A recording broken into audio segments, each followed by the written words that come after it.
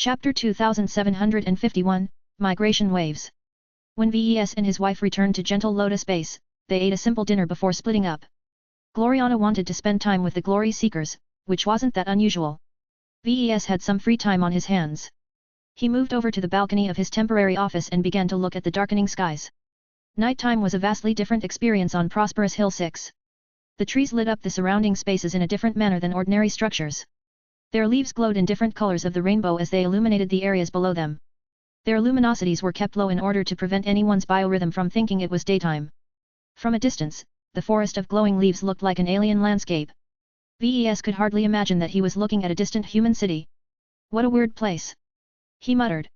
Weird was an understatement. The Newman and the Biomic Boneyard were so odd that Ves felt as if the locals were aliens instead of humans. Their culture diverged so much from the galactic norm in many areas that he felt as if lifers belonged to a different species.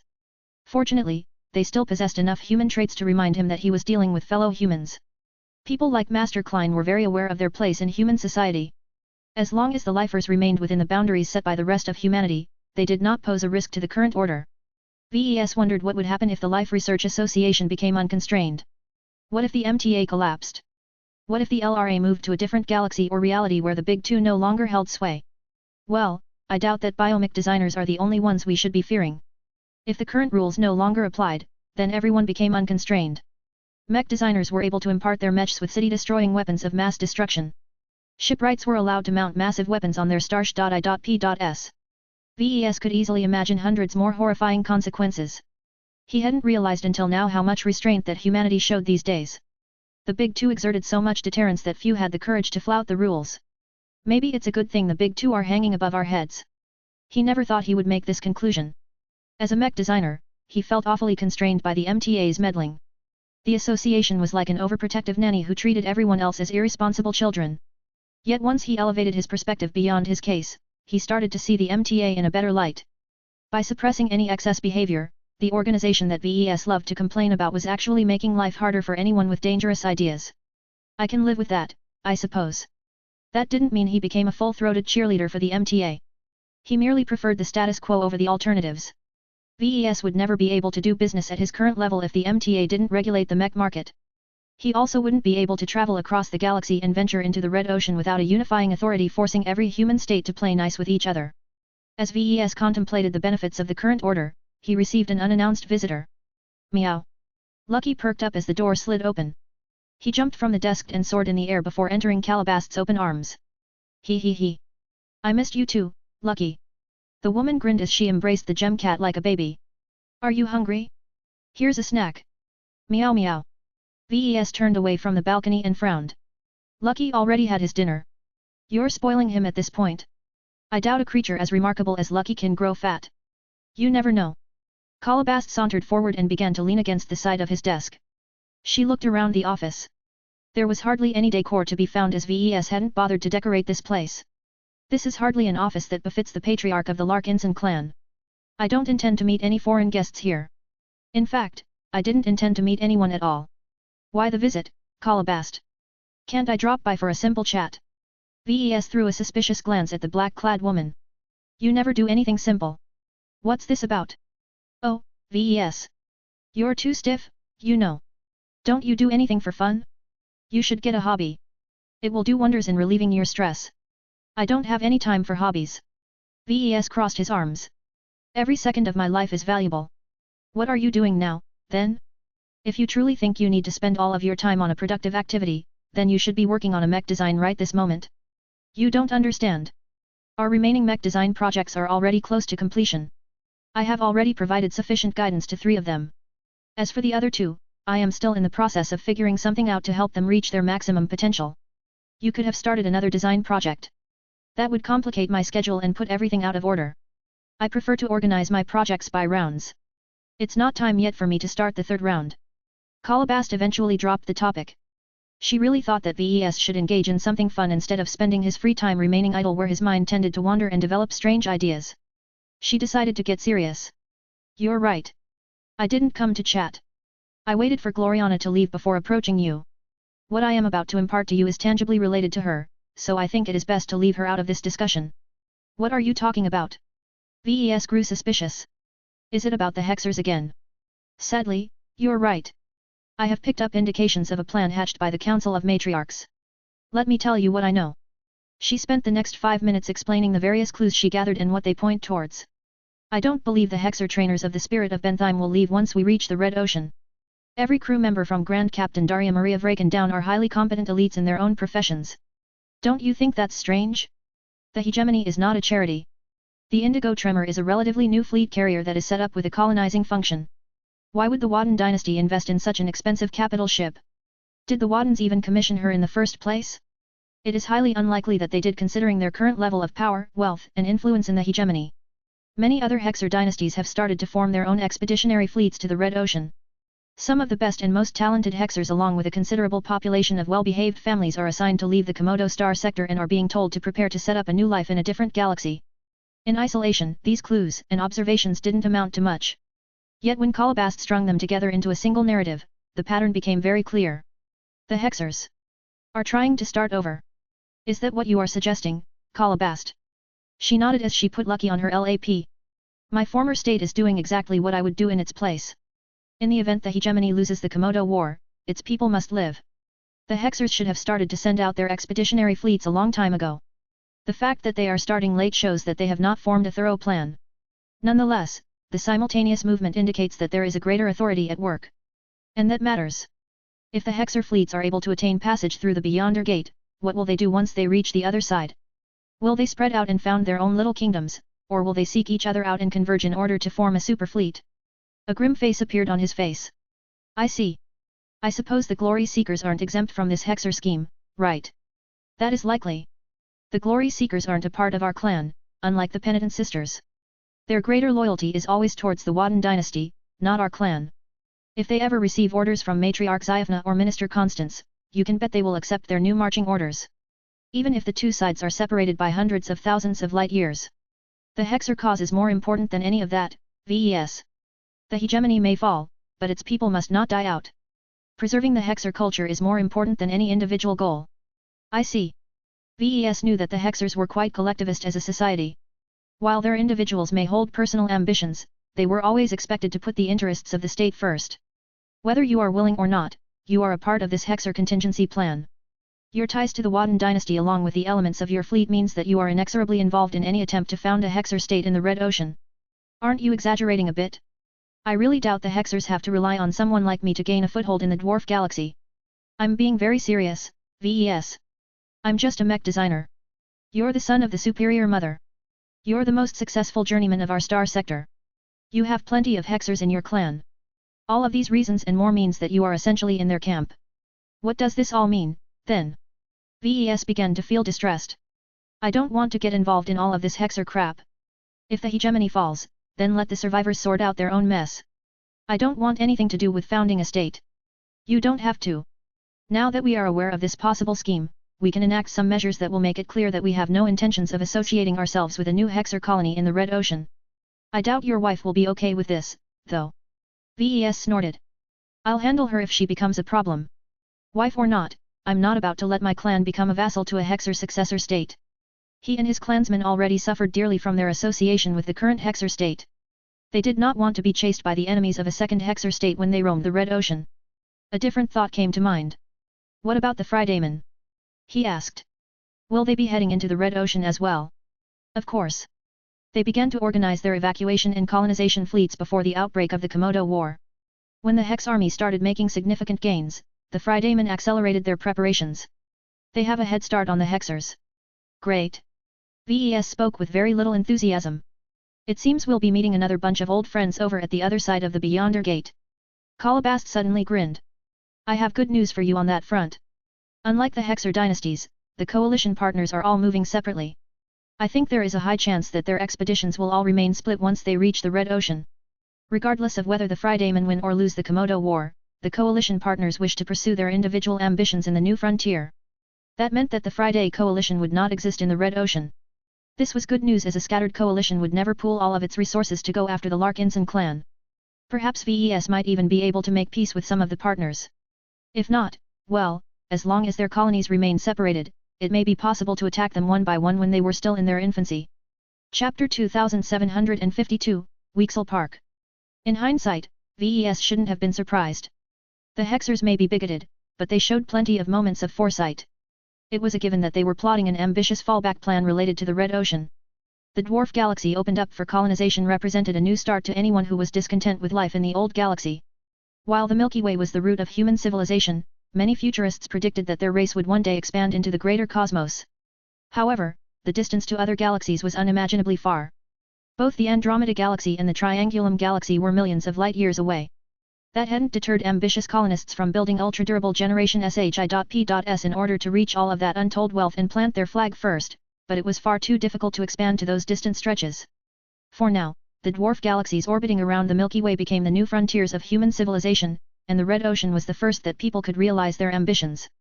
The Hexers and Friedamon weren't the only people who harbored dreams of starting over. Many other people throughout the galaxy wanted to take part as well. This was one of the few opportunities where every pioneer started off from nothing. With no established states and only a few remnant alien survivors scattered around the Red Ocean, lots of lucrative star systems were just waiting to be developed. Of course, competition was fierce. The entry barrier set by the Gate Consortium ensured that only the best of the Friday Coalition, Hexadric Hegemony, and many other states would get the opportunity to venture into this new territory. It was all well and good for VES to dream about crushing the nascent colonies set up by the different coalition partners, but how could they possibly be weak?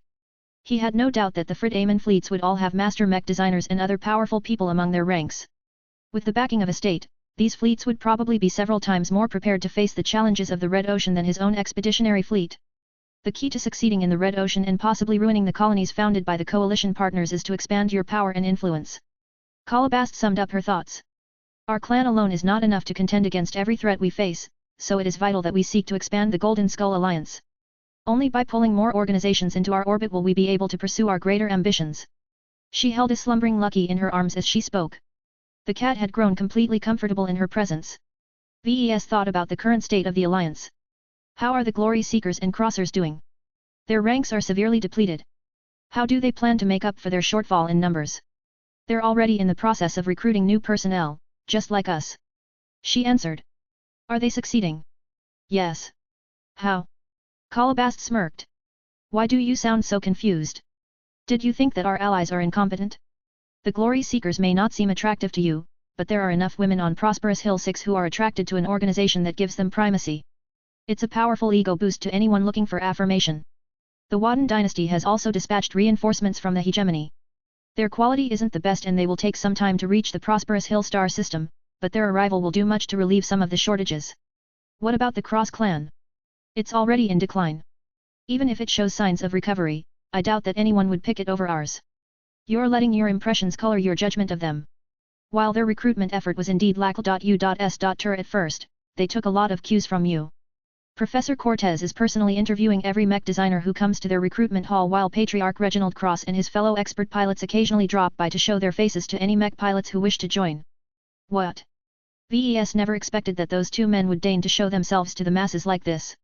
Both of them held a very high opinion of themselves. It seemed that Patriarch Reginald truly wished to revive the Cross clan. There was little doubt that many mech pilots would flock to the Cross clan's recruitment hall over the coming weeks. The opportunity to meet a high-tier expert pilot was too irresistible. Despite that, VES wasn't sure if the Cross clan would be able to handle the influx. The Crossers didn't possess anything comparable to the Larkinson network, so there were bound to be troublemakers among the new recruits. After discussing the Larkinson clan existing allies, VES briefly inquired about any new candidates. Are there any local organizations or powers who might be a good fit for the Golden Skull Alliance? We are still looking. Calabast replied. There are hundreds of different organizations in the LRA that have caught our eye, but, you know how it goes. The candidates that are desirable in our eyes are either too demanding or have already made their own arrangements. The ones that remain all have their own shortcomings that make them more trouble than they are worth. The latter was a particularly huge stumbling block for many ambitious dreamers. Hardly anyone was able to earn 1 million MTA merits in their lifetimes. If they didn't have anyone who was powerful enough to earn merits with ease, or if they didn't have the guts to take on any high-risk missions, why should they even be considered? Even if the Golden Skull Alliance was still short on members, VES did not want to let anyone in who suffered less than his Larkinsons.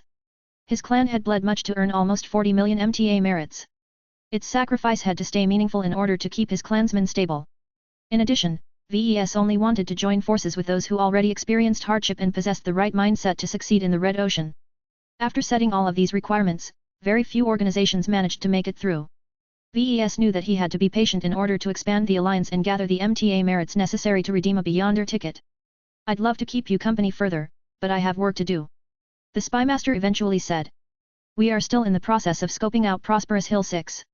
While I haven't found any signs that any local power is targeting us, that doesn't mean we're safe. This is a foreign environment and we are still strangers here.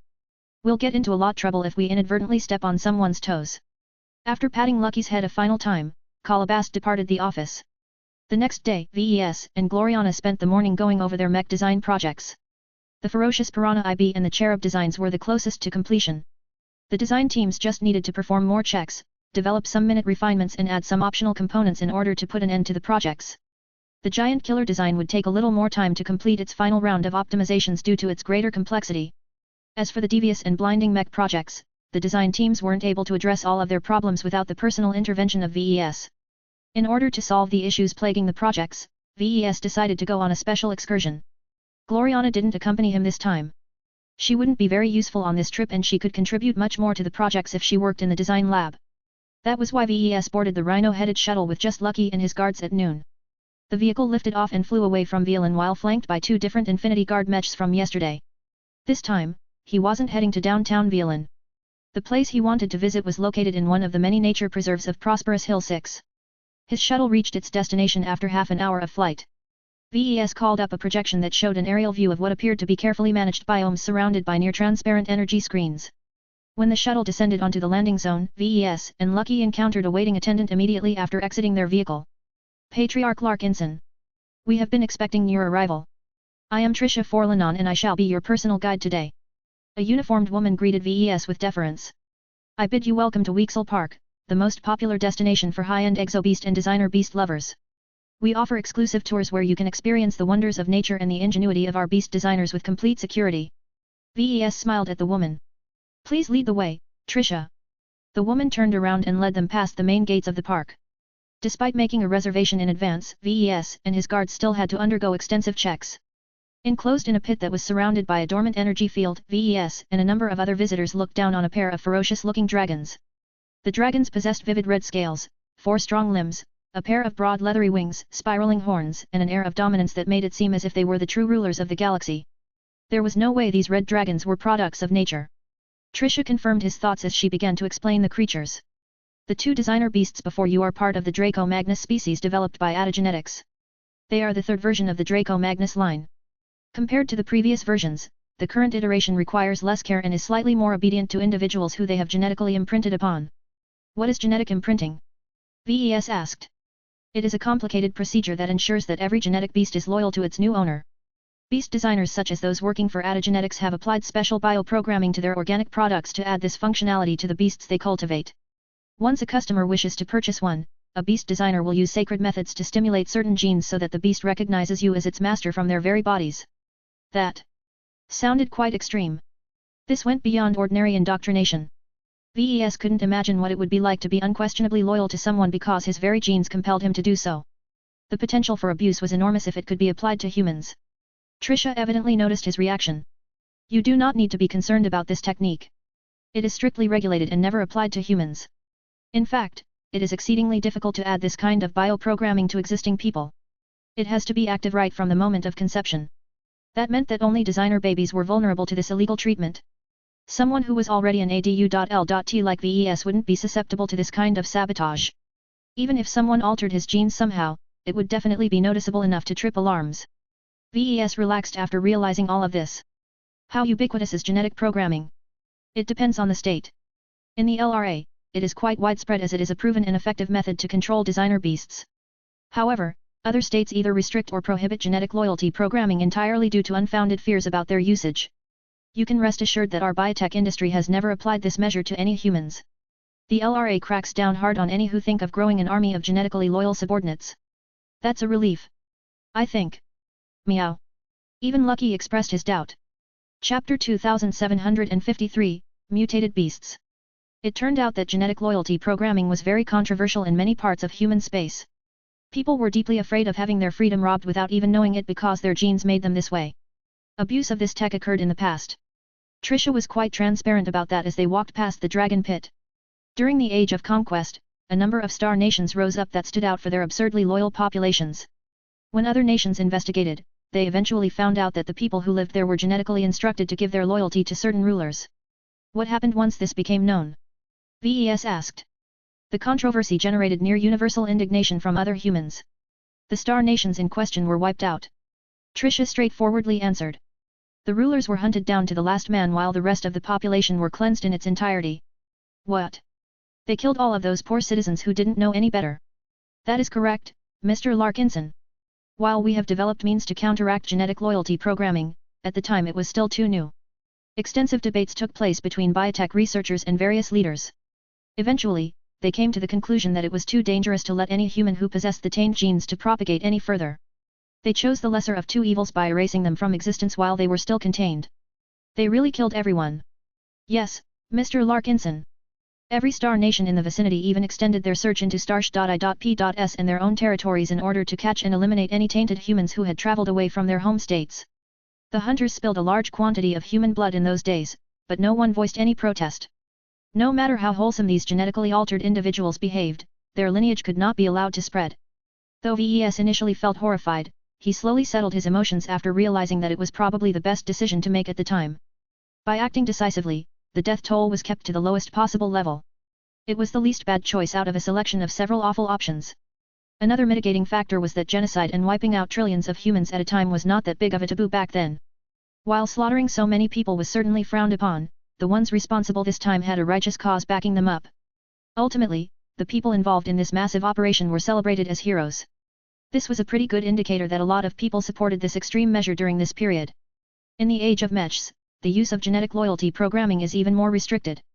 Trisha said as she guided VES to a forest dome where various feathered and unfeathered birds flew among and over the tree branches. For example, the designer birds that are residing in this biome are still wild. They hold no affection for humans and it will take many generations to tame them through selective breeding alone. A careful mix of small-sized exobeasts and genetic beasts lived in a single enclosed space that was several square kilometers in size. VES noticed that the temperature inside was kept hotter than usual. The strange energy screen that covered the entire space was not strong enough to block attacks from Mechs, but it was more than sufficient to keep the beasts inside while also regulating the local climate. Meow. Lucky looked rather interested in the birds. His tail swished excitedly at the thought of hunting a couple of them down. What purpose do these birds serve?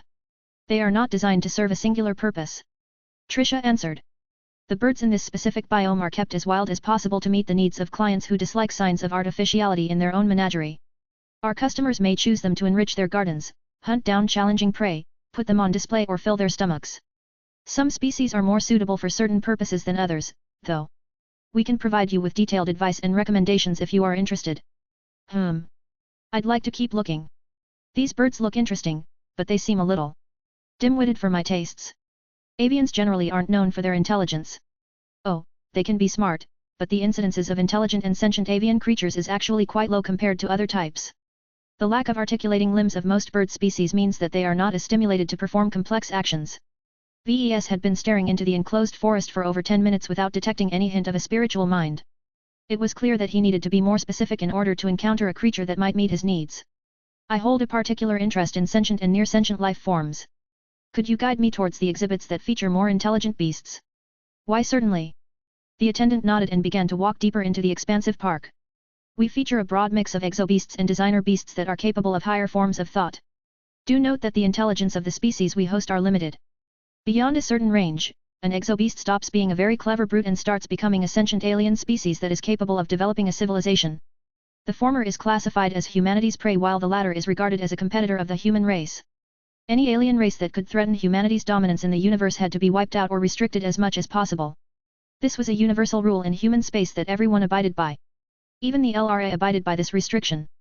This was why even highly sophisticated designer pets like Clixie were so cat-like despite their high potential. Rubarthan Sentinel cats were made to be smart enough to protect and provide emotional companionship to their owners, but they were not capable of performing math, writing speeches, or designing mechs. A cat must be a cat. If any of them acted like a human, then they were no longer pets, but potential threats. Since the distance they needed to traverse was a little further away, Trisha guided them to a transparent platform that speedily transported them tens of kilometers deeper inside the expansive park territory. Several different biomes flitted past. VES kept his senses out for any unusual presences, but he failed to detect any spiritually strong life forms comparable to Zekra or Kilangso. He knew that this search was a bit of a long shot, but he was determined to look anyway. It wasn't as if he had any other option if he wanted to gather the ingredients he sought. If Wexel Park wasn't able to provide him with any useful prizes, then VES would just visit the other venues that sold various beasts. Eventually, the platform soaring through the air slowed down to a stop. It hovered right over a biome that featured a frozen climate with many steep, jagged rocks. Trisha began to explain the circustances of this specific area. The Arctic, mountainous environment below us is home to a number of designer species designed by Snow Life, which is a subsidiary of Donovan Bioengineering. While they can be a bit difficult to see from this distance, the most popular species are the snow foxes that are constantly being improved by Snow Life. The snow rabbits have also proven to be popular among women. This wasn't enough to VES.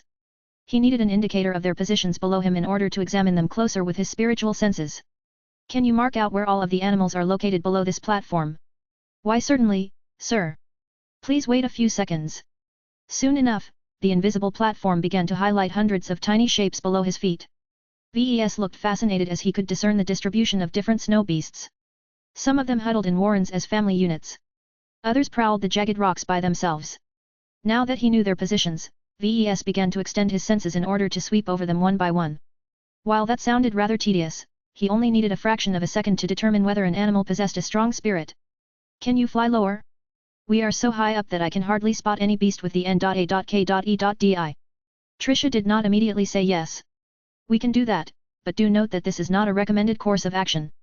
Any harm or death that befalls you or your entourage is solely your responsibility.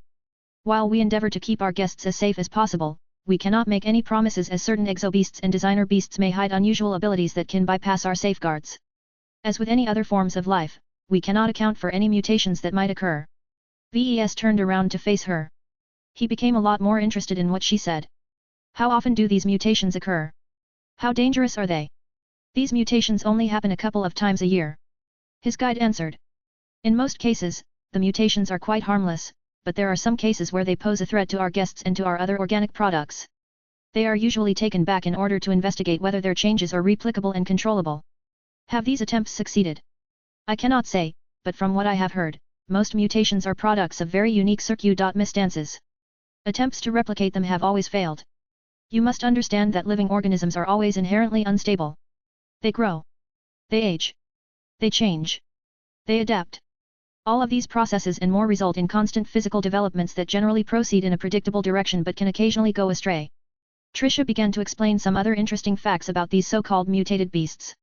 Whenever any powerful mutations occurred, the beast in question became very valuable. Yet every time a team of biotech specialists studied the nature of their mutations, they were never able to cultivate an identical mutated creature. It is no secret that the biotech researchers of our state have only succeeded in replicating a modest number of weaker and less powerful mutations. She admitted. Life is very interesting in this way. Mutations can make any beast become more powerful and lethal than their genes allow them to, but we are unable to replicate it on an industrial scale, let alone inside a biolab. Almost every beast designer in the galaxy yearns to crack the secret behind replicating mutated beasts. This is why these specimens are sold for astronomical sums despite the lack of progress in these studies. The various properties mentioned by Trisha caused VES to be more and more certain about the nature of mutated beasts. While the weaker examples were probably beasts who mutated in an ordinary fashion, he suspected that the more powerful ones may have mutated in a spiritual aspect. Just like how a small amount of humans developed spiritual potential, smarter beasts were probably subject to the same phenomenon. In order to verify his suspicion, he asked a highly pertinent question. What kind of beasts are more prone to develop these mutations? Trisha did not hide anything. In general, these unanticipated mutations occur more frequently among more advanced and genetically complex specimens. Natural exobeasts are more prone to mutation than designer beasts. Do sentient beasts mutate at a higher frequency than non-sentient beasts? That is correct. Sentient beasts, whether they are natural or artificial, possess much more genes. They are also more complex creatures. Both of these factors introduce more variables which are all vulnerable to random changes. This was interesting. If Trisha was right, the biotech industry probably didn't understand the truth behind these mutations. However, beast designers figured out enough clues to increase the chance of mutations if they wished. Could you show me the species that have produced these mutations in the past? VES eagerly asked. He acted as if he found a new toy. I'd like to see what makes these beasts special. Sir, I can lead you to them, but please do not expect anything out of the norm. Mutations at this scale are rare and we always take them out of our biomes once we detect anything amiss. I understand, but please show me to them regardless. Chapter 2754, Low Probability.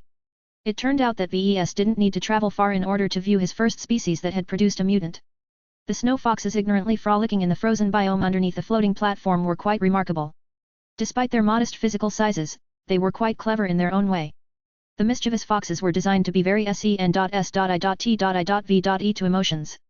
They served as active companions to any traumatized humans who needed to learn how to have fun again. The snow rabbits on the other hand were designed to be as harmless and cuddly as possible. They possess an extraordinary gentle temperament. They were so unthreatening that they could cause even the most hurt and untrusting individuals to lower their guard. Trish pointed at the projected snow foxes. While the snow rabbits have not produced any mutations of note, one of the previous versions of the snow fox species once counted a mutated specimen among them. The creature in question generated a small sensation in our park. How did this snow fox mutate? Did it gain any special abilities? The mutated fox required 60% less sleep than other snow foxes.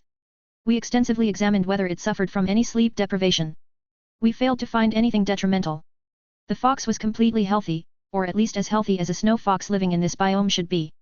We went on to auction it after our examinations failed to yield any further useful data. VES became disappointed. That was it.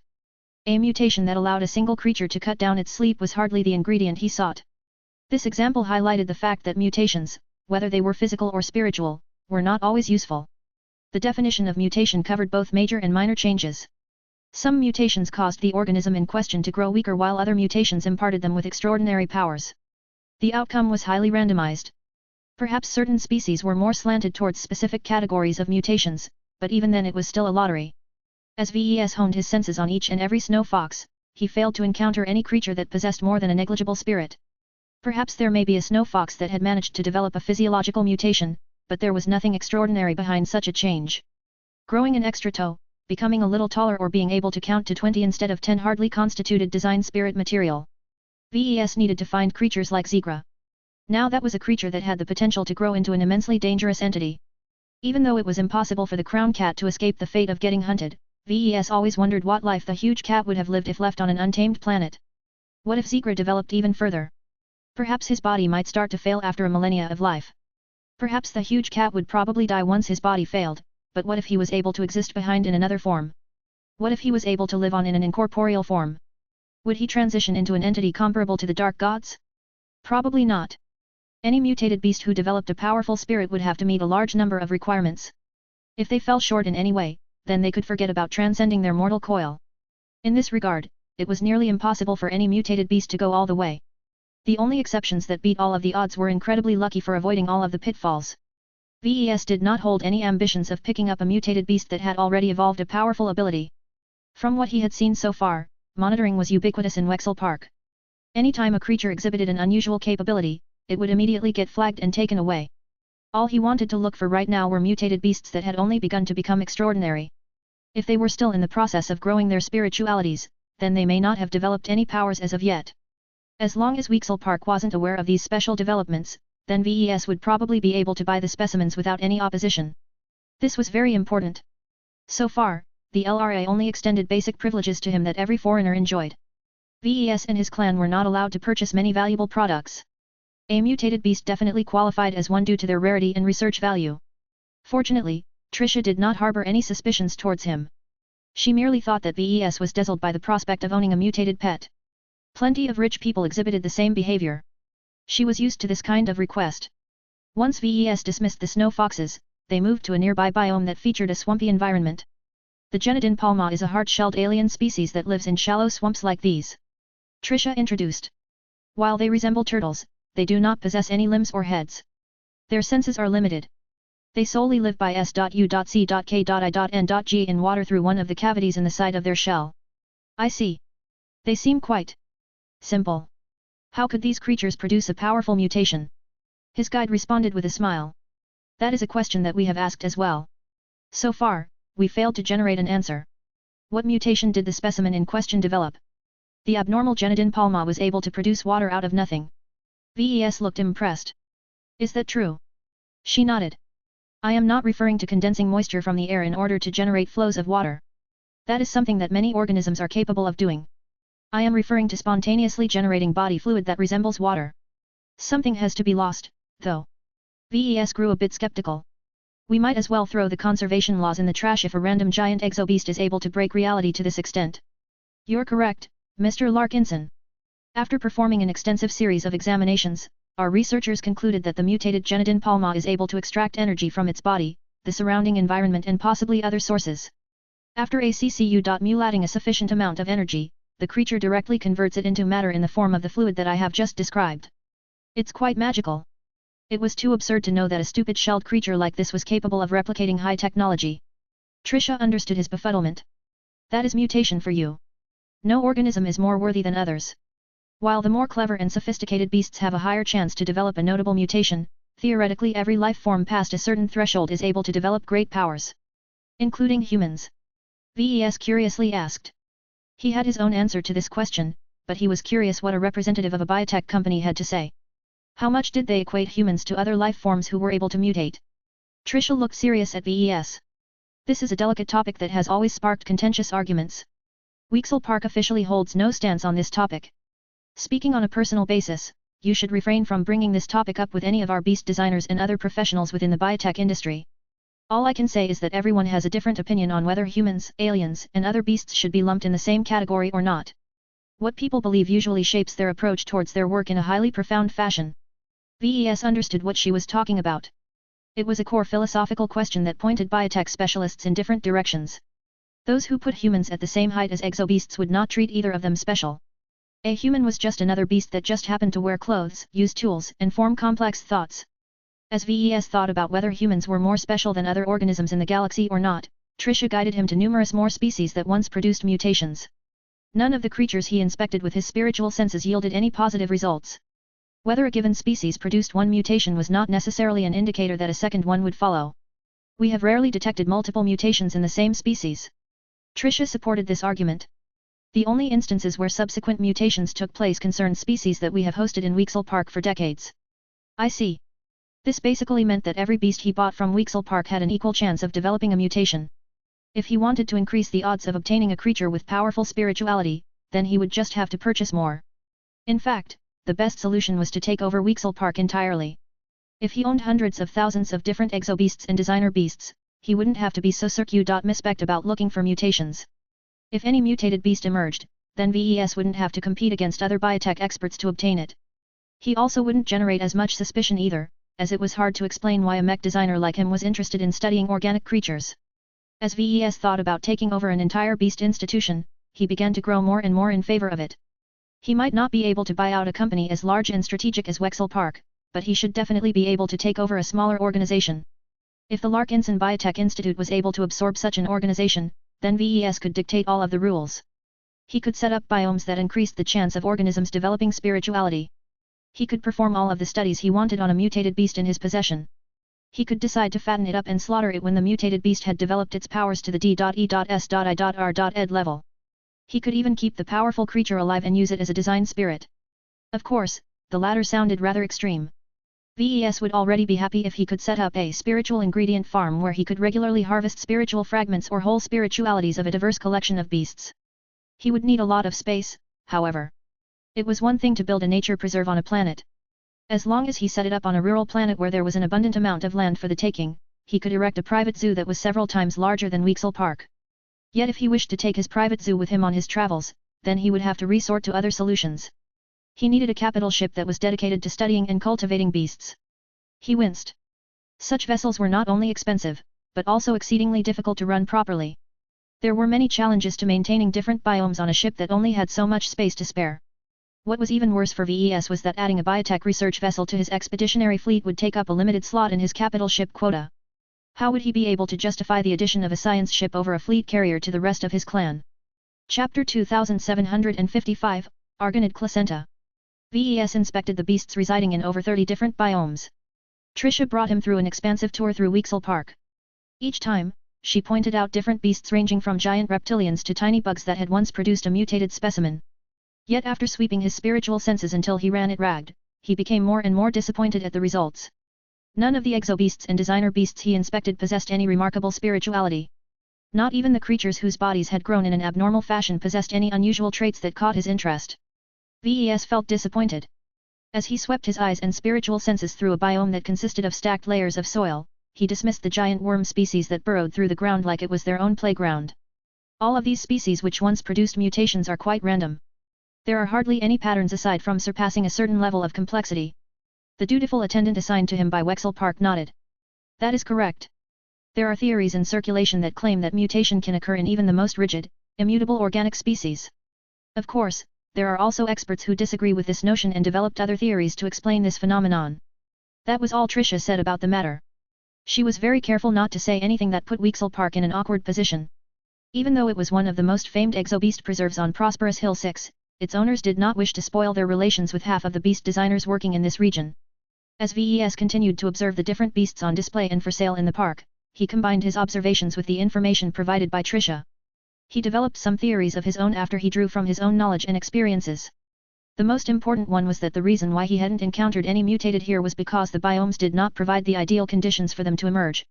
The one that Trisha had brought him to next was a good example of that. It simulated an arid environment where the temperature at daytime never fluctuated beyond 42 to 53 degrees Celsius. Even the timing of rainfall and other weather phenomena was put on a fixed schedule. The plump, furry rats that scoured through this dry environment never had to worry about dying from thirst. They only had to wait until rainfall finally replenished all of the watering holes. We have perfected the climate cycle of every biome. Trisha proudly stated. It is impossible to preserve the life of every beast that is put into a given environment. Whether it is natural or artificial, creatures can lose their lives for all sorts of reasons. Outside of death by predation, mating rituals, or old age, every other cause of death or infirmity represents a severe loss of value. We have spent decades accruing experience so that we have minimized unnecessary waste as much as possible. Many beast designers feel assured with putting their prized designer beasts in our care as we are able to guarantee the lowest rate of avoidable attrition on this planet. So that was why. Wexel Park was not set up to cultivate mutated beasts, though it didn't mind if it gained any. However, its main business was the exhibition and sale of ordinary beasts. This was the bread and butter of the company, and everything its operators did served to maximize their revenue while minimizing their losses. Relying on mutated beasts to generate a profit was an incredibly unstable business model. The rate of mutations was low and very few measures were able to increase it. While the value of a mutated beast could be 100, 1,000, or even 1,000,000 times more valuable than a regular animal, they showed up so infrequently that it was no different from playing the lottery. VES realized that Wexel Park was far from the ideal site to look for a beast with active spirituality. The biomes maintained by the company were so comfy and cozy that the beasts didn't have too many worries. The goal was to keep them happy and alive. Even the prey whose presence served to keep the predators fed didn't have to worry about running out of food, getting infected by strange diseases, or seeing their usual haunts broken up by mudslides or other disasters. Life in these stale and supposedly perfect biomes was not really a life at all. It was all an illusion. The wild and ferocious beasts living ignorantly inside their own invisible cages did not even know they were nothing more than free-range cattle. The beasts quickly learned that wandering off was a bad idea. Over time, they no longer developed any thoughts of exiting their designated territories. After all, why abandon their ideal living conditions for something completely unknown? The lack of Harch.I.P.S never drove these beasts to desperation. Just like mech pilots who spent their entire careers in harmless simulation battles and live training sessions, they never experienced the full inconveniences and threats of true war. VES found it ironic that while the lifers of this state obsessed so much about living organisms, they did their best to turn every application into another form of commodity. The exobeasts of Wexel Park were all treated like products instead of life forms that could turn into something greater if they weren't subject to so many artificial arrangements. VES began to think he would be better off with gathering the ingredients he sought by visiting an untamed planet. At least the exobeasts living on an alien planet untouched by humans wouldn't have all their needs taken care of as if they were nobles. This park is quite nice, but I am accustomed to environments that are larger and wilder. Are there any places where beasts live in a more expansive area or where people such as myself can hunt them down? Why certainly, Mr. Larkinson. PQT Management, the parent company of Wexel Park, also managed an even bigger nature preserve on Prosperous Hill 4. Semros Park divided in several large territories where a large variety of exobeasts and designer beasts live in environments that more closely match the conditions of wild planets. What makes the beasts sold at Semros Park different from those on offer here? VES asked. Prosperous Hill 4 is the true center for beast design in our region, so all of the most remarkable exobeasts and best designer beasts developed by our local beast designers are put into places like Semros Park first. They are more savage, more unstable, but also more beautiful if you prefer this sort of charm. Many lifers appreciate these powerful beasts, so Semros Park especially caters to their demand. VES inwardly sighed. The sixth planet from the sun was no good. He needed to gain access to the fourth planet in order to gain access to all of the good stuff that lifers largely kept to themselves. Is there any way that your company can arrange access to Semros Park to me? He asked. I am in the market for more impressive beasts than the ones I have just viewed. Trisha shook her head. My apologies, sir, but we cannot overcome the rules set by the state and the local government. Foreign guests are ordinarily restricted from entering Prosperous Hill 4 unless they are vouched by a prominent lifer or have earned passage in some other fashion. We are unable to provide any assistance with regards to this issue. He expected this answer. Every time a local talked about Prosperous Hill 4, they always mentioned that it was a restricted planet. That made VES want to step foot on it even more. As VES started asking several questions about Semros Park, he briefly paused for a moment. He felt a presence tingling against his spiritual senses. He subtly paid more attention to his current surroundings. Trisha had led him to a rocky environment that featured lots of cliffs that were host to an extensive cave network. Numerous projections showed off eight-legged mammals scurrying about in dimly lit caves that were illuminated by bioluminescent plants. What are these odd little octopods creatures? He curiously asked. They belong to an exobeast species called Argonid placenta. The Argonids are relatively short-lived mammals who prefer to live in dusky conditions such as this. What is interesting about them is that they are rather clever despite their diminutive size. They know how to set up traps and corral their prey in unfavorable terrain in order to catch them while expending less energy. This is quite important to them as they originally lived in an environment where their prey is scarce. They have to live the equivalent of weeks without the opportunity to fill their stomachs. Their digestion systems are highly developed as well. Yet that was not why he paid attention to them. He set his sights on a projection that depicted an Argonid that was a bit smaller. According to the accompanying text, the exobeast in question was male and suffered some sort of disease on his native planet prior to his capture and transportation to Prosperous Hill. The beast that VES was eyeing was supposedly 7 years old. Since Argonids were recorded to live up to 17 years, the specimen should be in the prime of its life. Yet as VES observed the Argonid further, he noted that 2 of the creature's 8 limbs were not responsive. They were lame or damaged to the point where they were crippled. Not only did they not support any weight, they also caused the Argonid to drag them across the cave soil. This caused the creature to generate noise and vibrations, which did not help the exobeast whenever he wanted to hunt. This was exactly the kind of pressure that could cause an exobeast to mutate. VES did not dare to inspect or pay any special attention to the Argonid in question any further. He knew what he felt. The small and weak-looking exobeast somehow surpassed his fellow Argonids by developing a decently powerful spirit, thereby breaking into the ranks of the extraordinary. So far, he wasn't sure what powers the mutated Argonid gained. The creature wasn't doing anything special aside from digging holes to prepare his next trap. The Argonid's spirit was also a lot weaker than that of Zegra's when the latter was still a living cat. Whether this was due to differences in size, intelligence, territory, or other factors, VES didn't know. All he thought about was that this wasn't the time for him to be picky. He did not want to leave Weexel Park empty-handed. After all of this touring, he finally found a potential ingredient. VES was not about to let it slip from his grasp. VES turned to Trisha. Please show me another biome. Do you have any fish or aquatic beasts? We do maintain a number of underground aquariums. The nearest entrance is a short distance away. He quietly followed Trisha as she brought him to a sloped tunnel that led into a chamber that featured transparent walls that showed breathtaking sights of aquatic biomes. As VES pretended to admire the sea life inside, he never forgot about the Argonid that caught his attention. He did not dare to buy it outright at the moment. VES did not want Weexel Park to catch on that he might possess the means to detect a mutated beast. He also did not wish to let them know that the Argonid he chose was special. What if the caretakers working for Weexel Park found something out when they inspected the Argonid? If VES wanted to maximize his chance of obtaining a mutated beast, then he had to give everyone the impression that he was only vaguely interested in owning an exobeast. Chapter 2756, Wasteful Purchase. VES patiently spent 2 more hours viewing all of the biomes and exhibits that Weexel Park had to offer. He pretended to be captivated in the beauty of the light of the aquariums. Different shades of light shone over the waters, causing the fish and other sea creatures to look more colorful than they already were. He made all of the right noises as Trisha led him to a special chamber which simulated the conditions of space in order to offer a friendly living environment to tiny astrobeasts the size of fingernails. He even showed interest in the icky insects that were crawling their way through the tunnels of giant terrariums. The different species of insects had been warring against each other since Weexel Park came into operation. The soldier creatures fought and died while their queens bred more and more replacements by laying lots of eggs. At the end of the tour, VES pretended to be a little dissatisfied. It's a shame I haven't encountered anything that resembles a mutated beast. Trisha smiled back in an apologetic fashion. This is the usual state of affairs, Mr. Larkinson. We constantly try to identify any mutants as quickly as possible in order to isolate them. The biomes cannot guard against every newly developed ability, so it is irresponsible to keep them here. We do not wish to subject our guests to any harm. That's understandable, I suppose. VES nodded and relaxed. I guess I'll stick to my original plan, then. I have quite a few gardens on my flagship that are awfully barren of wildlife. I'd like to purchase batches of harmless, exotic-looking creatures to populate these areas. I have made a few choices, but could you provide me with some additional suggestions? Why certainly. That is what I am for. Please tell me your requirements and I shall make sure to point you to the right species.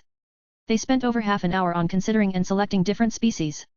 With the help of Trisha, VES selected several dozen individual creatures of every species, no matter whether they were natural or artificial in nature. VES made no distinctions in this regard. While he suspected that wild exobeasts had a higher chance of developing spirituality, he knew that artificial creatures also possessed a chance. Otherwise, Zegra would have remained stuck as a dumb cat that could only threaten Mechs with its physical prowess. Along the way, VES picked up a batch of argonauts that he had previously eyed. These mammalian octopods are adorable. They're like kittens with 8 legs. He said. Am I right, Lucky? Meow. The gem cat responded flatly as he lay on VES' shoulder. So you agree? I'm sure they will provide you and your fellow cats aboard the Spirit of Bentheim with good company. It was as easy as that for VES to purchase a number of argonauts without drawing any special attention to the creatures in question. VES did not let Trisha or the other staff of the park choose the specimens.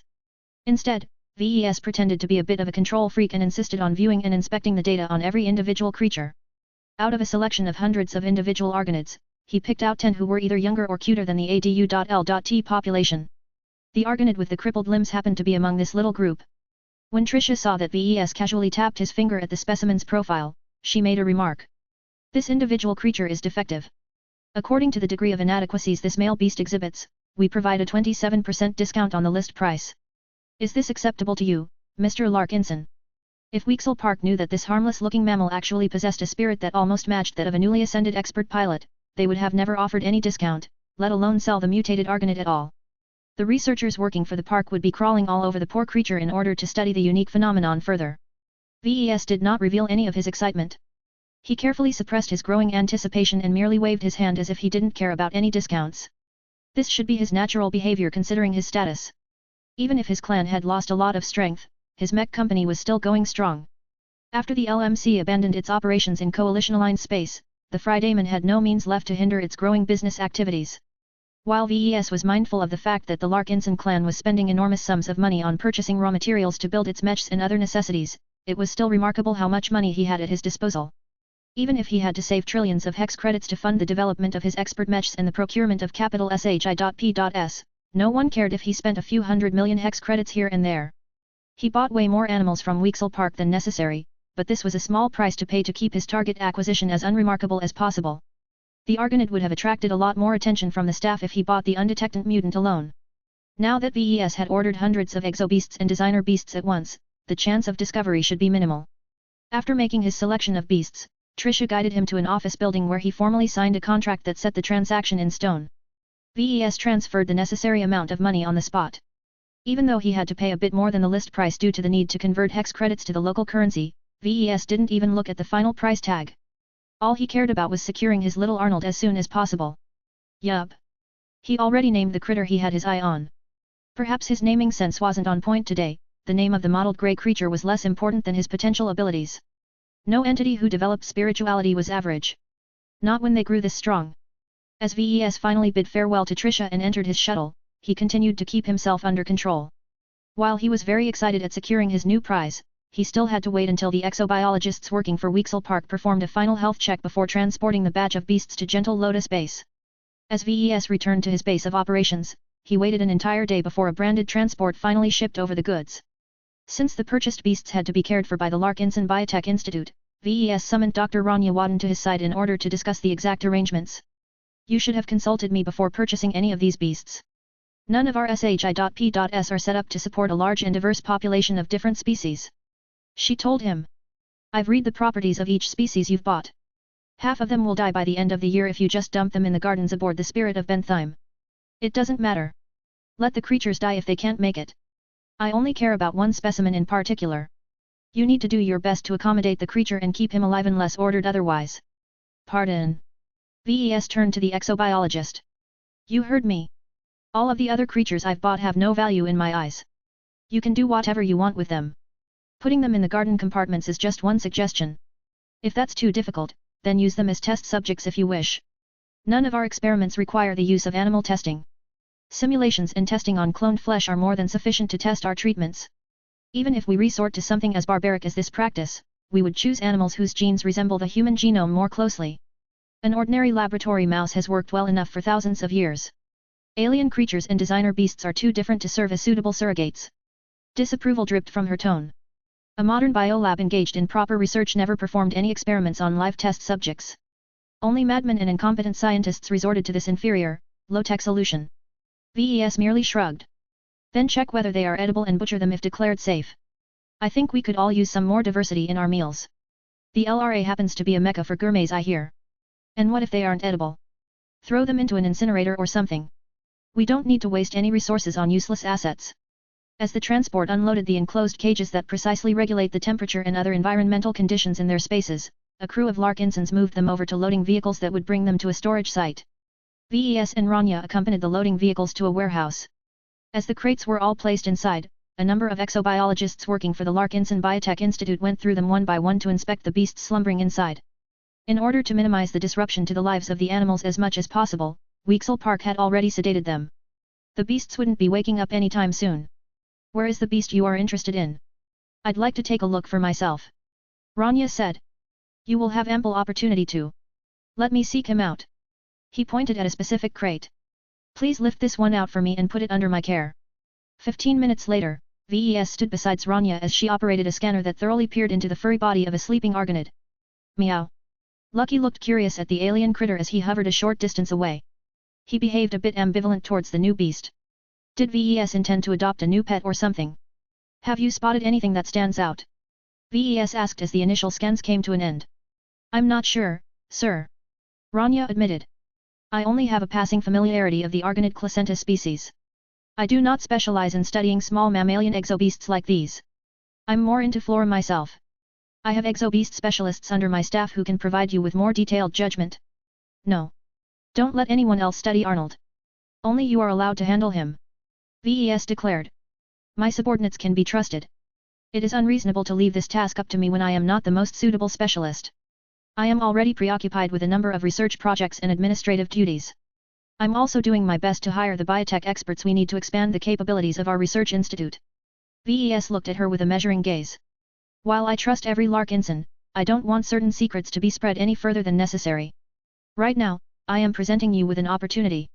I know you are aware of some of the more unusual and extraordinary phenomena our clan has exhibited. Have you ever been interested in studying the more esoteric aspects of what I do? Do you want to hear the answer why this random exobeast is related to my work? Rania paused her work. Are you saying? I'm offering to turn you into one of my confidants of sorts. VES carefully spoke. I have already let you handle some SEN.S.I.T.I.V.E materials beforehand. I'm quite satisfied with your discretion. I'm willing to let you in on a couple more secrets in order to point you in the right direction with regards to the beast lying on your test bed. All I am asking from you is to share everything you learn with me and no one else. Not even your wife. Not even my wife. VES confirmed. The secrets that I am talking about are very dangerous if word of them ends up in the wrong ears. Now, do you agree or not? I am offering to enlighten you into one of the fundamental truths of reality. All you need to do is to keep your mouth shut. Dr. Rania did not hesitate for a second. She offered VES an accepting smile. As a loyal member of the Larkinson clan, I am at your disposal. I would be glad to be of service to you, my patriarch. Chapter 2757, Arnold. Even though VES decided to share some secrets relating to spirituality to Dr. Rania, he only shared a few surface aspects for now. All she needed to know was that there was an unknown and difficult-to-detect form of energy in existence that served as the source to many extraordinary manifestations. Why have I never heard of these theories? Rania voiced her astonishment. You are talking about nothing less than the origin of high-ranking expert pilots. That's why I have always been careful with spreading this knowledge. You can't imagine how many people in the galaxy will want to silence us if we are too careless with what we say. Now keep listening because there are a number of other implications that you should know. He proceeded to tell her about how every form of sentient life possessed a quality that he called spirituality. He didn't add too much detail because he wasn't completely sure about them. He also wanted to prevent Rania from taking over too many of his biases. In order to make Rania as useful as possible, he wanted her to develop her own perspective towards spirituality. As an exobiologist, she approached the phenomenon from an entirely different direction. That was useful as time went on because she might be able to make observations that VES would never make. Two heads were better than one, especially when they differed from each other. Explaining the gist of spirituality already took an entire hour. Rania listened with rapturous attention and asked questions whenever she needed clarification. Overall, she absorbed his theories remarkably quickly. She did not question his assertions. As a young and highly learned academic, she possessed the capacity to absorb groundbreaking new theories without rejecting them by reflex. Even if she held doubts concerning some of what VES had shared, she knew better than to offer critique to someone who knew much more about this subject. While VES left plenty of material out, Rania learned enough to know the nature of design spirits. She even found out where some of them came from. This is amazing, she uttered as she turned around to observe the slumbering Argonaut in a whole new light. So if you are correct, this small and furry organism has the potential to power the glows of millions of mechs. That's correct, but potential alone is not enough. VES added. We still have to find out whether Arnold has developed any usual powers or traits that fit with certain mech designs. For all I know, this furry beast simply stands out by being able to eat sand or something. That's not usable. I see. Now that Rania gained a portion of secret knowledge, she felt more driven than ever. She did not wish to disappoint his expectations and began to study Arnold from several different angles. The specimen's brain activity is indeed higher than the other slumbering Argonauts. She pointed out. I can't detect any specific activity that stands out. The deviation is not very considerable. That's to be expected. Arnold's body isn't the focus here. It's his more intangible properties that catch my attention. I merely want you to study his body because I want you to see if his mental strength affects his physical development in any way. I also want you to keep him alive as best as possible. Even after Rania learned about spirituality, she hadn't been able to gather any data that was undeniably tied to Arnold's remarkable strength in this aspect. VES did not hold any high expectations for now. He knew that plenty of scientists had tried and failed to tie the tangible and the intangible together. Don't worry about it. Just let what you learned inform you of anything unusual Arnold might do. He told her. Let's wait until he wakes up and gets his bearings before we proceed with deeper examinations. I have other duties to attend to, so I'll leave you with my latest prize. Keep him under observation and inform me if he does anything outside of the norm. Yes, sir. VES did what he said. He performed his usual duties and attended various meetings with different clansmen. He never really paid too much attention to what was going on, though. He only spared a portion of his focus on the matter at hand. What he really cared about was Arnold. He wondered about the planet where the Argonaut placenta species came from. Was it nearby? Would he be able to pay a visit to it? What caused the little critter to injure 2 of his limbs? How did Arnold manage to mutate his spirit when so many of his fellow Argonauts were rather simple cave dwellers? Above all else, VES wondered what kind of attributes Arnold possessed. He inspected the slumbering exobeast's spirituality many times. He tried to avoid getting too close for fear of frightening or injuring the beast, so he wasn't able to get a deep impression. What he did know was that Arnold wasn't simple. The Argonaut possessed a murky spirituality that did not exude any strong or straightforward impression. He's different from Zigra. VES muttered. Zigra was a crown cat. He lived and thrived in an environment that was specifically set up to turn the huge cat into an apex predator that was powerful enough to defeat mechs. In contrast, Arnold was many times smaller and only a fraction as powerful. Let alone smacking mechs, the Argonaut wasn't even capable of scratching the coating of a mech with its diminutive physical body. When VES finally returned to Rania's groundside lab the next day, he noticed that she had rearranged the interior to provide a comfortable living environment for Arnold. One of the chambers had been converted into a cave-like environment where the lighting, temperature, and other conditions were carefully controlled. This was good because the Argonaut species did not do great in well-lit places. He's awake, VES said. Has he done anything out of the norm? So far, I have not detected anything that stands out to me. Rania replied as she inspected a panel that described the environmental conditions inside the chamber. I can tell you that Arnold is quite aware that he's been moved to a completely different place. He is nervous and is in the process of digging a new safe hold for himself. VES gazed at a projection that showed the creature using its working limbs to remove soil and small rocks in order to widen a new area inside the tunnel. He's kind of cute. He doesn't know anything better. VES chuckled. What do you wish to do with him now that we have housed him? If you wish to observe him, then you will need to settle for the long haul. I don't want to waste too much time. I have a better way of learning what I need to know. Pull him out and bring him forward. I'd like to speak with Arnold in person. Are you serious? An Argonaut possesses decent intelligence, but they are not known for their ability to communicate with humans. I'm different. I can communicate with animals, especially ones who possess stronger spritus. VES casually revealed. Just trust me on this. Please pull him out so that I can have a frank talk with him. The best way for me to learn what he is capable of is to make direct contact with him. I don't see the need to give him the illusion that he is living in his own little world. Perhaps this was a little too hasty and risky, but VES didn't have time to take it slowly. According to all of the clues that VES had gathered about Arnold and the Argonaut species, he had a good hunch that the exobeast might be able to contribute to the solutions of one of his current problems. It took several minutes for a lab apparatus to lock onto Arnold and lift him out from his hidey hole by manipulating gravity. Poor Arnold panicked as an invisible hand grabbed his furry body and moved him through the tunnels until he passed through a port that was normally blocked and camouflaged as ordinary rock. After the invisible hand carefully placed Arnold onto a transparent cage that didn't offer much room for maneuver, two upright bodies who appeared as giants to the Argonaut's weak eyes suddenly came close. All of the fur on the eight-legged beast stiffened up as he thought that he was being preyed upon by a pair of greater predators. Rania stayed few steps back. She was curious how VES would establish communication with an alien creature. He simply talked at first. Hello, Arnold. VES smiled. Do not be afraid. You have nothing to fear from me. I did not take you from your old home because I want to eat you. You are safe. Squeak. The small exobeast voiced in panic. Squeak. Squeak. The dumb Argonaut still believed he was in mortal danger. VES saw that his initial attempt had completely failed. He decided to resort to more drastic measures in order to calm Arnold down. He quickly concentrated his mind and channeled a portion of Lufa's glow. A gentle and peaceful aura formed around VES.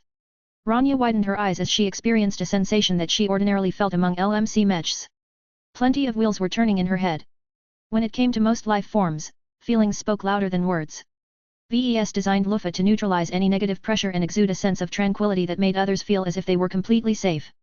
While this was just an illusion, it was enough for Arnold to subside his panic.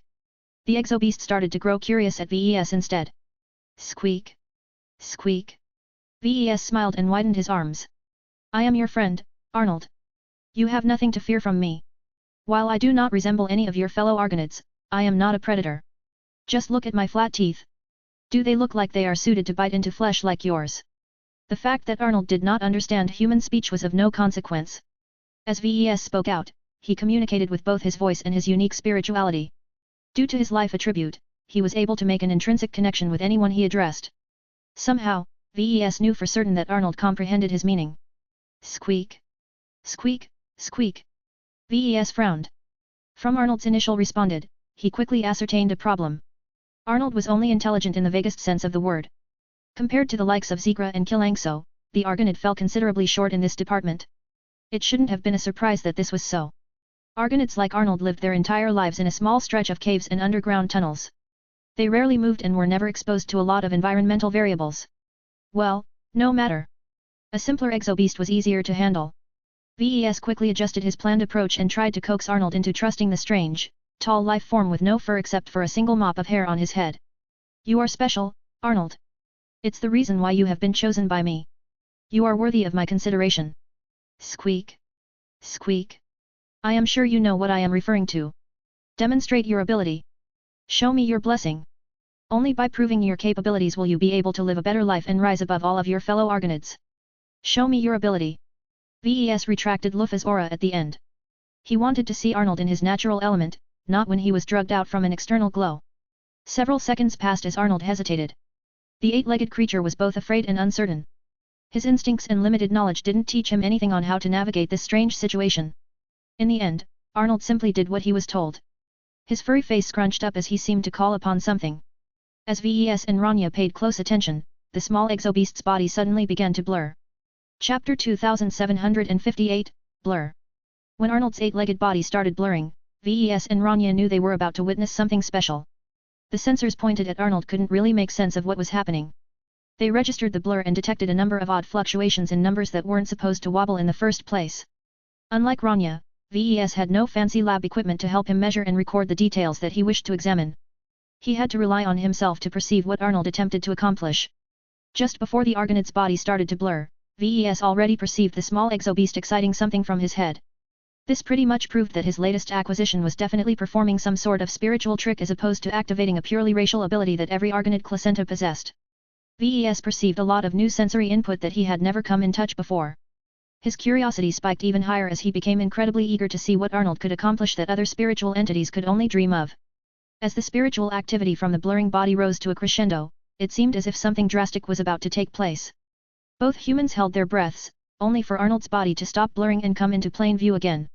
The Argonaut innocently blinked at Ves as his body came to a complete rest. "That's it," Rania whispered.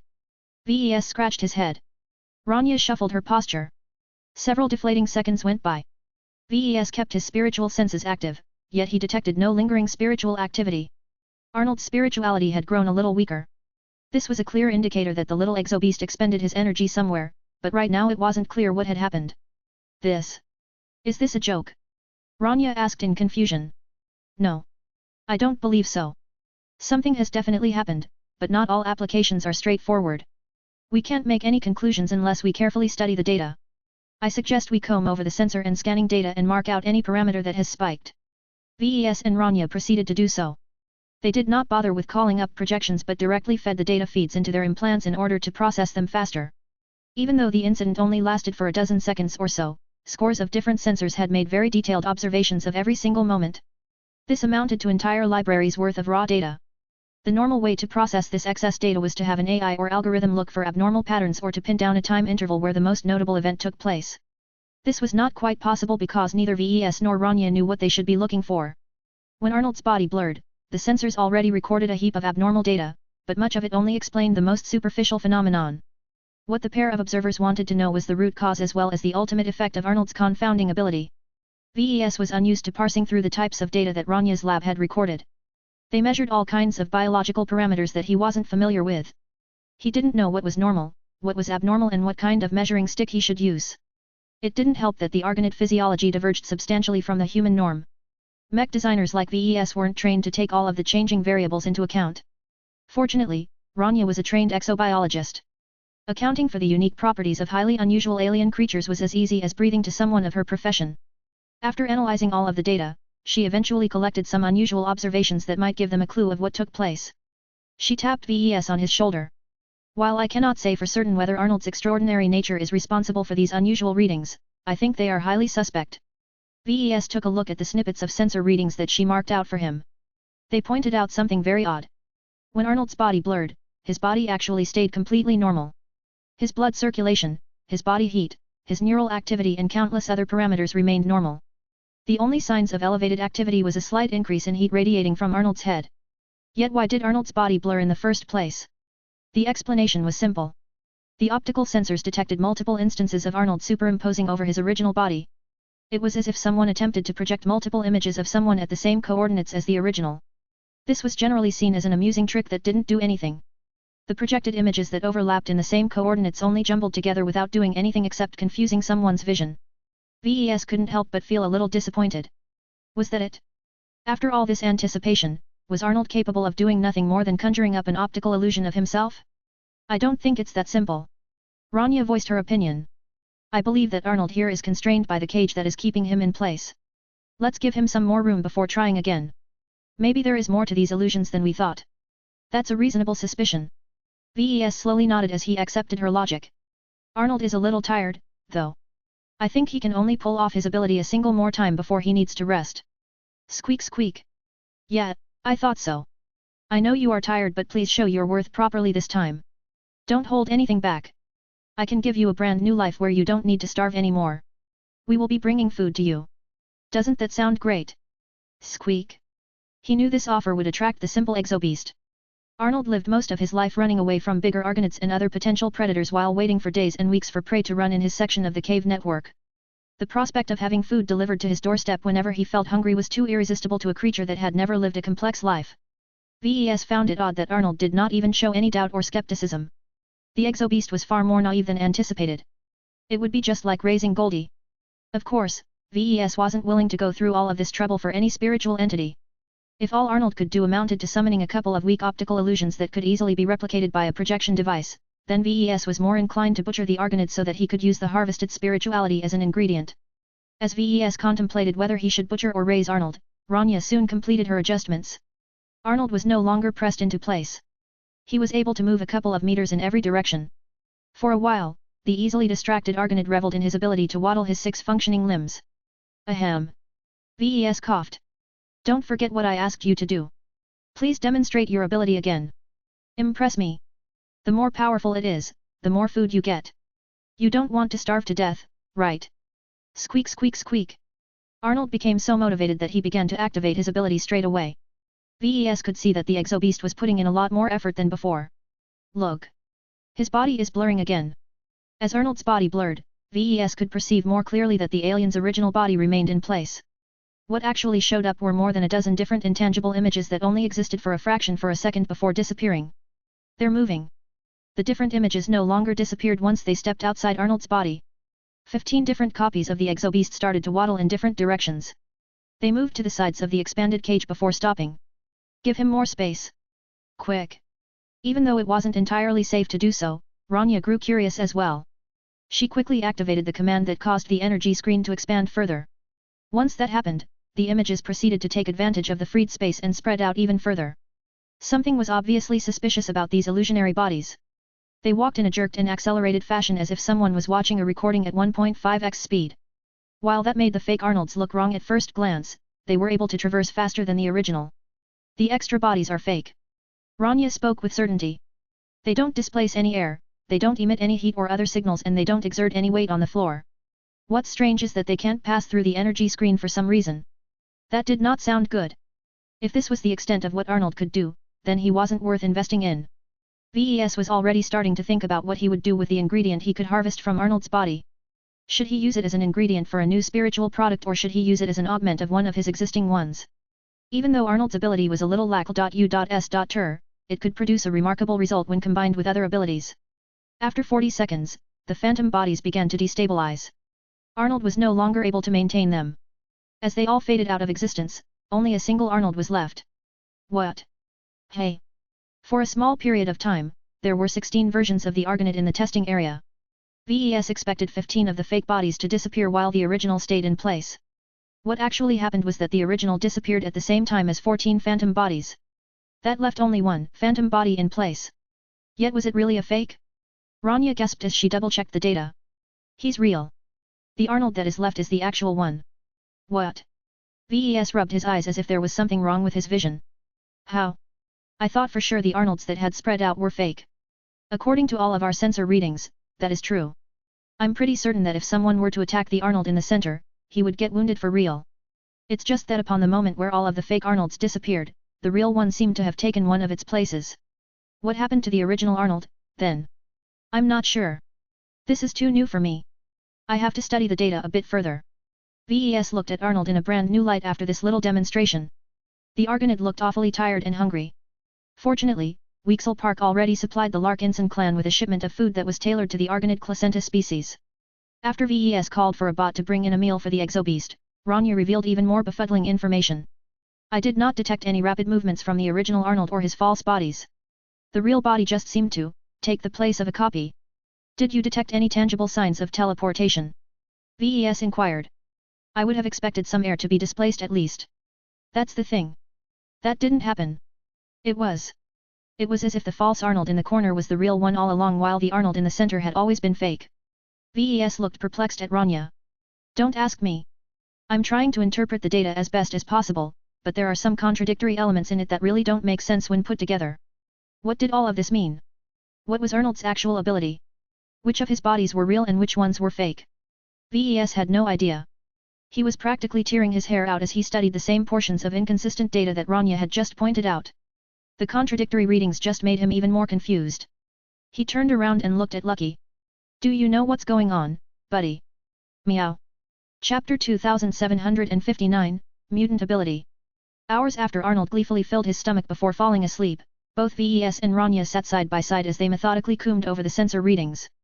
Since a surface-level analysis yielded too few answers, the pair decided to spend precious hours diving into the huge quantity of raw data. They had to know exactly what the sensors managed to record. They also had to question the reliability of the sensors in question. VES even spent some of his time performing physical inspections on them in order to make sure they were properly calibrated. None of the sophisticated lab devices generated any skewed readings. Rania had only acquired them recently and she had already calibrated and configured them a short time ago. It was extremely unlikely for one of the lab equipment to malfunction, let alone over 50 of them at the same time. VES no longer questioned the integrity of the lab equipment. After ruling them out as the reason behind the inconsistent readings, they tried to analyze the data from different angles. If the sensor readings were accurate, then the original body that had stayed in place simply turned fake without any odd disruptions. The exact timing of this transition happened at the same time as one of the Arnolds in the corner had turned into a real body. What drove the exobiologist and mech designer crazy was that there was no indication that such a swap had occurred. The sensors detected no outburst of signals, no explosion of heat and no displacement of air. It was as if real turned fake and fake turned real at the snap of a finger. VES was reminded of one of the exchanges that he held with a mech designer he met in the past. Truth was relative. What people observed was not necessarily real. People interpreted sensory data differently. Many mistakes did not arise from possessing inadequate or faulty senses, but rather resorting to biases and flawed theories to explain something. He suspected that he was in such a situation right now. Due to various limitations, VES was unable to come up with a satisfactory explanation of what happened. Teleportation seemed to be the most obvious answer, but VES had a feeling that this was too simplistic. He would have been able to test this possible answer by performing a third test. It was too bad that Arnold was asleep now. If he was awake, VES could have told the exobeast to repeat his trick, but this time VES would mark the original's body with a harmless marker. Would the Arnold that emerged in a different place boast the same marker on his body? If not, then that would have great implications for Arnold's potential. Do you really think that might be the case? Rania looked skeptically at VES. It sounds far-fetched. While I'm not a physicist or anything, even I know that the ability to call upon alternate reality versions of yourself and eventually importing one of them to our current reality while putting your original self in an alternate reality to balance it out is ludicrous. It's just a theory, Doctor. While it sounds ludicrous, high-ranking mech pilots are known to have pulled off even more exceptional feats. I'm very much aware of those examples, sir. I seriously doubt that a weak and otherwise ordinary exobeast like Arnold is capable of pulling off the same feats as exceptional ace and god pilots who have the support of powerful supermechs. She had a point. Even though physical strength was not necessarily correlated to spiritual strength, VES already made an estimation of Arnold's spirituality. Almost every design spirit was able to overpower the Argonid when it came to this quality. It was quite difficult for him to imagine that a spiritually active life form like Arnold was capable of breaking the boundaries between alternate realities. The more VES thought about it, the more silly he felt.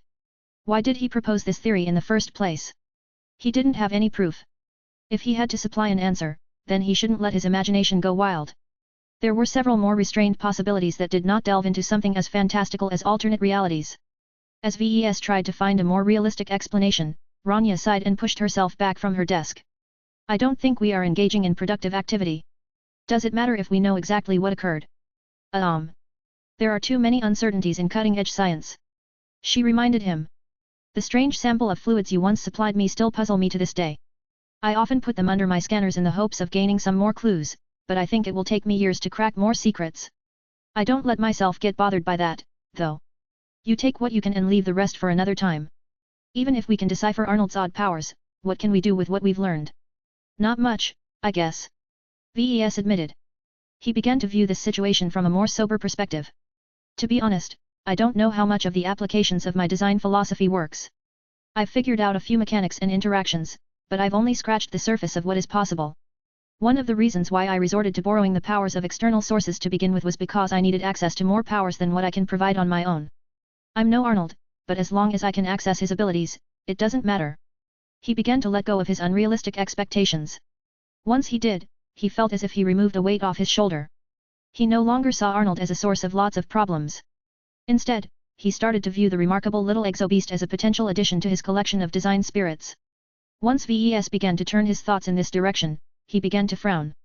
He seriously doubted whether Arnold was capable of granting a mech the ability to swap its position with one of its phantom clones. Even though the term swapping was not an accurate description of what Arnold did, it was the most convenient term for VES to use at the moment. Yet no matter what he called it, he seriously doubted whether his intrinsic ability translated completely to Mech's. The energy requirements were likely astronomical. Perhaps only expert pilots and higher are able to leverage this ability with a mech.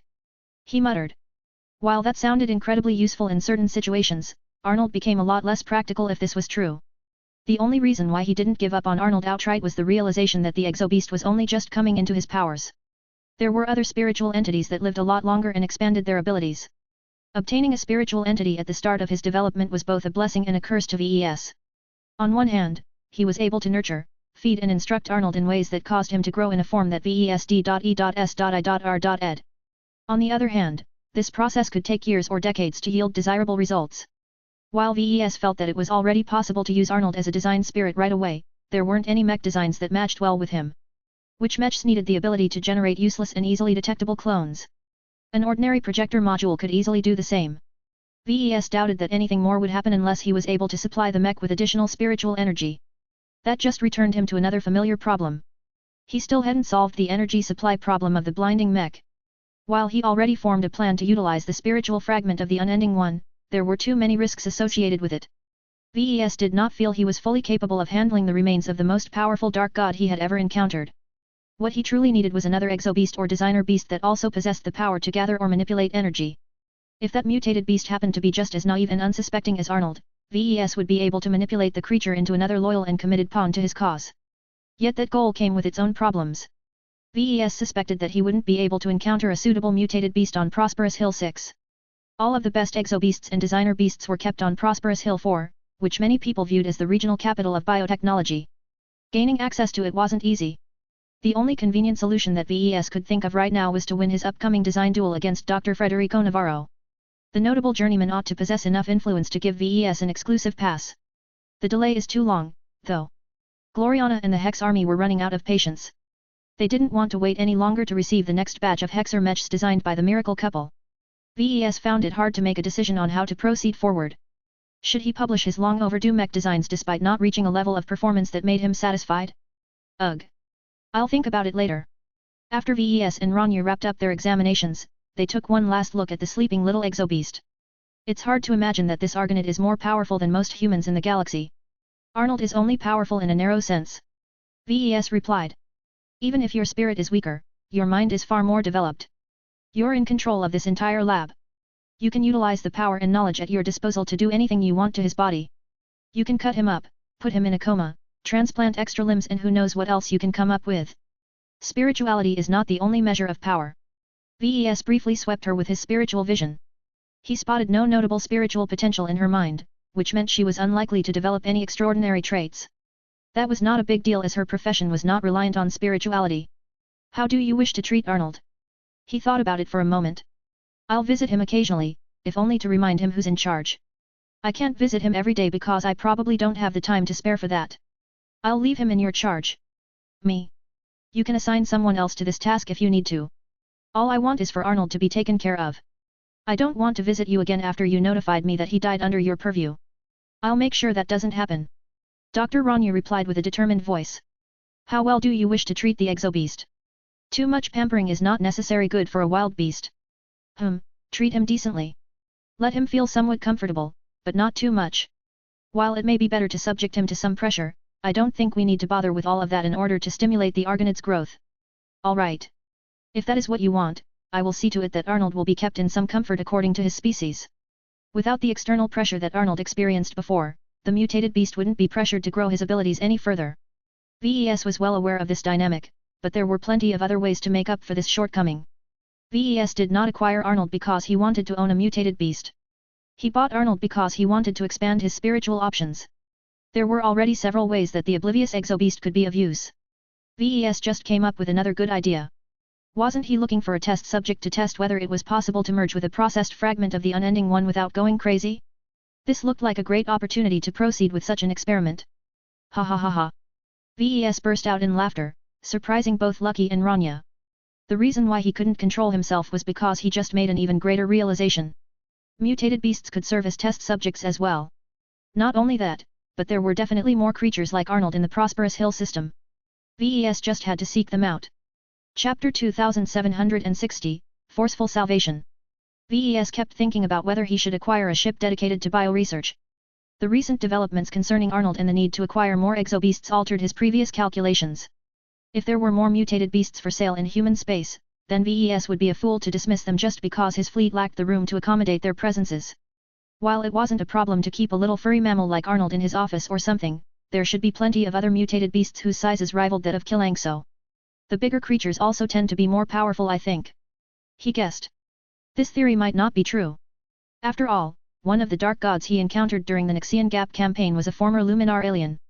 VES knew that Luminars were originally tiny humanoids who constantly complained about how small they were relative to the other sentient alien species that populated the galaxy at the time. Yet despite this handicap, the Blinding One eventually developed into a supremely powerful spiritual entity whose visual manifestation practically towered over Mechs. The tiniest life forms could develop devastating powers while the largest exobeasts may not amount to anything beyond the strength of their flesh. VES could only scratch his head in this chaotic circuit-misdance. There didn't appear to be any rhyme or reason that determined whether a human or a beast developed spiritual potential aside from external pressure, and even that relation was rather weak. It was as if every living being took part in a cosmos-wide lottery and drew a ticket every month. While the chance of winning was astronomically low, a few lucky bastards who had nothing in common always won every now and then. Arnold just happened to be one among many of the Argonauts and exobeasts at Weaksel Park who lucked out. The lack of control and predictability infuriated VES. Many people he knew such as Melker never had the opportunity to reach a new level of power. They deserved more, but due to a complete lack of control and understanding of how spiritual potential came to be, this avenue was closed to them. How was that fair? Then again, it wasn't as if spiritual prowess determined success in human society. Outside of mech designers and maybe mech pilots, most people didn't need any superpowers to rise to the top or achieve enough success to be content. For example, the Galactic Mech Council consisted of both mech designers and non-mech designers. It was highly unlikely that all of the latter consisted of spiritually powerful individuals. What did this mean? Average people were also capable of ruling human civilization. Rather than obsess what you don't have, you should focus on the qualities you do have. Norms weren't useless. VES had to remind himself of that. He had been spending so much of his time and attention on different applications of spirituality that he had begun to lose sight that he lived in a society where ordinary people still ran most of human society. I'm starting to get a god complex. He shook his head. Meow. Lucky concurred as the cat landed on top of VES' head. Hey. Awareness is the first step towards prevention. I'm not letting myself get out of control. I'll be careful this time. He didn't have to engage in any reckless experiments this time. He wasn't under as much time pressure as before, which meant he could stick to a more methodical and systematic approach to his research. Of course, it would be ideal if he obtained more test subjects. The upside to experimenting on exobeasts was that no one cared what happened to them. While experimenting on animals was frowned upon in the scientific community, it was not an offense that was worth punishing to the big two. While there were numerous states that prohibited experimenting on animals, VES didn't have to abide by them unless his fleet passed through their territories. Even then, VES would just have to keep his experiments out of sight. If he got caught anyway, then he would just use the Larkinson clan's sovereignty as an excuse. Well, I don't think I have to worry about this problem. I should think of where to house my test subjects instead. He was still reluctant to obtain an entirely new capital ship dedicated to bioresearch straight away. For now, VES developed a preference for acquiring a more modest subcapital ship that was capable of maintaining multiple different biomes. This was a less extreme solution that was more wasteful but required much less upfront investment. I bet there are lots of SHI.P.S like that for sale here. VES guessed. Once VES composed and transmitted a message to Vivian Tsai, he reunited with Gloriana and retired for the night. Over the next couple of weeks, he invested a lot of time in rushing his remaining projects to completion. Since the last round of prototypes hadn't revealed any significant issues or defects with the giant killer, the ferocious piranha IB and the cherub designs, they only needed a small amount of refinement before VES was ready to declare them final. VES, Gloriana, and Juliet all gathered to inspect the design schematics of the three mechs one last time before they finalized the projects. It's been a long time coming. Gloriana huffed. I still have issues with all three mech designs, but I can live with completing them as is. The cherub is good enough to produce no issues with the Hex army while the other two mech designs, well, our clan isn't as picky as the Hex army. Juliet only had eyes for the giant killer. My fellow penitent sisters will definitely embrace this powerful mech. With the blessing of the Superior Mother, we will never allow an enemy comparable to the Charlemagne or the Jeanne d'Arc bring us to our knees again. VES crossed his arms. If neither of you feel the need to tweak these designs any further, then let's wrap them up. We can keep the name of the ferocious piranha IB the same, but we should replace the code names Giant Killer and Cherub with proper labels. Do you have any ideas? Cherub is an adequate name for a communication mech. Gloriana stated. I don't see the need to alter it. I already consider the design to be called the Cherub in my heart. What about you, Juliet? Will our clan be making use of the Cherub ourselves? The other lead designer asked. I'm not sure. VES hesitated. The Cherub is set up as an auxiliary hexer mech that is piloted exclusively by males. I don't think that will sit well with our clansmen. This mech is useful, though. That's undeniable, but I don't want our clan to adopt it in its current form. VES fell into thought for a moment. Let's do this. If there is time in the future, we can design a variant of the Cherub that is tailored to the Larkinsons instead of the Hexers. The quality of the mech has to become a lot higher as well because I don't want any of our mech pilots to utilize a cheap mech again. The Larkinson clan had already gotten rid of its cheap second-class commercial mechs. While it would take more weeks for the PHTS to offload all of the useless mechs from the expeditionary fleet, not a single Lark ensign was sorry to see them go. They had performed far too poorly against the Friday coalition to win any clansman over. When it came to the giant killer, Juliet already thought up a proper name for the cannoneer mech. Eternal Redemption. Pardon. The Penitent Sisters would like to refer to the giant killer model as the Eternal Redemption from now on. Juliet said. Ves did not look pleased. He disliked calling his mechs with religious-sounding names. At least the name of the Transcendent Punisher fit the design. He found it difficult to imagine how a cannon-wielding mech had anything to do with redemption. The Penitent Sister Journeyman noticed his confusion. The name that Commander Chansey and I settled upon reflects one of our highest principles and aspirations. Each Penitent Sister seeks redemption, and the best way to do that is to fight against your enemies. Our debt is great, but the best way to reduce it is to eliminate any powerful enemy that stands in our way. By killing the evil and the wicked, we are not only working towards our own redemption, but also helping our opponents attain salvation as well. You've lost me there. Ves spoke. Gloriana bumped her elbow against his side. It's not that difficult to understand. Hexers such as myself constantly seek to prove ourselves. Those who owe a debt to society must work even harder to avoid damnation. One of the best ways to contribute to society back in the hegemony is to convert others to the cause. Somehow, I doubt that is easy. You're not wrong, Ves. There are at least two forms of redemption we are talking about here. There is the normal kind of redemption where people like myself can convert others such as you to embrace Hexer culture. PFF. As if that would ever happen. Then there is the other, more convenient but also the more permanent kind of redemption. And that is... why, killing, of course. Gloriana answered with a grin. Those who stand in the way of Hexers and do nothing but hinder us are in effect damned. For example, all of the Fridaymen are damned because they want to wipe us out. This is why they need to be saved. Saved? Ves questioned. I'm being serious, Ves. The Fridaymen may be our enemies, but they are only worthy of hate when they are alive. When we kill them, they are no longer able to hinder the hegemony or the Hexer people in any way. That means that they are no longer damned and therefore absolved of the sin of opposing our people. We have given them redemption. Isn't that great? Not only have we done the galaxy a favor by getting rid of evil, we also earn more merit because we have redeemed someone. Ves didn't know what to say. Gloriana's logic was as warped and twisted as any Hexer belief. It made no sense to him.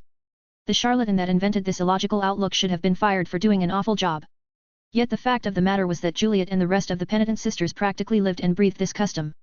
This instance was yet another example that not even the Lark Ensign network was capable of reversing lifelong brainwashing.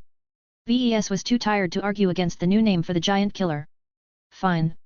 If that is what you want to call it, then so be it. The mech is designed for your sisters in the first place, so if calling it the Eternal Redemption makes you feel comfortable, then it's fine. I expect good results, though. It costs twice as much to make as the Valkyrie Redeemer. While I don't expect your Eternal Redemptions to perform twice as good, your sisters better make sure it doesn't perform any worse. Please rest assured, sir. Juliet smiled in satisfaction. Our sisters will thoroughly cherish and master our new mech. You will not regret the work you put into it and the trust you have extended to us. With the Eternal Redemption in our hands, we shall redeem an ocean of enemies who have damned themselves by opposing us. No champion or expert pilot will avoid salvation at our hands. Okay. You go celebrate or something. We'll discuss how to slot the Eternal Redemptions in our production schedule later. We are still having some trouble securing additional mech production facilities, so we can only rely on the production halls of the Spirit of Bentheim to supply your sisters with the first batch of our new mech. Fortunately, his factory ship worked fine. His clan were already starting to put the Bright Warrior IB into service.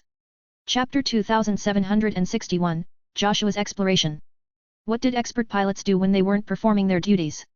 Venerable Joshua Larkinson didn't really have a clue. He supposed that dedicated warriors spent all of their remaining time on one productive activity or another, but he didn't really feel as if he counted among their number. He asked his fellow expert pilots what they spent their off hours on. The answers weren't encouraging. I keep my shield of Samar company. Venerable Janzi responded to her ex-boyfriend. My life is tied to my mech, so it's foolish to neglect it. Don't you feel the same?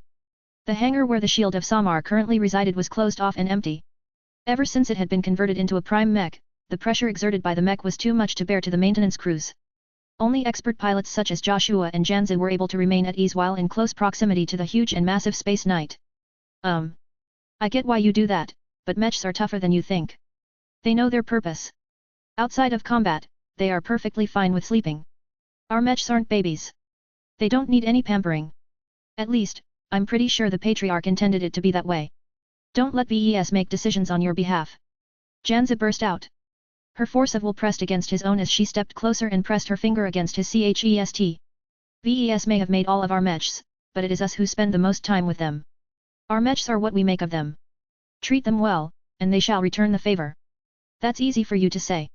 You're committed to a single mech for your entire life. I'm not sure if that's the right path for me. There are too many mechs I want to pilot to limit myself to a single choice. I don't even have my expert mech yet to do what you are talking about. He understood Janzi's viewpoint. Every expert pilot formed a different opinion about the mechs designed by VES. The obsessions they formed and the principles they held dear colored how they perceived LMC mechs. Janzi saw them as partners charged with protecting the Larkinson clan. At the same time, the mechs needed to be taken care of as well. As for Joshua, he felt as if he possessed the greatest understanding of the nature of LMC mechs out of everyone aside from VES.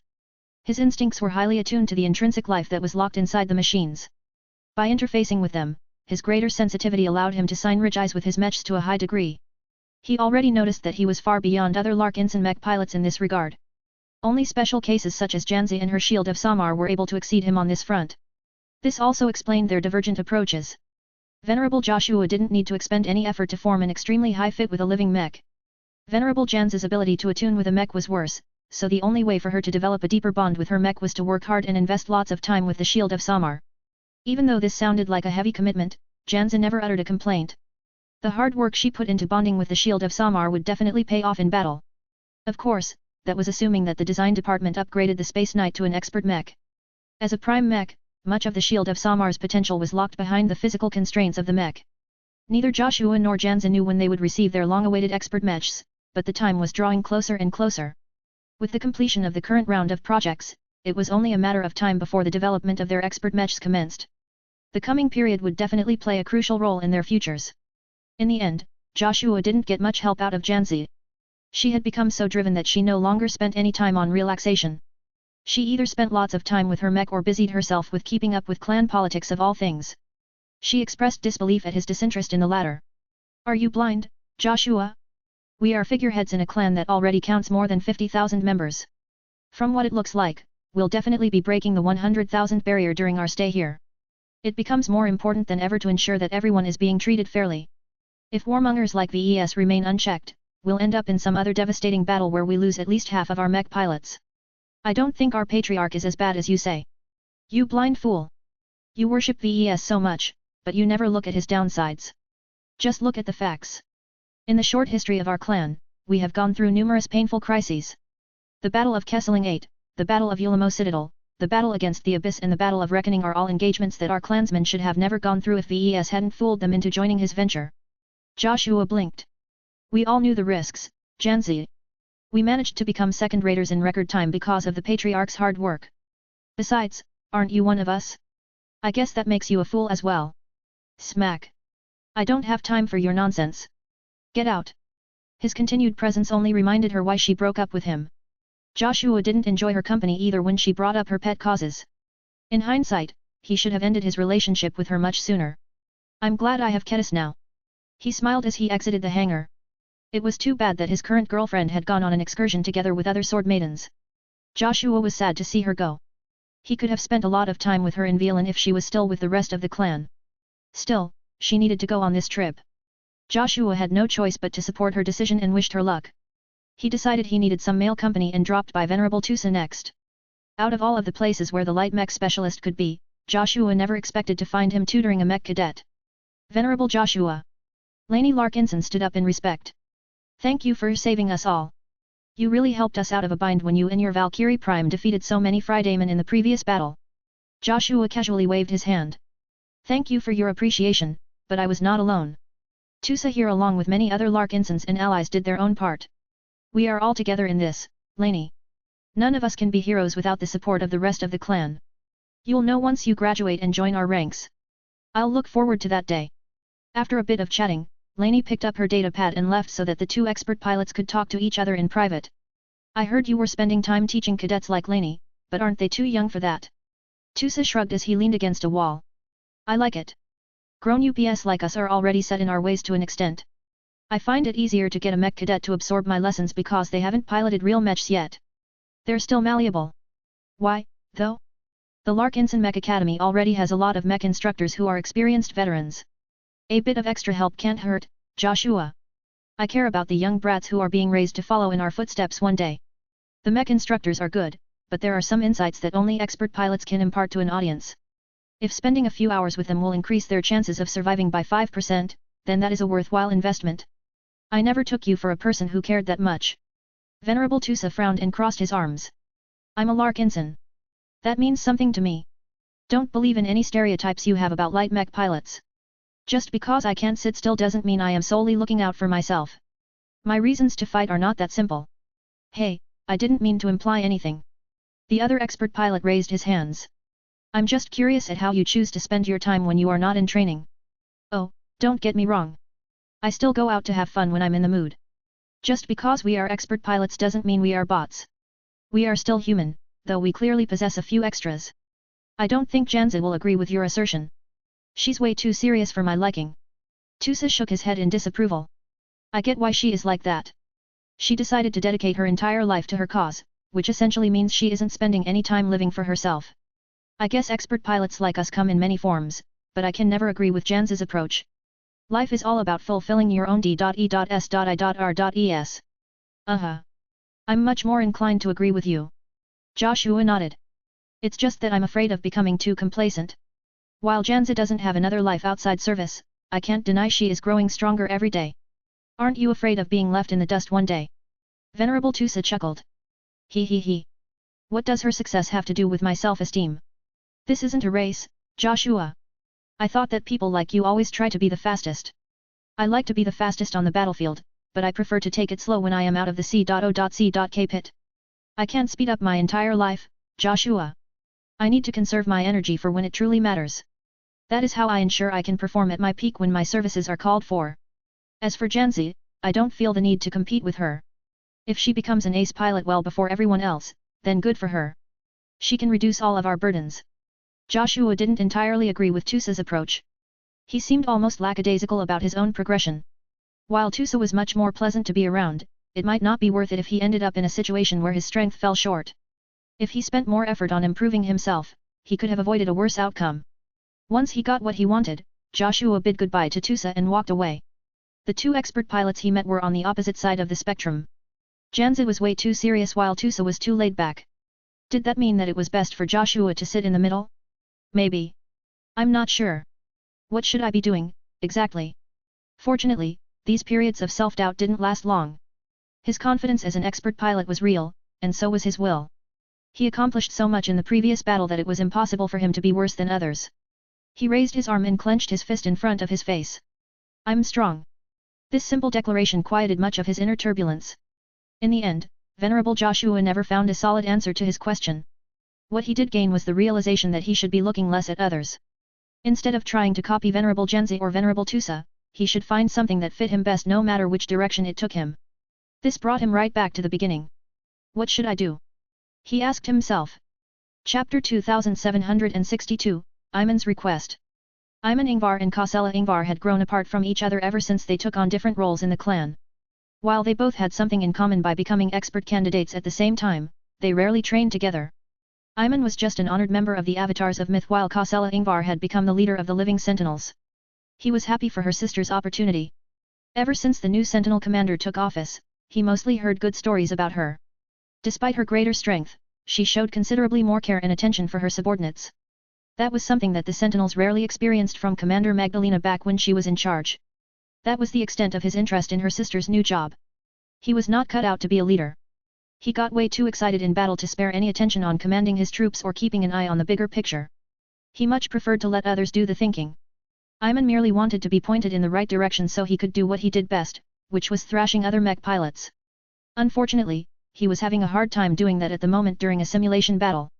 A powerful spear clanged against the C.H.E.S.T armor of a bright warrior IB.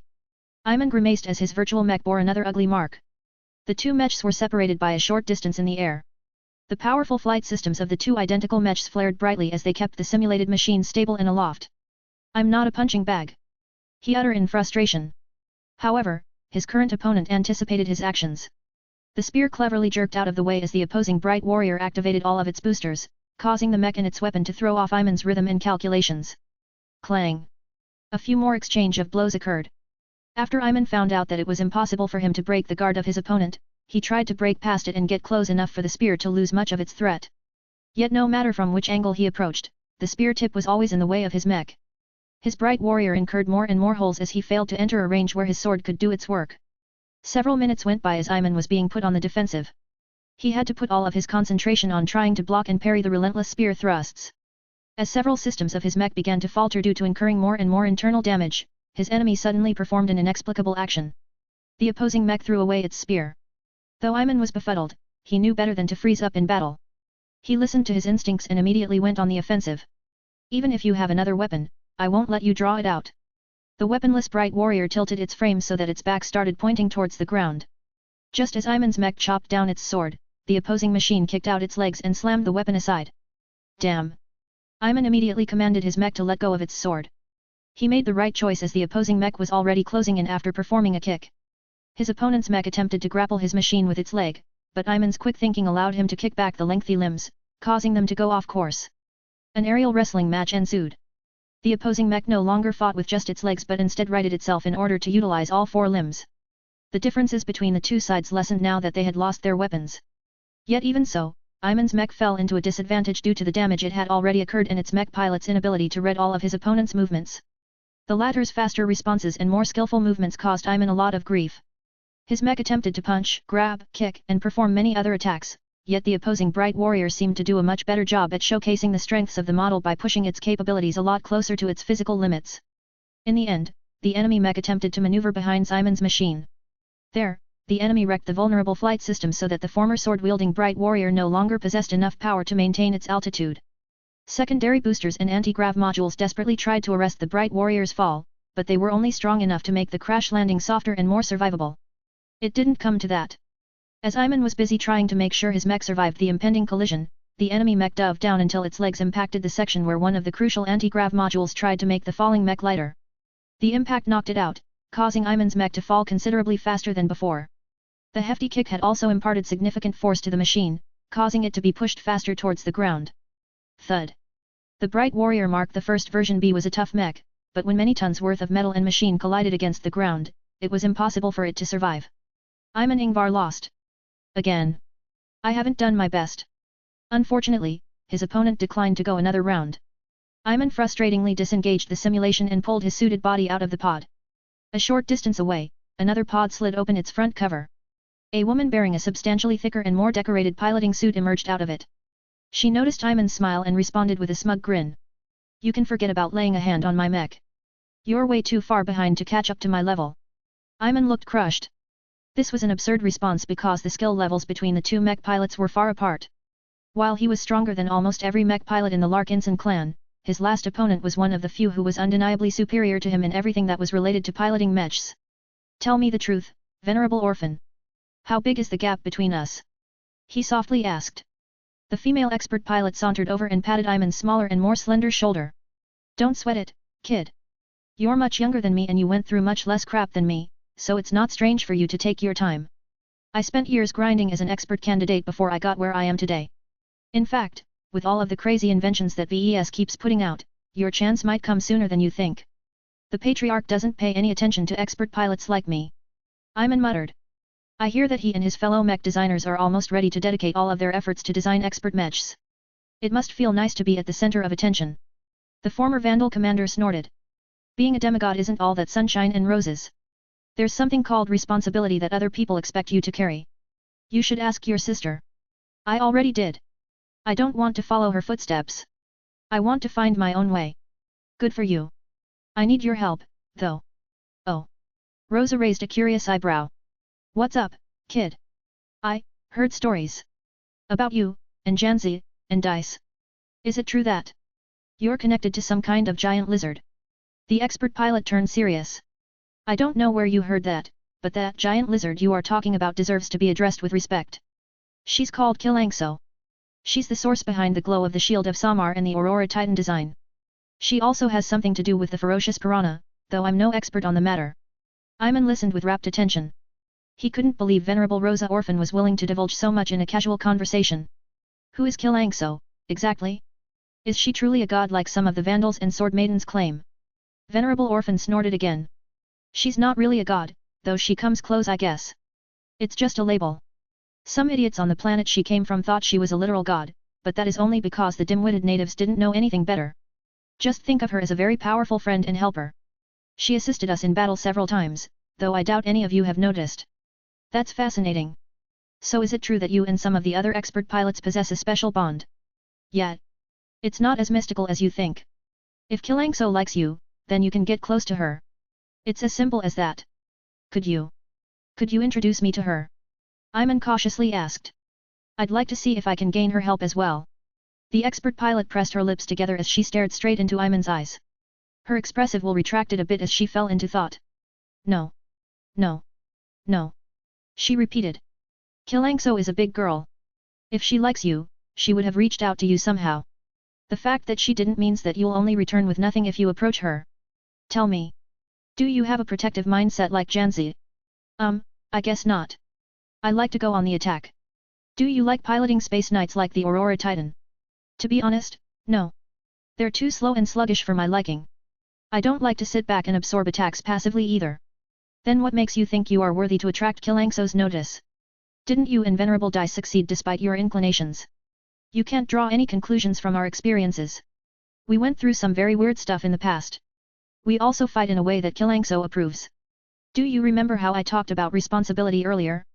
That's what keeps me in tune with the big girl. After Venerable Orphan made it clear that Iman had no chance to earn Kilangso's favor, he became downcast. Rosa took pity on him and patted him on the shoulder yet again. Hey, a strong mech pilot doesn't need anyone's help to get ahead. Other expert pilots like Venerable Brutus over at the Glory Seekers are doing well enough on their own. Besides, there are more powerful helpers like Kilangso hovering around. Just take a close look at the different LMC mechs and try and see what fits you best based on how comfortable you feel around their glows. Iman thought about the mechs he came in touch with. Sadly, none of them appealed to him in a strong way. Not even the new Bright Warrior made him feel very special. I guess I'll keep looking. Venerable Orphan was about to turn away, but she stopped when a thought entered her mind.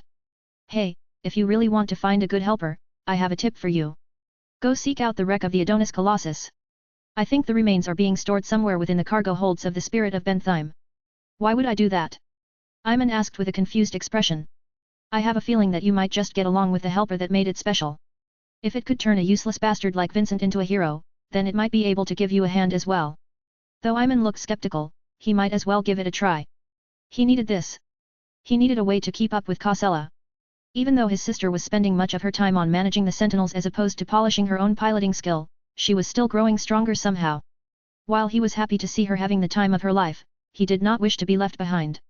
Wouldn't he be the inferior sibling of the two if he remained stuck as an expert candidate while his sister was flying high? I'm a man, damn it. I can't let my sis get ahead of me, especially when I'm putting so much effort in my training. Chapter 2763, Mantle of Responsibility. The passing of the living prophet thrust Don Mellon into the spotlight. He didn't exactly know why. The Ilvanese subcommunity within the Larkinson clan held plenty of notable figures. There were several respected leaders who could have risen up to take charge of the only true Ilvanese believers that remained true to the faith. One of them was Fleet Coordinator Ophelia Cronin, who was rather low-key but held a position of great responsibility within the clan. While she wasn't outright in charge of all of the SHI.P.S of the Larkinson clan, she still had a lot of say in how they were run and where they should be positioned. With her experience in senior leadership and management, she should have taken to leading the remaining Ilvanese like a fish to water. Yet when Dawn approached her shortly after James Ilvan exhausted himself to death, the elder woman shook her head. I am already preoccupied with managing the affairs of hundreds of different Starsh.I.P.S. You don't have to manage everything by yourself, ma'am. There are other Ilvanese who can keep everything running. You just need to be there to provide direction. I'm aware of that, but I am already wearing one mantle of responsibility. My shoulders no longer have any space to accommodate another. Don practically wanted to drop to his knees. Please reconsider, ma'am. We need a stabilizing influence at the top who knows what must be done to keep us all together. I am not the stabilizing influence you seek. Why not? Because I'm a Cronin. What does that have to do with this issue? The Cronin, Poxco, and Kurin dynasties collectively led the Ilvanese astray. Their selfishness and distortion of the records has caused the Ilvan Protectorate to turn into an unrecognizable state. I don't think it is wise for a descendant of one of the three dynasties to lead the one dynasty that still holds true to the tenets and ideals of the Great Prophet. Don paused. A part of him felt that this reason was ridiculous. However, he knew enough old-timers who probably preferred it if anyone named Cronin, Poxco, or Kurin didn't ascend to the highest level. Even though Dawn knew that Ophelia was nothing like the corrupted leaders of her dynasty, the optics wouldn't look good at all. Ilvanese tended to be superstitious in sen.s.i.t.i.v.e to symbolism, so the fleet coordinator was not talking nonsense. It's fine, Dawn. I am a Cronin. I am a soldier. It is my duty to fight or serve in a military capacity. It is even more important for me to protect the flock now that the Cronin dynasty is tarnished. The only way we can restore everyone's trust in our names is to perform the mission that the Great Prophet charged us with. Someone else must take the lead, and the closest candidate is you. No one else is fit for the mantle that the living prophet has so obviously placed on your shoulders. I do not feel ready. Dawn softly shook his head. I know what I am capable of. I am good at piloting mechs. I trained my entire life to become more skilled at it. Give me a transcendent messenger or a transcendent punisher and I can make it sing. Put me in the shoes of the living prophet and I will probably hide behind his statue. I am not ready to lead our people. You're wrong. You are ready. How do you know? I know it because I can see it from the living prophet's actions before his passing. That is why he invested so much time in you. Out of every Ilvanese, you are the one who can keep our faith alive. The younger man did not quite agree with her assessment. While it was true that James Ilvan spent a lot of time with him, Dawn never learned anything about leadership and directing the future of the Ilvanese people out of their talks. He did not feel he was ready. Since Ophelia Cronin declined to be recognized as the person in charge, Dawn stopped by the design lab to catch Oscar de Martin. The apprentice mech designer calmly listened to Dawn's request before shaking his head.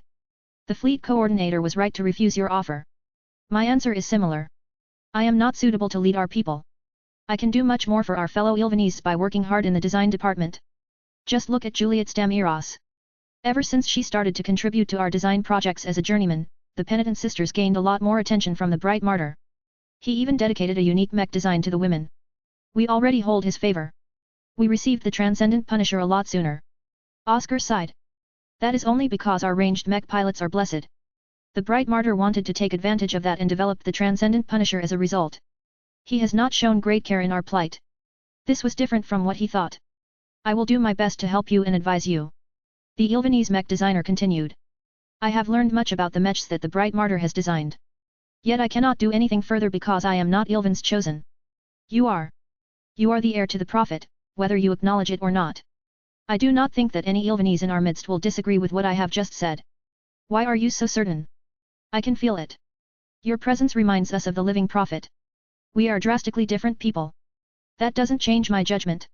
It is clear that the living prophet intended his successor to be someone different. You are a soldier, Dawn. I believe that your elevation is not a coincidence. The Larkinson clan will no doubt experience turbulent times, so we need strength more than foresight. You are our greatest hope. Be strong. Grow stronger. Show every other Larkinson that we can carry our own weight. While the expert candidate felt a little bit disappointed that no one wanted to take over the mantle, he realized that they might have a point. The living prophet favored him out of every other Ilvanese. That was undeniable. Whether that made him the next in line or not, no one else wanted to compete for the highest seat. That meant that he was the presumptive leader by default. Is this truly happening? Even though an expert candidate should have exhibited more certainty, Dawn did not want to make the wrong decision. The future of the Ilvanese and the Larkinson clan was at stake, after all. He never envisioned himself as a leader. He much preferred to be a follower. For some reason, that made him recall one of the living prophet's words of advice. Live for myself, not for my faith. Dawn took that to mean that he should think and act according to what he wanted instead of blindly looking up to his beliefs. What did he want? I want to do right by the prophet. I want to protect my fellow Ilvanese and see us all prosper. I want to prepare us all as best as possible for the time of ascension. Problems soon emerged, however. One of the most persistent issues facing the Ilvanese believers was the lack of growth. When the Larkinson clan reached the prosperous hill system, Ophelia and Oscar met with Dawn to discuss this problem. Compared to before, Dawn looked considerably more sure and confident in himself. He already possessed the beginnings of an air of authority, but whether it would develop into anything further was not certain. He had taken to wearing a white robe that was almost identical to the one worn by James Ilvan. The simple garment made him look holier somehow. Some people didn't look good in robes at all, but Dawn somehow seemed to fit in them like he was born for the purpose. Hello everyone. He spoke with greater confidence than before. Please sit down.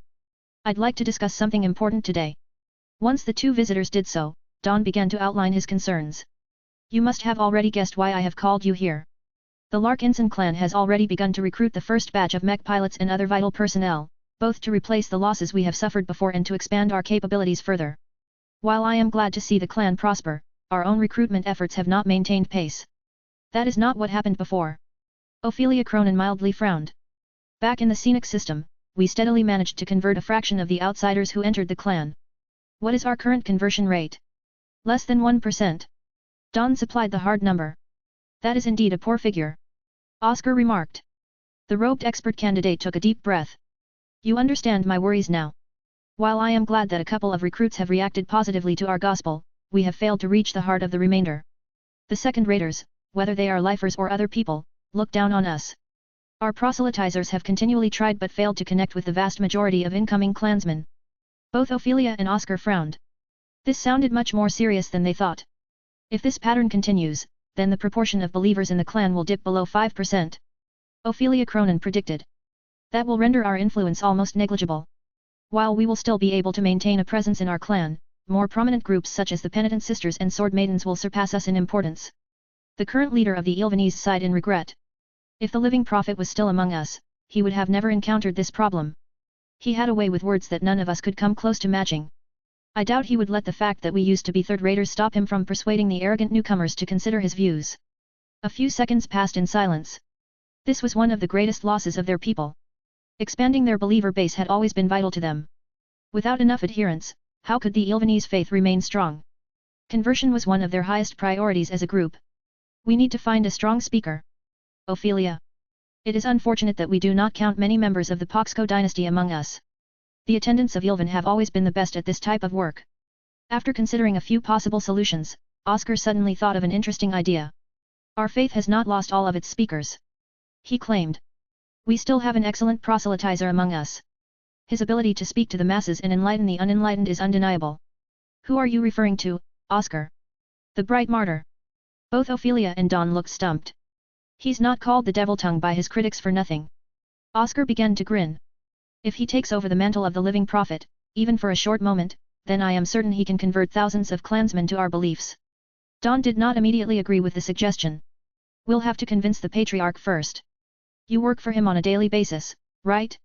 Are you confident that the bright martyr will agree to assist us in this manner? Oscar's grin dropped. We should work on that.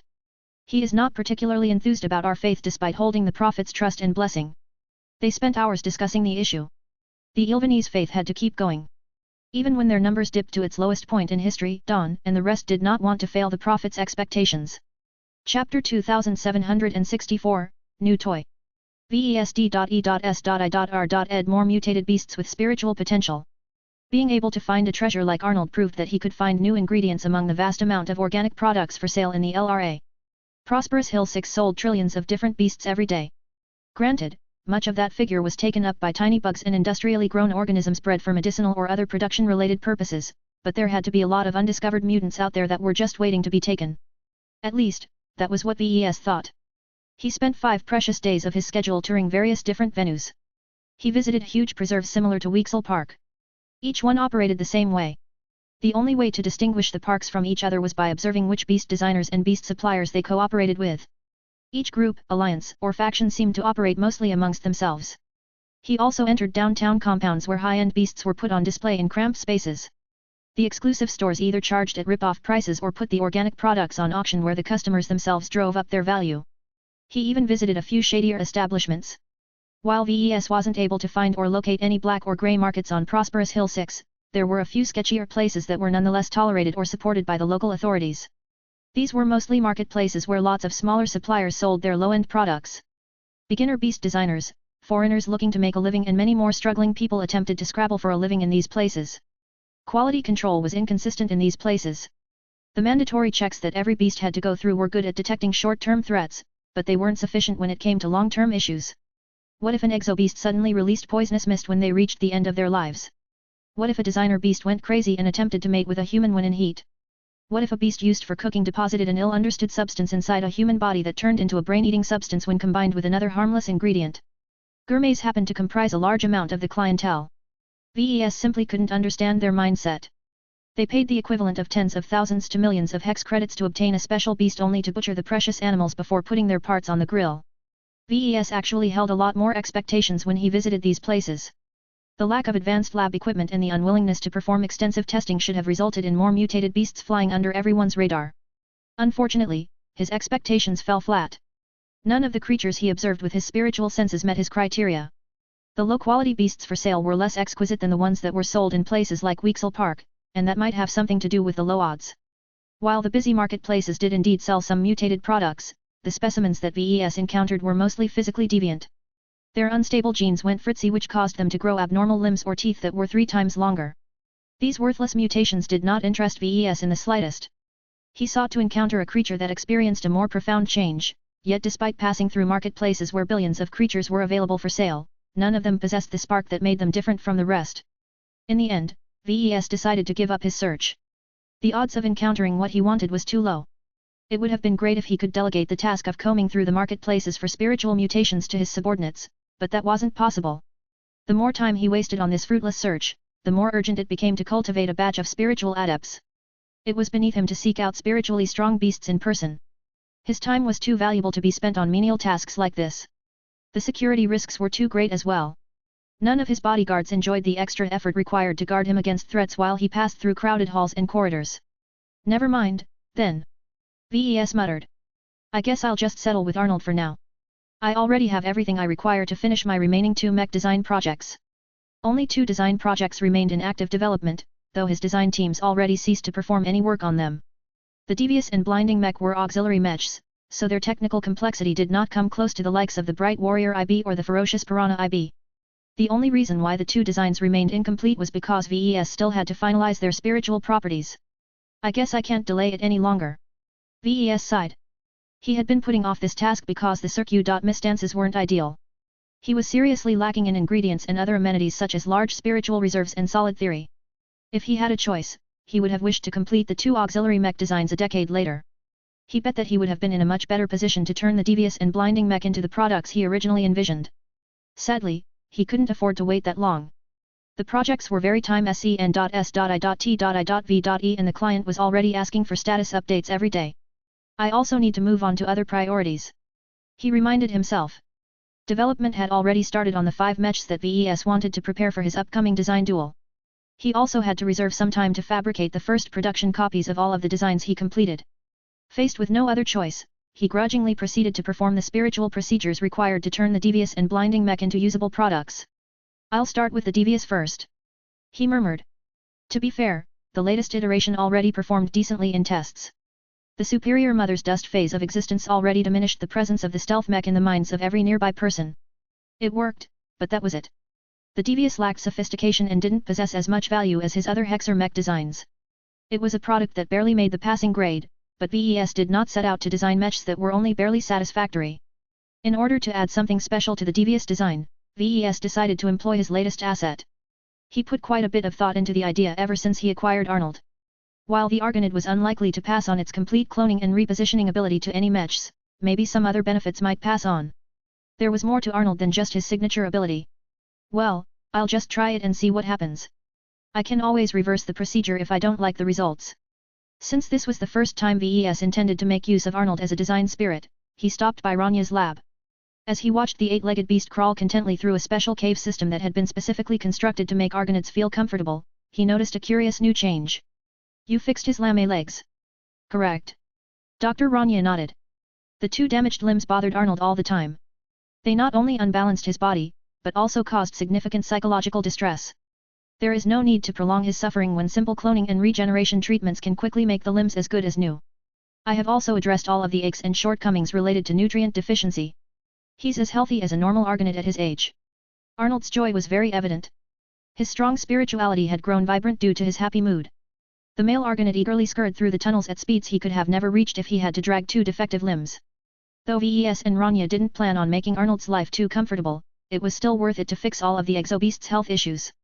Not only would the treatments ensure that his physical body would last longer, but all of the favors done to him had completely earned his favor. When Ranya activated a command that caused a portion of the tunnel to open up, Arnold spotted the 2 humans standing just behind the observation screen. The 8-legged exobeast eagerly raced over to the edge of the energy screen. Squeak squeak squeak. VES grinned. I'm happy to see you enjoying your new body. He briefly chatted with Arnold. Due to the mutated beast's simple personality, the conversation didn't last too long. Arnold, I'd like your help with something.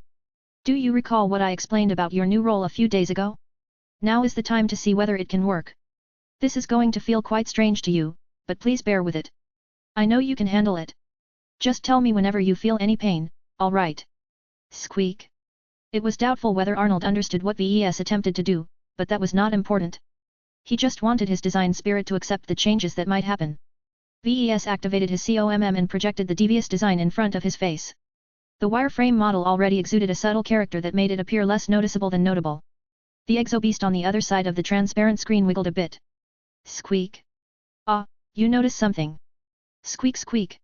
It appears you are quite a sen.s.i.t.i.v.e fellow. It made sense. While the Argonid Placenta species preyed on smaller creatures, it was small enough to serve as prey to many other threats. Due to his previous injuries, Arnold lived a very high-strung life. He had to remain alert to the most sen.s.i.t.i.v.e changes in order to ensure he was able to run away before any threat or rival Argonid approached. Well, let me introduce you to the Superior Mother. She's very powerful, but she won't harm you. I think she might even welcome your company. After he waited a few more minutes for Arnold to familiarize himself with the mech design and its current spiritual signature, VES began the process of investing the small beast as its second design spirit. This was not as straightforward as the other times. Unlike incorporeal entities such as Seegra and the Superior Mother, Arnold was alive. How could VES tie a living creature to a mech design? The biggest problem he faced was that Arnold's spirituality was fixed in place. Pulling it out and placing it elsewhere would definitely traumatize the poor exobeast. Fortunately, VES already thought about this problem. He came up with several possible solutions. The simplest and the one with the highest chance of success was to harvest a spiritual fragment from his source. VES hesitated to employ this solution. Arnold had only come into his powers recently and his spiritual strength was still in the process of developing.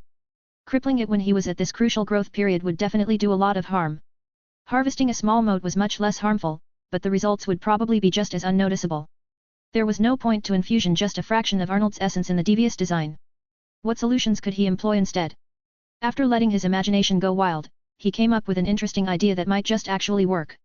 VES briefly left and returned with a box in his hand. He opened the box and pulled out a very accurate miniature model of the devious design. This is for you, Arnold. Say hello to your new toy. Squeak. Chapter 2765, Inappropriate Behavior. After introducing Arnold to his new toy, VES stuck around for a few hours in order to make sure that the beast spent time with his gift. In the beginning, the stupid creature didn't know what to do with the scale model of the stealth mech. Whenever he wanted to turn away and run back into the tunnels, VES intervened and blocked Arnold from leaving the miniature devious behind. Not yet. Bond with it first. Immerse yourself in its design and make it a part of you.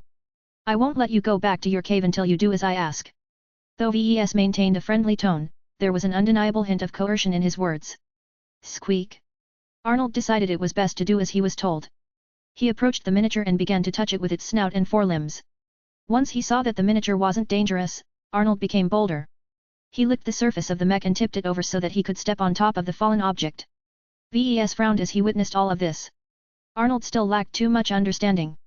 He turned the miniature into his new squeeze toy. If not for the fact that the miniature was made out of high-quality materials, it would have sustained damage from Arnold's rough ministrations. After L.I.C.K.I.N.G the miniature mech from top to bottom, left to right and front to back, the dumb exobeast did something even more outrageous. It started to mount the miniature after flipping it over. Oh, hell! VES began to look disgusted. Is it? Dr. Rania awkwardly coughed. Arnold's physical parameters are elevated. They match the levels of Argonids that have become excited. I'm uncertain what has led to this result. It might be that a particular material in the miniature stimulated his hormones. It could also be something else. Perhaps Arnold became more and more fascinated by the weak glow and subtle spiritual presence of the miniature mech. VES widened his eyes. Since the devious carried a touch of the Superior Mother's presence, did that mean that Arnold acted this way because he was stimulated by this aspect? Before he could order Rania to separate the excited Argonid from his new gift, someone else intervened first. A giant, semi-transparent hand materialized out of nowhere. It quickly descended in order to pinch Arnold's body before pulling him off the miniature. What is that? Rania yelled in astonishment. Squeak. Squeak. The Superior Mother was very upset. VES could feel the anger and irritation radiation from the powerful spiritual entity. He was afraid that she might squash his precious asset. Stop. Don't kill him, Mother. Please tolerate him. He doesn't know any better. Whether she listened to him or not, the superior mother did not apply any further pressure. Arnold dangled helplessly above the surface while two giant fingers kept him trapped in place. I need him. Ves continued to beg to the superior mother. Arnold can be a useful addition to the devious design. Can you help me out with this? Do it for me and for your worshippers. The Hexers can achieve much better results in the Komodo War if the devious becomes a more effective stealth mech with his aid. Don't blame him for anything. He's too young. You can educate him if you want. His words may have taken effect. The superior mother was a mother by nature, so she was naturally more tolerant to those who were younger and more ignorant. While Arnold wasn't a juvenile anymore, his ignorance and lack of any forethought obviously caused him to resemble a naughty kid. His looks and behavior were both adorable in a way. Eventually, the giant hand put down the furry mammal. Arnold's body shivered as it stayed in place. The frightened exobeast did not dare to move in the face of such a powerful presence. He already figured out that it was useless to run away from such a powerful entity. Since the superior mother was listening to him, Ves quickly explained his intentions. By openly telling the powerful spirit what he wanted to achieve, he hoped to gain her assistance in this matter. The words took effect. Ves wasn't sure what happened, but the superior mother's giant hand gently poked Arnold's head before tapping the miniature devious that was covered in drying saliva. Squeak! Arnold's body convulsed as his spirituality suddenly underwent a change that caused quite a lot of distress. His mind experienced a lot of new stimuli that his limited mental capacity wasn't able to process. Mother! Ease up on it. Whatever you are doing, don't kill the poor creature. As Ves kept observing what the superior mother attempted to do, he gained a bit of understanding. Don't force it. Let me help. This is my specialty. He began to concentrate and form some spiritual projections in order to assist in the attempt to bind Arnold to the devious design. Ves supplied some of his spiritual energy to the process. It acted like a glue and a facilitator that allowed Arnold's spirituality to bond with the devious design. It took a few minutes for Arnold to stop squeaking. His exhausted body slumped on the floor while the giant hand that had tormented him disappeared from view. The pain had stopped, but the changes were here to stay. With the superior mother's help, Ves managed to master another spiritual technique. While that didn't sound too drastic at first, Ves already began to imagine how else he could apply this new technique. Was it possible to turn humans into design spirits? What would happen if he was able to invest one of his expert pilots as a design spirit to one of his mech designs? Ves could scarcely imagine what that would do to the expert pilot in question. He always considered design spirits to belong to a different class of spiritual entities than expert pilots. Yet maybe this was just a mistaken assumption. Didn't I do something like this before? He shook his head. The situation back then wasn't comparable. Utilizing a stolen spiritual fragment taken from an expert pilot to create a new design spirit was not comparable to directly investing an expert pilot as a design spirit. The latter was undoubtedly more direct and extreme. For now, Ves set aside these radical thoughts. They sounded way too dangerous for him to explore them casually. He at least needed to test this idea with some disposable test subjects before he mustered the courage to extend this idea to his clansmen. Let's get back on track. He muttered. In fact, Ves already became inspired by what he witnessed. He immediately decided to augment the devious design with a triggered ability.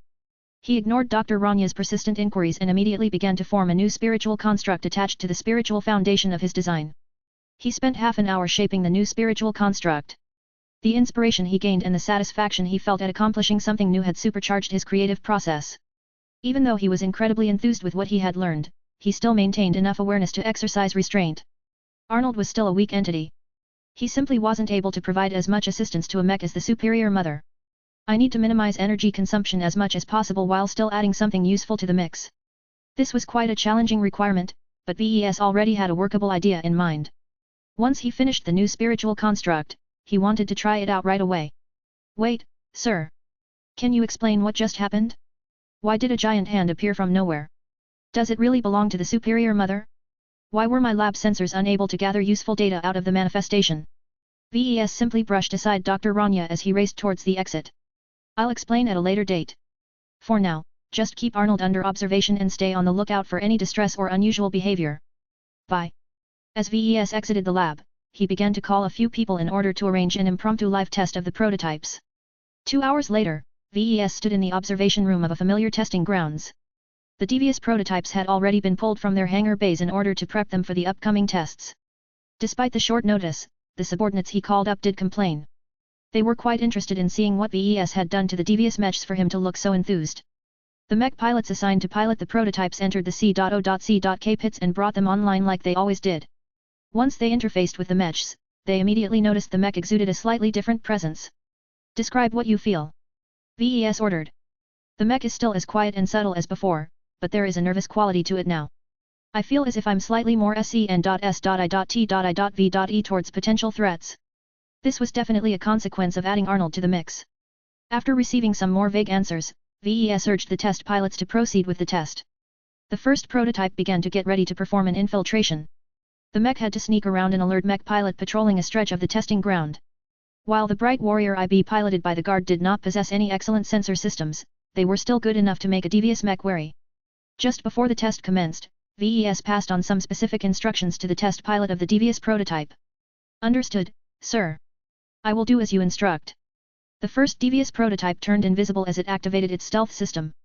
VES and the other observers were only able to track the mech through special means. They could vaguely determine that the devious was inching closer to the patrolling Bright Warrior. VES wasn't interested in seeing the prototype succeed in passing by unnoticed. He just waited for the moment when the test pilot finally activated the new addition to the devious design. It's happening now. Not a single person or sensor detected what happened next. Only VES was able to infer that something was taking place by tuning his spiritual senses towards the prototype. The devious transmitted a vague spiritual signal to the Bright Warrior. A dozen seconds passed before something changed. Outside of every observer's expectations, the guard mech abruptly turned to a random direction and started to enter the maze of winding corridors. The devious seemed to anticipate this result and briskly started to march forward while still making sure it maintained its stealth. Since the only guard mech had left the vicinity, it had become trivially easy for the stealth mech to pass this test. What? What happened? It's quite simple. VES grinned. The mech pilot of the Bright Warrior was chasing after a phantom mech. The target that he thought he was chasing doesn't actually exist. Mental Decoy was the new triggered ability he imparted to the devious design. It leveraged an aspect of Arnold's ability to instill a mental illusion into the mind of an opposing mech pilot. While Mental Decoy was unable to affect any electronic systems, it worked well enough against average mech pilots.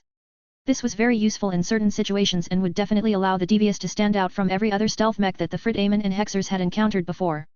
Now this is a mech that I can feel proud of designing. His excitement barely dampened a bit after subsequent tests revealed numerous limitations. Mental Decoy only worked on a handful of people at a time. It only lasted up to 2 minutes depending on the strength and vigilance of the targets. It didn't work against expert candidates and expert pilots. It's fine. The devious was already good enough for accomplishing this much. In a way, VES was glad that it was subject to so many limitations. If Mental Decoy became even more amazing, then he might draw a lot of unwanted attention.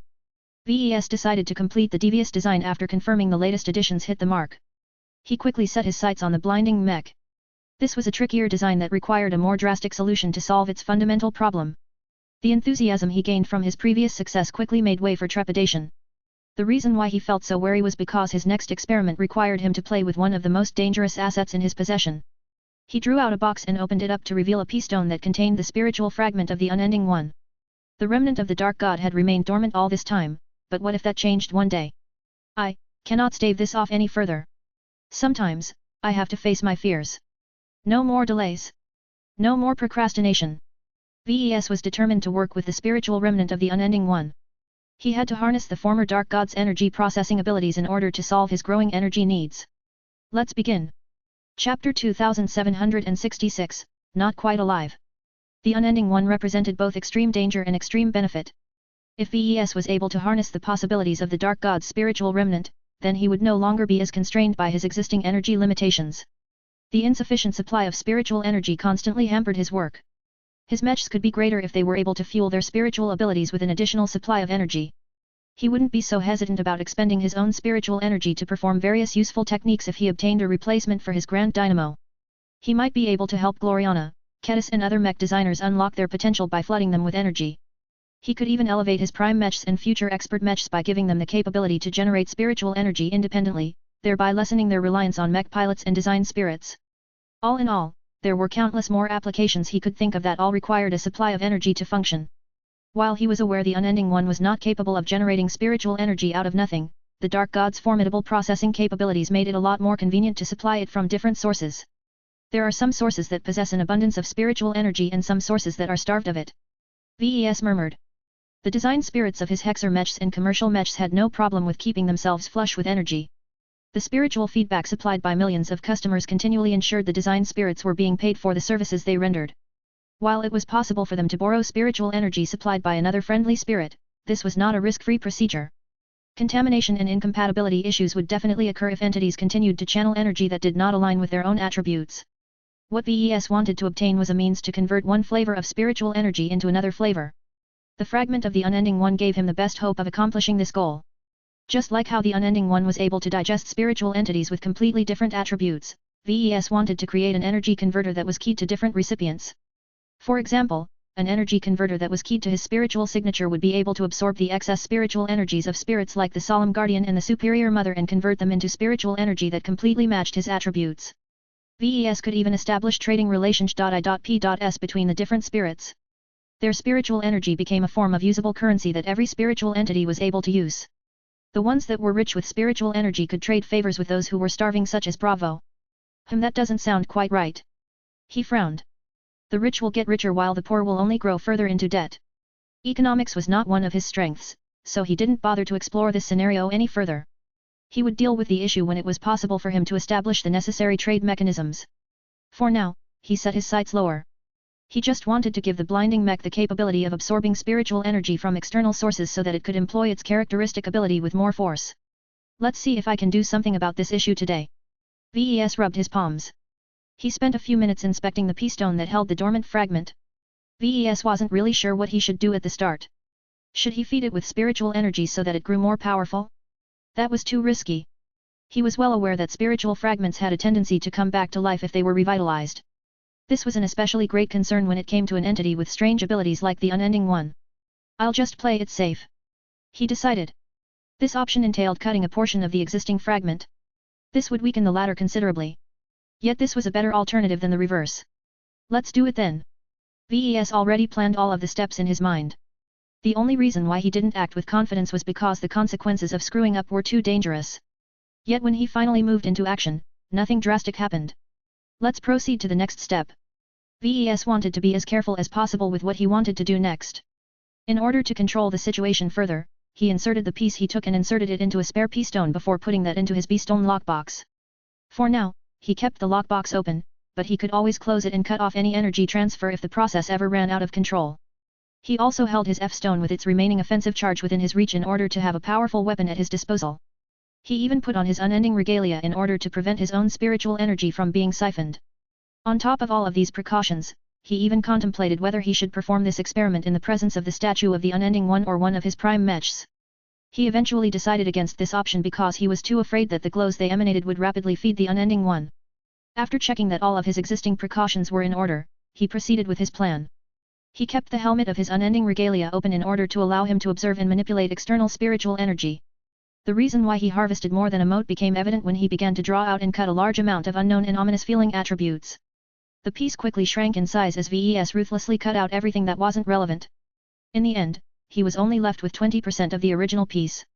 VES roughly judged that the attributes that remained untouched pertained to the Unending One's devouring and digestion abilities. I'm not entirely sure, though. The Unending One possessed so many different spiritual attributes that it was difficult for VES to judge what they all did. He had to go by feeling and intuition, which wasn't exactly the most rigorous method to identify and filter attributes. Still, he had cut away so many other attributes that the personality of the Unending One in the remaining piece should be very sparse. At least, I hope this is the case. He had a solution for that, though. After making sure that the purified piece was as clean as he could make it, VES proceeded with the most important step of his experiment. He grabbed yet another P-stone that was currently storing a small spiritual fragment that he had recently taken from the ILU.S.Trias-1. It was for a good cause, though.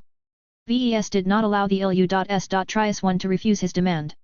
The fragment of the ILU.S.Trias-1 was considerably larger and more powerful than the diminished piece of the Unending One. This was on purpose. VES trusted the ILU.S.Trias-1 a lot more than the Unending One, so it was a given that the former would dominate his upcoming product. Here goes nothing. VES began to follow the same steps he followed when he wanted to create a new spiritual product. He smashed the little piece and the larger fragment into shards. This wasn't all. In order to ensure greater compatibility, VES decided to do something he never attempted before. He harvested a portion of the blinding mech's spiritual foundation and shattered it into shards in order to add to the mix as well. This is a brilliant idea. I should have thought about it before. Before the shards of the three ingredients had time to decay, VES quickly mashed them all together and supplied his own spiritual energy in order to force them to merge. Different from other times, VES did not set out to create a new design spirit. That was still a bit too risky for his liking. What he wanted to make instead was a more advanced spiritual construct. Different from a newborn spiritual entity, a spiritual construct wasn't sentient. The latter was more of a machine than a living, thinking life form.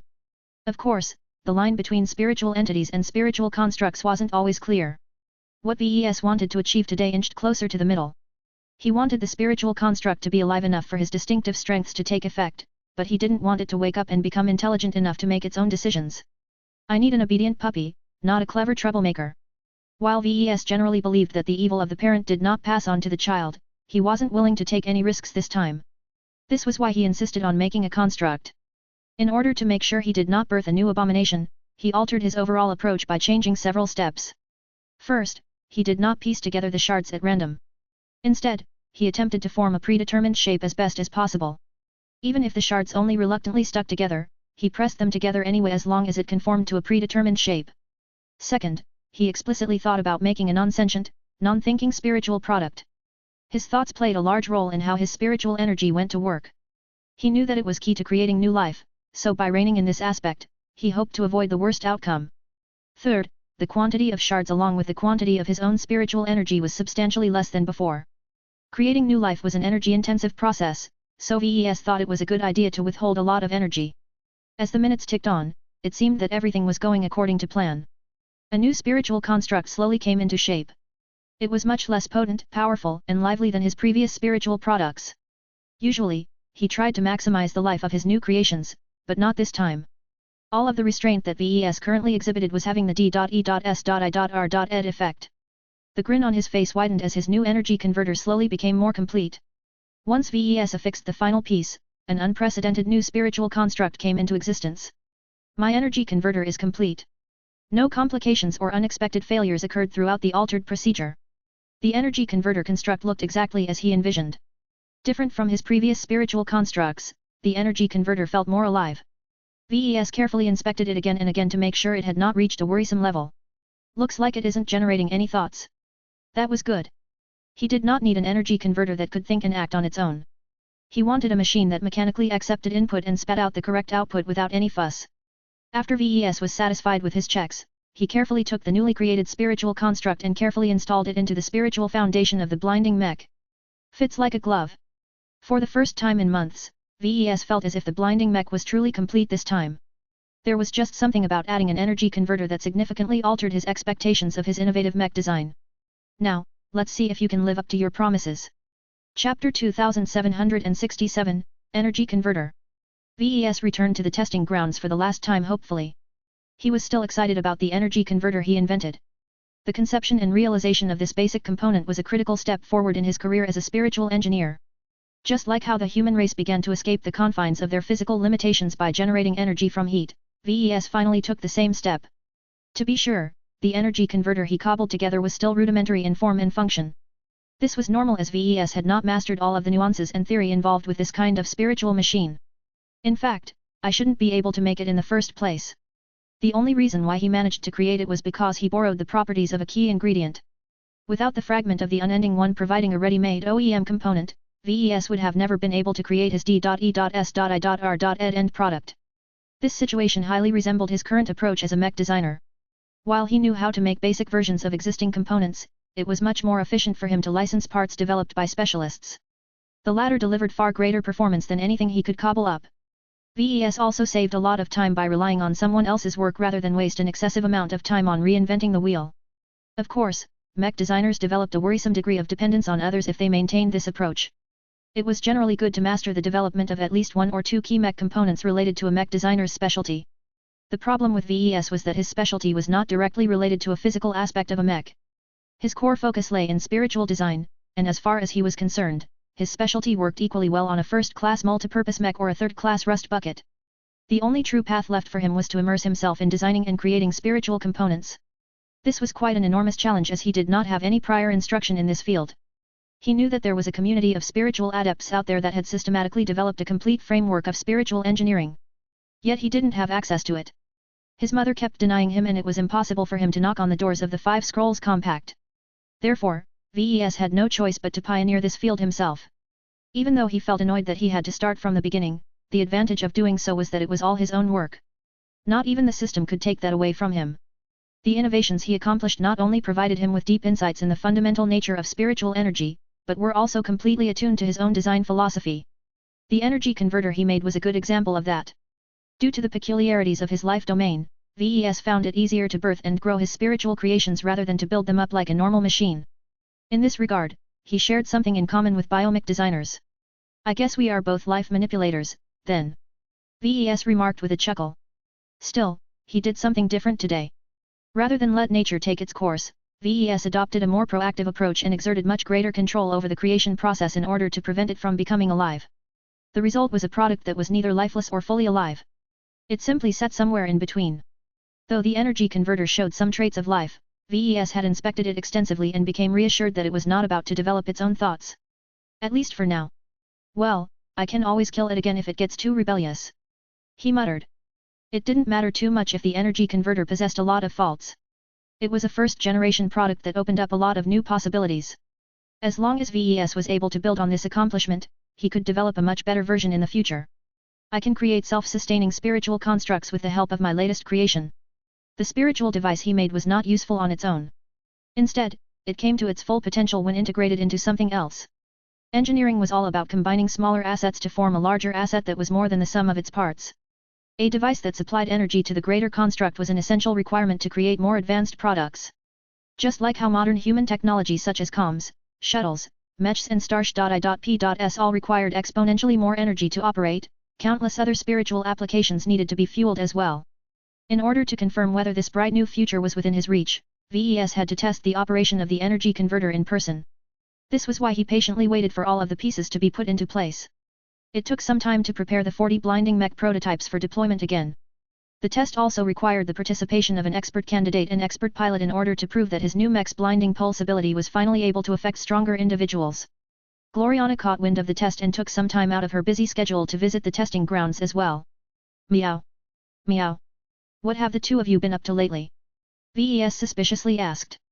Meow. Clixie innocently blinked at VES. Ever since a portion of the Larkinson clan landed on the surface of Prosperous Hill 6 and occupied Gentle Lotus Base, Lucky and Clixie were rarely at the side of their owners. VES was worried whether they were bothering others.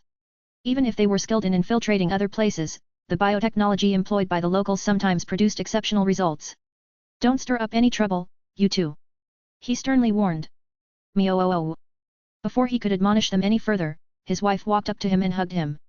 Her floral scent quickly wafted over his nose, causing him to smile and revel in the presence of his spouse. Hey, Gloriana. Hey, VES. She smiled into his eyes. I heard you have finally solved the most serious issue with our blinding project. Does it actually work now? That's what we're going to find out. To be honest, I can't guarantee anything. I might need to make some tweaks on the spot in order to obtain the D.E.S.I.R.ed result. Since this is a completely new invention, don't be surprised if it takes a lot of time to get it to work. Although he was confident in his work, he couldn't help but dial back his words at this time. Living with a demanding wife had taught him not to overpromise. It was better to do the opposite and delight Gloriana when he achieved an unanticipated success than talk big but deliver a fraction of what he complained. Soon enough, every piece was put into place. The mech pilots of all of the prototypes and the target mechs had arrived. The machines had all come online and were all warmed up and ready to show their capabilities. VES commenced the first test. Let's start with a baseline. I want one blinding mech to activate its blinding pulse ability on one average mech. He first had to confirm that the base functioning of his auxiliary mech hadn't changed as a result of his changes. A randomly chosen blinding mech prototype slowly stepped forward and faced a bright warrior IB piloted by a test pilot from the Living Sentinels. Commencing test. VES paid careful attention with his spiritual senses. He saw the mech responding to the command of its mech pilot and unleashing its blinding pulse ability. ERM. The mech pilot of the bright warrior IB uttered. I felt something. Nothing much had changed. VES sighed in relief. He was afraid that damaging its spiritual foundation and inserting a semi-foreign component would alter the fundamental performance of the blinding mech. Is that it? Gloriana frowned in puzzlement. I don't see any improvement. It's not meant to be, honey. A solitary blinding mech shouldn't have the power to debilitate or incapacitate a single mech pilot. Not without some extra assistance. The energy converter of the blinding mech had not gone into action. No matter how amazing it wasn't able to generate any output without supplying some input. The question was where to source the input. VES anticipated that the blinding mech needed quite a bit of energy in order to fulfill its ambitious purpose, so he needed to link the energy converter to an abundant energy source. The most obvious choices were his design spirits. The ones that were flush with spiritual energy such as the Superior Mother, the Solemn Guardian and several other entities could all pitch in and offload the excess. Yet VES did not solely want to rely on tapping the production of other design spirits to make the blinding mech work. He had a more ambitious goal in mind. He wanted it to become more self-sufficient and be able to fuel its own expenditure. It was an ambitious goal, though. VES did not believe the primitive energy converter he made was already at this point. It would already be good if the mech could supply at least some of its needs. As for where the blinding mech would get its input from, that was what the next test was all about. Alright, let's proceed with the main trial.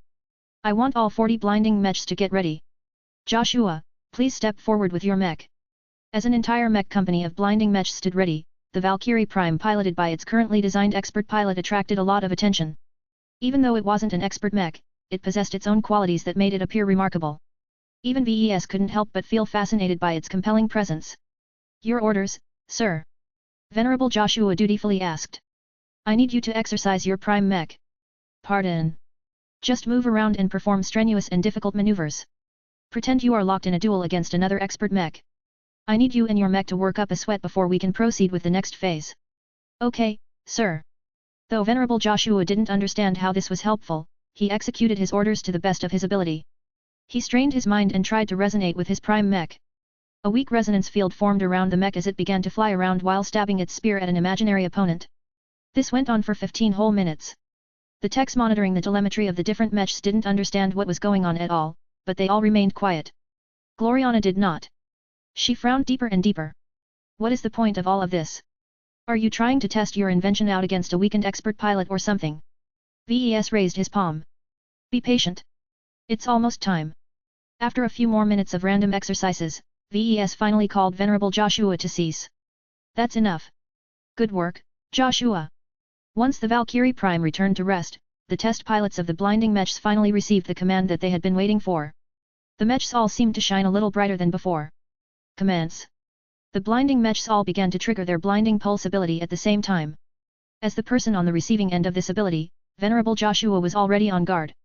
His intuition had already noticed something unusual from the mechs wielding shields that were studded with luminar crystals. When all of those crystals simultaneously flashed a light onto his Valkyrie Prime, he didn't experience a light glint this time. Instead, an entire beam of light seemed to have washed over his mind. It was at least 100 times stronger than the previous tests. Ah! Joshua cried as he held his head. It's like I'm seeing stars. It hurts. The blinding mech successfully affected an expert pilot. Even though Joshua quickly regained control after a couple of seconds, the fact that the blinding mechs were able to get to this point at all was a major turning point. Chapter 2768, Energy Sources. It works. It works. Gloriana happily clapped her hands before smooching VES on the cheek. You did it, VES. We finally created a mech that can give expert pilots a hard time. Our work will definitely revitalize the Hex army and give the Frydaemon and their foreign helpers a lot of grief. Whoa there, don't celebrate just yet. VES grabbed her waist and gently pushed her back. The only reason why those blinding mechs were able to unleash a pulse that was strong enough to affect Venerable Joshua was because they had been ACCU.mulating energy for at least a quarter of an hour. That's nothing in a controlled test like this, but the battlefield is an entirely different place. Her smile dropped. Gloriana finally looked past the initial success and began to consider all of the other factors that played a role in achieving this particular outcome. If I am guessing correctly, our blinding mechs are siphoning energy from the environment, am I right? VES nodded. Correct. They are absorbing the spillover and waste energy released by Venerable Joshua and the Valkyrie Prime over the course of their activities. You can say that the blinding mechs have basically borrowed the strength of their own targets. This was not as impressive as it sounded. The amount of energy gathered through this method was low. This was because expert pilots and expert mechs converted most of their energy into something useful such as generating a resonance field or activating their distinctive resonance abilities. Only a small proportion of energy spilled over, and that was what the blinding mechs S.U.C.K.E.D up. Their energy converters passively attracted any available spiritual energy and converted it into a form that was usable by the mechs themselves. Naturally, this step reduced the amount of energy even further. VES keenly observed the energy converters of the Mechs at work and noticed that their efficiency left much to be d.e.s.i.r.ed. All of this explained why Joshua only became incapacitated for 2 seconds in total. Was this significant? Yes. Was this enough to turn the tide of the Komodo War? Probably not. As VES and Gloriana analyzed the data and formed their own thoughts, they both calmed down. While the results were undeniably a step forward, they were still too far away from their destination. Let's see what happens if the blinding Mechs trigger their ability another time.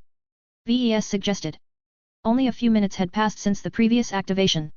The Valkyrie Prime remained on standby as Venerable Joshua hadn't received any orders to do anything. He had already recovered from the earlier flash he experienced. As an expert pilot, his mental fortitude was as hard as a rock, so he did not suffer any permanent damage from the strike. VES wasn't certain whether normal mech pilots would be able to shrug off the flash as well. Theoretically, they were much harder to affect since most of their tiny spirits were hidden away. Yet if they got struck with just a tiny portion of the blinding pulse ability, they might not be able to take it. The possibility that a target might incur permanent harm made VES very reluctant to apply a powered blinding pulse to any normal mech pilot. As far as he was concerned, the Hexers could test that out themselves. There were plenty of unwitting Frit-Amen test subjects the Hex army could try to flash. Once the mech pilots of the blinding Mechs all signaled that they were ready, VES issued another command. Activate blinding pulse. The large and hefty Mechs pointed their glittering tower shields straight at the Valkyrie Prime. The fragile luminar crystals all flashed the Prime a second time. Even though the light show was just as bright as before, VES immediately perceived that the spiritual pulses released by the Mechs were much weaker. Venerable Joshua only experienced a mild sensation. Was that supposed to do anything? This time, the blinding Mechs failed to achieve any substantial results. Almost every variable was the same. The only change was that the blinding Mechs barely converted a negligible amount of loose spiritual energy to power the second wave of pulses. Gloriana began to comprehend the fundamental limitation of the blinding Mechs as well. They were like leeches. If the enemy expert pilot did not perform any strenuous activities, then how were the blinding Mechs supposed to do their jobs? I was wrong. This isn't what we wanted to make, VES. The Frit-Amen will definitely try to take out the blinding Mechs before they have time to charge up their special ability. Protecting them will take far too much effort considering they need to be deployed in larger numbers to be effective. It's not as bad as you think. VES retorted and raised a finger. First, the blinding mech doesn't discriminate where it gets its energy from. Any extraordinary source can charge it up. This means that not only hostile, but also friendly expert pilots can also power up our new model. Second, a blinding mech should be able to charge up its energy reserves at any time. It doesn't have to be deployed on the battlefield to precharge its blinding pulse ability. A Hexer expert pilot could perform the same actions as Venerable Joshua just did to make the blinding Mechs effective. Gloriana frowned and crossed her arms. The Hex army is already running their expert pilots ragged. I doubt they have the time to spare on such activities. But even if the blinding Mechs are forced to charge their ability on the battlefield, they might not have to wait 15 long minutes to accomplish a desirable result. The more chaos and fighting that goes on, the more energy is being released. If multiple friendly and enemy expert pilots are clashing against each other, then the blinding Mechs only have to wait a minute or two before they can unleash pulses at the same magnitude as before. There were factors that could diminish the effectiveness of the blinding pulse ability as well, though. While Venerable Joshua possessed a lot of promise, at the moment he was still a low-tier expert pilot. He underwent apotheosis not too long ago and still had a long way to go before he was able to match the more M.A.T.U.R.E and developed expert pilots that most military organizations had on retainer. Even so, this was already a good enough result. The foreigners that the Friday Coalition had borrowed from the third-rate states largely consisted of low to mid-tier expert pilots to begin with. None of them stood out as exceptionally as VES was aware of. Even if they existed, their quantity should be exceptionally low. Not even the Friday Coalition and Hexadric Hegemony themselves retained a lot of high-tier expert pilots. As for ace pilots, in my estimation of their power level, not even 1,000 blinding Mechs can affect an ace pilot. VES spoke with certainty. Gloriana did not hold any unrealistic expectations over this. The Hex army has a greater problem on its hands if the Frit-Amen deployed an ace mech on the battlefield. Only another ace mech can block such a powerful foe. Every ace pilot was a living legend and an important stabilizing factor of a state. Their symbolic value was just as great if not greater than their inhuman battle prowess. Unless the situation became truly desperate, VES didn't expect either side to pull the trigger. He turned his attention back to the testing session. What the blinding mech just did was not the extent of its power. VES only aimed to prove that his new work was capable of charging its blinding pulse ability without relying on any freebies. What would happen if VES allowed the mech to receive handouts from other sources? VES decided to modify the blinding mech design on the spot. He already planned it out in advance, so it didn't take much effort to add some extra motes sourced from two of his most energy-abundant design spirits. The Superior Mother and the Solemn Guardian were both tied to the blinding mechs. VES looked carefully at the C.O.C.K pit feeds of the test pilots. He could tell that they must have felt a change, but the influence of the motes was too small to make a substantial difference. He didn't pull in the Superior Mother and the Solemn Guardian to add their glows to the mech. "You two know what to do," he whispered in the air. "I don't expect you to bleed yourselves dry, but I hope you will pitch in and help the Hexers out when my blinding mechs need the power." This was another new development. The blinding mech's dependence on energy granted more influence to his design spirits. VES did not dare to implement any mechanism where the blinding mech could forcefully drain energy from the two entities. It wouldn't work anyway. The blinding mech was nowhere near as strong to these two powerful spirits. VES felt this was a good solution because it ensured that the Superior Mother and the Solemn Guardian did not drain themselves to death. They had to be picky because the expenditure would be far too great if they had to support the functioning of millions of blinding mechs at the same time. This was why the first test was so important. VES had to make sure the blinding mechs could fend for themselves if no design spirit was willing to lend them a hand. As VES explained all of this to Gloriana, she finally understood the overall scheme he had in mind. "It's not ideal." She frowned and placed her hands on her hips. "The blinding mechs need to be ready to activate their ability at any time if we truly want to push back all of the enemy mech pilots. Right now, there are too many conditions before the mechs are ready to perform their function." She could complain all she wanted, but nothing was going to change. The only decision that VES could still make was whether he should connect the blinding mech to other design spirits. Due to the explosive popularity of the ferocious piranha, its three design spirits all earned a lot more spiritual feedback from before. Kilangso would probably be okay with this arrangement, but Lufa was too young and Zigra was too hostile. If VES only tapped Kilangso, then she would weaken her position relative to the other two design spirits. This might cause the ferocious piranha's glow to become more harmful towards friendlies. VES did not wish to realize this potential outcome. He figured that two design spirits should be enough to make the blinding mech practical enough. Perhaps in the future he might revisit the design in order to upgrade its energy converter or apply some other upgrades. "I think it's time to complete this project," VES announced. "Really?" VES nodded. "I also have a good name in mind for this design. Its codename isn't adequate enough to fit in with other Hexer mechs." "What name did you come up with, then?" Gloriana asked. She grew curious. The naming sense of her husband was rather inconsistent, but he did exhibit moments of brilliance sometimes. "Our blinding mech is an auxiliary mech that is meant to be piloted by boys. Conscripted boys to be more precise. Considering the mech's main feature and its projected users, I decided to combine these two traits into a name that encapsulates them both. From now on, this mech design shall be known as the Bright Boy." Bright Boy. Chapter 2769, Taking Stock. The completion of the Bright Boy project formally put an end to the second round of design projects. Roughly half a year ago, the design department formally commenced work on 6 mech design projects. VES briefly thought back on the designs he managed to complete. The Bright Warrior Mark I version B was a necessary mech model that served as the new standard mech of the Larkinson clan. Even though its numbers were still limited, the reaction from his mech pilots was already positive. The Ferocious Piranha Mark I version B was a true powerhouse in a deceptively small package. Too powerful to be released to the public, so far only a handful of Larkinson light mech specialists experienced its fantastic battle-changing glow. The Eternal Redemption, previously codenamed the Giant Killer, not only added a powerful anti-armor unit to the mech roster, but also delighted the Penitent Sisters. The loyalty of these former Hexers was no longer in doubt as far as VES was concerned.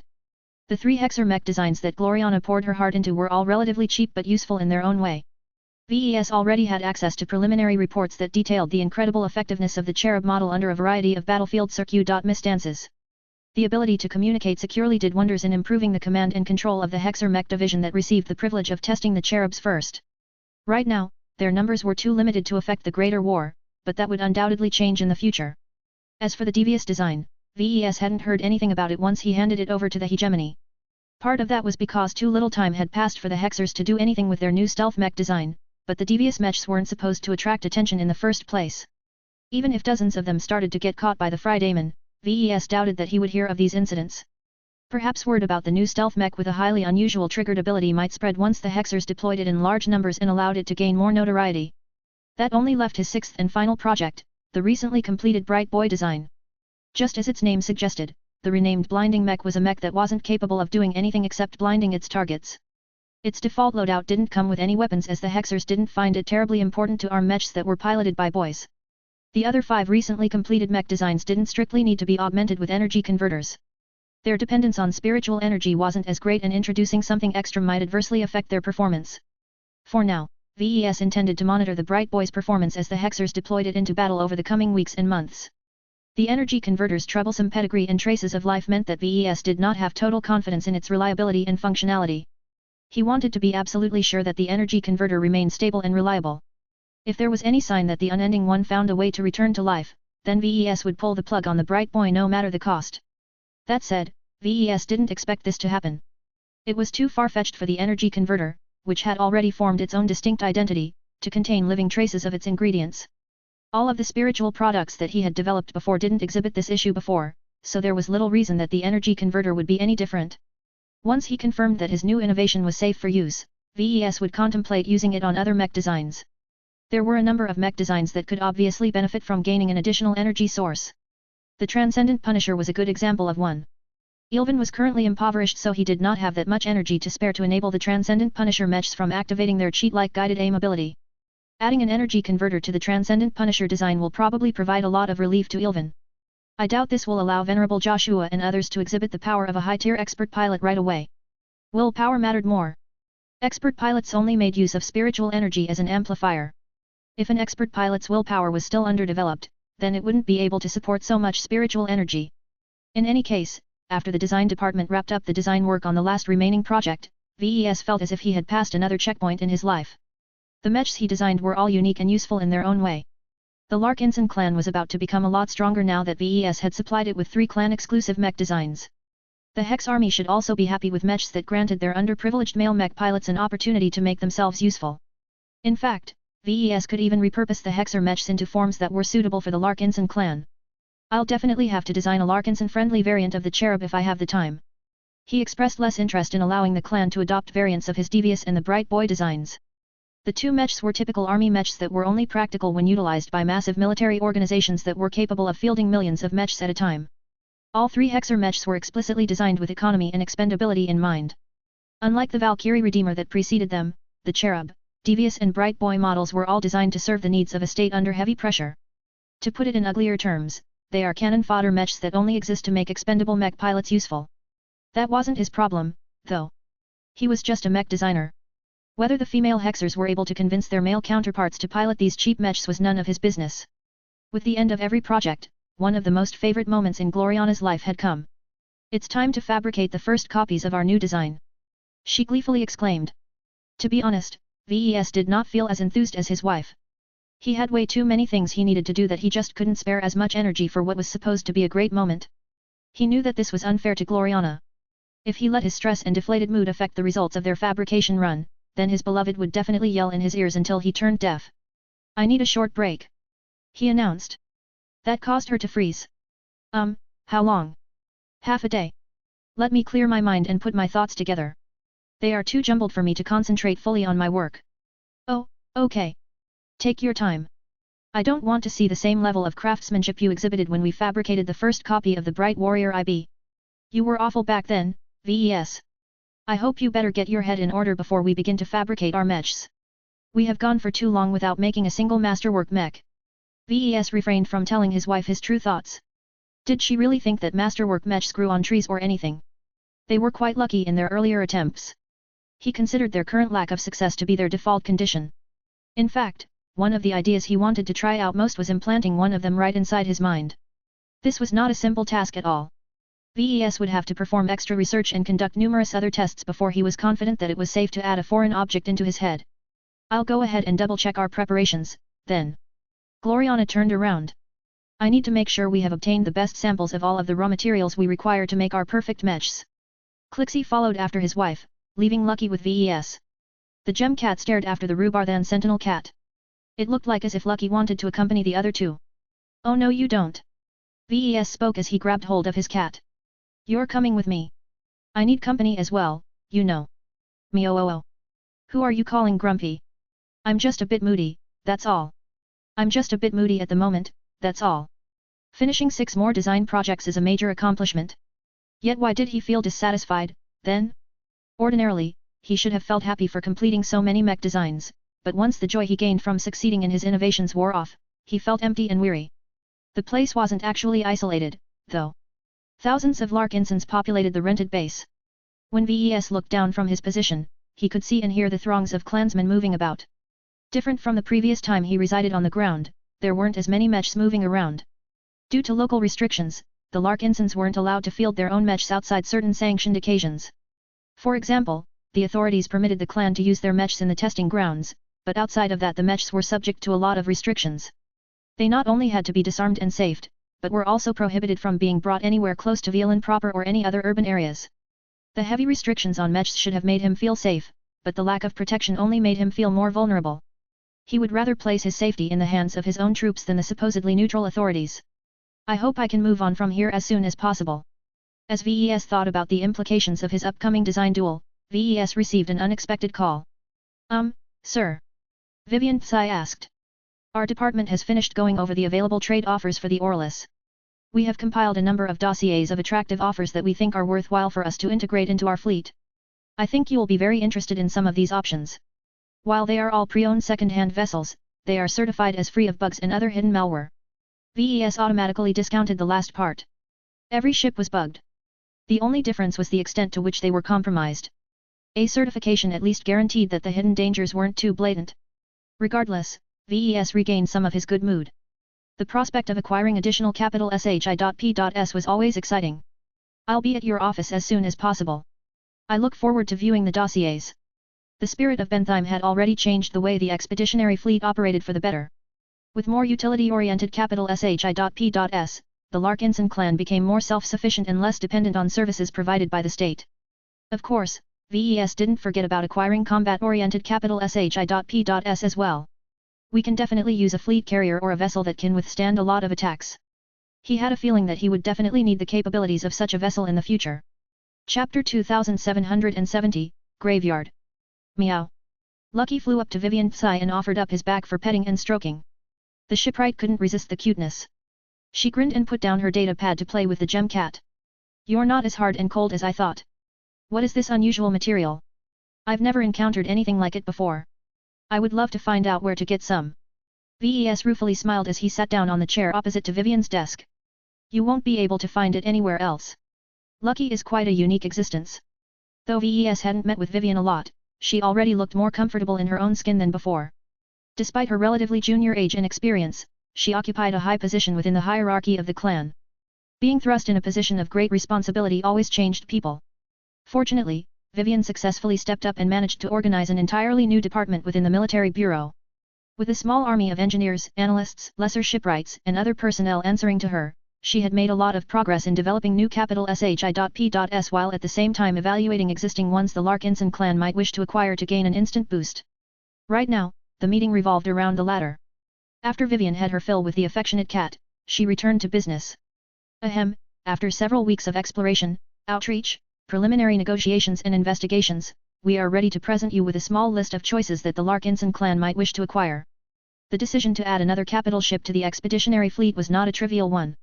Making impulse purchases with SHI.P.S worth more than 1 trillion hex credits was not done.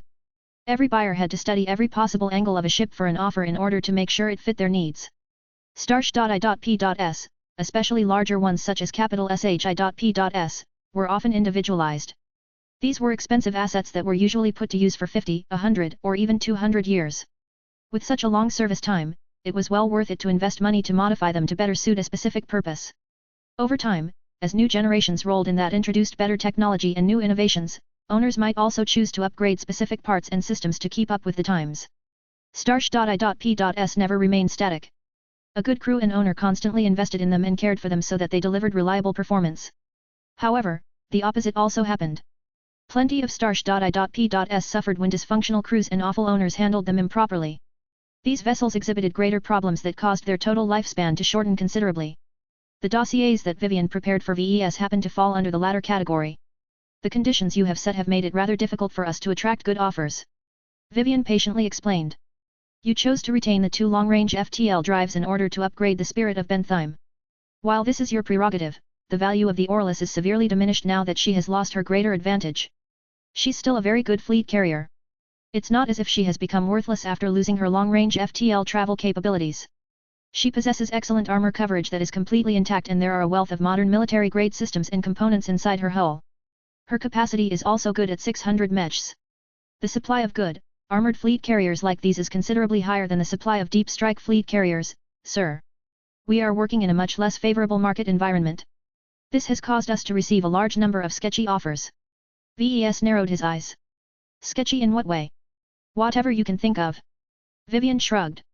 The people and organizations that reached out to us were opportunities trying to see whether we were gullible enough to fall for their tricks. While the capital SHI.P.S they showcased all seemed like good value at first glance, our inspections revealed many issues. Worn-out FTL drives, improperly repaired hull structure, prem.A.T.U.R.E stress fractures in the keel, contorted software, and most egregiously unannounced downgrades. My men and I have witnessed too many instances where quality parts and systems were replaced by cheaper variants without .U.menting the changes. And this actually works. She nodded. I have grown up in the shipbuilding industry and I have listened to a lot of stories from my father and his colleagues. They have all encountered instances where the clients fail to do their due diligence. There are all kinds of reasons for that, and there are also sellers out there who explicitly fish for these customers. What we needed to do was show that we aren't gullible suckers. Once we rejected the outright scams, we were left with more decent offers that are actually made in good faith. I see. Tell me what you have encountered. Oh, there is quite a decent variety of second-hand SHI.P.S on offer. Most of them are non-combat oriented though. Organizations tend to cling to their fleet carriers a lot tighter, so there is less on them in the market.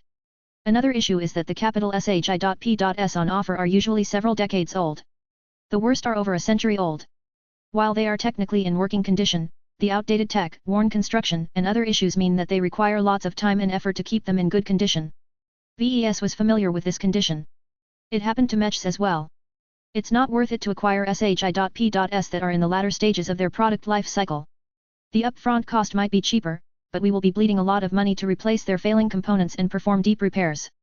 Those are our thoughts as well, sir. This is why we are left with only a modest selection of dossiers after we have ruled out all of the vessels that exhibit an excessive degree of maintenance issues. Do you have any favorites you want to start off with first? Here.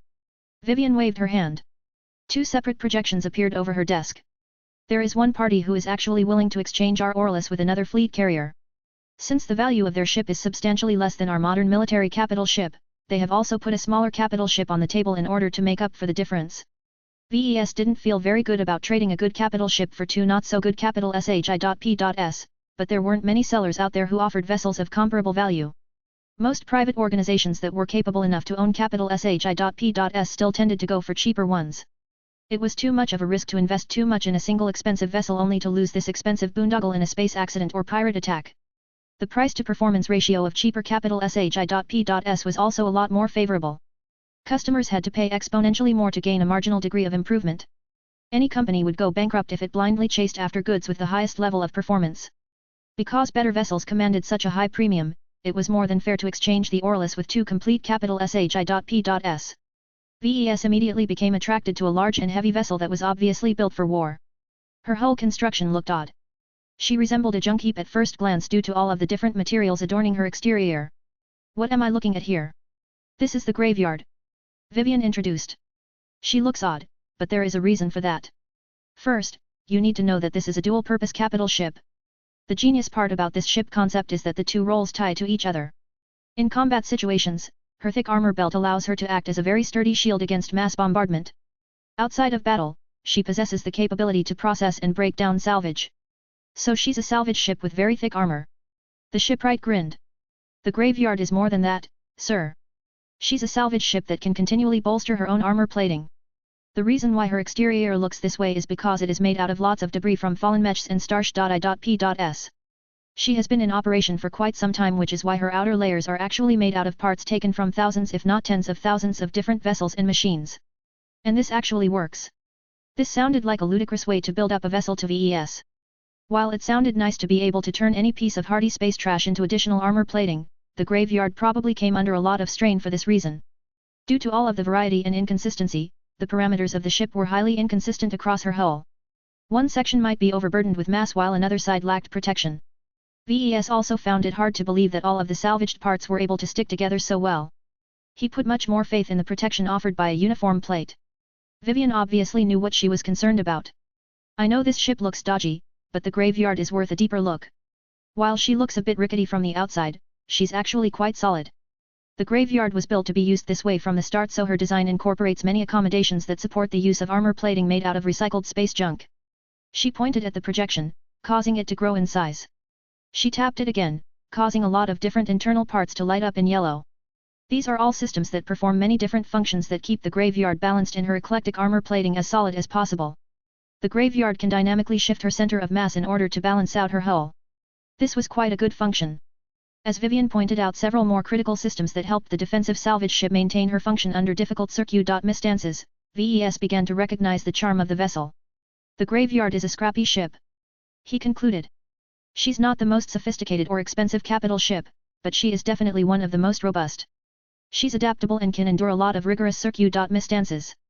I agree with you, sir. Let me put it this way. If I need a combat vessel to fight against powerful opponents in civilized space, I would take the Orlis over the graveyard any day. However, if I need a combat-oriented capital ship to function as the core of an expeditionary fleet in frontier space, then I would gladly give up all of the luxuries provided by the Orlis in favor of the more basic but less demanding graveyard. In other words, the graveyard was much more suited to venture into the Red Ocean. VES nodded in agreement. A salvage ship is always useful in those places. We can't always fill up our cargo holds and travel to the nearest industrial system in order to sell or process our salvage. There are times when it is much better to process them on the spot ourselves in order to obtain usable raw materials that we can use to replenish our battle losses or upgrade our assets.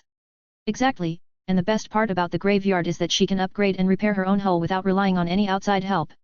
It is not a big deal if her thick, resilient but disposable armor belt incurs heavy damage. As long as the more delicate internal compartments remain untouched, her crew can renew the armor belt using the ship's own salvage processing capabilities.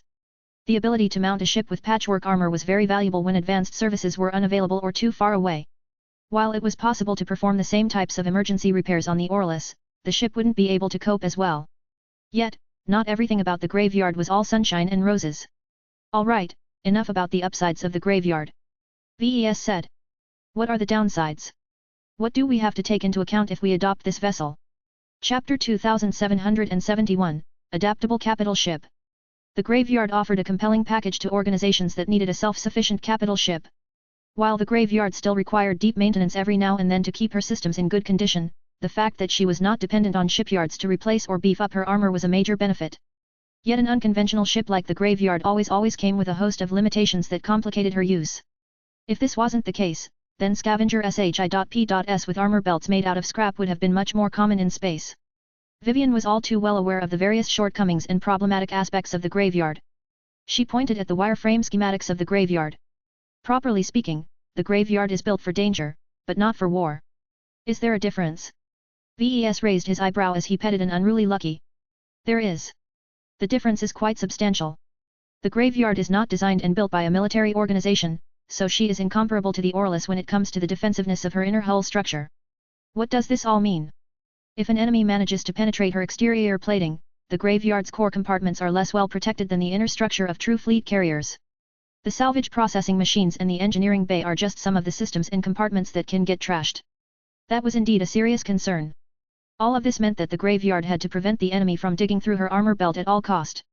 While every ship suffered if an enemy force managed to open a hole through their defenses, combat vessels were highly compartmentalized and possessed a lot of interior reinforcement to limit spillover damage. Since combat vessels such as fleet carriers were built for combat, the shipwrights designed them to retain as many core functions as possible in the event they incurred heavy damage. In general, this was not a luxury provided to non-combat vessels. Developing a more damage-resistant internal structure massively drove up the cost. All of that extra spending hurt the pocketbooks of the clients and wasn't even necessary if the vessel didn't participate in combat. While the graveyard was different in that it was designed to play an active role in battle, she was not a military vessel. Her design, ship components, material usage, and standards completely conformed to the private sector. This meant that the Larkinson clan would lose a considerable degree of defensive capabilities if it traded out the Orlis for the graveyard. VES frowned and rubbed his smooth-shaven cheek. What's your opinion on this matter? The graveyard is not a bad ship because of this design limitation, sir. She answered. Her vulnerable core won't be an issue if we don't let her armor belt get penetrated in the first place. That means we need to proactively invest in her exterior and continue to pile up higher quality alloys. That sounded familiar to VES. Wasn't this how his Devil Tiger worked? I see. It will cost a lot of salvage, but it can make a big difference to the graveyard if we outfit it with armor plates that are made from premium materials. VES thought that Bray alloy might be a good option for this. The only issue was that it would take many years to cover the graveyard entirely with this material. In any case, the premise she presented was not wrong. Yet enemies rarely acted according to the intentions of the opposite side. It's not going to be easy to protect the graveyard's internals. This is especially if we wish to employ her as one of our main defensive bulwarks in battle. We can't keep her out of the line of fire because we are afraid of giving our foes the opportunity to break her shell. Then we just have to keep upgrading the shell so that it never has the chance to break entirely. This is why I said that she is suited for danger but not war. She won't fare well if she is pulled into severely high-intensive battles in quick succession. However, as long as we have time to repair our battle damage after an engagement, she can serve her purpose at maximum efficiency in the subsequent battle. This suited the Larkinson clan more. VES did not expect his expeditionary fleet to enter into a feud with some other powerful faction and get entangled in lots of fights. It was much more likely that his clan would get caught in some major friction against other pioneers every now and then. There weren't any established states in the Red Ocean that could dispatch a continuous flood of powerful fleets. The graveyard is continuously upgradable. The female shipwright emphasized. Her wide tolerance for different exteriors means that it is very simple for us to upgrade her current basic armor belt with one that is made out of premium second-class materials. We can make the graveyard twice, thrice, or even 10 times more resilient without ever needing to put her into a dry dock. VES widened his eyes. This definitely sounded interesting to him. Other SHI.P.S were more strict and limited in this regard. Every major overhaul demanded shipyard services in order to perform the necessary operations. The graveyard is also versatile in other ways, sir. In her current configuration, her armor belt is quite thick, which has a considerable impact on her mobility. If you speed the ship up, you can shed some of her mass and reduce her armor. If you think you need solid protection again, you can mount it up with thicker and more massive armor plating again. This was a great advantage. Her adaptability and ease of modification meant she could turn into different vessels at different times. The configuration of her armor belt could take on so many forms that the graveyard would always be useful regardless of the situation. If the Larkinson clan didn't like how she currently performed, then the salvage ship could just take on another form in a matter of days or weeks. This was a ship that had the potential to remain relevant to the Larkinson clan for many decades. Even if her current configuration and systems were rather basic, it was not impossible to upgrade them over time, especially if VES found a dry dock to perform the D.E.S.I.R.ed improvements. What mattered was that the core concept and base of the vessel were solid. However, the graveyard also came with other caveats. There are some other downsides that you should take into account, sir. The ship is 2.1 kilometers long and much of her internal space is taken up by her salvage processing machines and cargo holds. She doesn't possess a substantial mech hangar and is only designed to accommodate 50 bunker mechs. A total number of 50 bunker mechs was on the smaller side for a capital ship of this size. The graveyard was designed to withstand incoming fire. Adding too many bunkers to a starship weakened her armor integrity and introduced more exploitable weak points. VES frowned. 50 bunkers are not good enough, and the fact that she isn't designed to carry more mechs will substantially weaken her usefulness. This meant that the graveyard always needed to be escorted by other carriers if she was tasked with a special mission. Bunker mechs weren't enough to protect her from opportunistic raiders who wanted to capture a fairly valuable capital ship. VES and Vivian entered into a deeper discussion on the salvage ship. Both of them began to go over several nuances and important properties of the vessel on offer. The graveyard is 47 years old. Vivian stated. The ship is definitely in a used condition, so her maintenance burden is slightly higher than when she was brand new. In another half-century, it becomes more strenuous to keep her systems running unless she undergoes an extensive overhaul. That said, I think this ship can definitely operate for decades at a time without exhibiting any serious defects as long as we care for her. Her adaptability also makes it easy for us to apply continuous upgrades that can extend her usefulness. This was a ship that the Larkinson clan could use for quite some time. Even if the graveyard would eventually be surpassed by better SHI.P.S, she could still play a useful background role. Her functionality as a salvage ship always remained useful no matter where the expedition fleet traveled to. This was because the vessel also possessed limited ore processing capabilities. This paired well with a mining ship. Eventually, VES gained a good overview of the capital-sized salvage ship. Despite her many limitations that might hamper her usefulness in the long term, she was an excellent short and medium-term addition to his expeditionary fleet. VES urgently needed to bolster the defenses and capabilities of his fleet, and adding the graveyard would make a considerable difference on and off the battlefield. However, the Orlus was worth way more than the graveyard. VES did not want to trade his precious prize at a loss. Enough about the graveyard. I already know enough to make a judgment about it. Please tell me about the other vessel that is bundled into this deal. Vivian pointed at the second projection. This vessel isn't designed for combat.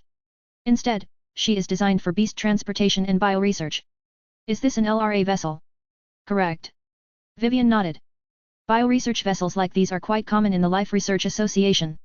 While most organic products are shipped in frozen containers and such, there are many instances where the animals have to be alive and well. High-value exobeasts and designer beasts require special accommodations, and some biotech companies are willing to invest in good SHI.P.S in order to accommodate this need. I see. It's still a bit extravagant to resort to a capital ship as opposed to a small ship class.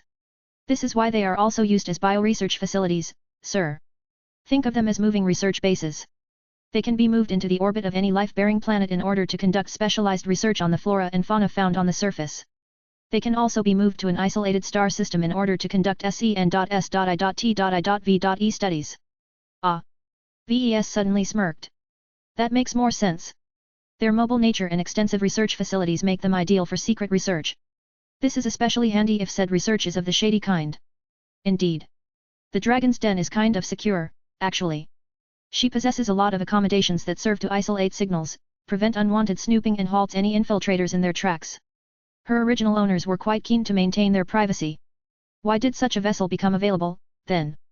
The owners I just talked about had been sentenced for very grave crimes against humanity. While much of the records aren't made public, according to what I heard, the previous users of the Dragon's Den conducted illicit research. Figures. The Dragon's Den was considerably bigger and more sophisticated than the graveyard. Her age was also quite tolerable. Despite her sordid history, all of her advanced lab equipment were completely intact and still in their original conditions. While the ship was quite valuable, there was a very serious issue that made VES hesitant to examine her further. I'm sure the Dragon's Den is a good platform to conduct advanced bioresearch and transport lots of beasts, but I'm questioning whether we actually need her. Bioresearch is not one of our core activities at this time. Staffing her and maintaining her is a considerable burden, and she isn't even useful in combat situations. Why should we prioritize her acquisition over other possible capital SHI.P.S? Vivian did not look admonished. My department has thought carefully about this issue. We have also consulted with Dr. Rania Wadden and General Verl among other clan officials. There is a good reason to acquire bioresearch vessels such as the Dragon's Den right now instead of years from now. We can use her to attract a horde of skilled biotech researchers. Chapter 2772, Dragon's Den. One of our aims to visit the Life Research Association is to recruit a large number of doctors, exobiologists, geneticists, implant surgeons, veterinarians, and other life science professionals, correct? VES nodded as he stroked Lucky's back. The lazy cat had settled on his LAP. That is indeed the case. I don't want to hire a bunch of average biotech experts at every stop. Since we have the resources and the opportunity to do so, I want to absorb a lot of doctors, specialists, and researchers in a single go. Our demand for their services is already high and will definitely go higher in the future. Then having the Dragon's Den will definitely persuade the more skilled and proficient professionals to join our clan. Have you ever checked to see how the recruitment of biotech experts is going right now? They're not doing so well, but that is mostly because we don't have permission to hire the better ones in the first place. All we are getting so far are the rejects and the dregs. Vivian shook her head. Even if you gain permission, the recruiters still aren't optimistic. Think about the working conditions we offer. What are we depending on to attract new hires? Money. A path to greatness. Becoming part of a rising clan. Leaving behind the familiar in order to start a new life in the Red Ocean. A lot of people are attracted to these conditions to be sure, but the group you are targeting are different. Think about it. Lifers live in a state where biotechnology is ubiquitous. Will these professionals who are used to living in an environment where beetles take the place of cleaner bots want to live in a cold metal coffin in space? It is as alien as us trying to live on a bioship. Would you like to spend your years on an icky organic vessel that is made out of living flesh and bone? No. I wouldn't. Vivian made a good point. The best and most competent lifers available for hire wouldn't feel comfortable if they were assigned to live and work on a classical starship. While ordinary people like VES and many other Larkinsons weren't bothered by living in a completely artificial environment that was mostly made out of metal, the locals thought differently. It was a lot more attractive for them to work aboard a ship with very clear biotech traits. The Dragon's Den was actually a hybrid ship in this regard. Her core structure and exterior were made out of metal, but her interior was made out of organic matter that would ensure that any lifer would feel at home inside. The Dragon's Den is not fully made out of biomatter, which is an advantage to us. The shipwright told him. It is easier for us to repair, maintain, and upgrade most of her ship systems. As for her organic aspects, the biotech experts that will hopefully crew this vessel can take care of this need. I think it will make them very happy if they are responsible for decorating and setting up their own home. It wasn't just the living environment that made the Dragon's Den compelling in the eyes of the lifers. The previous owners and users of the bioresearch vessel were probably senior beast designers or something, because there was a lot of high-end lab equipment that ordinary researchers could only dream about. The facilities were so comprehensive that they were able to accommodate many other disciplines aside from beast design.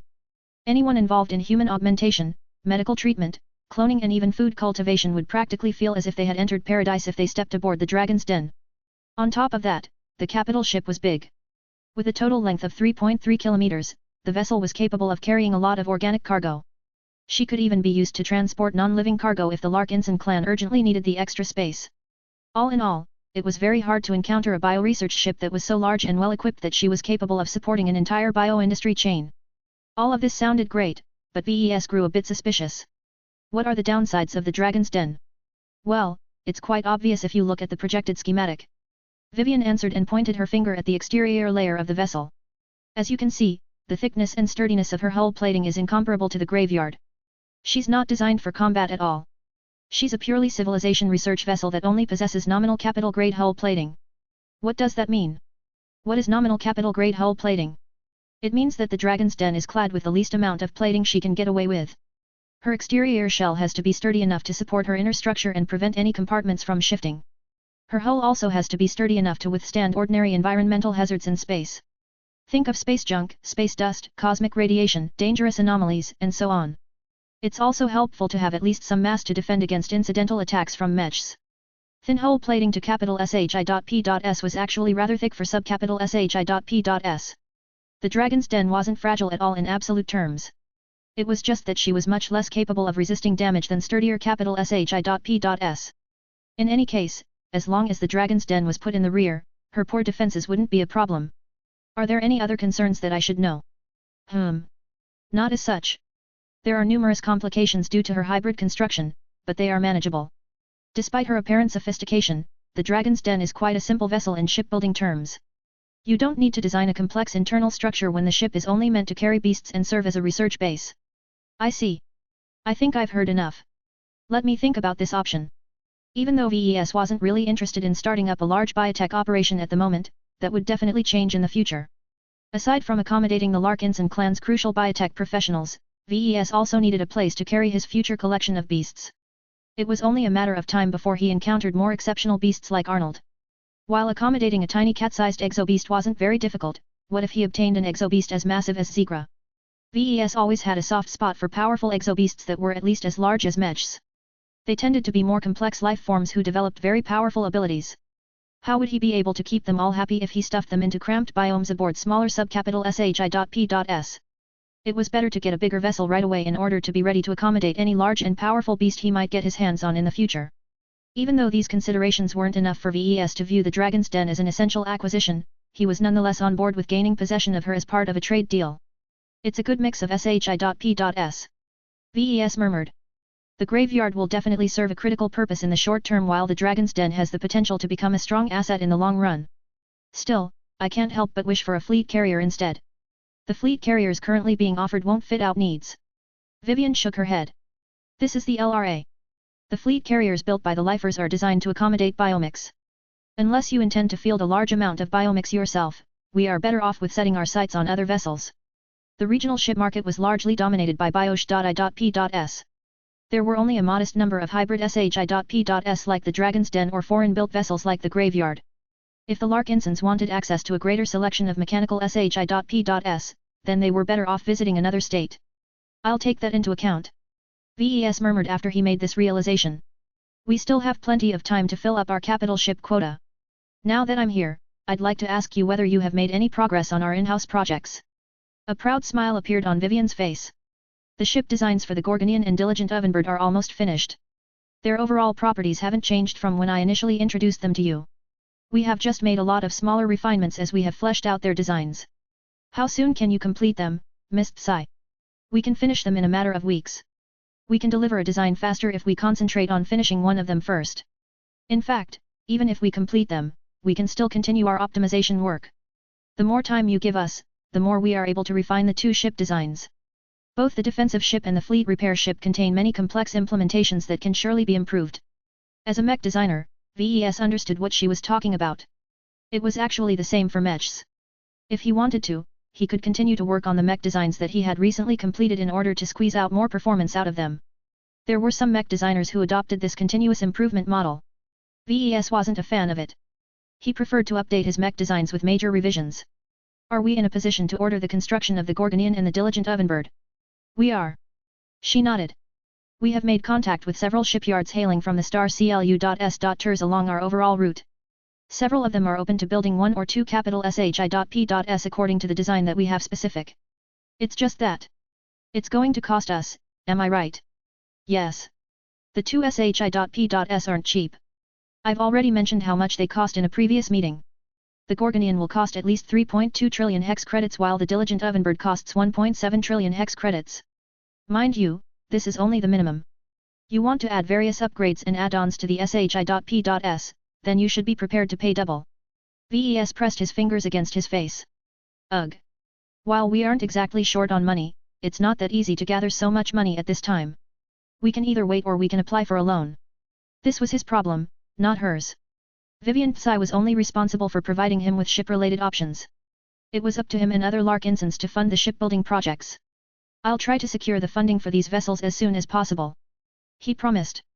I don't want to wait too long to obtain these two SHI.P.S. The Gorgonian is an excellent complement to the Graveyard. With two defense-oriented capital SHI.P.S in our fleet, we'll possess an undeniable edge in battle.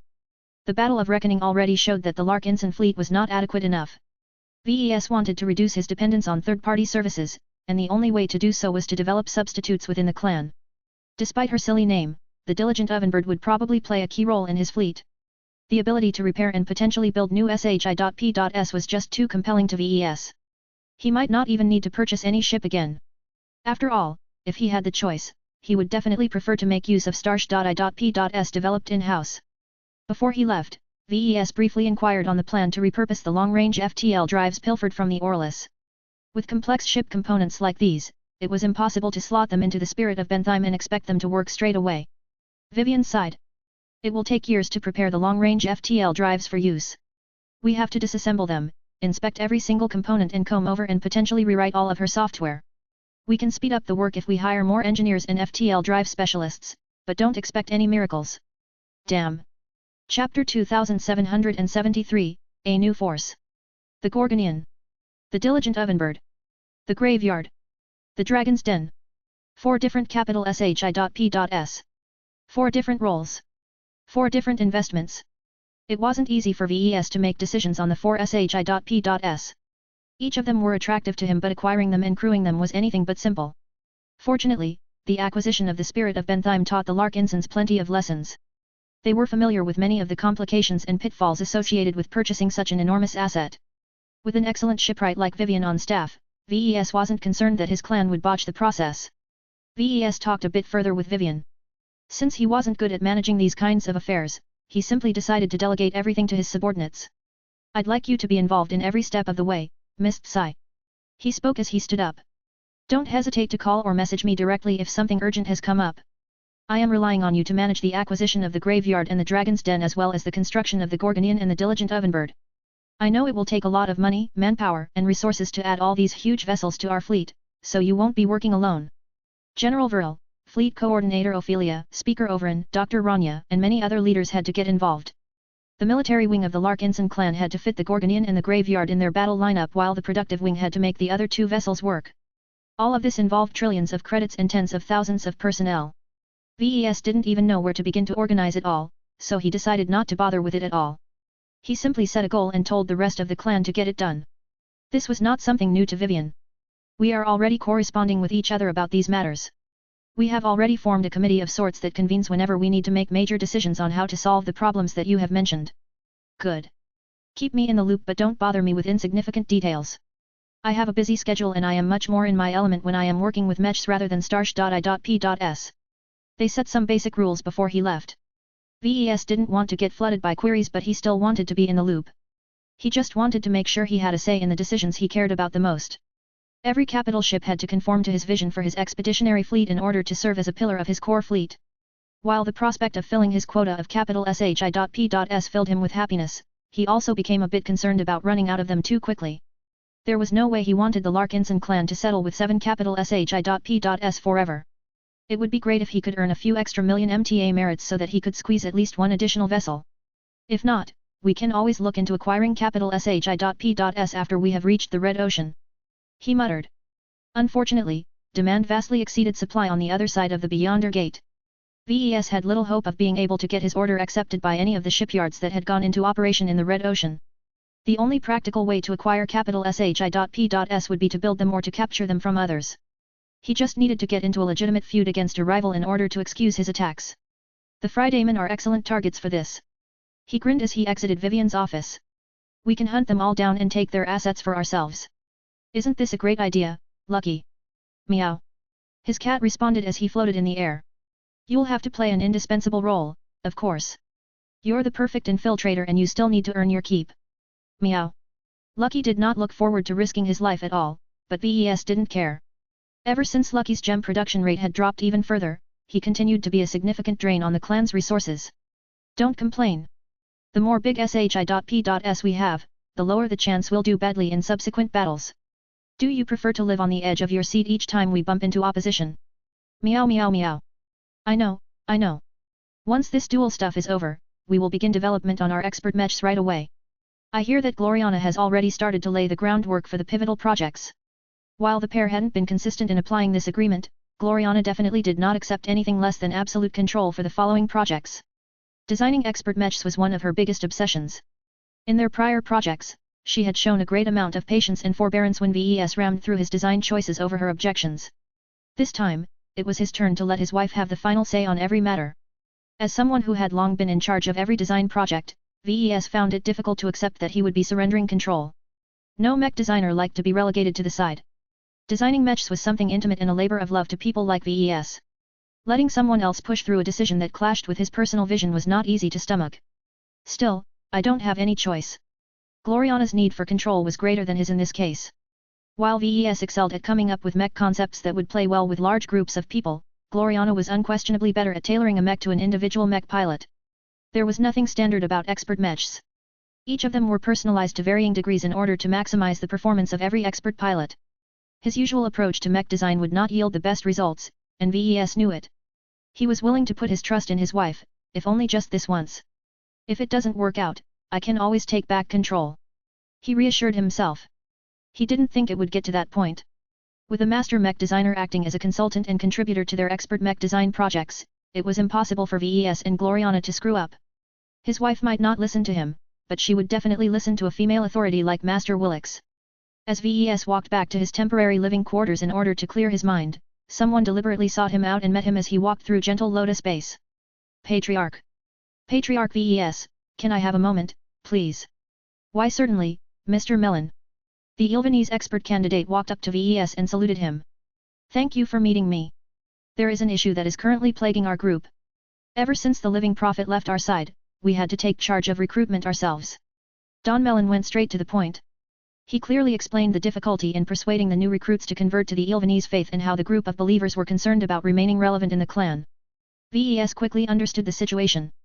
He always felt uncomfortable with religion, but it was undeniable that the Ilvanese contributed much to his clan. Not only had they done much to help him in the past, but they were also a vital part of his clan in the future due to their unique strengths when paired with ranged mechs such as the Transcendent Punisher. Therefore, while he did not want the Ilvanese faith to dominate his clan, he didn't want it to atrophy either. Without a sufficient number of believers, it would become harder and harder to staff all of the Transcendent Punishers and other fantastic Ilvanese mechs he might design in the future. There were only several hundred Ilvanese mech pilots in the clan. This was barely adequate for now but vastly insufficient once additional capital SHI.P.S entered into service. What do you require of me? VES asked as he continued to walk forward. I doubt you decided to approach me because you wanted me to become aware of your situation. That is correct, sir. In truth, one of the solutions we have decided upon is to ask you to aid in our recruitment. If you can speak to the recruits on our behalf, then we are confident that your oratory talent can sway those who seek answers in their life. Don started to have a bad feeling about this. Would the bright martyr agree? VES had slowed down as he contemplated the request. He remained silent for over half a minute before he slowly let out a deep breath. It is not suitable for me to speak on your behalf. He slowly answered. He purposefully kept his emotions in check. James is indeed best at this, but that doesn't mean your group should be flailing after losing him. Asking me to take over his role is no different from cheating. Every faith must have the capability to sway others. If you don't develop this yourselves, then you will always be deficient in this area. You cannot expect others to keep bailing you out. Then, you won't help us. I did not say that. I just think that it is counterproductive for me to speak on your behalf. Instead, I am open to facilitating your own efforts in expanding your faith. One of the ways I have in mind will doubtlessly help. What solution do you have in mind, sir? Ves hesitated for a brief moment. He had been thinking about this for a while, but it was only up until now that he saw that it was necessary to proceed. I think it is time for you and your fellow Ilvanese to organize yourselves. I'd like you to form a new mech force that is centered around Ilvanese mechs like the Transcendent Punisher. This is the best way forward as the needs and circuit.misstances of your mech pilots are different from that of the avatars and sentinels. This. Ton stuttered. The expert candidate was stunned. He didn't expect to be confronted by this initiative so suddenly. What do you think, Mr. Mellon? Are you interested? We need to discuss this amongst ourselves. We never thought you would make this offer to us so soon. Personally, I am in favor of this, but we will have to spend a great amount of time and effort to organize everything. The rest of the clan will help you out. You are not alone in this. Just make sure that once all of the infrastructure is set up, you will be able to take care of yourselves. I rarely hear complaints from groups like the Flagrant Vandals and the Penitent Sisters, and I expect your Ilvanese to be the same. We will step up, sir. As long as we enjoy a sufficient amount of support from the clan, we will make it work, one way or another. Ves nodded in satisfaction. Dawn expressed enough determination, and that was enough. You should also think carefully on how to name yourselves. This will be the label which every Ilvanese mech pilot will carry in the future. I understand. We will pray to the Great Prophet for guidance. Chapter 2774, Good Rest. Setting up a dedicated Ilvanese mech force was another major initiative. It would definitely shake up the clan and cause the clan officials to become even busier in the next few months. Yet Ves still felt that this was the right time to start one. It was a lot easier to acquire all of the necessary SHI.P.S. supplies and personnel when the expeditionary fleet was parked in a port system as opposed to being constantly on the move. While it was important for the Transcendent Punishers to be present on any starship with bunkers, the Ilvanese definitely needed their own Starsh.I.P.S. to organize themselves and increase their cohesion. The Penitent Sisters and the Sword Maidens were able to maintain a strong identity and esprit de corps by concentrating themselves on their own SHI.P.S. While that also meant that they isolated themselves from the rest of the clan to an extent, Ves believed the benefits outweighed the costs. With the Larkinson network tying every clansman together, he wasn't concerned with the possibility that any of his disparate groups would drift apart. After sharing his thoughts with Dawn, the expert candidate saluted Ves before racing off to share the news with his fellow Ilvanese. This initiative would definitely shake up the lives of every believer within the clan. Dawn had already pushed the recruitment problem to the side. The Ilvanese would definitely be able to tackle this problem once they attained the same status as the other specialist mech troops. Ves received no further interruptions as he walked back to his quarters. For the remainder of the time, Ves quietly relaxed while letting his mind drift from one issue to another. His mood calmed and his tangled emotions became clearer. He even took a power nap that energized his body and reset his mentality to an extent. Perhaps I need to take more breaks. He considered. He recognized that he was becoming increasingly more burdened with work. It couldn't be helped as his clan and mech business were slowly expanding in size and scope. While he was already trying to address the problem by recruiting more people and delegating more tasks to others, he felt as if he was constantly falling behind. I need to be more aggressive in offloading my responsibilities. He frowned as he laid on his bed while staring up at the ceiling. I also have to expand my inner circle. This was not a decision he made lightly. As a paranoid person by nature, he feared what would happen if one of his confidants betrayed his trust one day. Yet he couldn't keep everything to himself forever. He needed an increasing amount of help in his work because there was no way for him to accomplish everything on his own. This was why he made a calculated risk and shared a portion of his exclusive knowledge.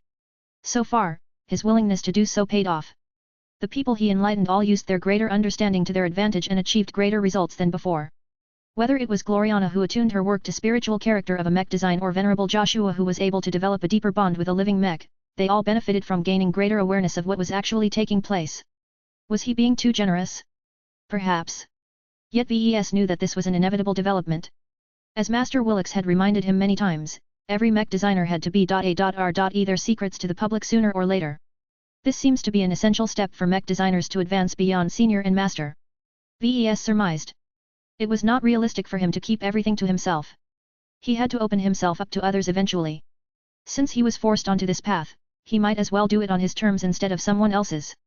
As long as he was able to control the spread of information and remain in a secure position, then it was fine even if other mech designers became capable of imitating his work.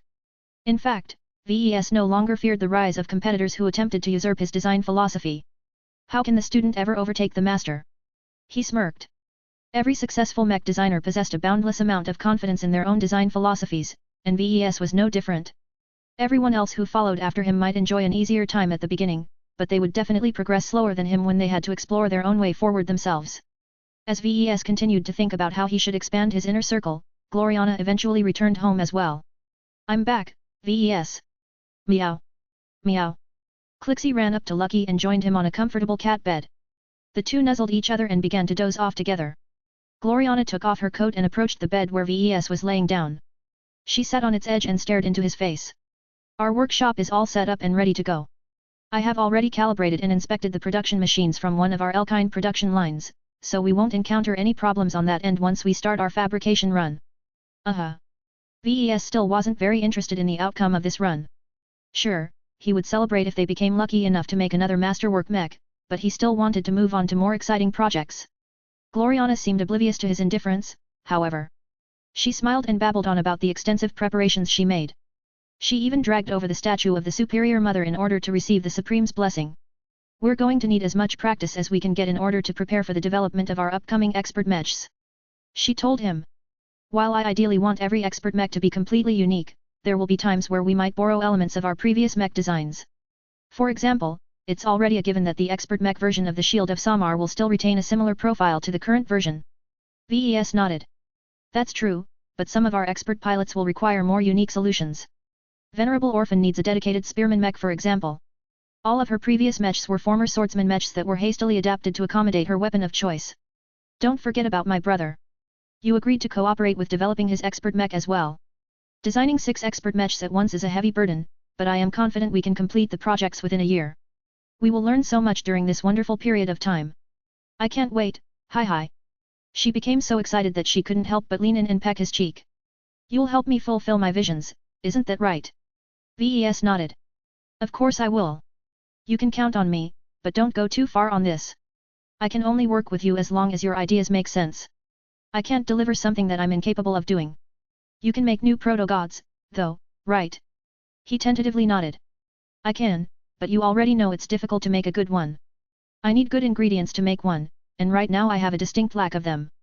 I'm currently trying to address the problem by setting up an operation that allows us to cultivate and retain exceptional life forms, so hopefully I'll have more options in a few months. Aren't you concerned we're growing too fast? She wondered after she became appraised of the situation. All of those capital SHI.P.S need skilled crews in order to reach their full potential. Skilled and knowledgeable spacers are currently in short supply in our clan. With the current state of the Komodo War, it's unlikely for the hegemony to dispatch another batch of trainers. VES waved his hand. It's okay. We're no longer recruiting third-raters now. There are enough starship engineers and naval officers for hire in Prosperous Hill 6 to form new cadres for the 2 capital SHI.P.S that we'll likely obtain first. If that isn't enough, we can reassign some of the Hexer trainers that are currently helping out aboard the Spirit of Bentheim. Those Hexers won't be pleased, VES. The Spirit of Bentheim is a modern, state-of-the-art Hexer-built factory ship. It's a P.L.E.A.S.U.R.E for them to serve aboard her.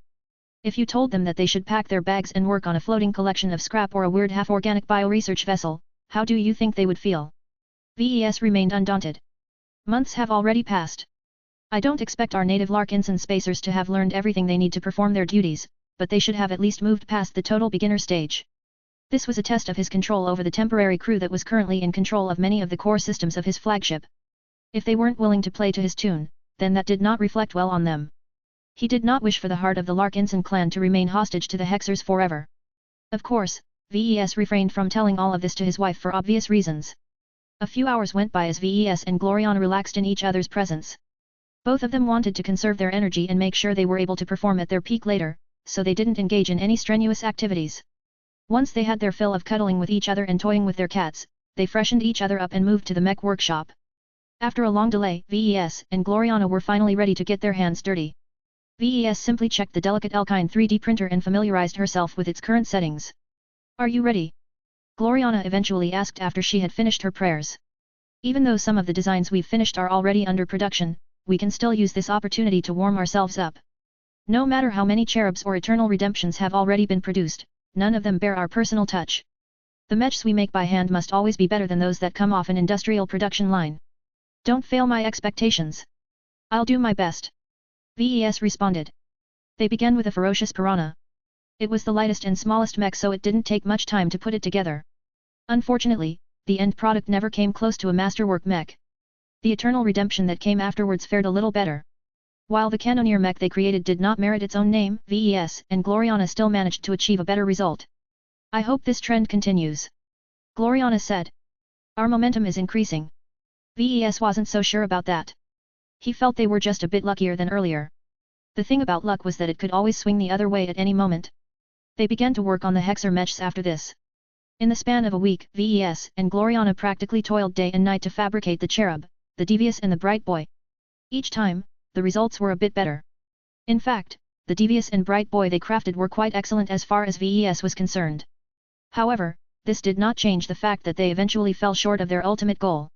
Not a single mech came close to reaching the masterwork threshold. Gloriana became upset at the end. We failed. Chapter 2775, Dispute. Though Gloriana acted all dramatic after they failed to make a masterwork mech, VES was already used to her tantrums. He simply stood still like a rock and let her vent her emotions. Perhaps his wife had become aware that her current actions didn't accomplish anything meaningful, because she ran out of steam remarkably quickly this time.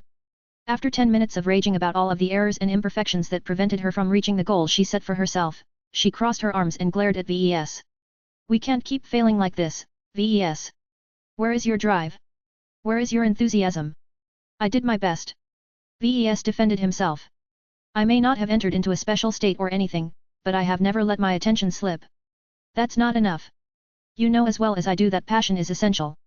You need to shape yourself up, VES. You're losing your drive. After she said her piece, she grabbed Clixie and left the workshop. The mechs they fabricated had already been moved elsewhere aside from the ferocious piranha. VES intended to work on it further as it served as an excellent base for a dueling mech. The upcoming design duel loomed closer and closer. VES was eager to begin his preparations for his upcoming design duel. I need 5 good mechs. He needed to prepare 2 different bright warriors, 1 ferocious piranha, 1 Valkyrie Redeemer and 1 transcendent Punisher. The rules for this design duel were rather elaborate and intricate. This was because each mech had to fight at least twice, with different mech pilots each time. This meant that each of his dueling mechs would fight against Dr. Navarro's biomechs under normal dueling conditions. Both machines would enter the dueling arena in pristine state, but once the fight had ended, it was very doubtful whether they remained undamaged. The damage might not be so bad for the winning mech, but the losing machine would definitely be in an awful state. This was why the design duel was split up in 2 phases.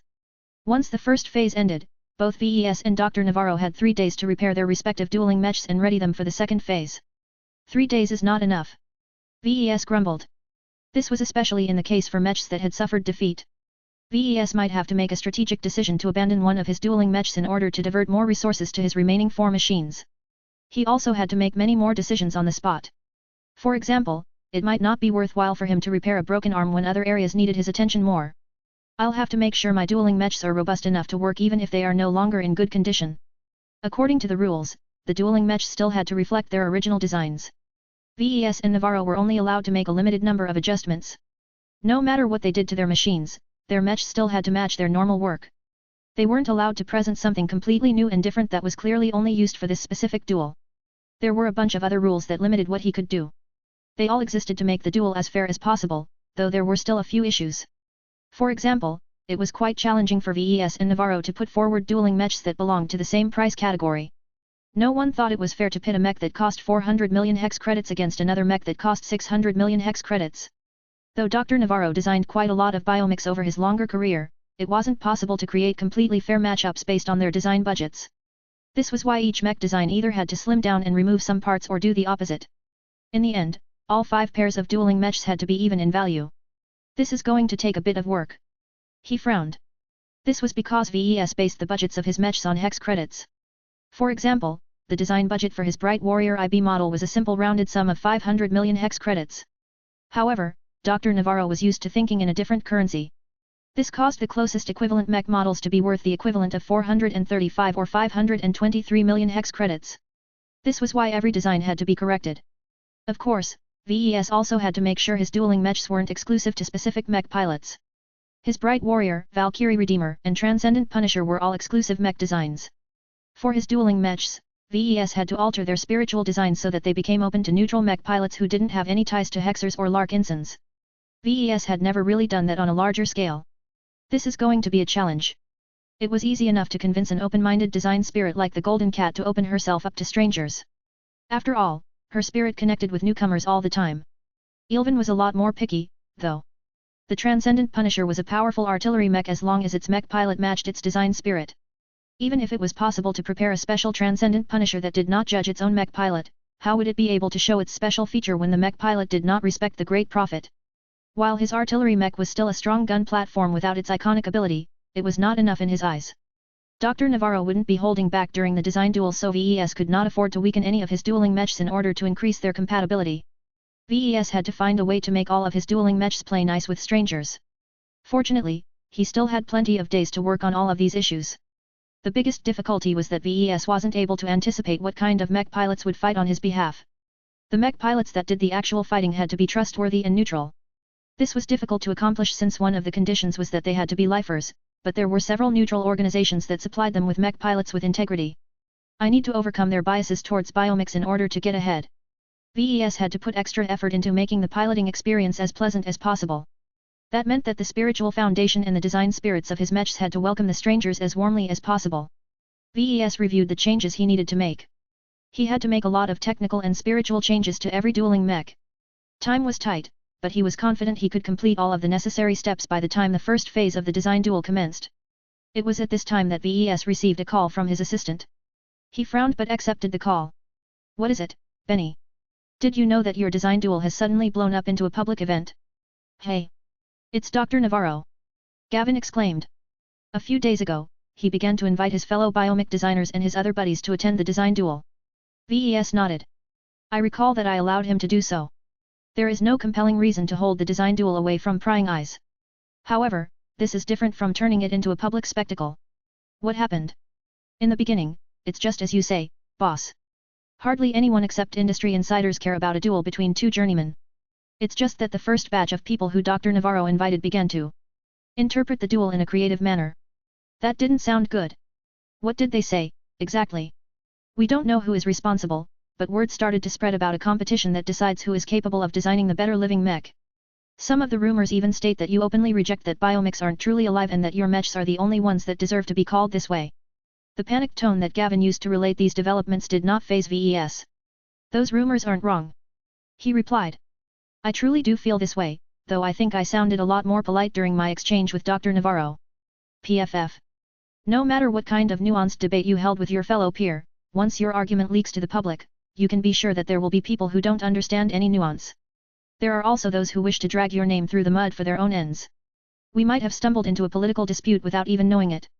There are conservatives in the LRA who insist on maintaining their current approach and there are radicals who wish to change the course of their state. Wait. Start from the beginning. What is this political dispute all about and why am I involved?" Gavin gave him the short version. "As you know, the Life Research Association has always been a proponent of biotechnology and biomechs. However, they spent several centuries trying to popularize their tech without accomplishing any significant results. Even its neighboring states shun biotechnology in favor of classical technology. This has caused some lifers to doubt whether they are making any progress. The radicals among them want to pursue a more aggressive approach. What does this aggressive approach entail? Are they going to invade other states in order to spread their biotechnology by force? It's nothing like that, boss. The radicals simply believe that they should loosen some of their rules in an attempt to make their products more attractive. These changes don't sit well with the old fogies who pursue stability above everything else. Is there anything about the stances of these two factions that is interesting to us?" VES asked. "Well, the radicals also advocate that the prosperous Hill Star system should get rid of its restrictive rules. They want to remove most prohibitions that prevent foreigners from venturing into the inner system with their own SHI.P.S. They also want to allow visitors to bring more armed mechs down to the surface. They want to stimulate trade in order to facilitate their goals. This meant that the radicals wanted to get rid of the slow and overburdened Prosperous Hill transportation service. VES was quite annoyed at how many transfers took days instead of hours to complete because the PHTS refused to assign more transport SHI.P.S to meet the needs of the Larkinson clan. However, his expeditionary fleet was not going to stick around for long. Whatever happened next was none of his business. VES angrily snorted. "I don't really care about how the factions resolve this dispute, but what I do care about is someone pulling me into this vortex without my say.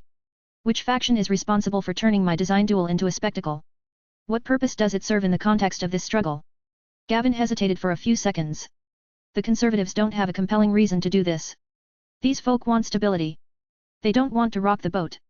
It makes much more sense for the Radicals to be behind this action. They want to draw people's attention to the division between biotechnology and classical technology. Whether you win or lose, tongues will definitely wag. Doesn't that mean the Radicals want me to win in order to prove their point? Correct. At the same time, the Conservatives do not want Dr. Navarro to admit defeat. That would imply that biomechs in their current state are inferior to classical mechs. As long as Dr. Navarro can stand his ground, the Conservatives will still be able to claim that their approach can still work. VES palmed his face. He didn't care about this stupid fight. Is this all? Not quite, boss. Gavin replied. There are more factions aside from the Conservatives and Radicals.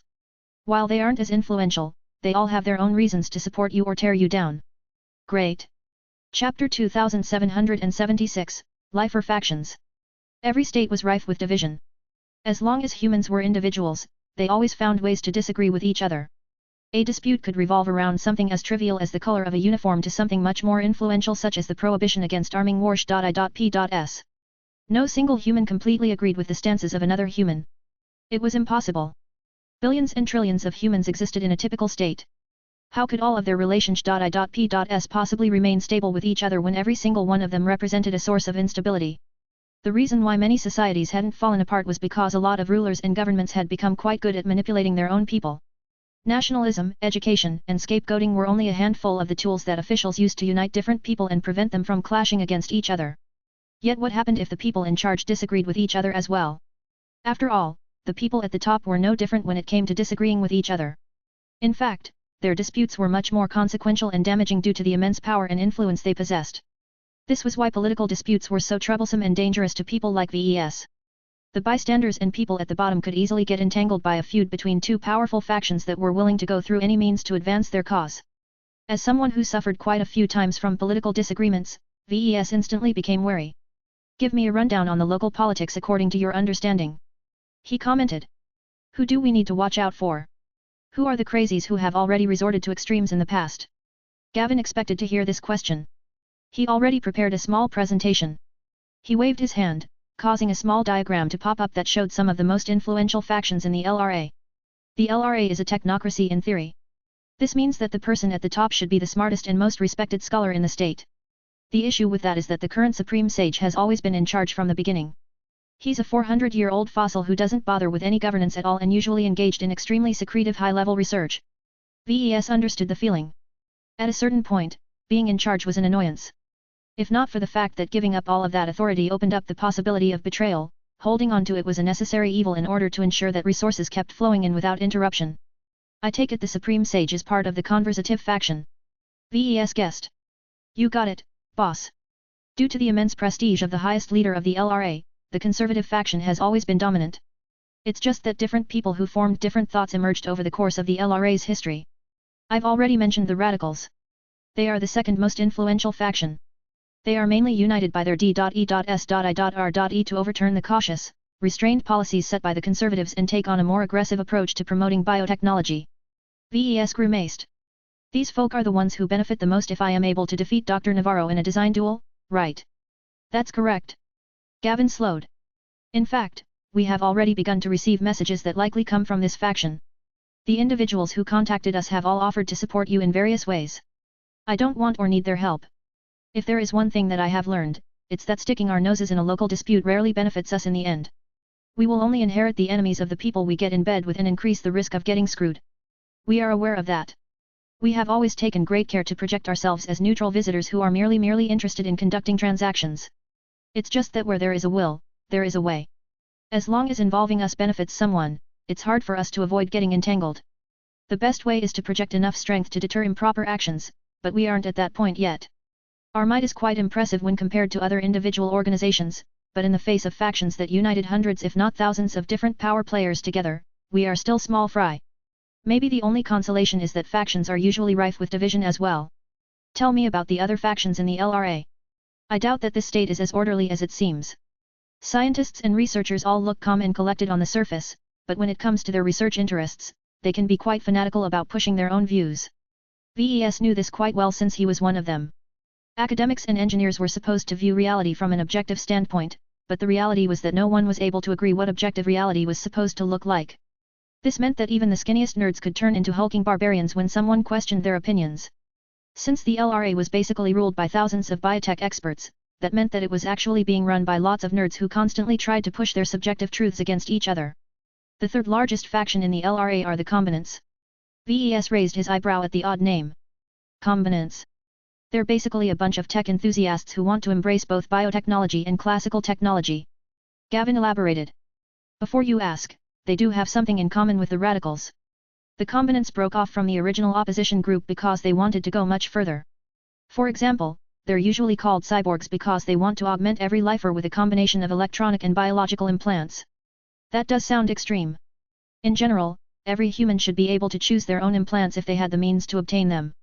This was a general principle that many people upheld. It was frowned upon to force someone to integrate a specific collection of implants. This represented a violation of human rights. Of course, this did not stop determined states and organizations from attempting such. They merely resorted to milder means of persuasion such as excluding benefits to refusers or indoctrinating the population to favor one kind of implants of another. What else do these Combinants want? VES asked. I'm not sure. They're rather messy because they have all kinds of personalities in their ranks. Some want to pursue immortality by unlocking the secret to digitize human consciousness.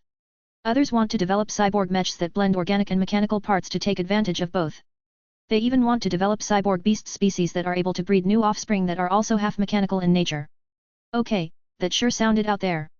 Research related to digitizing human consciousness was highly controversial. Plenty of overconfident researchers attempted to transfer their thoughts and personality into a computer, only to kill themselves and a lot of people in the process. Since the Big Two didn't like all of this killing, the researchers mostly experimented with beasts these days. This was a much better approach because they might stumble upon a special life form whose minds were much easier to digitize than human minds. This was their holy grail. As long as they could find the right species, they could study creatures and decipher what allowed them to succeed where others failed. Once the researchers cracked the secret, it wouldn't take long before a geneticist developed a new gene template that might be able to transplant the same properties to humans. As for cyborg mechs, VES had never encountered them so far. The conservatives pushed for pure organic mechs that were grown rather than assembled. Anything that tarnished this purity would definitely attract a lot of backlash. They existed, though. Development on them was rather slow because there weren't a lot of mech designers to push these mechs forward. Cyborg mechs are even harder to design than biomechs. VES spoke. The barrier to entry is extremely high because the amount of knowledge you need to know before you can even begin to design a cyborg mech is insane.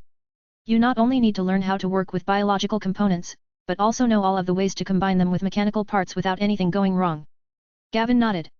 This is why the Combinants are more obscure. They are constrained by their inability to expand their numbers. There aren't a lot of mech designers in this state who graduate with a balanced focus in both biotechnology and classical technology. It's either one or the other. I understand. What do they think about our upcoming design duel? That's difficult to determine, but I think they are even more excited at the prospect of our classical mech speeding biomechs. However, they don't want us to win too easily. The Combinants want to show to the public that biomechs are weak, but classical mechs aren't much stronger either. In order to gain support for their agenda, the Combinants have to persuade the LRA that the best way to go forward is to take the best of both worlds and combine them into cyborg mechs. There was no chance of this happening. Unless the Combinants were led by genius biomech designers, it was far too difficult to come up with a cyborg mech that clearly performed better than other kinds of mechs. Cyborg mechs were rife with complexity. Not just the parts themselves but the relationship I.P.S between the parts had to be regulated. An excessive amount of variables introduced more failure points and more interconnected problems that were insanely difficult to balance.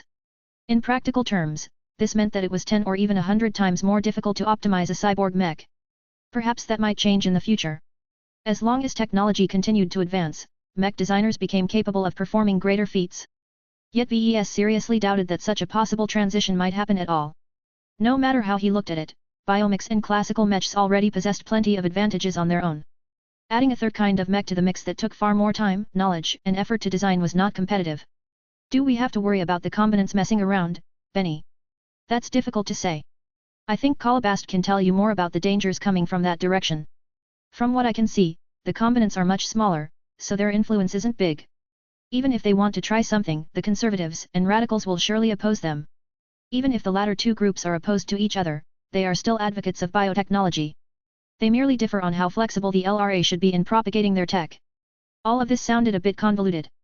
The conservatives and radicals were enemies to each other, but didn't hesitate to band together to oppose other factions if it served their interests.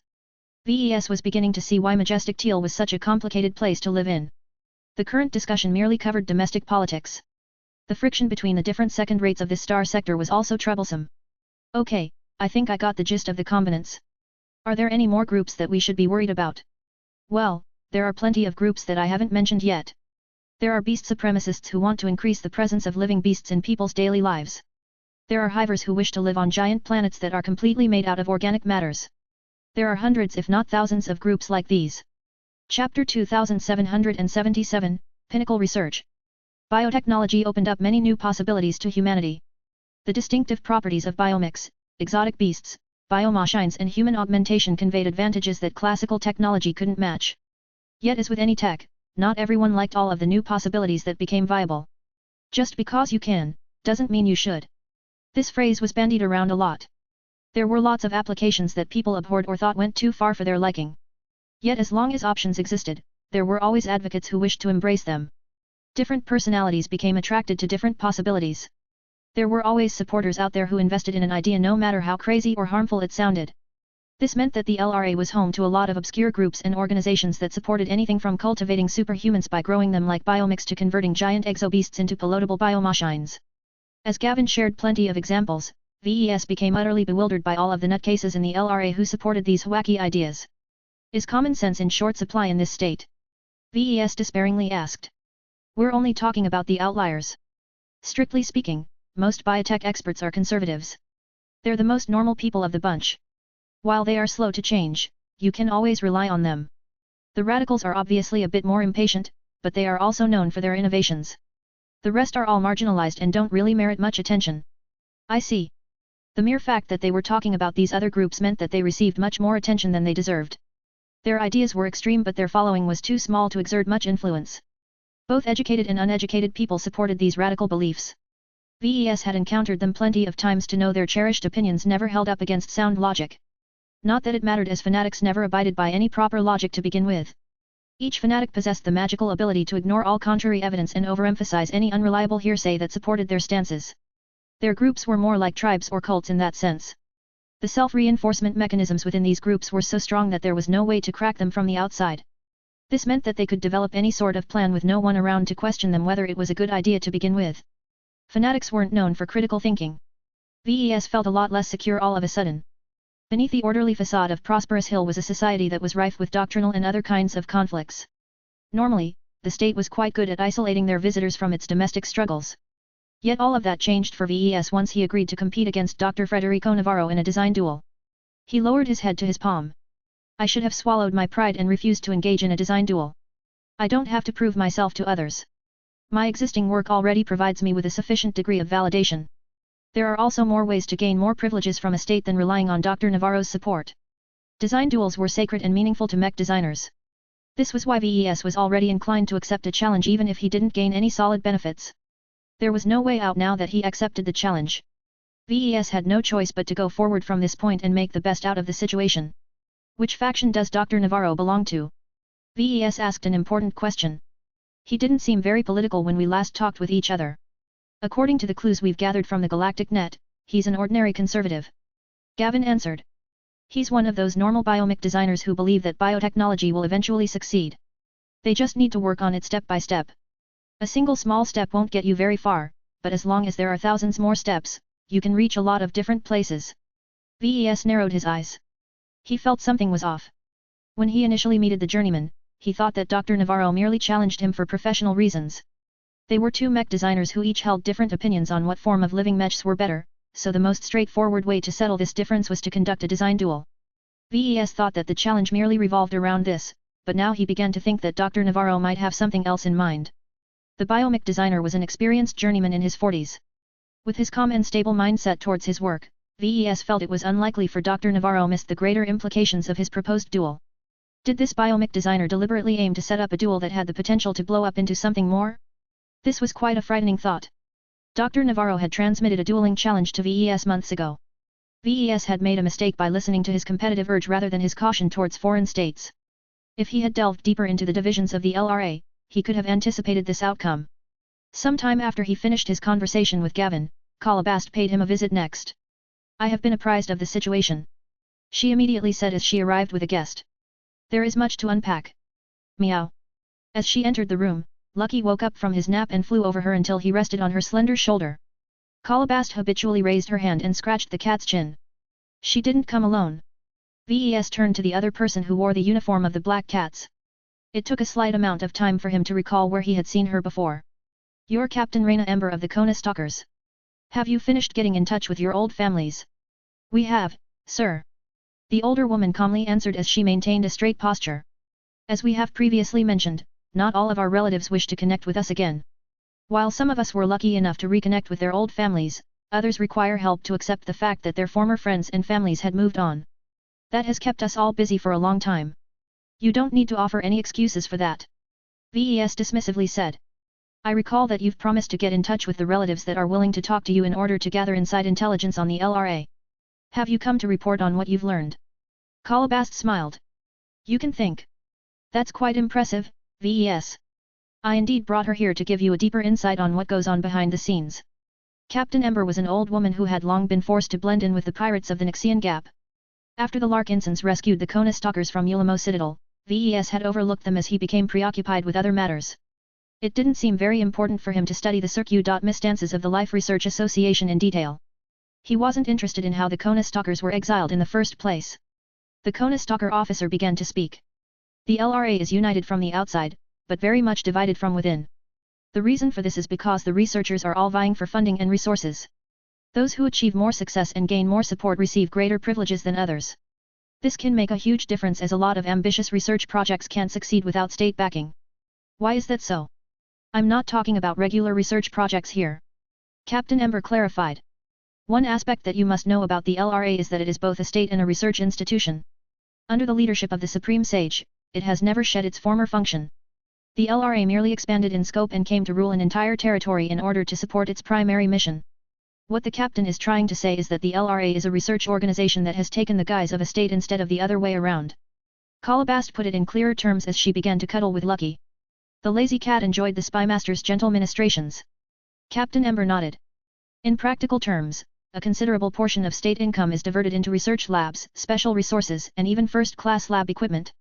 Every biotech researcher that is recognized by the state can make use of these amenities, but only for a limited amount of time.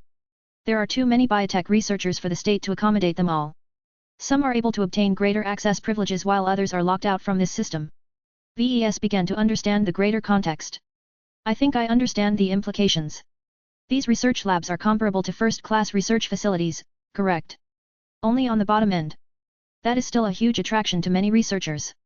If they are able to gather more precise data or perform experiments that they could never conduct in other circuit.misstances, then they are much more likely to achieve a breakthrough. The Kona Stalker officer nodded. This is why there is a lot of competition to access these pinnacle research facilities. People will literally kill to be able to gain a week's worth of access to these labs. Is that what happened to your group? Ves questioned. Yes. Captain Ember sighed. To put it simply, we used to work for a marginalized organization that badly wanted to receive quota to the pinnacle labs. In order to secure this quota, our superiors concocted a high-risk plan that basically amounted to performing a secret mission to obtain blackmail material on someone that has a quota. I take it this operation failed. Yes. We managed to make it out alive, but we became exposed in the process. We were no longer able to remain in the LRA. In fact, our actions have upset so many people that we had to run all the way to the Nixian Gap in order to shake off our pursuers. So that was it. The Kona Stalkers had fallen victim to someone else's ambitions. Captain Ember's story ill.u.s. traded to what extent the scientists and researchers of the LRA were willing to go to realize their ambitions. Out of curiosity, which group did you answer to? Will we have to worry about your old bosses coming back to reclaim you or anything? Had. We're already burned, sir. We have already cut ties with the organization. We used to work for the Combinants. Combinants. No wonder your superior didn't possess a pinnacle quota. Ves remarked. Do you still have sympathies for their cause? No. My fellow Kona Stalkers and I have long moved past this issue. We were never eager to become cyborgs either. We were just employed to do a specific job. That was a relief. Ves didn't look forward to adding another bunch of fanatics within the clan. I didn't bring the captain here to talk about old times. Kalabast interjected into the conversation. I brought her here so you can hear her personal insights on the current matter. Your upcoming design duel has attracted a lot of interest from different parts of the LRA. Multiple parties are hyping it up on the galactic net, which means that many people from the state will pay attention to your upcoming bout. Great. That was just what he needed. While VES did not eschew publicity, he didn't not want to attract attention for the wrong reasons. There was no way that all of this free publicity was benign. VES definitely sensed malicious intent behind these very deliberate actions. Chapter 2778, Deeper Implications. Before I begin to share my perspective, let me begin by stating that I am basing all of it on second-hand information. In our line of work, sources matter. Since we don't have a strong foundation in the LRA, the information we have gathered is not necessarily true. That can skew our analyses. I'm already aware of that, Captain Ember. Just proceed with what you think about our situation. VES impatiently said. Very well, sir. The Kona Stalker officer said as she collected her thoughts. There are many possible plots at work, so I cannot determine with a high degree of confidence which one is true. I can only state that the most likely purpose of blowing up your upcoming design duel is to exert pressure on the conservatives. VES raised his eyebrow. Just that. What you need to understand here is that the conservatives are already under a considerable amount of pressure. Criticism and opposition to their steady approach has been mounting for centuries. If your products succeed in trouncing Dr. Navarro's creations, then the conservatives will be humiliated in full view of the public. When this shameful outcome is combined with other sources of pressure, the conservatives may no longer be able to rely on the public support they used to have. Many ordinary lifers were either indifferent or supportive of the conservatives. In their ordinary lives, they were content with the stability provided by the current regime.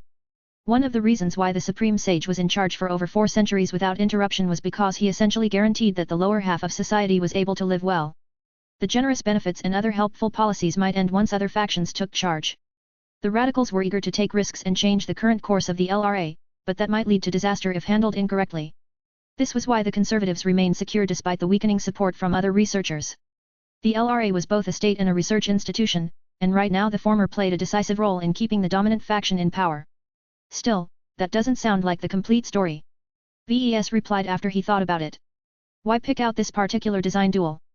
Why not another one that involves seniors or masters competing against each other? Those clashes are 100 times more interesting than an ordinary design duel between two relatively young journeymen. Kalabast frowned as well. It definitely has something to do with your identity, but we don't have enough information to make a judgment. There is just something about you that has convinced the masterminds to fit your design duel in their plans. Maybe it is because you design a different kind of living mech that contrasts more poignantly against biomechs. Maybe the plotters want to take advantage of your existing reputation. Also, the fact that you are just a journeyman and not a higher-ranking mech designer means that you are much easier to target. That was true. VES seriously doubted whether a local faction wanted to screw with him if he was an honored master. Just the power, wealth, and influence that he would have at his disposal would be enough to deter anyone from casually messing with his life. That shouldn't be all there is to it, right? VES still frowned. Captain Ember reluctantly nodded. From our talks with our relatives, we have learned that the internal stability of the LRA has become more shaky in the past few decades. The conservatives are definitely feeling the heat while the opposition has become more active. While much of this turbulence is kept out of the eyes of the public, every lifer feels that a major shift is in the making. Eventually, one side has to give. And how will my potential victory against Dr. Navarro play into this situation? Aside from what I have already mentioned, the Supreme Sage himself will face significant pressure. As brilliant as he is in pushing the boundaries of his research fields, he is not a true leader. The pinnacle research facilities I've mentioned were mainly set up to further his own projects. They only became available to other LRA researchers when too many of them fell idle when the Supreme Sage was done with his studies. Still, at any given time, he occupies a large amount of labs that could have been used to accelerate the progress of plenty of rising talents. Ah! Captain Ember began to explain this angle. As long as everything was well in the LRA, the other researchers had no qualms in letting their leader hog the best labs that had been funded by the entire state. Yet if the rest of the LRA clearly wasn't doing so well, then it became less and less justifiable for Supreme Sage to occupy so many pinnacle research sites. No matter how much respect he deserved, the LRA was not supposed to be a personality cult. The interests of the collective outweighed the interests of the individual.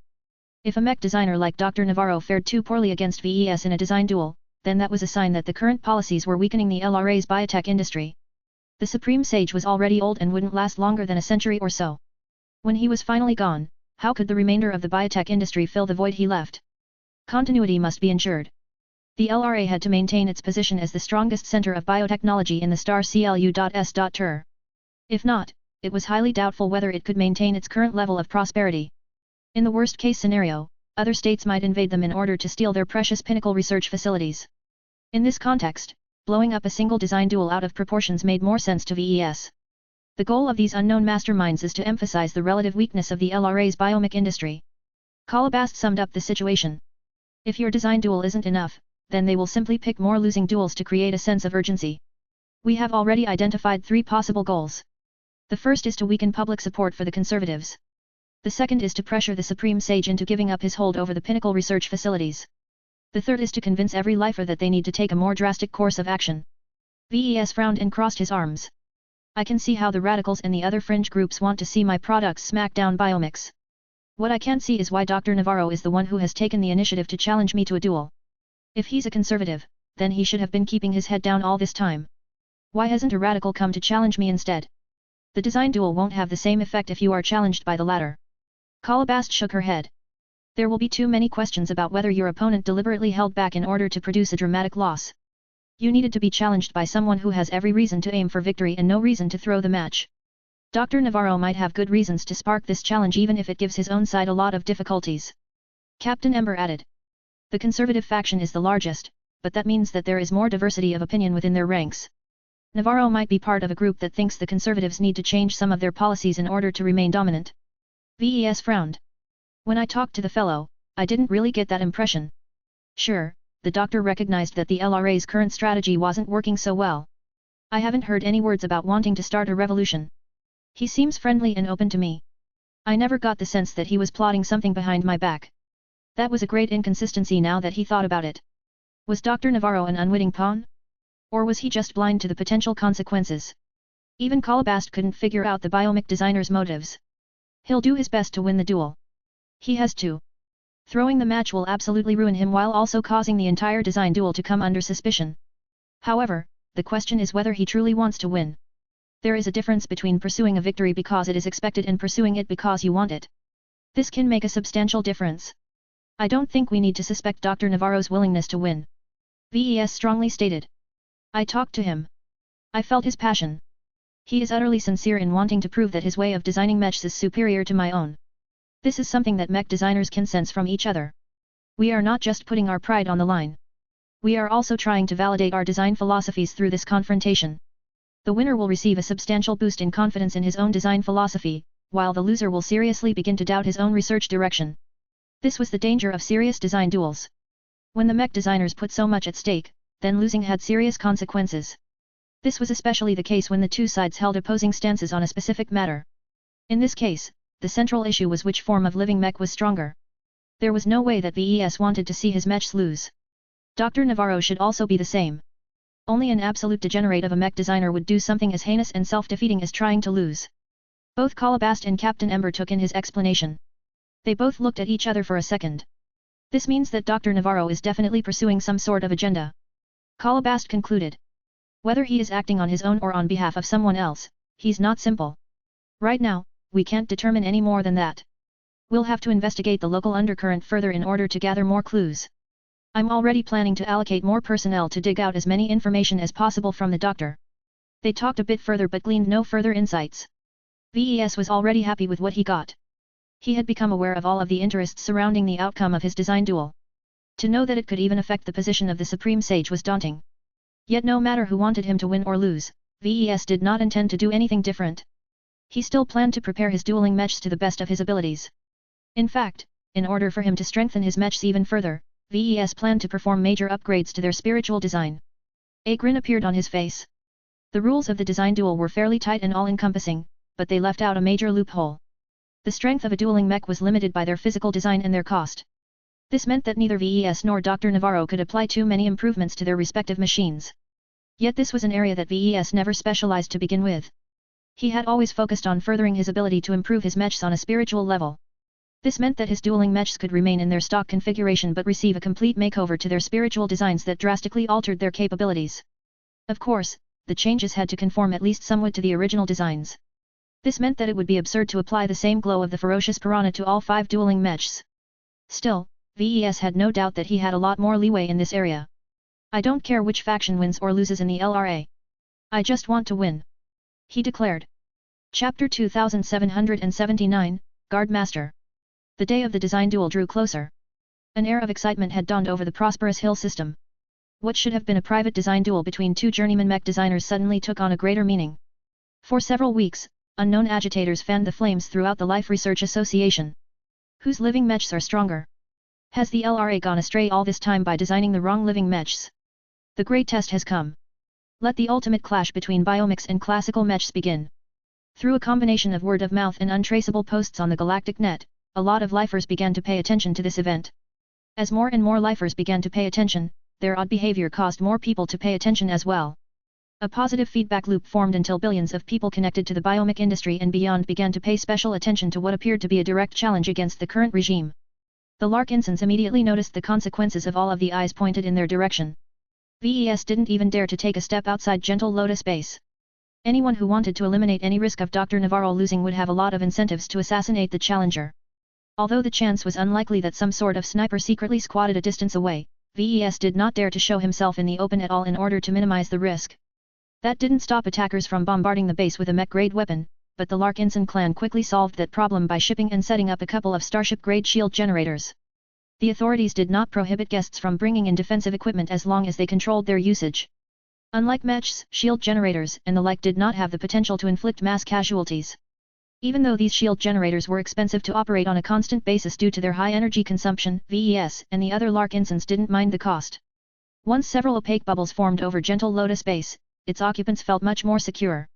While the large shields could be overwhelmed by mass attacks, it could easily buy valuable time for help to arrive. The Larkinsons even brought in a lot of underground detection equipment in order to guard against tunneling actions. Naturally, they weren't alone in this. The Glory Seekers and the Cross Clan also occupied the expansive base compound. They did not hesitate to erect their own defensive measures in order to decrease the chance they might get affected as well. Yet this wasn't enough. If the occupants of the base truly wanted to deter attackers from launching an attack on them, then they had to show some teeth. It was too difficult for the Larkinsons to truly guard their patriarch if they weren't allowed to field their own mechs. VES had personally applied for an exemption from the local administration, but he had been rebuffed at every point. The Infinity Guards achieved a bit more success. Through their local connections, they managed to obtain permission to dispatch 2 more mechs to the ground, thereby increasing the amount of escort mechs they could field to 4 machines in total. Suffice to say, VES was very underwhelmed by this concession. Fortunately, the Planetary Guard of Prosperous Hill 6 didn't sit around. The local authorities evidently wanted to take care of security themselves. An entire mech company of aerial biomechs showed up in the vicinity of Gentle Lotus base one day. All of them were covered biomechs whose bone-like plating was coated in reassuring green colors. The mech company boasted a mix of mech types in order to be able to respond to any situation. Since it wasn't suitable for VES to step out and greet the guard detachment, General Vril walked up to the main entrance of Gentle Lotus base while wearing his new uniform. A mech officer exited from one of the formidable-looking Lancer biomechs. The officer wore some sort of biosuite that contained an organic anti-grav module, allowing him to descend to the ground with ease. I am General Vril of the Larkinson clan. I speak on behalf of Patriarch Larkinson. The man standing opposite to the general did not display any additional respect. The local mech officer merely nodded. Captain Jin Seiran. Another colleague and I have been assigned to lead the guard detachment tasked with guarding your Patriarch. We will ensure there will always be 40 mechs on patrol around your leader. My assistant will dispatch some doc.u.ments to you that will outline a number of important details that you must take into account. 40 mechs to protect a mech designer who is responsible for leading a mech company that spans the entire star CLU.S.Tur sounds rather insufficient. General Vril carefully stated. We have thousands of trustworthy and reliable mech pilots at our disposal. It would be optimal if we can draw on our own forces to bolster our security detail. Unacceptable. Captain Seiran immediately shook his head. Security is our responsibility on this planet. We do not allow any outside influence to bring in any elements that pose a substantial risk to our population. Then at least expand your security detachment. With more and more eyes directed towards Patriarch Larkinson, 40 mechs cannot stop a determined attack. You may issue your request to our headquarters, but as long as we receive no new orders, we will strictly adhere to our current mission. It became clear that Captain Seiran was quite unyielding. He remained stiff and formal throughout the conversation and did not bend at all to any request. This was not a request. There was no way for General Vril to refuse this reasonable-sounding request. Very well. The newly promoted leader of the Larkinson clan replied through gritted teeth. We shall take the proximity of your guard mechs into consideration. However, do note that we have already employed the Infinity Guard in the same capacity. Please do not hinder our private guards from doing their duty. Fortunately, Captain Saren did not object to this request. We are already aware of their presence. The Star Strider security group enjoys an excellent reputation in the LRA, so we permit your hired help to have a slightly greater presence on this planet. We cannot promise you anything more. This didn't sound very reassuring to General Vril. The greatest threat that VES currently faced came from the lifers themselves. Since the conservatives didn't want him to win, then there was a considerable chance that they might launch some sort of attack. In fact, considering that the conservative faction was the most dominant one in the LRA, the Planetary Guard might be rife with their agents. This was something that Captain Jin Saren was all too well aware of, so he took the rare initiative to provide some reassurance to the Lark Ensign. Our Planetary Guard forces are strictly neutral. They are all vetted and have vowed not to develop any ties to any individual or organization for the duration of their service. We have gone out of our way to select the most reliable and impartial mech pilots and supporting personnel as possible to guard your Patriarch. Though this was not an absolute guarantee, it was the closest that the Lark Ensigns would get out of the inflexible Planetary Guard. General Vril nodded stiffly. Thank you for the clarification, Captain. We will place the safety of our Patriarch in your care. He only hoped that there were enough safeguards in place in the event that one of the Planetary Guard mechs attempted to launch a surprise attack. As long as there were enough loyal mechs around, such an attack would likely be unable to get past all of the barriers. As Vril returned to the building that housed the best mech workshop in the base, he threw an admiring glance towards the 4 heavyset night mechs stationed at the corners.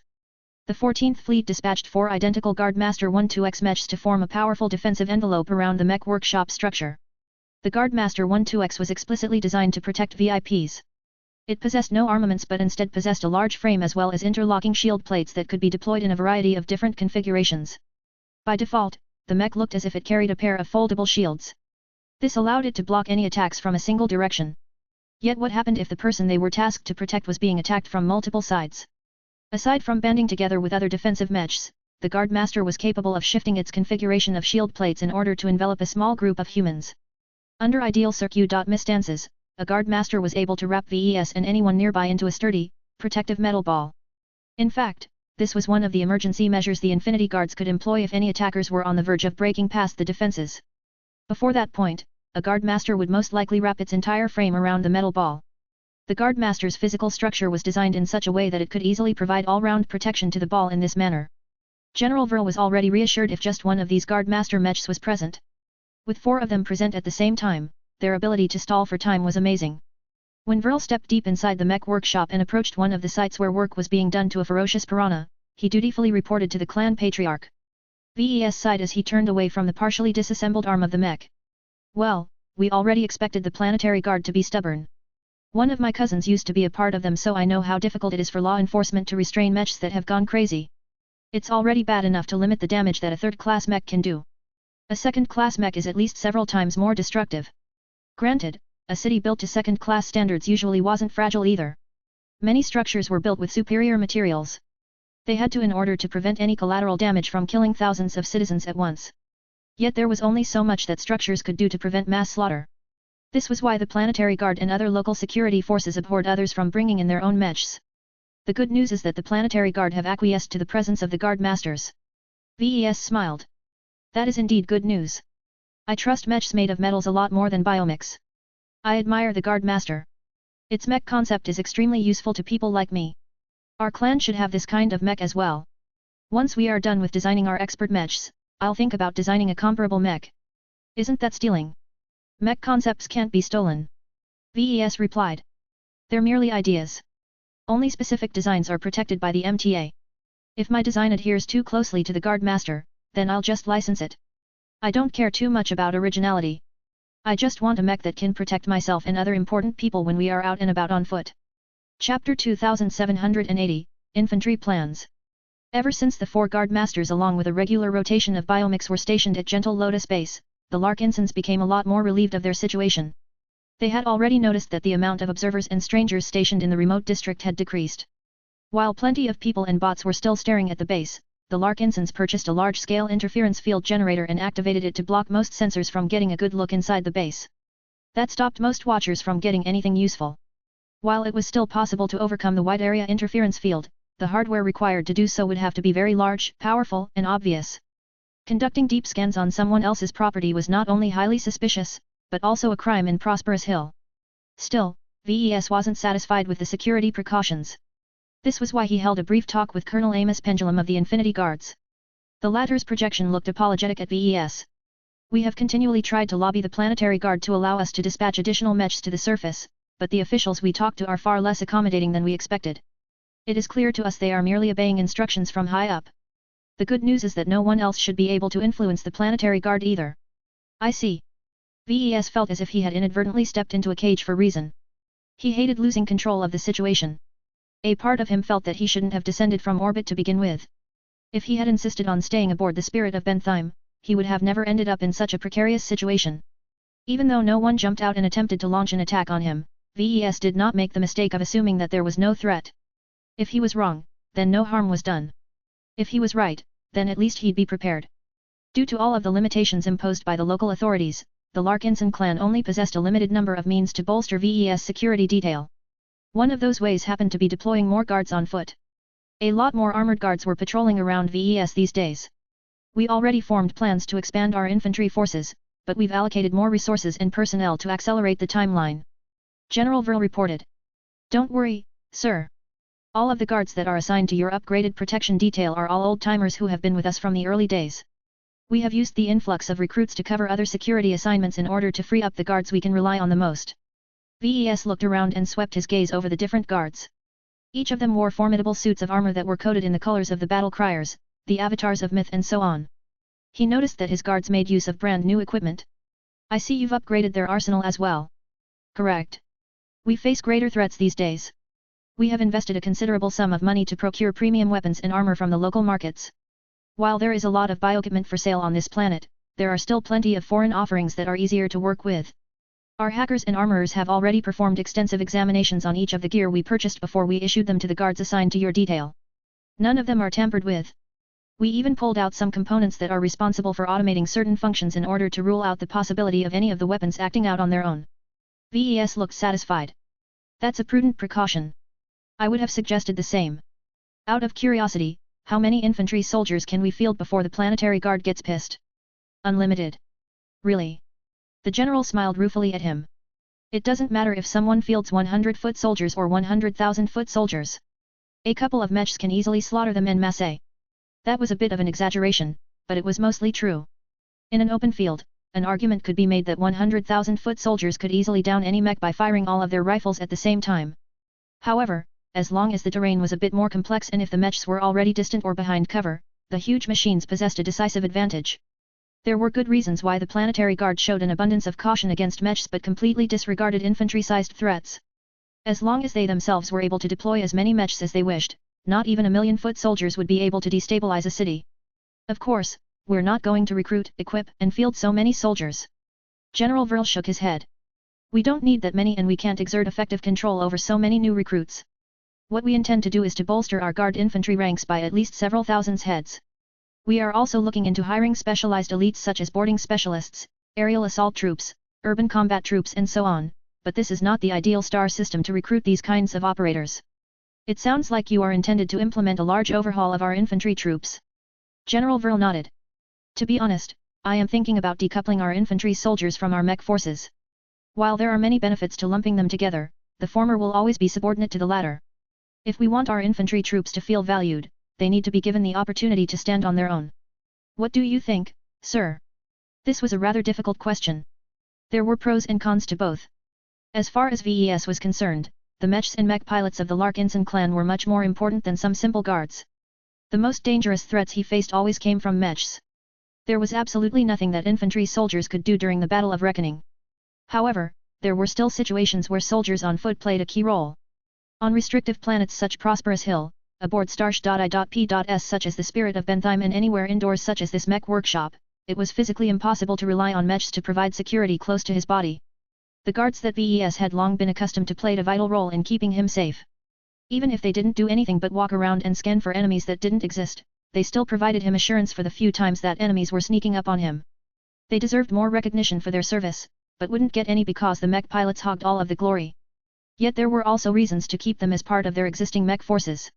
They adopted their unit's unique esprit de corps and they possessed similar characteristics to their mech pilots. The infantry troops could also be trusted to guard the people and assets of whatever force they belonged to. A different unit, even if it was also part of the Larkinson clan, would still evoke some mistrust. You can decide this for yourself. I trust in your judgment. VES eventually said. He couldn't decide between either option. There were way too many implications and he didn't possess the expertise required to interpret them all. It was better to leave the matter in the hands of someone who actually knew what he was doing. Very well. Vril responded as if he already expected the answer. We do not intend to implement any changes in the short term. Right now, we think it is best to absorb our new recruits into our existing system. While that makes it harder to change them down the line, we need to integrate them into our clan as soon as possible. As Vril talked about some of the changes he intended to make to elevate the infantry into a respected force, VES began to imagine what he could do to help. While it was impossible to outfit all of his foot soldiers with combat armor that was comparable to his unending regalia, he may be able to outfit them with something better than what was sold on the market. As a mech designer, he was somewhat proficient in developing simpler items such as combat armor. He might have to borrow the expertise of those who specialized in their development, but VES could do much to apply a portion of his advantages to an exclusive suit of combat armor for the Larkinson clan. He could turn every piece of handmade gear into totems that carried a touch of Goldie or another design spirit. It was much more tolerable to utilize his stock of Bray or alloy to equip his guards with better and more resilient protection. While VES doubted he could approach equipment design in the same way as mech design, there was enough overlap to make it worthwhile for him to branch out into infantry gear development. Of course, he still had to prioritize his mech design projects over any other fancy toys he felt like making. The importance of mechs far exceeded that of infantry. General Vril eventually departed in order to allow VES to get back to work. Maybe I should invest extra effort into outfitting my honor guard.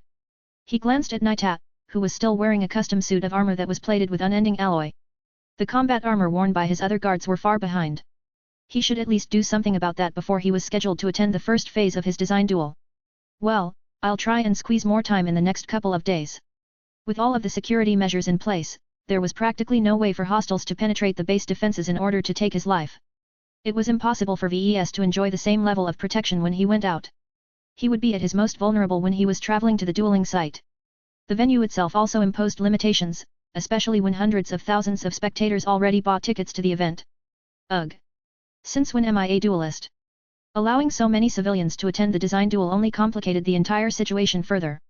Lots of innocent people were in danger if someone decided to go loud. A strange thought entered his mind.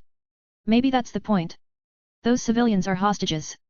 Anyone who wants to employ heavy weapons to take me out will doubtlessly kill a lot of lifer citizens. All of this blood will taint any group or faction responsible for the attack. It was one thing to kill a foreigner. It was another thing to butcher fellow citizens. There was no way that a faction would have any credibility left in the eyes of the public. These kinds of moves indicated that the people at the top were definitely paying attention to this spectacle.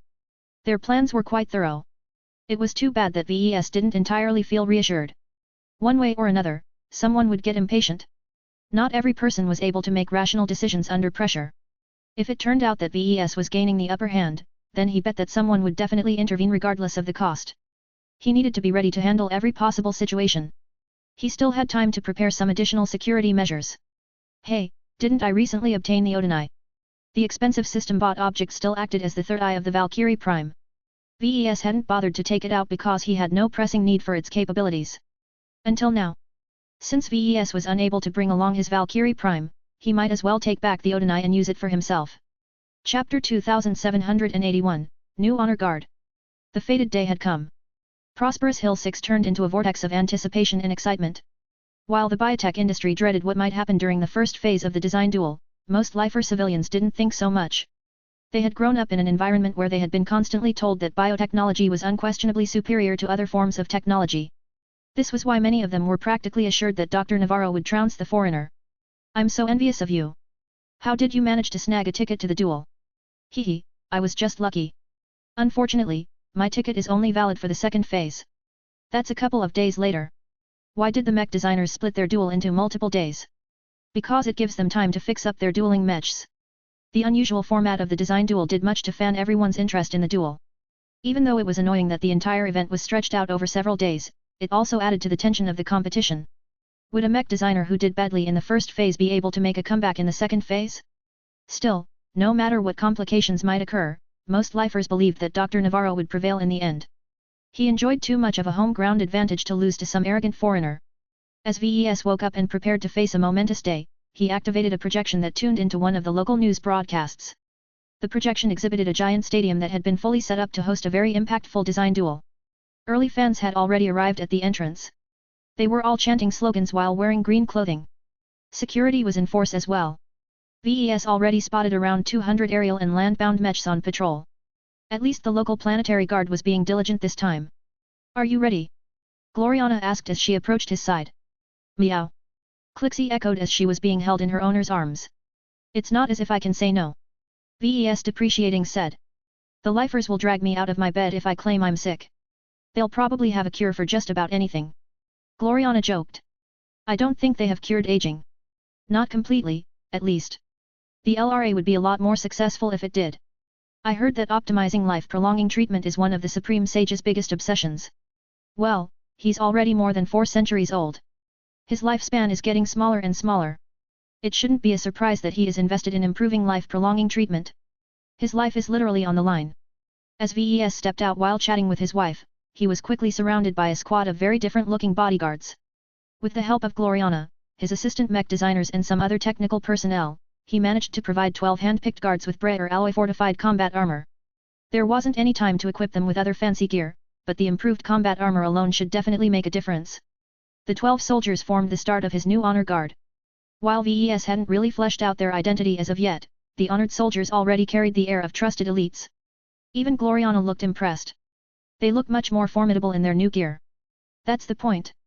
The stronger they look, the stronger their deterrence. I really don't want my day to be ruined by someone who thinks they can get past my guards. His honor guard was much more suited to cover him than the guards he had before.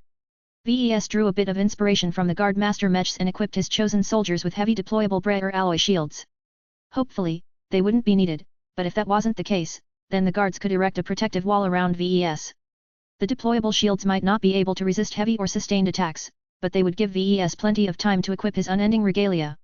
The group moved to a hangar bay where a special vehicle had been prepared. The planetary guard prepared a monstrous-looking organic passenger transport to bring VES and his people to the arena. The large vehicle did not look like any animal or beast that VES was familiar with. It was a squarish lengthy transportation vessel that could easily carry hundreds of passengers as well as a bunch of heavy gear. Thick organic plating that was just as good as mech plating clad the entire transport. The plating was colored in earthen brown as if the vehicle went out of its way to look as boring as possible. No markings or any other distinctive features marked the transport. Many of the seats were already occupied by other Larkins and Guard infantry troops. Aside from that, a few other familiar faces were invited to accompany VES to the arena. Both Venerable Joshua and Venerable Orphan decided to attend. Their different force of wills caused many clansmen aboard the shuttle to feel their influence. Even if they didn't do anything but sit, it was difficult to dismiss their presence. There were 2 reasons why the expert pilots took part. First, they showed a lot of interest in the design duel. He didn't forget about the time when he was part of a brighter diplomatic delegation sent to broker peace with the Visians. Back then, the Visian diplomats brought along Venerable Foster for the sole purpose of denying any enemies from using indiscriminate bombardment to kill everyone with a single massed attack.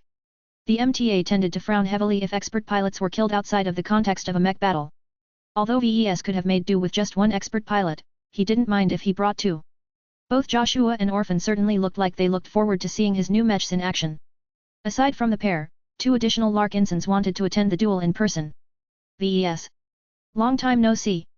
How are you doing, pal? Riola Larkinson smacked her boyfriend in the face. Hey! Have some respect. He's the patriarch now, and he has been for a while. Ouch! Please don't do that. I'm a wounded warrior. Have some mercy, please. VES distinctly lowered his gaze. Unlike everyone else, Vincent was stuck on a hover chair. When will the doctors fix his legs? The first surgery starts within a week. Riola answered. It's taking a bit longer to optimize the newly cloned legs. Apparently, the new batch of doctors hired by our clan think they can do better. I'll soon become complete again. Well, it looks like he's happy enough. Riola smirked and patted her palm against the surface of the hover chair. Vincent has been driving himself crazy. There isn't much a man can do if he's stuck in this contraption all the time. As VES sat down next to Riola, Lucky settled down on her L.A.P. and began to beg for attention. Meow. Oh, you cutie. She grinned as she began to stroke his plaited back. You're much tougher than Vincent, aren't you? At least you aren't liable to lose your limbs as easily as him. Look at how pathetic he looks. He isn't even permanently disabled but he already acts as if he's on his deathbed. Hey. I resent that. You should try and see what it's like to be in my position. I can't even use a normal toilet. Instead, my hover chair automatically takes care of that. Do you know how embarrassing that is? Thank heavens my lower body is covered up, At least the designers of this hover chair have at least some humanity left in their brains. VES didn't bring the two along for their meaningless banter. Both of them were avid duelists and could be considered authorities in this field, if only tentatively. While he didn't have many ways to affect the outcome of the individual matches, it was still nice to hear their analyses of the situation. This way, he could prepare his dueling mechs better for the second phase of the design duel. The transport didn't even shake or vibrate in any way as it lifted into the air. VES called up a projection that showed an exterior view. Over 100 aerial biomechs surrounded the passenger transport in a bubble. Their very frames formed an impressive physical barrier against incoming long-ranged attacks. No other vehicles accompanied this procession. VES had already shipped out the dueling mechs he prepared yesterday. Most notably, no other clansmen traveled to the arena. They were forbidden from doing so for safety reasons. As the transport went on its way, Gloriana ran her fingers through Clixie's luxurious fur while she smiled at her husband. "How confident are you in winning?" "I feel quite good, but that's all I can say," he replied. "I have added something extra to each of my 5 dueling mechs that will hopefully give them an edge in the arena. I have faith in you." "Have you added any new innovations to your mechs?" "Several, in fact." VES grinned. "You'll see some of them in action during the matches, I'm sure." "Oh? Just some of them? What about the others, if there are any?" "They're only there as a contingency. To be honest, I really don't want to activate them, but if the situation calls for it, I want the option to be there." "Are you willing to say anything more about it, VES?" "No. I don't want to say anything incriminating." Gloriana looked deeply into his eyes, but VES kept his mouth shut no matter how much pressure she exerted on him. He had plenty of secrets that he never wanted to share with his wife, so what was one more? If all went well, VES would never have to resort to any desperate measures. However, things rarely went well in past events, so he had become accustomed to making excessive preparations. Bringing the unending regalia along was just one of his measures. VES also brought Lucky's misfortune harness should he have needed to make someone's life very miserable. He filled up an entire floating crate with weapons, gadgets, ordnance, and other useful supplies. There was no way he was going out in the open without a miniature arsenal if he could help it. If the arena guards didn't allow him to bring his goodies, then tough luck. As VES went over his security preparations for the umpteenth time, Vincent tried to catch his attention. "Hey! Boss! I wanted to speak to you for a while, but Rila always stopped me. Since you're here, can you listen to my request?" "What is it, Mr. Ricklin?" "You owe me a new mech. I selflessly sacrificed my Adonis Colossus, and now it's dead? Don't you think you should give the newest and most handsome expert candidate of the Larkinson clan a new partner? If not, can you pass me one of those juicy-looking prime mechs? Just make it manlier. I don't want to pilot a mech that doesn't have anything between its legs." VES looked flatly at the hoverchair-bound expert candidate. "I am a very busy mech designer. I don't design mechs for any random person. The needs of the clan goes first. Right now, that means that I should be focusing my energy on developing expert mechs for our expert pilots. After that, there are a number of other mechs I need to design. As for you, your request sits at the bottom of my list of priorities." "Oh, come in. Don't be so mean. Have some sympathy for a fellow brighter and an old friend. What do I have to do to get you to design my new alpha machine? You should defer to the rules of the Larkinson clan. There is a provision that allows you to request a custom mech from me. Come back to me when you have earned 1,000 Larkinson merits or something." "What? How can I possibly earn so many merits?" Chapter 2782, Ruizan Arena. Every major planet featured at least one grand arena. It was a necessity. As long as more than 1 billion people lived on any given planet, the demand for exciting duels and competitive matches reached a critical threshold. Either the governing bodies gave in and acquiesced to constructing a large arena, or else the citizens would make sure to elevate someone else in power who satisfied their craving for the best and most exciting action between mechs. Larger arenas provided numerous advantages over smaller ones. They could accommodate more people, for one. They also provided more space for mechs to maneuver and use any terrain features if the competition format included this variable. Smaller arena spaces simply didn't offer enough flexibility for certain types of mechs. Ranged mechs were especially disadvantaged by the lack of the space, which also happens to be one of the main reasons why ranged mechs were much rarer in competitive matches. They only truly showed up in group matches and competition formats that excluded melee mechs. In any case, Prosperous Hill 6 was one of the most developed and populous planets in the region. Its grand arena reflected this in its large and unique architecture. "It looks like a crown of trees," Vincent remarked as he looked at the projection of the distant arena. "Look at those odd trunks that are arcing out from the side. Those are the places where the seats are situated," Rila said. "Every spectator has an elevated view of the action. I even hear that the lifers are able to grow or shrink the trees as needed, though it only happened a couple of times throughout the Ruizan Arena's existence. VES frowned as he gazed at the Ruizan Arena's overall design. It sure looked impressive and wonderfully showcased the possibilities of organic architecture. Yet its overall security setup left much to be d.e.s.i.r.ed. Due to the fact that it was made of interconnected trees that arced out from the side, there were plenty of gaps in the structure. He could tell that the architects deliberately designed the Ruizan Arena to be that way in order to make the entire structure appear open and welcoming. Yet that was exactly something that VES did not wish to see. He preferred more traditional arena structures. At least there the amount of angles that someone could choose to attack someone else was minimal. Unfortunately, the problem was worse than it looked. In practice, any attack that was launched through one of these gaps would likely bump into the powerful energy shields and transparent walls erected around the fighting zone. Since the Ruizan Arena frequently hosted matches that pitted 5 second-class mechs against the same number of opposing machines, its defensive safeguards were very robust. Additional safeguards shielded the spectators from any attacks that might have slipped through the initial layers of defense. Each spectator tree featured a separate and isolated defense system that could act independently. There were probably a lot more safeguards than that, but it never got to that point in Ruizan Arena's history. It hosted more than 10,000 matches without ever suffering a breach of its initial defense layers. The operators of the Grand Arena frequently checked its defensive measures to make sure they were in good shape. In fact, this was something that biotechnology was inherently good at. Unlike normal constructions, biostructures possessed inherent self-repair functions. Ordinary wear and tear never afflicted them unless they reached an extreme age. Of course, biostructures faced another set of problems. Not only did they require nutrients and energy to function, they also became susceptible to heavy toxins, specific bioengineered diseases and other threats that only living organisms worried about. They also had a finite age, though tree structures were famed for their longevity. All in all, biostructures offered greater conveniences but also introduced other problems. VES didn't feel comfortable with them. As a mech designer, he possessed enough technical insight to know how regular structures were put together. He understood what allowed them to remain standing, how they were able to resist strong winds and how their electrical systems worked. He lacked the same assurances when it came to biotechnology. Anything beneath the surface of biostructures was a mystery to him. Bioengineering was a well-established field and their applications have become so refined that they were comparable in complexity to other advanced constructs such as shield generators or computer processors. Still, no matter how uncomfortable he felt about the arena, the lifers insisted on using it as the venue of choice. It didn't matter if VES and Dr. Navarro originally booked a smaller and more modest mech arena. With all of the attention directed towards their influential design duel, the higher-ups simply decided to shift it to Ruizan Arena and that was that. It was yet another sign that his design duel had gone out of his control. VES hoped that the actual proceedings wouldn't be tampered with.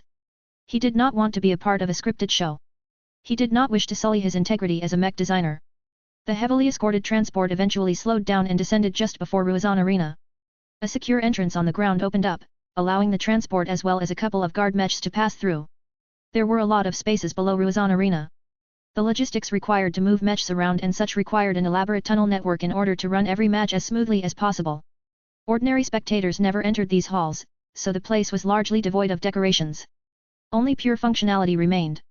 The walls were made of the same wood-like growth that was used in other organic structures, but they seemed sturdier and more metallic than before. Once the transport touched down on the ground, a large number of soldiers and other specialists exited first. VES and his little group exited only after the guards cleared the landing hall. Patriarch Larkinson. You have arrived on time. Good. An older woman wearing a business suit approached. A gaggle of assistants followed from behind. I am Assistant Director Jisha Dumert. I will be responsible for managing your stay at Ruizan Arena. We have already received your dueling mechs. They are undergoing final inspections in order to verify that they conform to the rules. Would you like to see your machines? VES nodded. Please. The mechs had left his site for at least half a day. Now, several unknown inspectors were crawling all over them. While it was unlikely that one of them would violate their duties and subtly sabotage his mechs, he still felt compelled to verify them with his own eyes. The group exited the landing hall and walked through a wide underground corridor that was large enough to accommodate mechs. It was currently very empty right now, giving VES and the others the illusion that they were walking through an ancient underground ruin. I don't need to remind you that trillions of people will be tuning into the broadcast of this design duel. The director began. As such, we must ensure that everything must appear proper. While interest in your upcoming duel is highest among our domestic audience, an outsized proportion of foreign viewers will also be watching the show. As such, we wish to make sure that our state is presented in a good light. Whether Dr. Navarro wins or loses, we hope that you will cooperate with us to make us appear as good hosts. VES responded with a mild smile. I have no problem with describing the truth in front of the recorders. As long as you and your fellow lifers treat us well, then I have no problem with making that known. He was making his stance very clear. He was not going to lie if his hosts acted improperly. Now, he wanted to see whether the assistant director accepted this response. If not, then a very considerable problem might ensue. As I have already stated, we are under intense scrutiny. It is more important than ever to ensure that your design duel proceeds as fairly as possible. From the selection of mech pilots to the conditions of the dueling ring, we are working harder than ever to control every possible variable. That sounded reassuring to VES. Director Dumert basically said that the lifers had no intention to unfairly stack the deck against him. They wouldn't have been able to get away with it anyway. He was sure that plenty of mech designers and other knowledgeable people would be watching the spectacle. Perhaps some of the viewers might even be master mech designers. The observation ability of the latter was so frighteningly high that not even the limitations of projection technology hindered them all that much. This meant that any tampering, any signs of unfairness and any odd incidents would never escape their sight.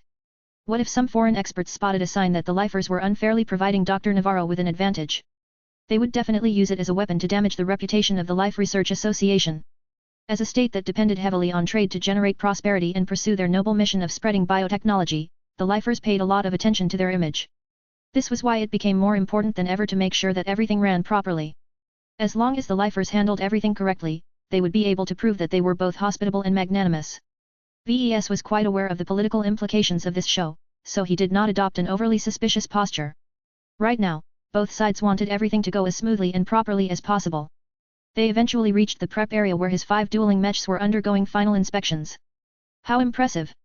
The director genuinely expressed her admiration of his mechs. Despite their standardized appearances, it is astounding how much presence they exude. We have never seen anything like your products. I hope the characteristic glows of my mechs haven't given your staff undue problems. While it is a bit too much for our mech technicians to remain comfortable in close proximity, the seniors that have agreed to cooperate with us can easily handle the pressure. A number of older-looking men and women were buzzing around his mechs. They were perusing the data generated by power scanners while at the same time flying closer to any sections that caught their interest. VES could see that the seniors weren't suspicious that his mechs contained anything improper. Any powerful scanning device would be able to pick that up sooner or later. Instead, their faces betrayed genuine fascination. VES guessed that they must be wondering which mech component was responsible for providing glows. One of the seniors noticed the new arrivals and distanced himself from the bright warrior mech he was inspecting before lowering himself to ground level. Professor Tawan, what are your conclusions? Our verdict is the same as before. The brown-haired mech designer responded in a respectful tone. Mr. Larkinson's mechs are all in order. They are all well-designed and well-engineered. Their quality and performance is considerably higher than what journeymen are typically capable of delivering. I can tell they will not fold easily against Dr. Navarro's work. Have you found any irregularities? No, Director. Not physically at least. However, I cannot speak about the less tangible properties of the dueling mechs. They are obviously abnormal. In what way? The Director frowned a little. VES quickly coughed. The rules of the design duel do not cover this aspect. The entire point of this event is to match different and unequal design philosophies against each other to see which one is stronger. As such, deviations in this area should be expected. Director Dumert did not look amused, but the professor nodded without hesitation. Mr. Larkinson is correct. Every design philosophy is different. It is because they are unique that design duels are necessary. Determining which mech or mech designer is better cannot be done by comparing spec sheets. We need to see the mechs in action, and in order for the duels to have validity, the products must showcase the ability of the mech designer to the best of their ability. While I am not well versed in the design philosophy that has made these machines so remarkable, I feel they are within tolerance. Chapter 2783, Distinguished Gathering. A simple inspection was not enough to determine whether the dueling mechs were truly proper. What if someone better than VES fabricated these mechs? What if an unknown senior or master secretly assisted in the preparation of VES machines? This was one of the many ways in which mech designers could cheat. That was what the seniors were for. Their connection with mechs and their sensitivity towards them granted them a good sense of judgment of whether others were involved. While the mechs that VES presented were all based on collaborative mech designs, this was nothing unusual. Many mech were designed in collaboration. The point was that the mechs had to be representative of VES. The mech designs had to conform to his design philosophy and no one stronger should have covertly or overtly improved any aspect. Of course, there were still other ways to cheat. For example, a master mech designer could point out several problematic aspects to one of the participants of the duel. VES could think of several other ways to gain an unfair advantage. This was why it was important for someone like Professor Tawan to evaluate the dueling mechs in person and develop an overall judgment by relying on his feelings and judgment. Since VES hadn't actually done anything improper according to the letter and spirit of the rules, he never showed any concern. As an innocent mech designer, he knew his work would pass this test with flying colors. Of course, he also didn't think it was wrong to take advantage of a very obvious loophole and substantially upgrade the spiritual design of his dueling mechs. VES temporarily said goodbye to them as the assistant director guided him, his wife and the rest of his entourage to a different underground area. They eventually entered a large lift that took them upwards. It soon became clear from the winding path that they were ascending one of the winding tree structures that surrounded the main arena. The lift stopped just as it almost reached the top of the giant tree structure. The director all led them to a fortified exit that was manned by lots of armed guards. Dr. Navarro and a gathering of distinguished guests are inside. She told VES as everyone went through an extensive security check. While your guards are allowed inside, they will have to remain in the back and under restriction. VES frowned. Why? The other dignitaries have all brought their own guards.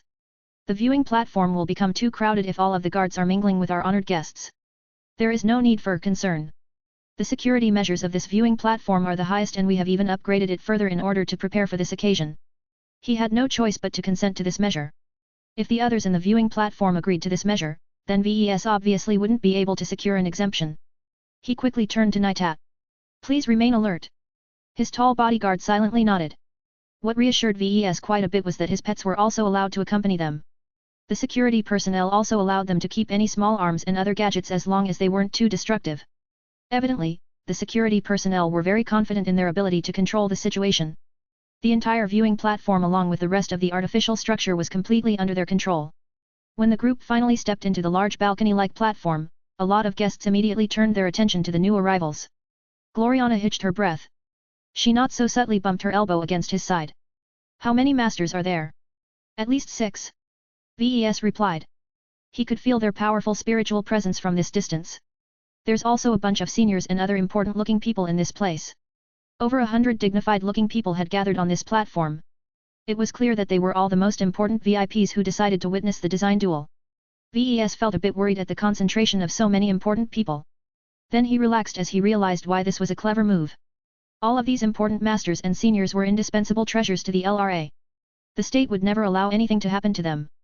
VES even bet that each of the masters and other officials belonged to different factions.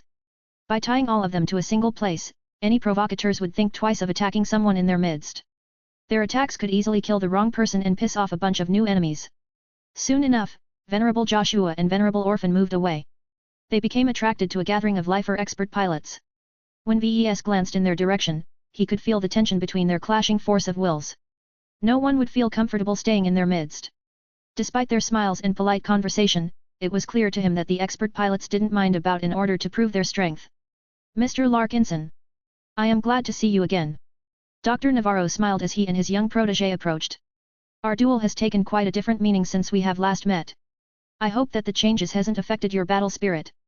VES kept his smile, though inwardly he felt quite upset at the other journeyman. I am not an easily distracted mech designer. Don't worry. I did my best to prepare my dueling mechs for our upcoming confrontation. I hope you have done the same. Have no fear. It has been some time since I have last put my products to the test against a competitor. I feel quite excited to do so again and in such a grand stage. Clearly, Dr. Navarro did not seem discouraged at all. VES only regarded him with even greater suspicion. I do not feel the same way, Doctor. I did not ask for this publicity. The dynamics of this design duel has veered considerably from my expectations. I am especially upset at my inability to control the situation. Even the parameters of our duel are taken out of our hands. I apologize. Navarro bowed. I didn't mean to distress you or complicate your life any further. The situation is out of my hands, unfortunately. I am in the same position as you. I suggest it is best to go with the flow and allow this duel to proceed as if nothing has changed. It's not as if we can choose any differently. The two continued to chat a bit. VES constantly tried to probe the biomech designer's true attitude, but Dr. Navarro was annoyingly good at presenting a simple front. This was not the result that VES wished to see. If the other journeyman showed any guilt or circuit-misspect behavior, then that was very telling behavior. He briefly turned to Yekin Zernzan. Perhaps VES might have better luck with someone who exhibited much less self-control. Hello, Yekin. Is this the first time you've attended a design duel? The teenager enthusiastically nodded. I've watched many broadcasts of it before, but this is the first time I get to witness one in person. What do you think about all of the fuss that other people have kicked up? I can't imagine that it is pleasant to see your teacher attract so much attention. I don't really understand all of the stuff that goes on above my head. I don't think that our state has to be afraid. Your mechs are quite good and might even put up a decent fight during the first phase, but I'm definitely sure my teacher's mechs will come out on top at the end of the second phase. VES chuckled. We'll see. Yekin's confidence wasn't unwarranted. Biomechs always enjoyed a repair advantage. The organic machines were capable of fixing smaller problems on their own while requiring much less time and effort to repair major damage. Still, the difference was still tolerable to VES. Some repair procedures were much less cumbersome when applied to classical mechs. After exchanging a few more sentences, it became clear that he wouldn't get anything out of the young mech design student. Yekin received enough training to know what he was and wasn't supposed to say. Even his excitable mind didn't give anything away that merited greater attention. VES still felt the situation was fishy though. His instincts told him that he should remain vigilant. After he finished catching up with Dr. Navarro, he and his wife began to talk with some of the other guests. The first distinguished guest that approached the pair was someone they had already met once before. When I heard that you were entangled in this design duel, I decided I had to be present. Professor Werther Klein said as he approached with a drink in hand. I hope that you are not unduly troubled by the latest turn of events. Our state is normally a lot more boring. It is just that you have come at a slightly more sen.s.i.t.i.v.e time than usual. I'm used to it. VES curtly replied. Can I ask whose side you are rooting for, Professor? As a mech designer, I only root for the better mechs. As a lifer, I am always compelled to support my fellow citizens. I hope these different d.e.s.i.r.es do not conflict today. In other words, the master mech designer favored Dr. Navarro, but wouldn't mind if VES won if his products proved to be better. This was not a very revealing answer, though. VES decided to be more direct. In the contest of your society, who do you favor? Professor Klein sent a knowing look at VES. I favor stability. It would be much better for all of us if Dr. Navarro is able to prove that biomechs are competitive in the eyes of the public. Mind you, he doesn't necessarily have to win. A close loss is also sufficient. The two of you are quite evenly matched despite the differences in age. Based on your mech catalogs, Dr. Navarro has the edge in refinement while yours are more innovative. However, the application of your products are much more useful in group battles as opposed to single duels. That was true. VES always designed his products towards real users of mechs. His commercial mechs were targeted to mercenary corps and security companies while his commissioned products were often adopted by state militaries. None of those situations encompassed a situation where his mech designs had to be optimized for single combat. His entire design philosophy revolved so much around empowering mechs under actual battle circumstances that he was out of his element this time. Still, VES had no choice but to adapt as best as possible. Design duels were a part of every decent mech designer's life. Whether he wanted to or not, he had to justify the worth of his design philosophy in the most demanding test possible. The mech industry did not welcome useless mech designers. He asked a different question. Will you be supervising the design duel? The distinguished biomech designer nodded. Every master attending this duel will oversee the proceedings. We come from a mix of different backgrounds in order to ensure that we can pay attention to different aspects of a mech. For example, I specialize in stimulating cell activity, so I will be paying close attention to Dr. Navarro's biomechs to ensure their organic tissue hasn't been tampered with. I can also pay close attention to specific aspects of your mech. I see. Thank you for your service. Shouldn't there be a foreign master among you in order to ensure a greater diversity of opinion? Ah, that is not possible, sadly. Masters from neighboring states aren't inclined to visit us. We can only make do with what we have. That's a shame. Chapter 2784, Vincent the Pundit. It was quite rare for journeymen like VES and Gloriana to be able to talk to a genuine master mech designer. Even though this was not their first meeting with Professor Klein, the pair still wanted to take advantage of the moment. Do you believe that the biomech industry has fallen behind? Gloriana asked. This was a scn.s.i.t.i.v.e question, but it wasn't enough to rile up a master. Perhaps. The professor shrugged. Does that change anything? Not necessarily. When you live to my age, you think less in the moment and more across longer stretches of time. In my perspective, trends come and go, certain mechs become fashionable while others are phased out for whatever reason. These are all momentary events that are all part of a greater tapestry that tells the stories of mechs. Too many people make the mistake of focusing on the part of the tapestry that is in front of them. That is a short-sighted approach. You can gain an entirely different understanding if you take a few steps back and view the tapestry as a whole. Not everyone gets to live as long as you, Professor. VES responded in a mild tone. What might be a moment for someone who is more than 3 centuries old can be half a lifetime to an average mech pilot. That is an unfortunate reality. Every society is diverse. That is what makes it so rich and vibrant. While it is regretful that life-prolonging treatment still hasn't become accessible to the wider population, I hope that will change one day. Our society will become very different if average citizens are able to reach my age. VES wasn't so sure if he wanted to welcome such a future. When people lived beyond their natural lifespans, they tended to get very weird. If human civilization became filled with geriatrics with mentalities that were warped by age, then who knew what might happen to the future of their race? You have a very optimistic view of humanity. I cannot bring myself to accept your viewpoint. The proportions of humans in the galaxy that can only look at what is right in front of them far outnumbered those who can view the entire tapestry. Even though the latter has a considerable say in how our civilization is run, it is the former who truly decides how we live. That is true. This is why education is important. Even if progress is slow, we must never fail in our endeavors to improve everyone's lives. I have hope that we will one day achieve a level of progress where everyone can live like a prince. Yeah, right. VES had to resist the urge to snort. Instead, he offered a restrained answer. Many millennia have passed since humanity ascended to the stars. Even after going through the disaster that was the end of the age of conquest, the lives of many humans haven't fundamentally changed. Our tech has improved, but humans who are born today still have to struggle to make a living and get caught in the same senseless wars. The master mech designer looked tired. That is because the dominant model of our current civilization is an extension of the same flawed model of the past. The future that I and many of my colleagues are working towards is one where the solutions of biotechnology solved many of the shortcomings of societies outside our state. You may think us odd for favoring a technology base that seems alien to you, but we believe in our cause. You've been working for this cause for several hundred years. Gloriana noted. How much longer will it take to attain your goals? No one can answer that question. We can only continue to soldier on and wait until the moment is right. It might take centuries. It might take millennia. However, a time will come where the existing model has run its course. That is when our alternate model based on tech that works on different principles will show its value.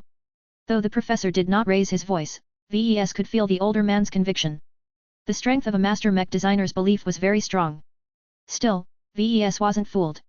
Just because someone lived several centuries old and just because someone had become extremely good at designing mechs didn't mean he was automatically right in everything else. Even masters could be wrong. VES had to remind himself of this truth. They continued to talk about other topics until the duel was finally slated to begin. As was usual in glitzy occasions like these, an extensive introduction followed first. As the announcers started to address the crowds of spectators who were all sitting on different viewing platforms extending from different tree structures, VES and Gloriana sat down next to Rila and Vincent. The lifers are really pulling out all the stops. Vincent looked impressed as a famous celebrity from the LRA appeared on the center stage in order to sing an inspiring song. Rila smirked. They have to be. This is the biggest show that the LRA has held in a while. It's all a bit rushed, though. The lifers could have organized a much better introduction if they had a few extra months to prepare in advance. VES found their remarks to be intriguing. Are you saying that the organizers are going above and beyond to popularize the design duel? Day. A single design duel isn't all that special, to be honest. The only ones who really have a stake in the outcome are the two mech designers taking part along with the mech pilots that fight on their behalf. It's not an interesting spectator sport to be honest because the real competition is too technical and abstract to laymen. She was right. Mech designers were able to understand much of the nuance of design duels. As for ordinary people, they much preferred to view ordinary mech duels where passionate fighters instead of bookish engineers were the protagonists. While there was a sense that the LRA had to put out its best foot in the eyes of the public and foreign viewers, VES still found it to be an odd decision to organize such an elaborate show. As singers, performers, and even biomechs began to dance and sway with the music, VES felt as if the lifers were doubling down. For some reason, the higher-ups, which was mostly made up of conservatives, were very confident in Dr. Navarro's victory. Even with all of the effort they had undertaken to level the playing field as much as possible, the leaders still acted as if their fellow lifer would ultimately prevail. What gave them the confidence? What caused them to act as if Dr. Navarro had already won? VES didn't know the answer. There was a humongous risk that all of this showmanship would blow up right in their faces if the foreigner won. Once the festivities ran their course, the main arena finally cleared. The enthusiastic announcer dramatically began to introduce the first pair of mechs. Now, the moment that you have been waiting for has finally arrived. Please welcome the first mech to enter the field. No one clapped or shouted when a gold-coated mech passed through the entrance and entered the field. The Bright Warrior Mark the First version B is one of Mr. Larkinson's most recent mech designs that are exclusive to his clan. It is a modular mech platform that possesses multiple configurations and infinite versatility. This particular machine comes in the swordsman mech configuration. Its main armament is a balanced sword, but that is not the only weapon. The Bright Warrior is a flight-capable mech that fights best in space but can handle other environments as well due to its flexible design. VES was a bit upset that so many people got a good look at one of the mainstay mechs of the Larkinson clan. It was not good if others were able to witness the Bright Warrior IB's performance and be able to analyze its strengths and weaknesses from the footage. However, it was not as if his mechs would be able to remain obscure forever. Deploying them on regular patrols around his fleet already exposed their external appearances to any sensors pointed in their direction. Any decent mech designer would be able to make a lot of estimates about the Bright Warrior model's performance from those long-ranged observations alone. Yet estimates were quite different from solid data. With so many high-quality sensors and recorders menting the upcoming match, his enemies would definitely know what to expect. Fortunately, the Bright Warrior that had stepped onto the field was not an exact replica of the basic model. This modified version contained several deviations that should hopefully give it a better chance. Currently sitting in the C.O.C.K pit of the Bright Warrior is Captain Alazer Ipsuk. A mercenary captain of the adventurous Dritan Shearers, Captain Ipsuk has fought many battles and skirmishes inside and outside of our state. Due to his extensive foreign tours, our good mercenary captain has piloted plenty of classical mechs alongside his beloved biomechs. He is equally proficient in piloting them both and has expressed no difficulty in piloting this specially prepared swordsman mech. The projected profile image of Captain Ipsuk displayed a typical mercenary officer. As was customary among second-class mercenaries, the captain dressed well and took pride in his work. He was anything but the sloven cowards that VES typically associated with third-class mercenaries. He didn't know much about the man, though. The selection of mech pilots was out of his hands. He could only put his faith in the assurance that every selected mech pilot would be impartial in their evaluation of the mechs they utilized in the first and second phase of the design duel. Since the winner and loser of the design duel rested in the hands of mech pilots like Captain Ipsuk, VES felt quite uncertain how much bias would play a role. He's been through a lot, that's for sure. Vincent commented from the side. You can tell he's a real survivor, like me. He's been through rougher times than me, though. You can see it in the eyes. Those are the eyes of a man who has dropped into hell and used his own two hands to crawl out of it. Experiences like that changes people. I can also tell that Captain Ipsuk really needs a girlfriend, though. VES disregarded the last sentence but did not discount the rest. As idiotic as Vincent sounded sometimes, he was quite good with people. How will he fight in battle? That depends. Vincent paused in thought. Mech pilots like Captain Ipsuk will fight with caution for the most part. It's baked in the DNA of a merc, but it's also due to his nature as a survivor. However, if he ever becomes cornered, you'll see a different side of him. Survivors can burst out a lot of strength if they feel their life is on the line. Riola looked a bit skeptical at her boyfriend. You're just talking out of your B.U.T.T, Vincent. Do I need to remind you that your B.U.T.T is currently fixed to your hover chair? There's no way your psychoanalysis is accurate. That's because you're a woman, babe. Mark my words. That fellow will fight exactly how I've described. Only true men understand other true men, and Captain Ipsuk is exactly one who has proven himself in battle. The only question is whether he'll ever unveil his desperate side. The dueling ring is incomparable to an actual battlefield. Fights never result in fatalities. There's a reason why veterans and most working mech pilots underperform in the mech arena. It takes the mindset of a true competitor in order to showcase your full might on the stage. That was an interesting perspective. It sounded quite logical as well. As VES thought about what Vincent said, the opposing biomech finally entered the dueling as well. Chapter 2785, Home Ground. The Bright Warrior in its swordsman mech configuration projected a distinct impression to the audience. Those who watched the broadcast only caught a hint of it, but the people sitting on one of the many elevated viewing platforms were able to sense its presence a bit better. Even though the audience was too far away to truly experience its glow, if they were any closer, they would have felt its welcoming embrace. This was a product of the Bright Warrior's heavily altered spiritual design. For one, he made an agreement with Goldie to play nice with whoever piloted the mech. He also dug deep into the dueling mech's spiritual DNA to widen its target audience. The Bright Warrior product line was never supposed to be piloted by non-Larkinsons. This was baked into its very identity and served as the root of its existence. VES envisioned the second iteration of the Bright Warrior concept as the basic and most fundamental protector of the Larkinson clan. While his other mechs may be stronger or flashier, the Bright Warrior could always be counted upon to deliver reliable performance in many different situations. As a modular mech platform that was designed with maximum compatibility in mind, the Bright Warrior was not a suitable dueling mech at all. There were many junctions where VES and the other lead designers prioritized adaptability and universality over pure performance. A mech that was fine-tuned to accommodate a specific mech pilot would always perform better than one that attempted to be a good mech to many different mech pilots. Still, it was not as if VES could have taken the opposite approach. The design duel format prevented the participants from learning about the mech pilots beforehand. This meant that VES and Dr. Navarro were both forced to keep their mechs open-ended enough to accommodate different personalities and fighting styles. Therefore, what was supposed to be a traditional weakness of the Bright Warrior actually came somewhat handy at this time. Its balanced specs, wide range of motion and great attention to its piloting experience were all capable of making any newcomer to the Bright Warrior feel at ease. Captain Ipsec has adjusted well to the Bright Warrior, Gloriana remarked as she analyzed the fluent movements of the modified mech. As an experienced mech pilot, he should already be fairly good at adapting to different mechs, but I don't see much signs of discomfort so far. Whatever you did has worked. The side projection that displayed a view of the C.O.C.K pit showed that Captain Ipsec was sitting comfortably in his piloting chair. His body was only moderately tense, but that was normal whenever a mech pilot was about to do battle. The captain should still be getting used to piloting a living mech. VES murmured as he observed the mech with his spiritual senses. A familiarizing period ensues anytime a mech pilot interfaces with one of my products for the first time. Just like two different people meeting for the first time, the captain and his mech are just strangers. Since they're meant to fight with each other, they need to familiarize themselves with their new partner and establish a solid relationship as soon as possible. This was one of the complications associated with piloting his mechs. Ordinary machines did not possess any personality or capacity for independent thought. They were just there. This meant that any mech pilot could hop into its C.O.C.K pit and pilot it straight away, only needing to worry about mastering its technical capabilities. This was different. Captain Ipsec's slightly distracted expression signified that he was still exploring the surprising degree of responsiveness from his current machine. What made the experience more wonderful than usual was that VES had asked Goldie to enhance the modified Bright Warrior's spiritual foundation all the way to 75 VES. He hesitated a lot before VES made this decision. 75 VES was very close to the limit that ordinary mech pilots could bear. If Captain Ipsec's relationship with the Bright Warrior ever deteriorated, then his piloting experience would quickly worsen.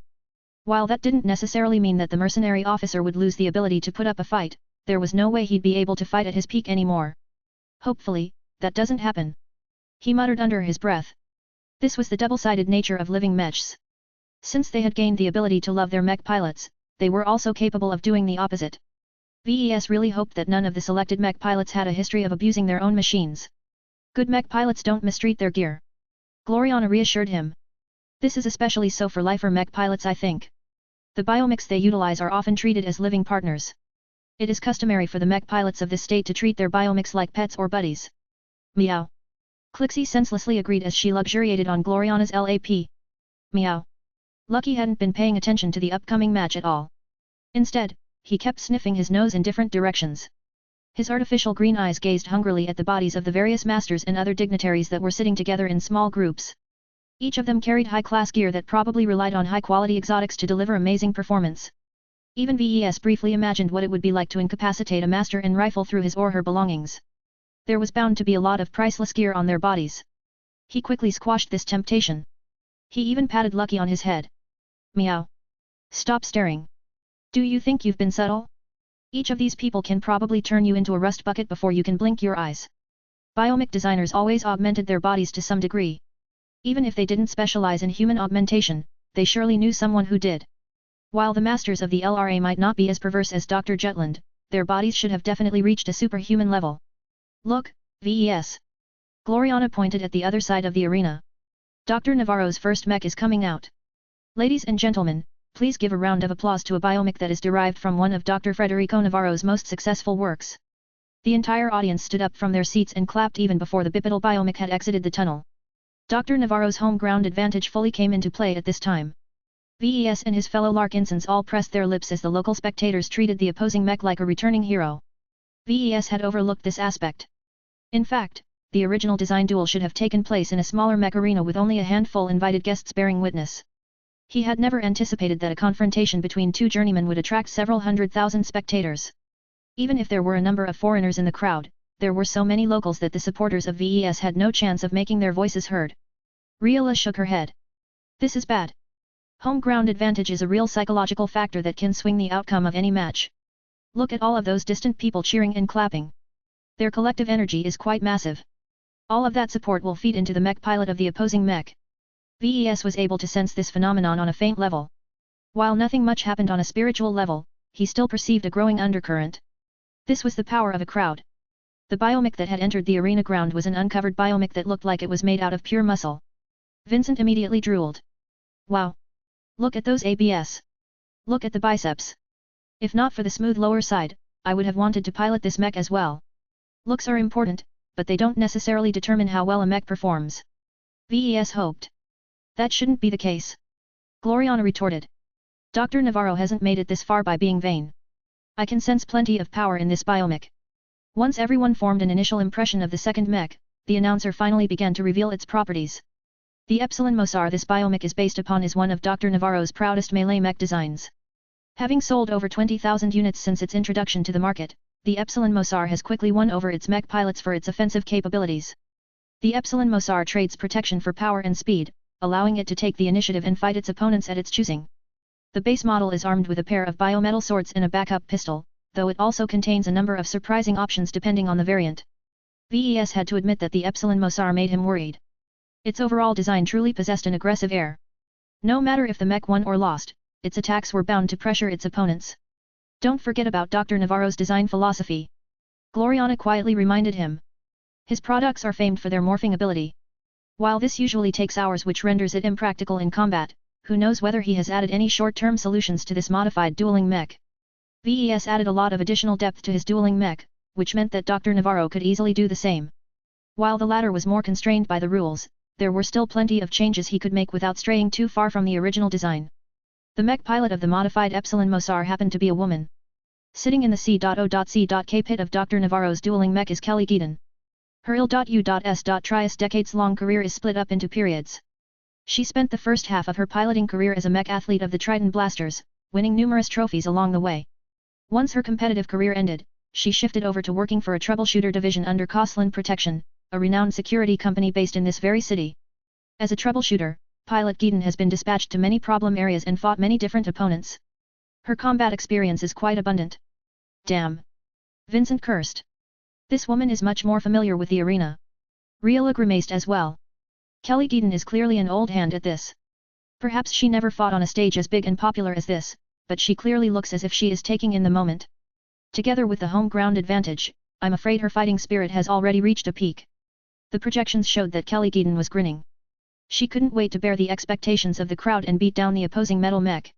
In this match, the Bright Warrior and its mech pilot had turned into the villains. There was no way the local audience wanted to root for them.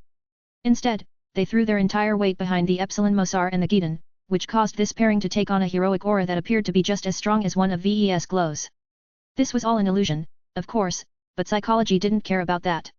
As the seconds went by, the noise from the crowd slowly faded.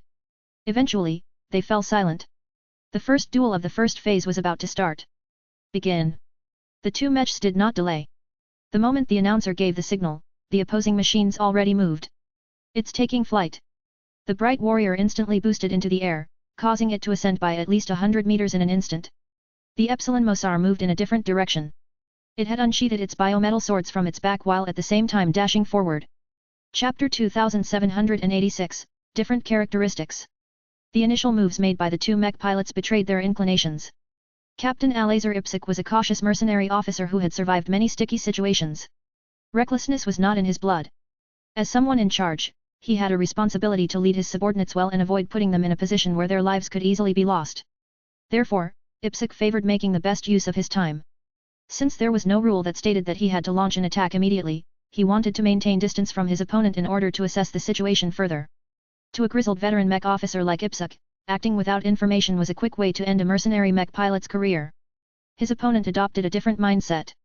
As a former mech athlete who fought plenty of competitive matches, Kelly Geedon knew that the usual rules of the battlefield did not necessarily apply to the dueling ring. The rhythm of a mech duel was completely different. Riola sighed. Momentum matters more than careful planning. Too many mech pilots who have never learned how to fight in the dueling ring always make this mistake. They think too much. There is no way that they can come up with a killer strategy when there are so few variables in play. In this situation, the dumber mech pilot always comes out on top. Isn't that right, Vincent? Hey? Why are you asking me? The hoverchair-bound expert candidate looked befuddled. VES believed in his cousin's words. He had witnessed several mech duels himself and was always impressed by those who exhibited more aggression. It was not a coincidence that those who pressed forward the most tended to be the most successful and celebrated mech athletes. The Bright Warrior had taken flight, but the Epsilon Mosar that had sprinted forward quickly adjusted by flaring its organic flight system in order to continue its pursuit. The flight speed exhibited by the Epsilon Mosar made it clear that the mech was no slouch when it came to aerial maneuvering. Damn! VES cursed. The Epsilon Mosar is designed for both land-bound and aerial combat. It performs best on land, but its aerial performance is not that much worse. What's more important is that the Epsilon Mosar isn't burdened by design choices that place additional burdens to it in order to allow the mech to operate in space. Gloriana noted. You can't say the same for our bright warriors. I already took that into account. VES responded. I've removed several elements that are useless in planetary combat and put in something else in the capacity that has become available. Still, there was only so much he could do. The Bright Warrior was designed as a spaceborne mech first and that could never be changed. The difference it made wasn't too large, fortunately. VES had enough time to make some targeted adjustments that increased its combat ability in the air. Their speeds aren't too far apart. The Bright Warrior kept its distance from its pursuer. VES smiled at this sight. Ever since Juliet Stamiros joined the design department, the flight systems and other mobility systems of his mech designs received a substantial bump in improvement. Even if aerial combat was not the Bright Warrior's strong suit, it was enough for Captain Ipsuk. The mercenary officer currently looked quite troubled. He had lost the initiative from the moment the duel commenced. Mindlessly going into the fray was not his style, but his opponent clearly thought differently. Due to the limited dimensions of the dueling ring, the two mechs began to circle around. Seeing that the Epsilon Mosar wasn't able to catch up in a short amount of time, Kelly Geedon decided to employ the secondary armament of her machine. The fleshy biomecha's mouth opened up and discharged a thin green laser beam. The beam accurately struck the flight system of the Bright Warrior. While the attack was too weak to damage the protruding elements of the classical mech, the Epsilon Mosar already released a second laser beam. This time, the Bright Warrior dodged an instant before the second release, causing most of the beam to splash harmlessly against the energy shield erected to contain the duel. Captain Ipsuk did not let his opponent attack his mech with impunity. The Bright Warrior pulled out a backup pistol and started to fire back at its pursuer. Unlike ordinary flesh, the matter that made up much of the biomecha's structure was based from exobeasts that had evolved to survive very hostile environments. The heat that struck the exotic's reinforced flesh only caused its outer surface to dry and blacken for a bit. This was hardly enough to injure the biomech. Real aside. Something has to change. Pursuits always end up favoring the chasing side. Just look at the two circling around. While Kelly Geedon is able to fire at the Bright Warrior's flight system with impunity, Captain Ipsuk is reduced to firing poorly aimed snapshots at an awkward angle. It was not that easy for humans to fire behind them.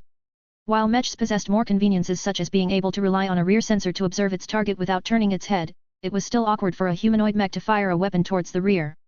Any laser beam that struck the undaunted Epsilon Mosar merely impacted its front, which ruled out the possibility of inflicting any crippling damage.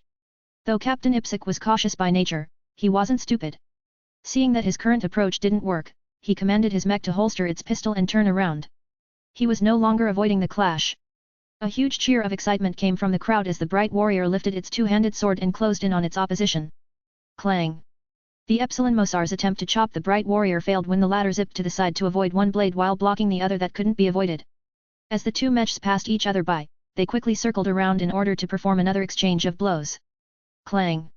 The shorter and slimmer biometal blades held up well against the solid alloy sword of the Bright Warrior. This time, the differences between the two mechs became more pronounced. The mass of the two mechs was roughly even, but the Epsilon Mosar was able to exert more strength. The Bright Warrior was a bit more rigid and solid. This served the mech fairly well when one of its opponent's swords slashed against its C.H.E.S.T plating. The momentum behind the attack left a modest groove in the C.H.E.S.T armor of the Bright Warrior. VES and every other Larkinson winced at the sight. The opponent managed to land the first true blow. This is just the start. VES said as if to console himself. The Bright Warrior C.H.E.S.T armor can still take a lot of hits. As a lifer mech pilot, Captain Ipsuk was well aware that uncovered biomechs did not possess any thick exterior plating. This meant that it was a bit easier to inflict damage to them with lighter attacks. In contrast, mechs with hard outer shells such as nearly every classical mech in existence possessed solid armor that was capable of bouncing off weaker attacks. The short swords in the hands of the Epsilon Mosar would never be able to score such a powerful hit against the strongest section of the Bright Warrior if not for getting a head start. Therefore, the obvious conclusion was that it was better for Bright Warrior to push up right into the face of the Epsilon Mosar. If you want to brawl, then I'll satisfy your wish. Captain Ipsuk finally showed some heat as his Bright Warrior no longer parted from the Epsilon Mosar. Instead, the two mechs stayed in close range and started to clash against each other with no hint of retreat. Kill the garbage can. Chop off the arms of that classical mech. Biomechs forevers. In contrast, the Bright Warrior's single blade missed the mark more often than not. Captain Ipsuk may be a competent mech pilot but his opponent was just as skilled. Fortunately, the mech pilot of the Bright Warrior wasn't helpless. The mercenary captain no longer defended against certain weaker attacks in order to inflict a more powerful blow against the opposing biomech. Slick. Soon enough, the crowd all expressed their dismay as Ipsec managed to outmaneuver Kelly and inflict a deep slash on one of the Epsilon Mosar's shoulders. A spurt of alien purple blood leaked out from the wound before automatically closing. The cut area even showed signs of merging back together. Still, the initial attack had served its purpose. The left arm of the biomech had become slightly less powerful. The attacks from this limb had become less threatening, at least for the moment, allowing Captain Ipsec to gain the initiative. Even though his bright warrior already showed several deep slash marks on its frontal surface, its operational efficiency still remained at a peak. Although it seemed as if the bright warrior had gained an advantage due to the characteristics of its physical form, the balance was not as skewed as it seemed. All biomechs can heal. Gloriana stated. While their healing ability isn't perfect, the damage suffered by the Epsilon Mosar can still be mitigated over time. Indeed, what she said had come to pass. The damaged limb of the Epsilon Mosar slowly recovered. While it did not restore itself to its peak, it had changed enough for Kelly to go on attack yet again. More slash marks adorned the exterior of the bright warrior. Captain Ipsec did his best to block and avoid any incoming strike. When that wasn't possible, he tried to spread out the damage across the entire surface of the mech. This was what the armor of a mech was for. As long as all of the destructive energy was wasted on some solid metal plates, then the vulnerable internals were spared from damage. This was key in allowing the bright warrior to keep up the fight. As the bout continued to persist like this, VES began to analyze the battle from a spiritual perspective. So far, the spiritual elements of his bright warrior didn't really seem to play a role. While Captain Ipsec had rapidly gained a lot of proficiency in piloting his current mech, his progress wouldn't have been much different if he piloted a lifeless mech. In the heat of battle, it was hard for weak and subtle effects to exert any influence. The glow of the golden cat seemingly played no role in this duel. VES could see this and so could his wife. The bright warrior isn't resonating with its current pilot. Gloriana stated. The mech and its mech pilot are still separated by too many barriers. They have too little in common. He could see that as well. All of the changes he made to prevent the bright warrior from rejecting a non-Larkinson mech pilot might have achieved its purpose, but they didn't do much to facilitate cooperation. Fortunately, VES still had options. It seemed it was time for him to activate one of the measures he had implanted in the bright warrior's design. Unknown to anyone else, VES discreetly concentrated his mind and spiritually reached out to the bright warrior. He gently tweaked its spiritual design until it activated something that had lain dormant. The fairly pleasant glow of the bright warrior suddenly switched. Goldie's presence no longer dominated the mech. Instead, her aura faded in order to make way for another, more aggressive glow. The bright warrior suddenly seemed to have turned into a bigger, more ferocious predator. The hostility emanating from the previously sunny mech was so abrupt that Kelly Geeden's momentum had suddenly flagged. Captain Ipsec, who was influenced by the sudden change, acted exactly according to the new glow and began to unleash an aggressive set of moves that pushed the Epsilon Mosar back again and again. What just happened? Gloriana widened her eyes while gripping VES' hand. Did you? VES smirked. I did. Who says the bright warrior only has room for a single occupant? Zigra had taken over from Goldie. Even though nothing physical about the bright warrior had changed, the contrast was so striking Kelly Geeden wasn't able to adjust.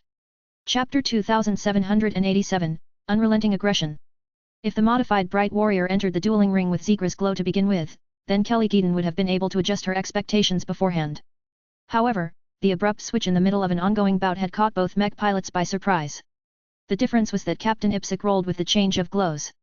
The new presence that seemed to have swept over the battle-scarred bright warrior was aggressive, but most of its ire was directed outwards.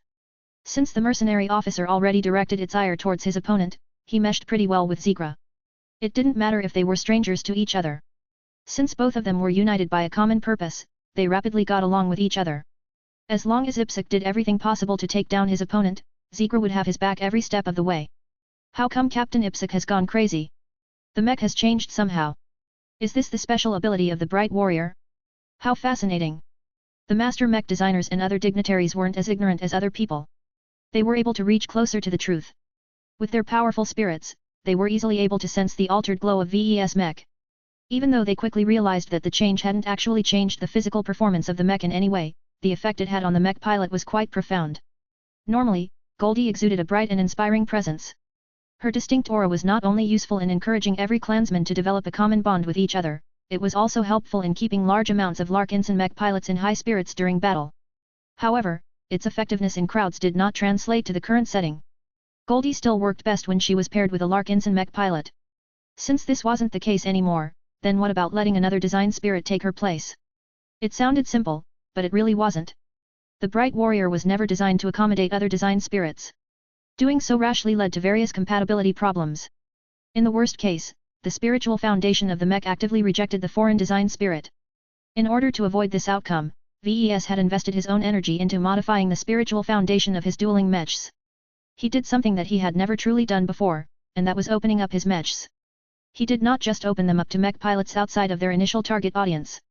This was why the Bright Warrior, which was a model that was only ever designed to represent Goldie, was unexpectedly able to accommodate Zigra. Of course, there were a number of problems. First, the fit between the Bright Warrior and its new design spirit was not good. This was why Goldie was still present in the background. Her role had been relegated to keeping the mech placated. If she was removed from the picture, then the mech itself would have likely clashed against the foreign intrusion. It didn't help that the mech had been enhanced to 75 VES by feeding it with Goldie's spiritual energy. This not only made the living mech stronger, but also caused it to grow closer to the Golden Cat. All of this meant that the Bright Warrior could have embodied Zigra better if it was designed to accommodate the aggressive design spirit from the beginning.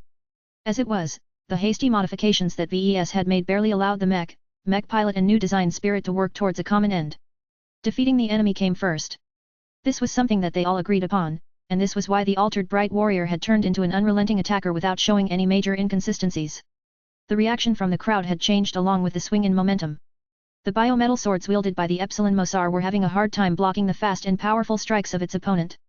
Inside the C.O.C.K pit, Kelly Deaton began to show more and more frustration on her face.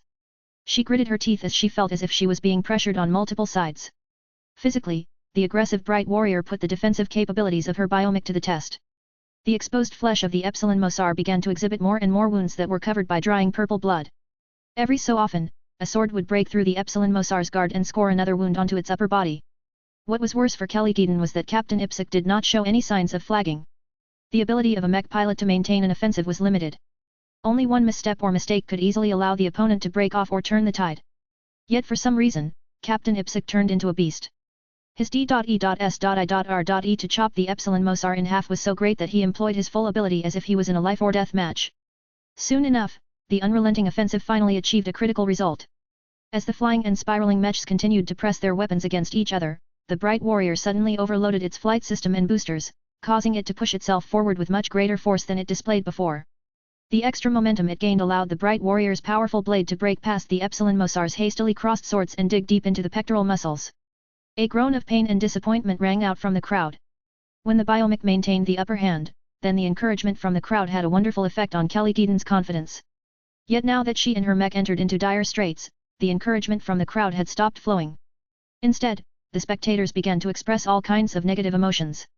Anger, dismay, disappointment, and unwillingness continued to flow from them all, causing the entire arena to take on a different atmosphere. I don't know how Captain Ipsec turned into such a maniac, but I like it. Riola grinned. He has finally stopped holding back and started to show everyone what a real man is capable of. Vincent echoed. Gloriana looked amazed as well. She was one of the few people who understood the change. She was amazed not only by how VES managed to enable such a switch to take place, but also at how Captain Ipsec underwent such a drastic swing. His combat effectiveness had practically jumped by 50%. This was while he was still piloting the same mech with the same physical properties as before. VES continued to smile at the sight. The events that took place vindicated his theories.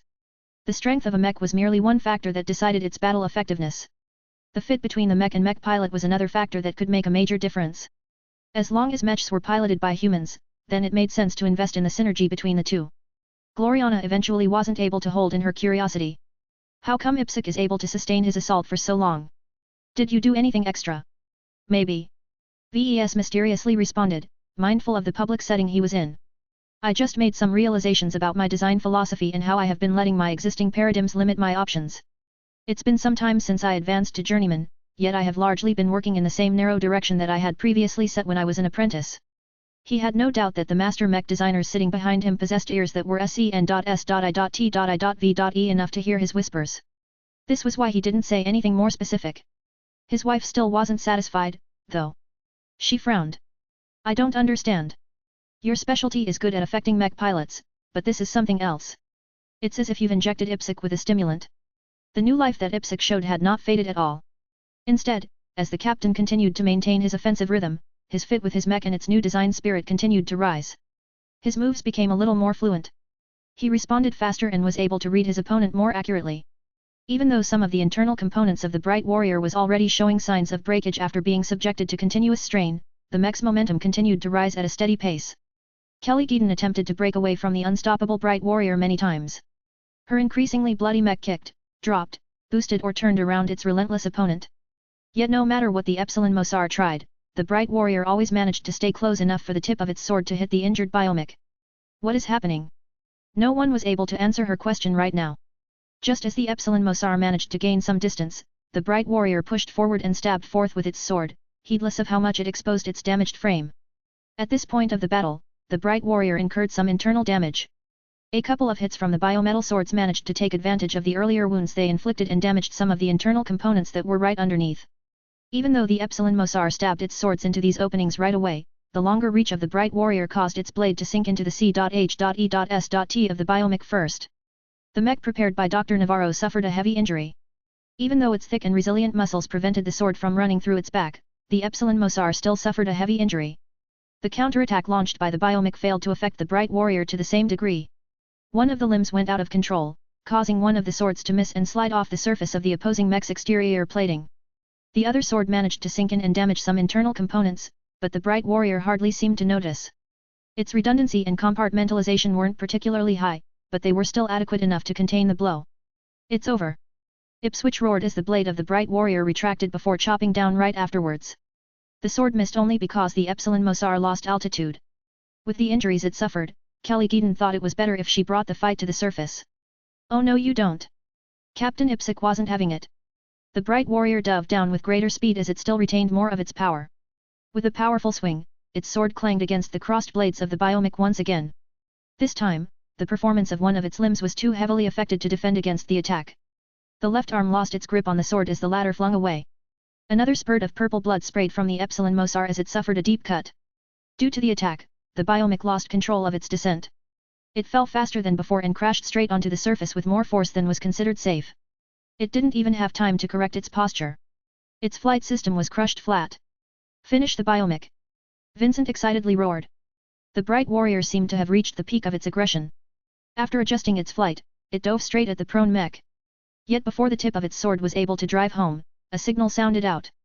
The first match is over. Captain Alazer Ipsic has won. Safety measures instantly came under play. An energy shield formed over the prone biomech, preventing it from getting exposed to any further attacks. Powerful gravitic modules underneath the arena acted upon the diving Bright Warrior, pushing it upwards and causing its falling momentum to bleed away. Though the mech looked as if it desperately wanted to finish off its opponent, the match was already over. The crowd fell silent. How could this be? Someone questioned. How could one of our biomechs lose that easily? The audience was in disbelief. They couldn't believe that a well-regarded mech had lost in such a clear and obvious fashion. The match wasn't even close at the end. Don't lose hope. We still have 4 more matches to go, and this is just the first phase. There are 9 more matches for our biomechs to gain the upper hand. Now that we know what these trash cans can do, our mech pilots won't fall for the same trick twice. The mood among the spectators gradually stabilized. There were plenty of chances for Dr. Navarro and his mechs to compensate for this loss.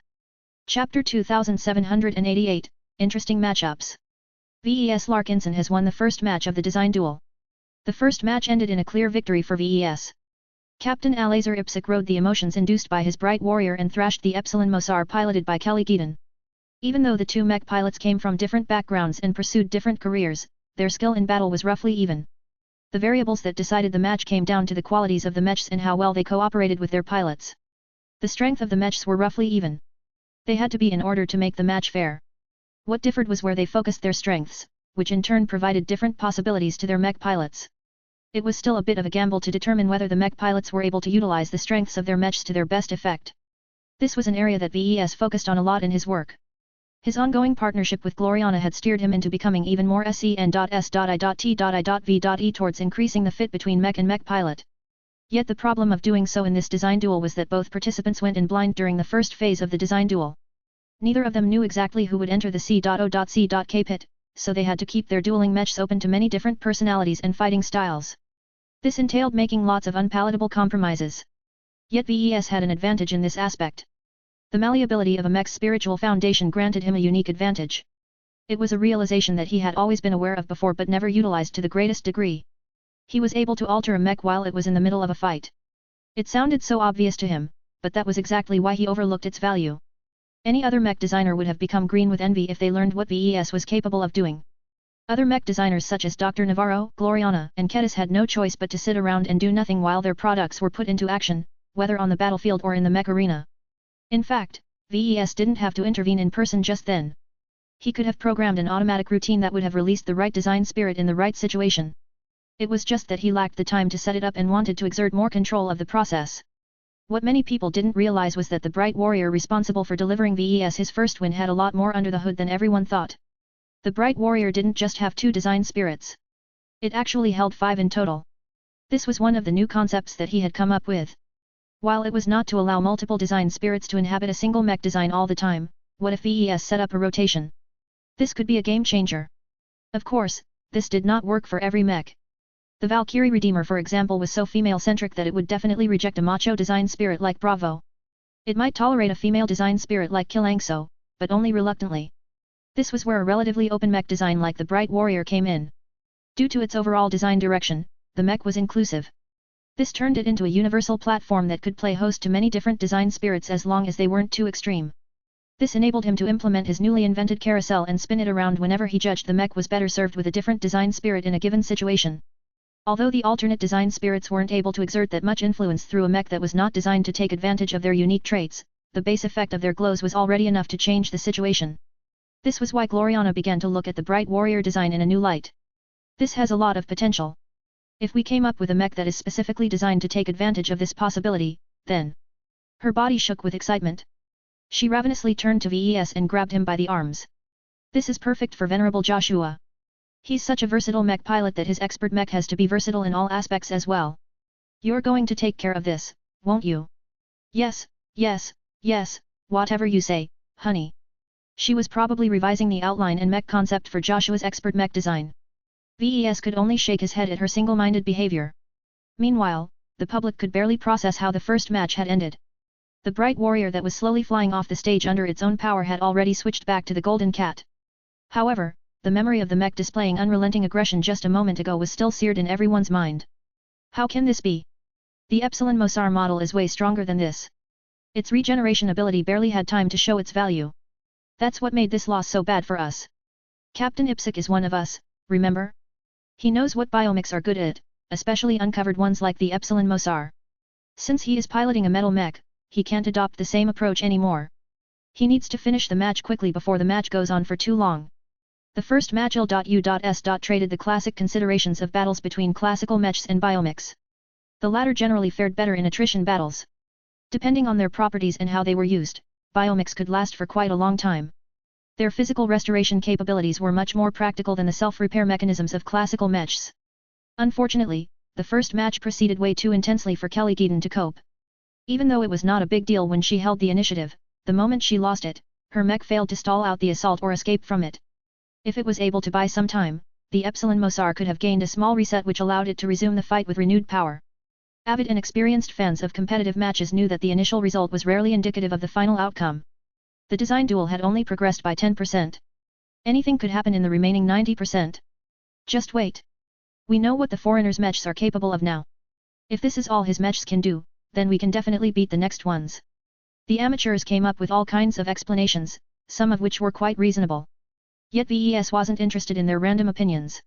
Even though he was looking elsewhere, his ears were closely tuned to whatever sounds the 6 masters of the LRA were saying. Sadly, they just sat there sipping their tea or other favorite drinks. None of them spoke up. Either they were communicating through their implants, or they were simply being pretentious. VES currently favored the latter theory. Their expressions were all tranquil and calm as if they were sages who disdained to intervene in a trivial journeyman-level design duel. He felt someone's gaze on him. VES turned his head to see Dr. Navarro nodding at him. The biomech designer acknowledged his loss. Good show. The challenger spoke. Even though I do not agree with the premise of your design philosophy, its value is not in doubt. However, it takes a lot more than a single match win to prove that your mechs are truly alive. VES merely smiled back. We shall see. I'm quite interested in what kind of mech pilots will show up next. The ones we have seen so far are certainly colorful, though I find it odd that only one of them has arena experience. Dr. Navarro did not agree with him. Miss Geedon's experience as a mech athlete did not avail her in the end. Besides, it doesn't matter too much if there are differences in strength. She will pilot your mech during the second phase. That wasn't entirely fair, still. If Dr. Navarro always received the stronger mech pilot during the matches in the first phase, then his biomechs would incur less damage due to better performance. This in turn meant that it was a lot less cumbersome to repair the organic machines after the end of the first phase. VES didn't bother to quibble over this matter, though. If the bias was too obvious, then VES wouldn't be the only person who understood the implications. The LRA would lose a lot of credibility if such a plot existed and became exposed. Once the downed Epsilon Mosar was carted out of the arena, the second pair of mechs and mech pilots entered the stage. Our second match is a clash of warriors, literally this time. Two defensive mechs will be attempting to wear each other down. Which armored colossus will fall first? The two knight mechs that appeared in view might possess the same role, but functioned very differently. On the left, we have yet another bright warrior mech, but this time outfitted in its knight mech configuration. On the right, we have Dr. Navarro's impressive-looking dragon-scale warrior. Both mechs are made to withstand immense punishment. This will be a real slugfest. Ugh, I hate this boring matchup. Vincent complained. Whose idea was it to pit one defensive mech against another defensive mech? These clashes last forever. However, the match quickly revealed something that introduced some much-needed excitement. It turned out that both of them were young. Now this match is a breath of fresh air. The next match will be fought between two rising stars. The mech pilot of the second Bright Warrior is Trip Khan. He is the 17th ranked elite graduate of Green Star Academy. The mech pilot of the Dragon Scale Warrior is Zenandia Bavros, who is also an elite graduate, this time from the Dorman Piloting Institute. He is the 14th ranked mech cadet of his class. VES frowned a bit when he heard that. He only relaxed when someone mentioned that Green Star Academy was slightly better regarded than the Dorman Piloting Institute. Of course, the differences were minor and subjective. The two were pretty much even in many aspects, and so were the mech pilots. Why choose younger mech pilots this time? He questioned. It could be to test whether your mechs are easy to pick up or not. Reala guessed. It could also be a way for the LRA to showcase their comprehensive strength to the public. The lifers must be quite confident in the performance of these rookies if they chose this pair to fight the second match. Vincent did not think much of these so-called elite graduates. These fellows have to work for it if they want to screw up in front of a crowd. Anyone can pilot a knight mech. They're easy to learn and easy to master. Even someone who has lost half a brain can still be useful with a knight mech. Don't let Janza hear you saying that. While Vincent had a point, knight mechs were capable of performing in many different ways. Their mission might be simple, but a creative mech pilot could always find new ways to leverage a knight mech's capabilities. Chapter 2789, Dragon Scale Warrior. Trip Khan and Zenandia Bavros possessed a lot more similarities than the last pairing. They were both young. They were both elite graduates. They both specialized in piloting knight mechs. They both minored in piloting classical mechs. It was like pitting them against mirrors of each other. Of course, this was just the first impression. VES was sure that he'd be able to witness their individual differences soon enough. The arena operators did not delay too long. After providing the audience with a brief introduction of the mechs and mech pilots, the match soon commenced. They're colliding against each other. This time, both mech pilots had no intentions of stalling the fight. Both Khan and Bavros drove their mechs towards each other while pressing their entire frames against their enormous tower shields. Boom! VES could practically feel the air ripple as a thunderous collision took place. The two mechs bounced back after suffering various degrees of damage from their reckless collision. He wasn't sure what the point of it was, but the two mechs immediately closed in on each other before hacking at each other's shields with their one-handed swords. Sparks flew and sharp noises sounded out as the two knight mechs hacked their swords and bumped their shields against each other without any interruption. Knowledgeable mech insiders and mech fanatics knew that this was just the start. When two defensive mechs were pitted against each other, it was virtually impossible for one of them to achieve a decisive victory in the first couple of minutes. Instead, the mechs had to outlast their opposition. The way to do so was to steadily chip away at the defenses of the enemy while not wasting too much energy and other resources in the process. That Dragon Scale Warrior mech looks quite different. Reala noted. Its exterior is made out of lots of relatively small scales. I don't know what that means in terms of defense, but the biomech is definitely more agile and flexible than our Bright Warrior. This was true. The Dragon Scale Warrior probably gained its name from the rippling scales that were able to resist and deflect the probing attacks that made it through its guard. Gloriana shook her head in disapproval. Classical mechs can adopt this armor scheme as well. It's just that it isn't worth it most of the time. The solidity of a single bigger plate is hard to match when you replace it with several smaller scales. The fact that they have to be mounted in a particular way to allow for additional range of motion introduces weaknesses that make it easier to break through them. They also offer less defense against blunt force trauma since they are comparable to a tough hide rather than armor. VES agreed with her assessment as well, but he was sure that the Dragon Scale Warrior had something special in store. Otherwise, it didn't make much sense to design it as a commercial mech. Several minutes went by.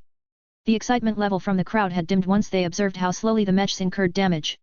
Many sword strikes deflected off the curved shield or bounced off the armor of the mechs.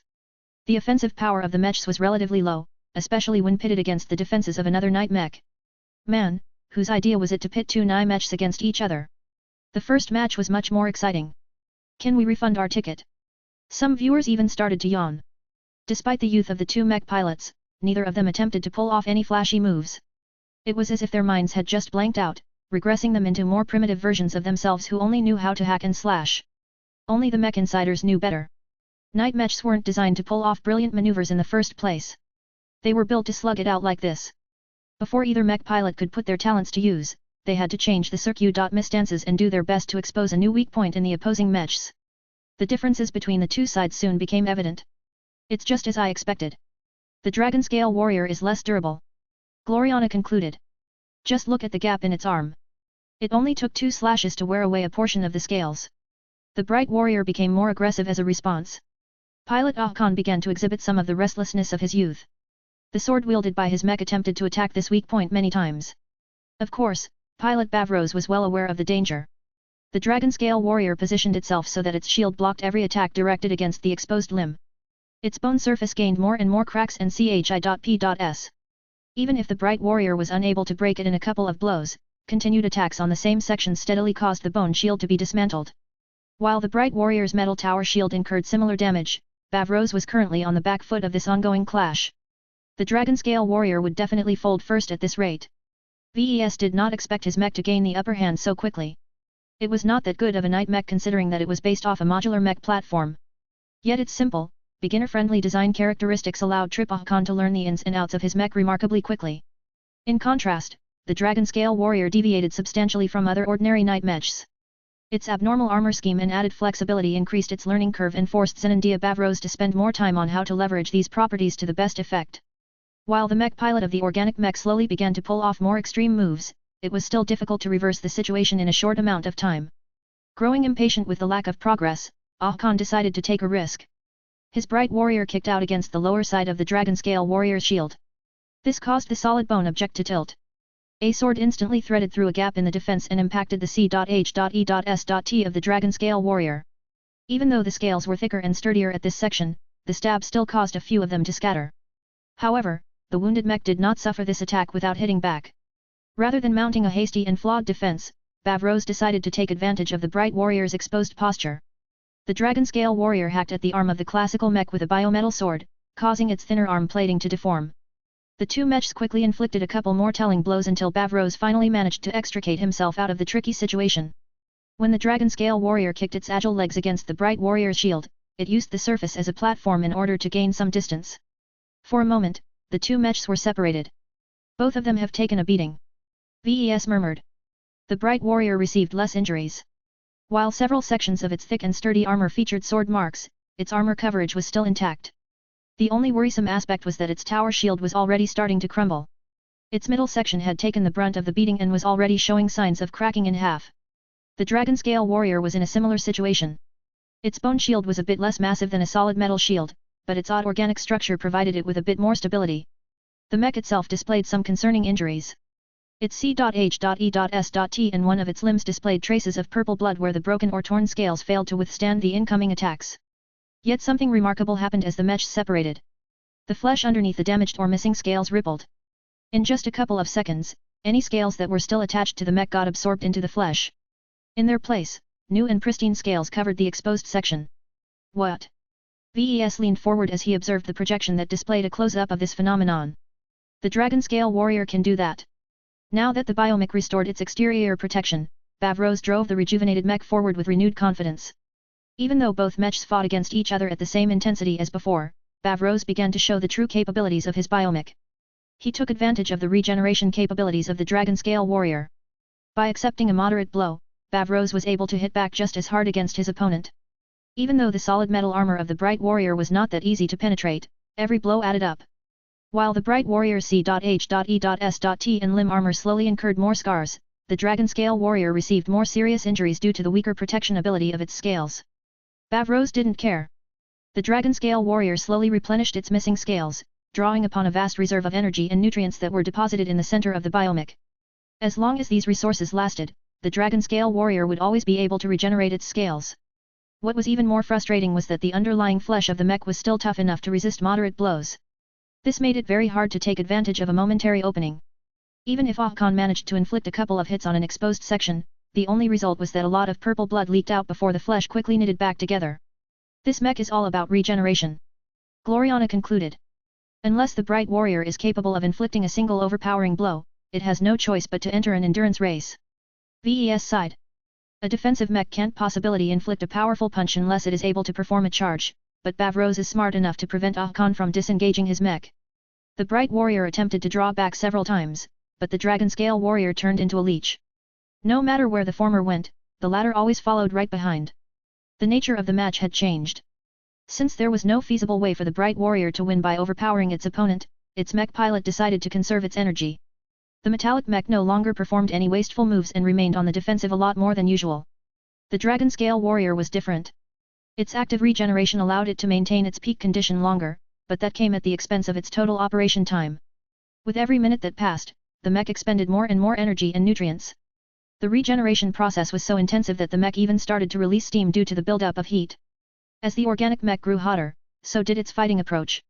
The Dragon Scale Warrior launched attack with the fury of an offensive mech rather than a defensive mech. Its scales rippled in the light as its flexible limbs allowed the biomech to inflict damage from trigger angles. The Bright Warrior was suffering serious damage. With repeated blows, its shield was slowly crumbling and its C.H.E.S.T armor exhibited more damage. Its limbs began to suffer some hits as well. Unlike its opponent, the Bright Warrior wasn't able to regenerate its damage. Even though it would definitely be able to outlast its opponent if the fight went on, this didn't matter if the aggressive Dragon Scale Warrior was able to cripple the opposing mech. The Bright Warrior needed a hand, and VES knew where to find it. He concentrated his mind and repeated the same steps as before. The only difference was that he drew out a different design spirit. As Goldie receded yet again, a different presence came to the fore. Kilangso emerged from the shadows. Khan immediately became influenced by the different glow. He became a lot more defense-minded and began to waste less energy on launching attacks. Since the Dragon Scale Warrior was on a time limit, the only thing the Bright Warrior had to do was to resist the storm and wait for it to end. However, just as the Bright Warrior settled in for the long haul, its diminished tower shield finally collapsed under all of the strain. My chance has come. Bavrose exulted. The young mech pilot of the Dragon Scale Warrior drove his biomachine forward, causing it to collide against the shieldless Bright Warrior. The two mechs quickly stabbed against each other, though their armor managed to mitigate much of the damage. While the Bright Warrior attempted to disengage, the Dragon Scale Warrior opened its mouth and attempted to chomp onto its opponent. Chapter 2790, Shedding. When the Dragon Scale Warrior opened its mouth, it revealed rows of sharp and jagged teeth. They certainly looked like bad news, especially when the biomech possessed a jaw that looked strong enough to apply a lot of force. However, before those teeth could actually sink in, an energy shield came into existence. Khan had not forgotten about this feature. While the Bright Warrior did not possess a particularly powerful shield generator, it was still strong enough to block the Dragon Scale Warrior's surprise attack. The energy shield disappeared shortly afterwards. Its capacity was limited and it was too wasteful to leave it up all of the time. Eat this! Khan yelled. The low-profile missile launchers mounted on the shoulders of his mech fired a bunch of missiles at point-blank range shortly afterwards. Even though these explosions weren't very strong due to the restrictions set by the design duel, all of the missiles happened to carry incendiary payloads, which meant that a lot of flames and flammable materials spread out from between the two mechs. Flames began to burn on the frames of both machines. The Bright Warrior didn't suffer that much damage because its damaged C.H.E.S.T armor was still solid enough to prevent the flames from spreading inside its frame. The Dragon Scale Warrior fared a little worse. The process of healing and regenerating its scales didn't happen instantly, which meant that a considerable amount of flesh became exposed to the flames. While the flesh of the biomech was too tough to burn so easily, it was not pleasant in the slightest to let the flames persist. Both mechs put out the flames as soon as possible, drawing back as they did so. The stab wounds they inflicted on each other looked serious but hadn't sunk too deep, thereby limiting the impact on their performance. Even so, the battle had definitely entered a new phase. The Dragon Scale Warrior had exposed a third weapon in the form of its sharp teeth.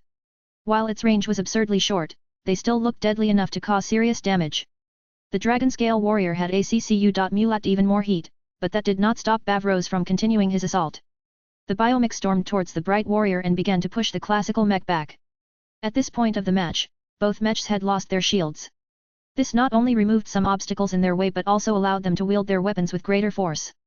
Continuous clangs sounded as the two flying mechs crossed blades again and again. At this time, the Bright Warrior had given up on launching attacks. Ah Khan firmly tried to block or mitigate every incoming blow in the hopes of tiring out the opponent. He was performing quite well in this capacity.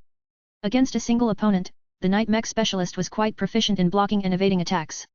This frustrated Bavros as his Dragon Scale Warrior had already expended a lot of resources on regenerating its wounds and was expending even more energy to maintain its current assault. The Bright Warrior still put up a lot of resistance despite incurring some internal injuries. Its altered glow not only caused Ah Khan to become more efficient at defending his mech, but also made Bavros feel as if none of his attacks had any effect.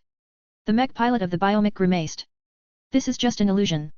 He was not unaware of the power of glows. It was just that experiencing it was considerably different than reading about it. There was just something about glows that caused him to look at LMC mechs in a different light. Under other circustances, Bavros preferred to admire a mech that could make him feel this way. This was not the time to listen to those impulses, though. After making a few considerations, he decided to activate one of the Dragon Scale Warrior's most desperate solutions. It's drawing back. The biomech uncharacteristically pulled back. It flew away from the Bright Warrior, causing Ah Khan to become suspicious.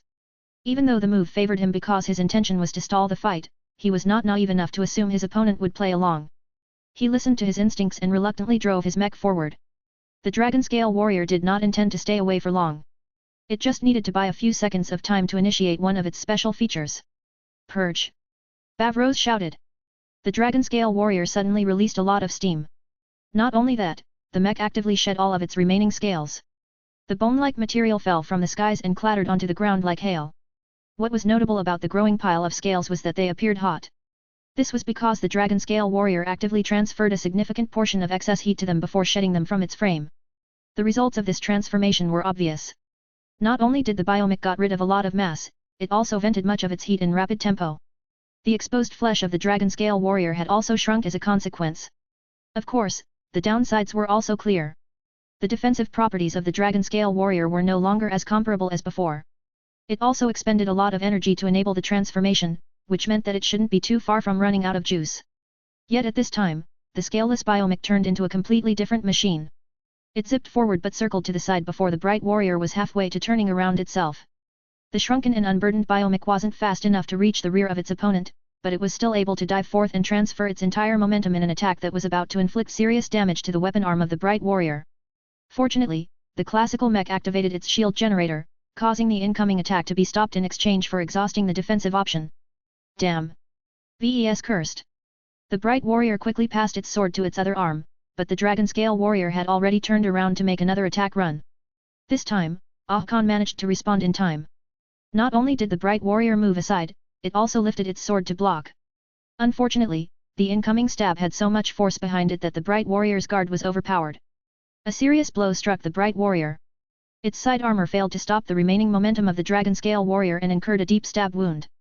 This time, the classical mech suffered a substantial problem in transferring power. The LMC mech's responsiveness decreased considerably, causing its defensive posture to fail. VES tightly gripped his hands. He had not lost hope completely as of yet. Even as the transformed Dragon Scale Warrior inflicted major damage, its exhaustion was very much evident. The mech was definitely overexerting itself in order to sustain this performance. Just as he thought that the Dragon Scale Warrior was about to run out of steam, the mech practically contorted itself in order to reach around the Bright Warrior flagging guard and sink its sword into one of the stab wounds it had already made. Since the attack struck at a different angle, the penetrating blade damaged a different set of components. A few volatile elements within the Bright Warrior exploded, causing the mech to lose most of its functionality. It's over. VESGROANED. He knew exactly what kind of damage his mech had suffered. Since the Bright Warrior was not a true defensive mech, its redundancy and compartmentalization only stretched so far. His mech was no longer able to contain the damage. Before the Dragon Scale Warrior could finish off its immobilized opponent, large-scale energy shields came online and F.O.R.C.I.B.L.Y separated the two mechs. Anti-grav modules came online to give the falling Bright Warrior a gentle landing. The second match has concluded. The Dragon Scale Warrior prepared by Dr. Navarro has prevailed this time. Please give a round of applause to Zenandia Bavros for his excellent performance. This time, the crowd truly went wild. Even though Bavros would soon turn into an enemy 3 days later, right now he was the champion of the biomech industry. His excellent use of the capabilities of the Dragon Scale Warrior not only delivered Dr. Navarro a convincing victory, but also showcased the advantages of biomix in the process. The second match splendidly negated the humiliation of the earlier defeat. At the very least, Dr. Navarro avoided a double loss, which would have depressed the morale of much of the audience. VES and the Larkinsons all saw the spectators sitting far away celebrating as if they had won the battle of the century. Riola looked amused. Water always tastes sweeter after a draft. The lifers are desperately trying to overcompensate for their earlier defeat. It's working, though. Yes, it is, VES. I'm afraid the third match will start under less than ideal circuit.misstances. As the damaged and downed mechs along with all of the debris was being moved away, Gloriana grew a bit suspicious. Your mech this time did not perform as well as the one that went before. There isn't much that it can do, Gloriana.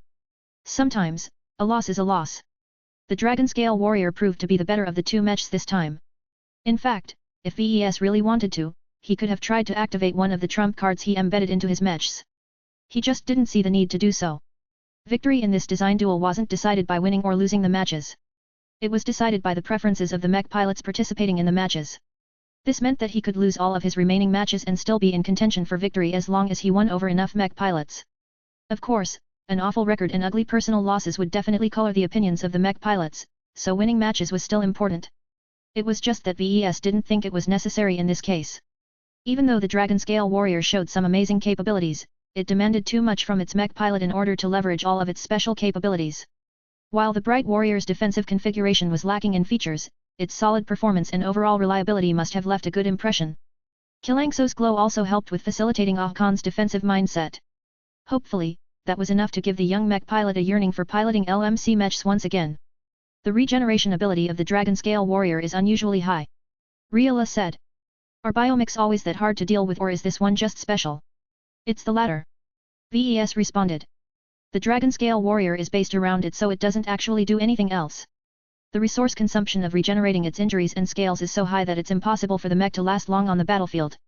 This is a mech that is much more suited for duels and short engagements. Dr. Navarro had been in business longer than VES. That meant that the biomech designer had a larger mech catalog to draw upon. The Dragon Scale Warrior was clearly a mech designed to serve a specific purpose.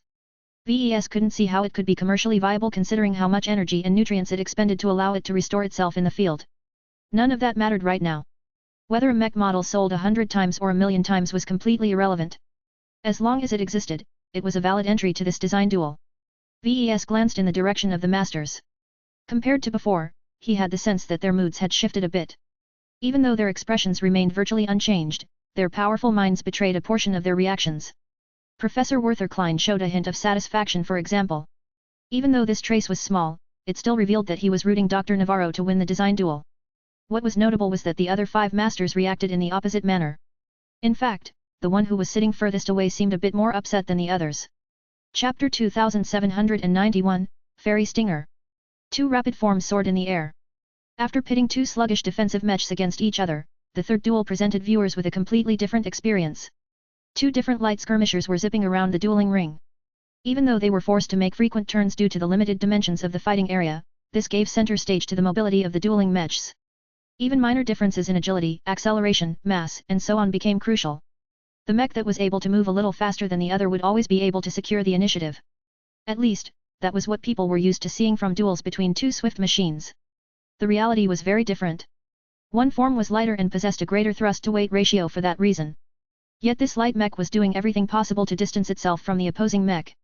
The other mech was not as fast and nimble as the other mech, but it exuded so much threat that its opponent simply refused to clash up front. The audience sitting on the elevated viewing platforms extended from the crown of trees all fell silent. Their enthusiasm quickly faded after the start of the third match. There was very little to cheer about once the 2 mechs exchanged their first blows. Practically even before the biomech designed by Dr. Navarro closed in to perform an attack on its opponent, it was already attempting to escape. The battle never turned around after that. Even though the 2 mechs were supposed to be in the same range, one mech acted like a scared rabbit while the other flew forward like a shark smelling blood. This is a disgrace. Someone yelled. I thought the mech pilot of the Fairy Stinger was supposed to be a military mech pilot. Why isn't Katarina Val's MR turning around to fight the metal mech like a real soldier? Light mech pilots are all cowards. They just differ by their degree of cowardness. We just had the bad luck of drawing the more frightened mech pilot this time. Stunned dismay soon transformed into pejorative remarks. The frustrated lifers who expected to see a repeat of the second match's glorious victory instead witnessed a completely different show. They all felt scammed. They all thought that there was something wrong in Volsmar's head. How could the design duel possibly attract such a flawed mech pilot? The only reason why the audience hadn't let their tempers rise any further was the realization that she would become VES problem in the second phase. Still, so long as Katarina Volsmar piloted a biomech, she was practically shaming the LRA's entire biomech industry in a live broadcast watched by an uncountable amount of people. These people don't understand. The much-maligned mech pilot spoke through gritted teeth. It's not as if I want to run away, but I have no choice. I can't maintain my battle effectiveness when I'm in the vicinity of that infernal metallic mech. She expected a very different fight.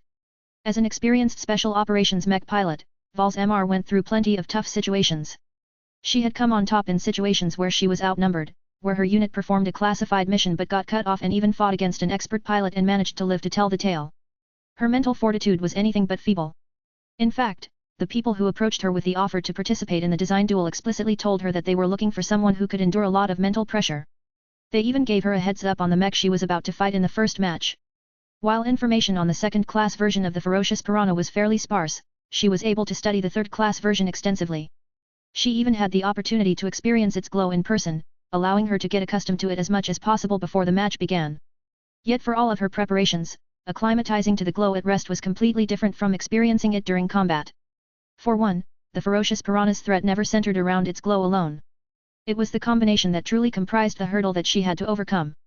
Even if she was strong enough to maintain her wits at close range, she still had to exert significant mental effort in order to properly pilot her mech. Ha ha ha! I love this mech! The mech pilot of the pursuing machine exulted. Every light mech should be like this. Hardly anyone can match me in close quarters combat as long as I'm piloting a ferocious piranha.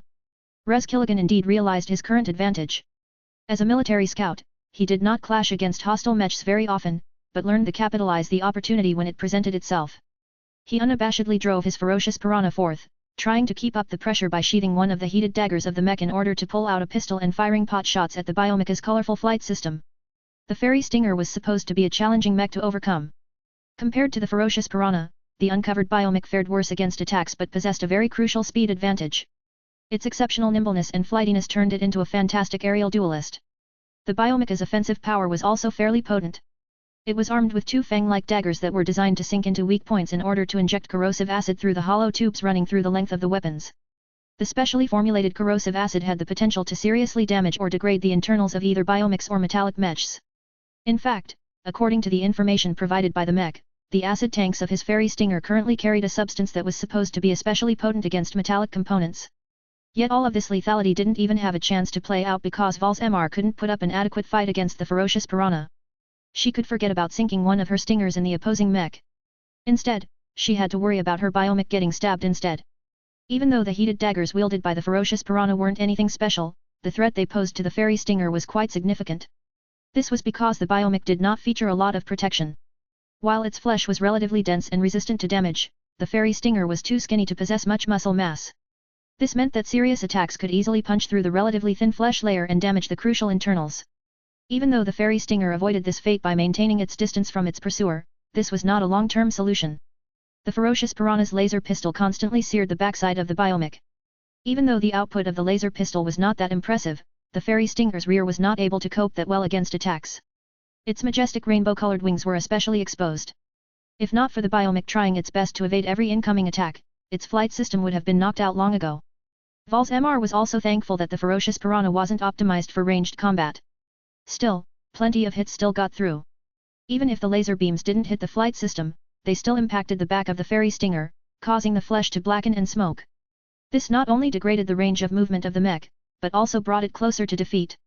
To its credit, the Fairy Stinger was not without solutions of its own. It sheathed one of its daggers as well in order to pull out a biopistol. Different from the weapon wielded by the ferocious piranha, the biopistol was capable of integrating into the palm of the Fairy Stinger. This increased integration brought numerous benefits, such as added stability and more efficient transfer of heat and energy. Instead of firing energy beams or solid projectiles, the biopistol fired a different payload. As the weapon fired, fleshy orbs accelerated forward at massive speeds and either impacted the pursuing mech or exploded around it if they missed the mark. As the orbs ruptured, they released a small but potent quantity of corrosive acid. Lots of acid splattered onto the surface of the ferocious piranha if the orbs hit the mech, but even the ones that exploded in the vicinity managed to spray a few splatters onto the side of the chasing mech. This caused the mech to slowly accumulate smoking pits onto its surface. Yet no matter how much acid stuck onto the ferocious piranha, the substance's ability to melt through its armor was notably slow. The reason why the ferocious piranha was not as swift as the fairy stinger was because it boasted better protection. Its thin but well-regarded armor system provided it with enough of a buffer for Res Killigan to completely ignore the threat of the bio pistol. A few successive laser strikes managed to impact one of the wings of the fairy stinger. The biomecha's flight destabilized a bit as it wasn't able to accelerate as well as before. You have no choice. Killigan shouted. Val's MR couldn't afford to keep running away. The arena was too tiny to allow the fairy stinger to utilize its speed advantage to shake off the ferocious piranha. Seeing that the fairy stinger's bio-pistol required far too much time to penetrate the ferocious piranha's exterior, Val's MR finally gave in to the inevitable. I'm not running away anymore. Unfortunately for Val's MR, her determination to acquit herself well encountered some issues. The damage inflicted on the rear of the fairy stinger slightly reduced its maneuverability. This caused the mech to become a little more clumsier up close. Combined with the overpowering disorientation field projected by the ferocious piranha, Val's MR felt as if she was forced to fight with two hands bound behind her back. Her responsiveness and ability to plan out her moves suffered badly the closer she got to the LMC mech. Killigan clearly noticed the difference and fought more aggressively as a result. Even if he took some risks, his opponent wasn't capable of exploiting his openings. I'll finish you off before you can turn the tide. He took no chances and ruthlessly pressed his ferocious piranha close. With some clever moves, the metallic mech batted aside the stinger daggers and plunged into the C.H.E.S.T and lower abdomen of the fairy stinger. Smoke sizzled from the wounds as the red-hot daggers pierced deeply and inflicted a lot of heat damage to boot. Unlike wounds inflicted by regular blades, it was a lot harder for a biomech to heal flesh that had been burned or cauterized. The initial stab already damaged or destroyed numerous biocomponents. This prevented the fairy stinger from mounting a defense before the ferocious piranha pulled out its weapons and stabbed a second time. Kill. A succession of stabs ensued as heated dagger after heated dagger turned the C.H.E.S.T of the biomech into an ugly rendition of a victim of a serious killer. Upon the 14th stab, a massive energy shield F.O.R.C.I.B.L.Y bounced the dagger aside. The third match has ended. Mr. Larkinson has achieved his second victory in the first phase. The score is now 2-1 in favor of our foreign visitor. The end of this match felt like a relief to all of the lifers. The audience had long accepted the possibility of defeat. They could only hope that Dr. Navarro would be able to improve the fairy stinger before the next phase commenced. We only have 2 more chances left to gain the upper hand today. Please, don't drop the ball again. Chapter 2792, Frokin. The fourth match featured one of VES most iconic mechs. The Valkyrie Redeemer had captured the imagination of many people in the Komodo Star sector. Even foreigners who paid attention to foreign affairs envied the Hexers for being able to make use of a mech with so many capabilities. The mech had already played a starring role in the Komodo War. Many female Hexer mech pilots dreamed of piloting the spear-wielding machine in combat. Those that did always felt blessed as their minds directly came in touch with the presence of the superior mother. Not a single unit that deployed Valkyrie Redeemers suffered from morale problems. In fact, the commanders frequently had to rein in their subordinates because they had grown too enthused with charging their mechs forward. The Valkyrie Redeemer and its variants always performed at their best when on the attack. Aside from the Hex Army, the Golden Skull Alliance also adopted the same mech model. Both the Glory Seekers and the Penitent Sisters used the Valkyrie mechs to good effect during the last battle. The Penitent Sisters together with Venerable Joshua even used this mech to pull off the most extraordinary feat of the Battle of Reckoning. Now, the Valkyrie Redeemer made another appearance outside of the raging battlefields of the Komodo War. The moment this mech showed in the dueling ring, many women became captivated by the feminine mech. The Valkyrie Redeemer exuded a sense of feminine strength that felt strangely empowering to those who identified with its gender. Many female mech pilots felt the irrational urge to pilot it in battle. So this is the highly regarded Valkyrie Redeemer. A visiting mech designer spoke. I can see why it has managed to conquer the hearts of those bigoted women. A mech like this appeals to some of their greatest D.E.S.I.R.Es and aspirations. Mr. Larkinson is an excellent marketer. Indeed, a lot of people regretted that the LMC didn't sell the Valkyrie Redeemer to the public. Not even stealing or copying helped.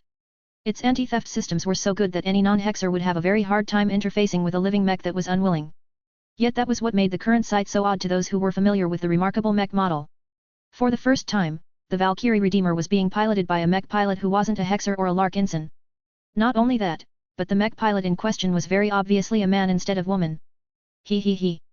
If you think that this little trick can fool me, then think again. VES grinned. The mech pilot selected to fight with the Valkyrie Redeemer was a lifer mech pilot called Carter Day. Compared to the military mech pilots of the last two matches, Carter appeared to be a bit underwhelming. He was just an average employee of a local security company. Since Prosperous Hill 6 was so strictly regulated, the security companies based in Violin didn't get to do much. Only a couple of mechs were allowed to escort or guard certain facilities at a time, so there wasn't much work available. The lack of mechs also meant that there were remarkably few mech-related incidents. Carter Day could count on one hand how many times he fought an actual battle throughout his 20-year career. A male mech pilot who pursued a steady job and didn't have much actual battle experience should have been a poor fit with the Valkyrie Redeemer. However, as the battle commenced, Carter had little difficulty with adjusting to the quirks of his new mech and quickly began to utilize it in a proficient manner. His battle experience might be lacking, but his basic skills were highly polished. He was still a second-class mech pilot, and that counted for something. By practicing and keeping up his skills over a long period of time, his fundamentals were pretty solid. At the start of the battle, the Valkyrie Redeemer performed a little too rigidly. It was as if the mech was fighting while covered in rust. Yet as Carter began to ease into the peculiarities of the mech, he slowly became more fluid in controlling the famed mech. He even learned how to utilize one of its distinctive features. When the third eye of the Valkyrie Redeemer came to life, it shone a beam of light straight onto the opposing biomech. The moment the beam struck the mech designed by Dr. Navarro, its flight hitched for a moment. The infamous glow of the Valkyrie Redeemer had reached out several hundred meters in order to pin the mech pilot of the opposing mech with an unsettling sensation of doom. Even though this glow was not as debilitating as the glow of the ferocious piranha at close range, it definitely unbalanced the target. This caused the current match to play out similarly to the last one. There were differences, though. Mobility-wise, the Frokin was roughly just as fast and agile as the Valkyrie Redeemer. Its defenses may be a little worse due to its inherent organic properties. This was why the mech was able to hit back hard even when it was trying to maintain its distance. Myra may not be a stellar mech pilot either, but she was a lot better at marksmanship than wielding axes. As long as the Frokin remained distant, the focused glow of the Valkyrie Redeemer couldn't do more than plague her with illusions. I won't fold. She gritted her teeth. Though she admiringly maintained her courage despite constantly being subjected to the sensation of being stared at by a monstrous presence, her performance definitely suffered. As the two mechs chaotically danced in the air, many of the Frokin's shots went wide. While its positron rifle was capable of inflicting serious damage, it took a lot of time to achieve a result if only a handful of beams was able to strike the Valkyrie Redeemer for more than an instant.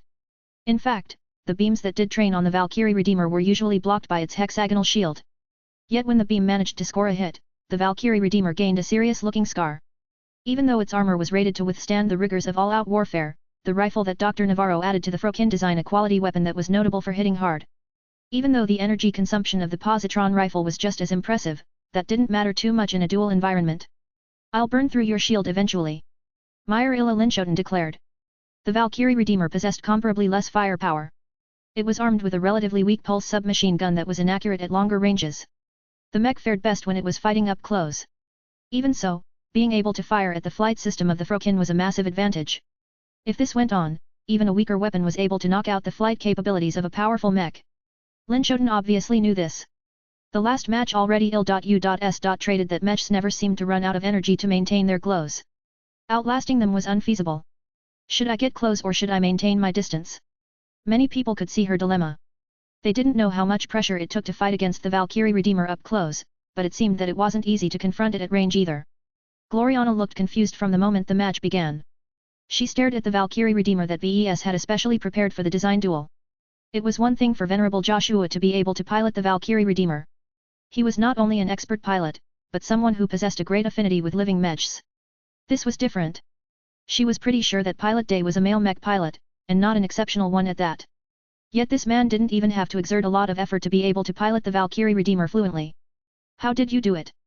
She asked. It's complicated. VES curtly replied. My mechs aren't as inflexible as you think. Even the mechs I've designed for the Hexers can be open-minded if I wanted them to be. You overlooked the fact that my Hexers mechs are designed by us, not the Hexers. What VES believed was different from what the Hexers believed. The superior mother who exerted a huge influence on the mechs was also different from a traditional Hexer. It was therefore relatively easy to tweak some aspects of his Valkyrie Redeemer and alter its scope to welcome male mech pilots as long as they served a greater cause. Since Carter Day was fighting on behalf of VES in a significant design duel, why should the superior mother hinder his efforts? She should be supporting the lifer mech pilot instead, and that was exactly what she was doing. It took a personal request from VES to alter her treatment, but he could see the results. The Valkyrie Redeemer was flush with energy and seemed to have become alive. One of the consequences of this was that the Valkyrie Redeemer was remarkably accurate in its fire. Its pulse submachine gun might not fire any powerful energy particles, but a lot of them managed to hit the flight system of the Frokin. The incessant hits wore away the protective layers surrounding the flight components. Even though the Frokin's powerful positron beam attacks had almost worn away the Valkyrie Redeemer shield, the Hexer mech itself was still in decent shape. It was at this time that Myrilla Linschoten decided to alter the situation before the flight system of her mech incurred real damage. After activating a special command, the Frokin's fleshy body suddenly rippled. Thick hair follicles started to emerge from its entire frame. The black hair grew so rapidly that the mech quickly went past the level of a gorilla and turned directly into some kind of bushy monster. What the hell is that? Ves sputtered in shock. The inexplicable sight completely dumbfounded the Larkinsons. Even the lifers looked a little confused, but they were less shocked by the sight than others. Biomechs were often known for being able to activate strange abilities. As soon as all of the hair had formed around the mech, it turned around and attempted to close into melee range. Though Carter Day was a bit reluctant to confront a very bushy mech, he did not have any choice. His Valkyrie Redeemer kept firing its submachine gun but also drew out a spear in order to get ready to fight up close. As the transformed Frokin flew close, it chopped with its axe. The Valkyrie Redeemer dodged the telegraphed blow and attempted to thrust its spear into the biomech, only for the hair to react and entangle the weapon. Let go. The hair stubbornly prevented the Valkyrie Redeemer from pulling back its weapon. Even though it couldn't hold onto the spear forever, the Frokin gained enough of an opening to launch a counterattack. Yet before its axe could strike a telling blow, the Valkyrie Redeemer ejected a starburst grenade which exploded in their midst. At the same time, the mech also unleashed its shock and awe pulse that caused an intense enough reaction from the biomech to allow the Valkyrie Redeemer to disengage. The two mechs separated for a bit, but the Frokin did not remain deterred for long. As soon as Myrilla Linschoten recovered from the disorientation, she drove her hairy mech forward once again. Why are you running? Is my mech that scary? It's just a little bit of hair. For a moment, the match turned into an odd spectacle. The Valkyrie Redeemer, which was normally known for its aggressive charges, was trying its best to stay out of the range of a hairy mech.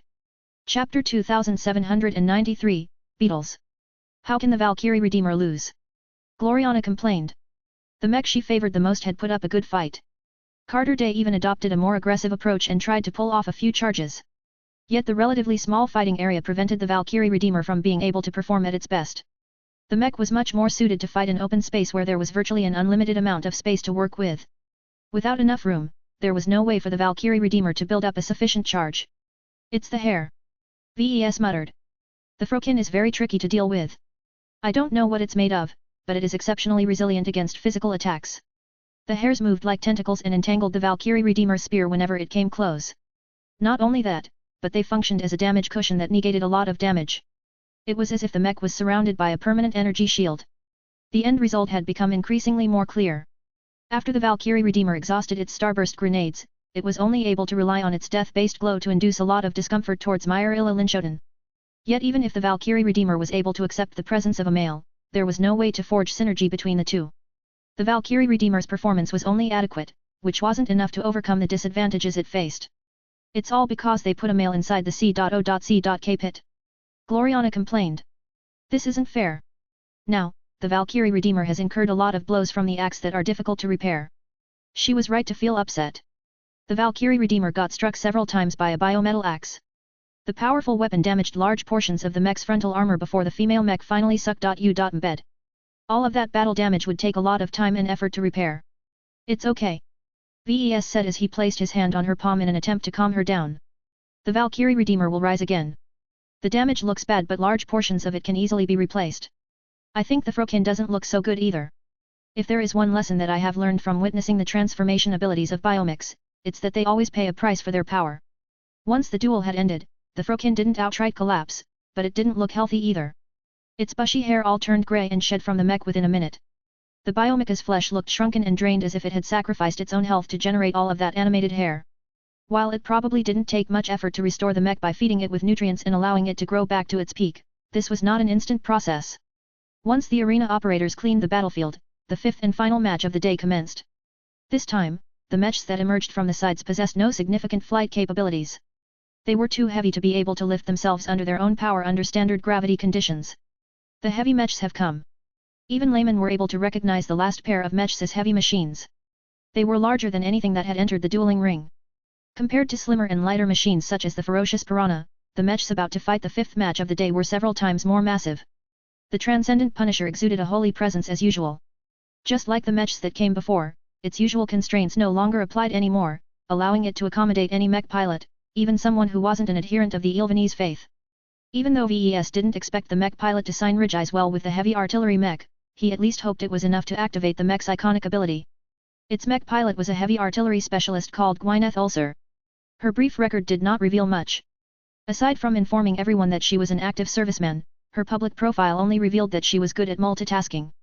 The mech pilot of the biomech was also a woman. Ilse Lieberman was also a heavy artillery specialist, but she belonged to a different mech division. Her profile noted that she achieved high marksmanship scores. This was quite a frightening claim. Accuracy mattered a lot to artillery mechs. Even though the distance between the two mechs wasn't much, it was still useful if a mech pilot was able to target the weak points of an opposing mech. In order to down a mech, it was already sufficient to destroy the internal components that were vital to allowing the mech to function. Trying to destroy the entire armor system of a mech was not that useful in itself. The two heavy mechs possessed several similarities. They were both hexapods. 6 legs extended from the underside of their fat and broad torsos. The legs not only provided the mechs with exceptional stability, but also allowed the mech to move its prodigious mass without worrying about losing its balance like bipedal mechs. The two artillery mechs also boasted similar performance parameters. Even though their shapes diverged, they were both slow, massive, weighed down by armor and carried several potent weapons. Yet this was where their similarities ended. The Transcendent Punisher was a familiar sight to the Larkinsons. Its main armament consisted of a pair of gauze cannons and a pair of positron cannons. Together, these weapons were able to inflict heavy damage onto any immobile target, particularly other heavy mechs. Yet the opposing mech didn't look like a vegetable either. It looks like a beetle.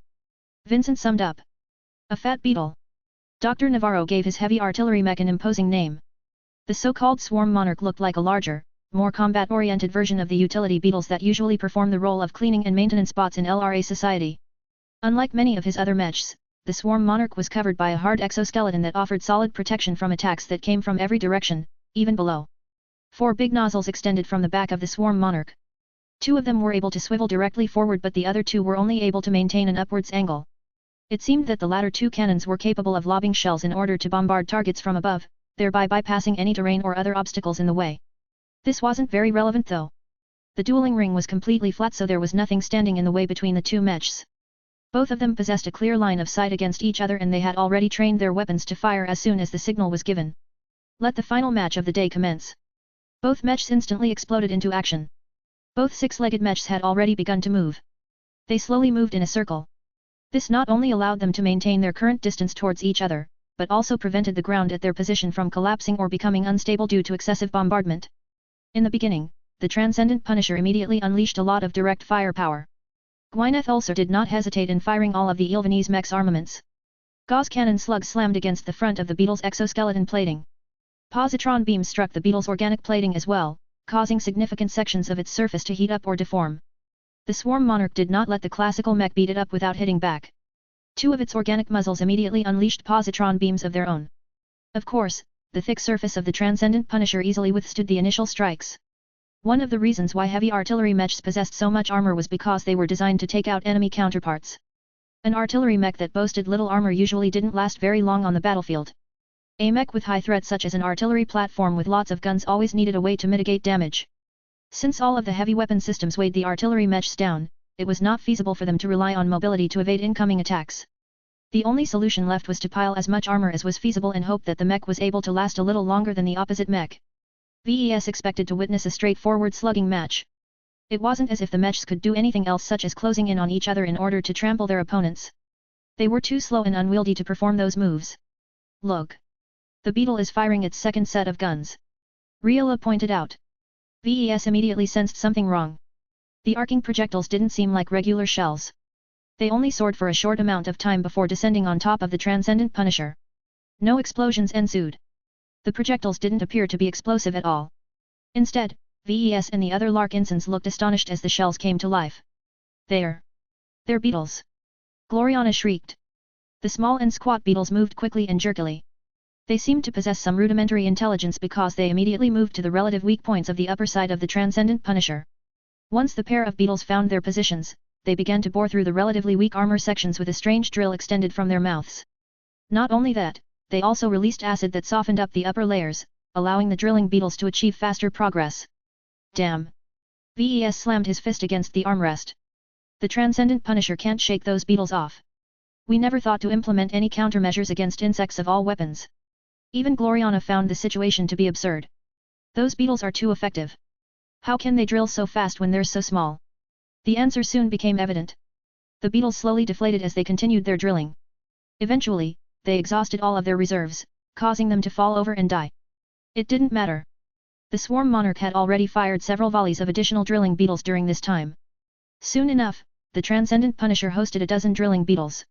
VES figured that the swarm monarch could have lobbed additional beetles onto its target, but Ilse Lieberman was clever enough to realize that she would quickly exhaust the ammunition reserves of her biomech. The swarm monarch could only carry so many beetles.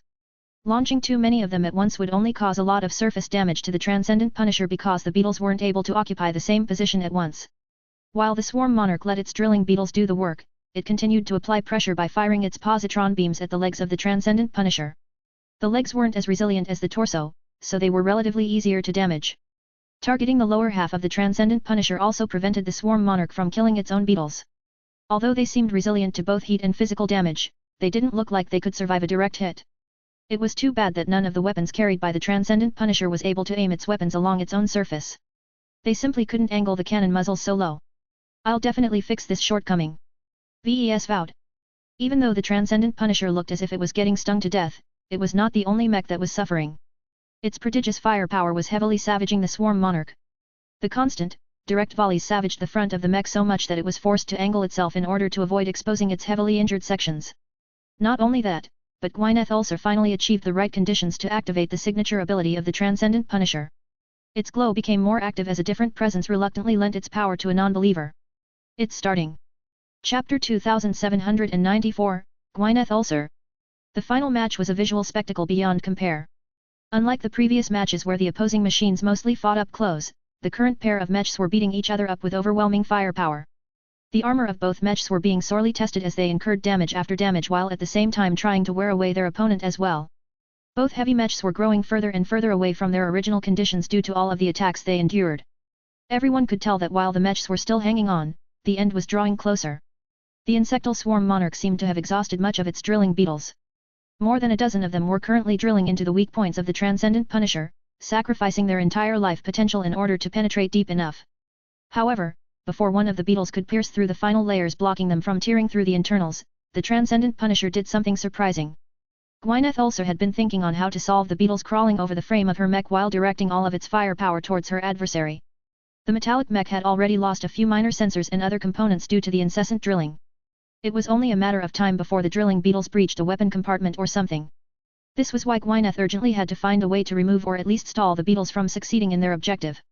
As the Transcendent Punisher kept firing its weapons at full blast, she diverted a portion of her concentration to do something unusual.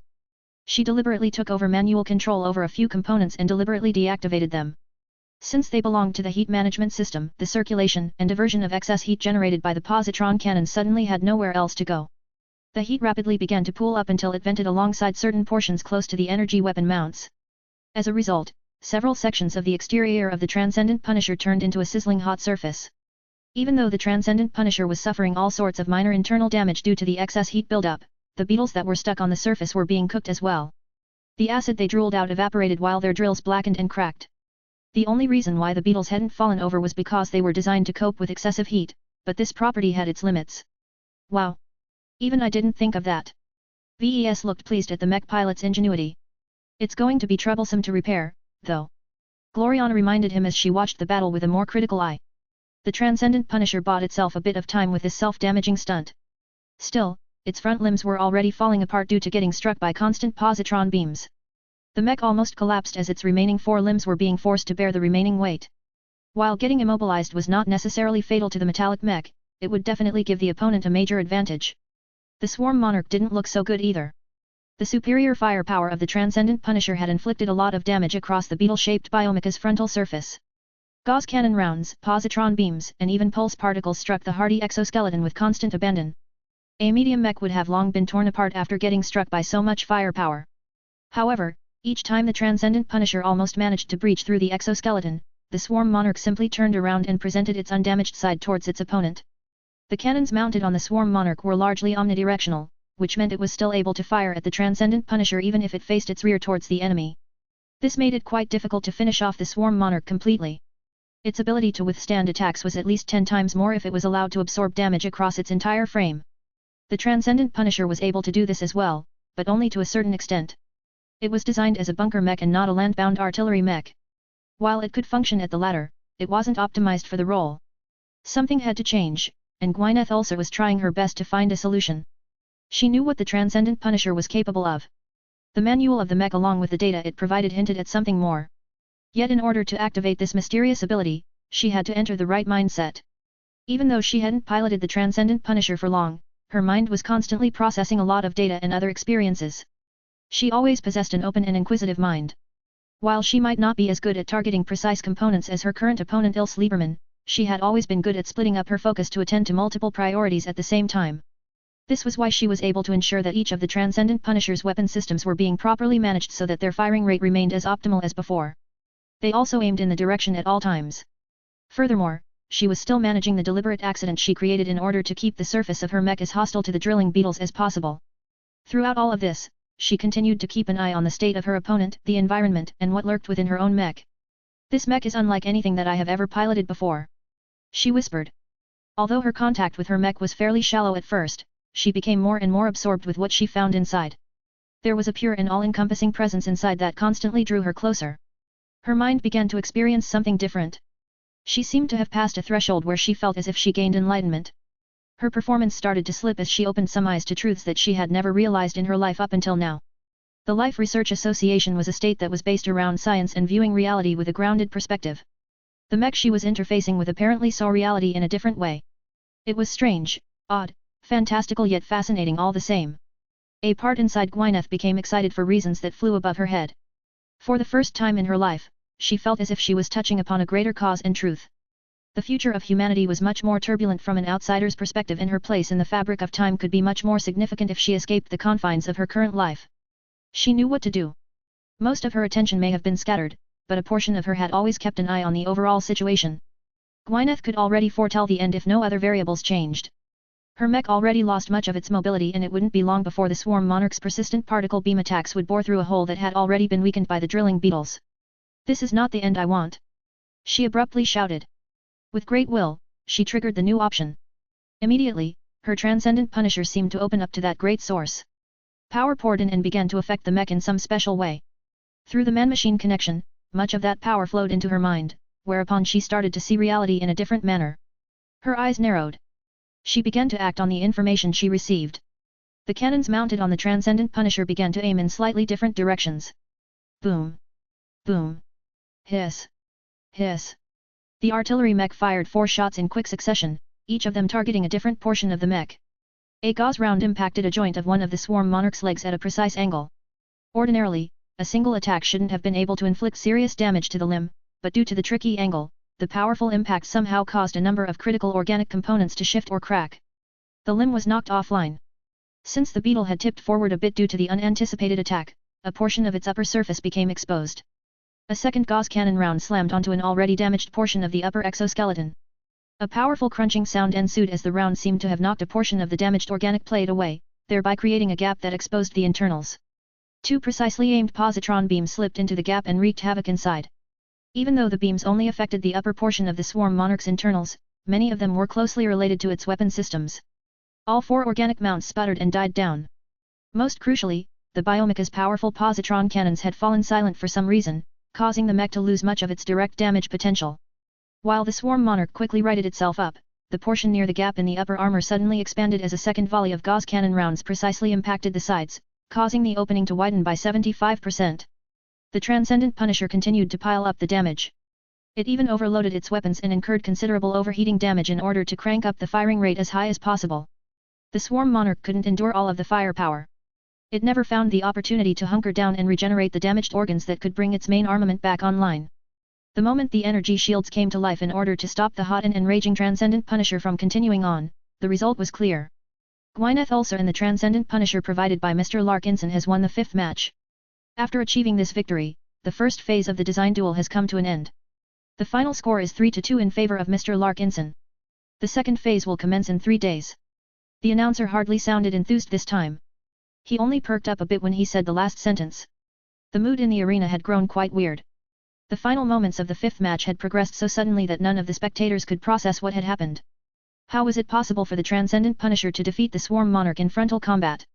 Prior to this odd turn of events, Ilse Lieberman had been using the entirety of the Biomecha's frame to good effect. We lost. This is absurd. How can a random section of armor collapse so easily? The Swarm Monarch's design is flawed. Its upper section is too weak. Once Dr. Navarro reinforces this section, the Biomech will not be taken down so easily anymore.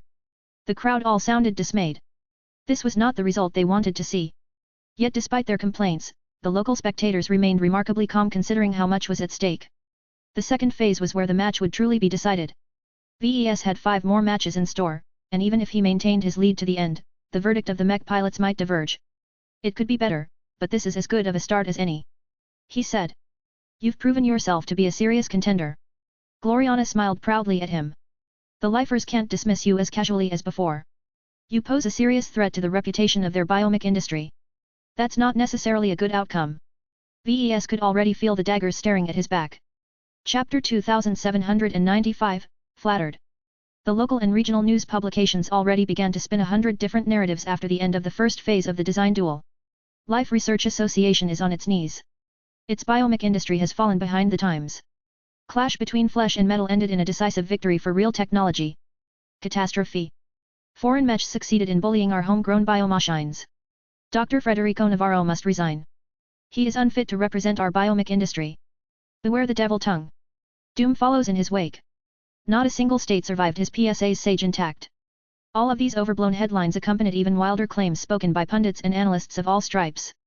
The lifers had become utterly obsessed over a single design duel that shouldn't have merited all of this attention. All of the gossip and speculation significantly riled up the locals. The prosperous hill system became more turbulent as lifers of all stripes expressed their anger, frustration, and hopes all at once. When the spectators began to leave their viewing platforms, VES and his fellow Larkinsons gathered together. Even the 2 expert pilots had bid goodbye to their lifer counterparts.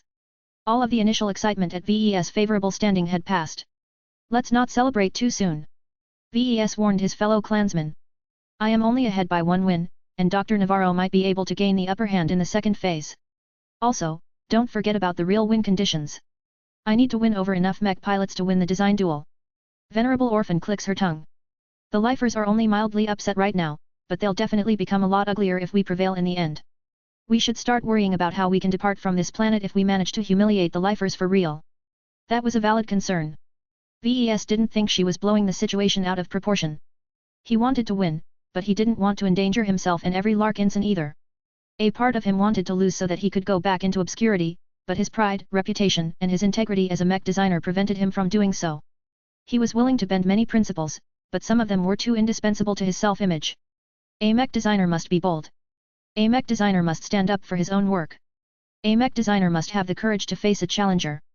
If he acted in an opposite manner, then one of the strongest pillars that propped up his identity might collapse. This would be a disaster since this kind of collapse could easily cause the foundation of his design philosophy to crumble. His spiritual domain centered around life and mechs. Each of his actions must align with these 2 attributes. The more he acted in accordance with his domain, the faster it grew. VES even speculated that it might evolve after receiving enough nurturing. So far, VES noticed that his domain was very weak in IMM.A.T.U.R.E in comparison to the domains of other mech designers. Dr. Navarro possessed a more solid and developed one while the masters were in a league of their own in this regard. He turned his attention back to his current concerns. Gloriana. Yes, honey. When you go back to Gentle Lotus Base, please tell General Verl and the rest to exercise more caution and prepare for a hasty departure. Why? His wife frowned. I've lived through several situations where the situation got hairy, so I'm very sen.s.i.t.i.v.e towards volatile situations. While I'm not certain if this star system will blow in the near future, we should prepare for the worst and prepare some contingency plans just in case. He began to pass on some simple instructions. He wanted the Larkinsons to either abort or accelerate some of their preparations. He wanted every non-essential Larkinson to leave Gentle Lotus Base and return to the expeditionary fleet as soon as possible. The latter is going to be a problem. She warned him. Even if we book tickets right away, it will take days for thousands of Larkinsons to gain passage aboard one of the passenger transports of the PHTS. The service is way too overburdened. We should do our best regardless. Anyone we move back to the fleet is one less headache we need to solve if the situation on the ground turns chaotic. He also issued a few other instructions. He wanted his Lark Ensigns to speed up recruitment. It didn't matter if they rushed through the vetting and testing procedures. As long as the new recruits gained Goldie's approval, then they shouldn't be a problem. Ah, and don't forget about the capital ship swap. VES said. Rush the exchange if possible, but don't hesitate to drop it if it takes too long to gain control over the new vessels. Trading capital SHI.P.S was different from trading cows. All kinds of steps needed to be taken in order to conduct transactions responsibly. Even if the new additions to the expeditionary fleet fell into their possession, the Lark Ensign still needed to round up a couple of crews in order to activate the two vessels. Gloriana and the rest took in the words and nodded. Even if they didn't share the same concerns as VES, they had gone through several turbulent events themselves. They didn't think there was anything wrong with over-preparing. I hope the situation doesn't deteriorate, but if it does, it's better if we're already prepared. Venerable Joshua concluded. As the Lark Ensigns were about to depart, some of the people on the VIP platform approached VES for a chat. The first person to approach him was a familiar presence. Professor Werther Klein looked a bit more impressed at VES than before. While I have thrown my support behind Dr. Navarro, I am impressed by your work. I'm sure you can design better mechs. VES humbly replied. Oh, you don't need to belittle yourself. Your mechs have unique properties that we have never seen before. This is a good sign that you are pursuing the right innovation. While I cannot believe your mechs are alive, the fact that they are able to channel an effect that makes them exuberant is quite a novel sight to my fellow colleagues and I. You have opened up a new door for us. Perhaps there is merit in focusing more on the mech pilot and less on the mech itself. As a master, Professor Klein already realized his mech design. This made him a lot more open-minded towards other research directions. Though Werther Klein exercised impeccable control over his body language, VES could easily sense anticipation from the old fossil. VES experienced this kind of attention several times from Master Willix. He was long accustomed to people who expressed intense interest in the fruits of his labor. I still have a long way ahead of me before I am able to realize my design philosophy. He modestly spoke. I've learned a lot from the first 5 matches. I thought my mechs were already fairly strong compared to the works of other mech designers, but Dr. Navarro has surprised me time and time again. His biomech designs are truly praiseworthy. The professor casually waved his hand. Dr. Navarro excels at transformation and related areas, but he isn't capable of designing mechs as varied as the Dragon Scale Warrior and the Swarm Monarch without the support of the rest of our biomech industry. Each of these designs are collaborative works. That's only fair. My dueling mechs are derived from collaborative works as well. The only difference is that the influence of other mech designers isn't as obvious, at least for the moment.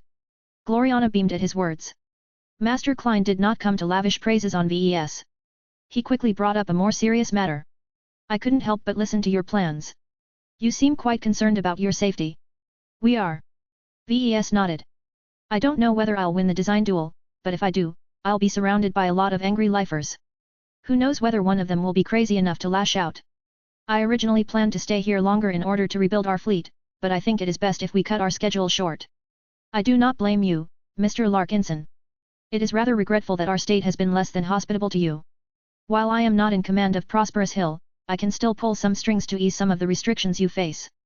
VES looked surprised. You'd do that for us, sir. I do not wish anything to befall a talented mech designer such as you. The old man said. You have earned my respect. I can read the passion and drive you've invested in your mech designs. Witnessing 5 of your works in action has taught me that there are more directions that we can take our work.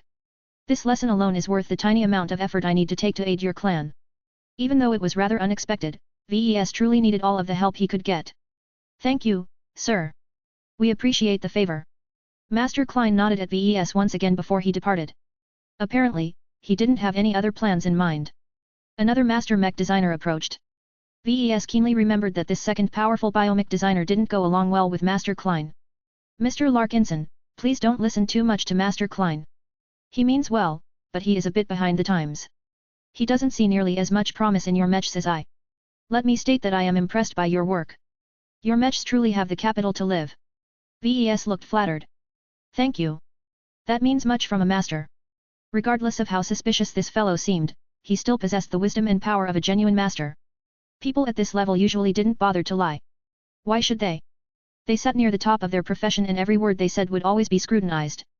Each of them had a reputation to uphold, and as one of the best mech designers in existence, they were always sincere when it came to mechs. You need to stay sharp and make sure that you do not spend the next 3 days trying to restore your mechs to their old conditions. Dr. Navarro's mechs are famed for their malleability. Your dueling opponent can induce drastic changes in the span of a few days.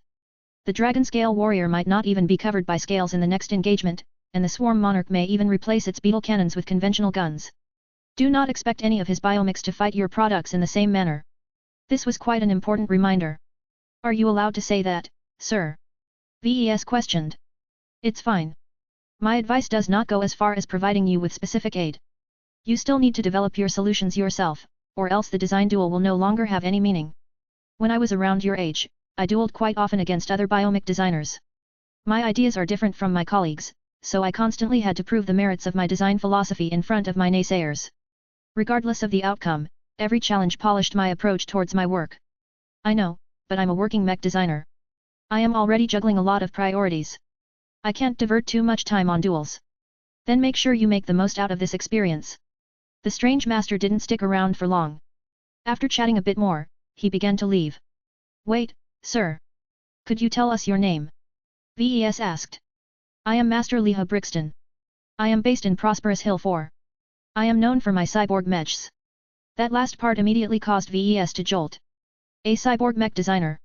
That was someone who not only utilized both organic and mechanical components, but fused them together into an integrated whole.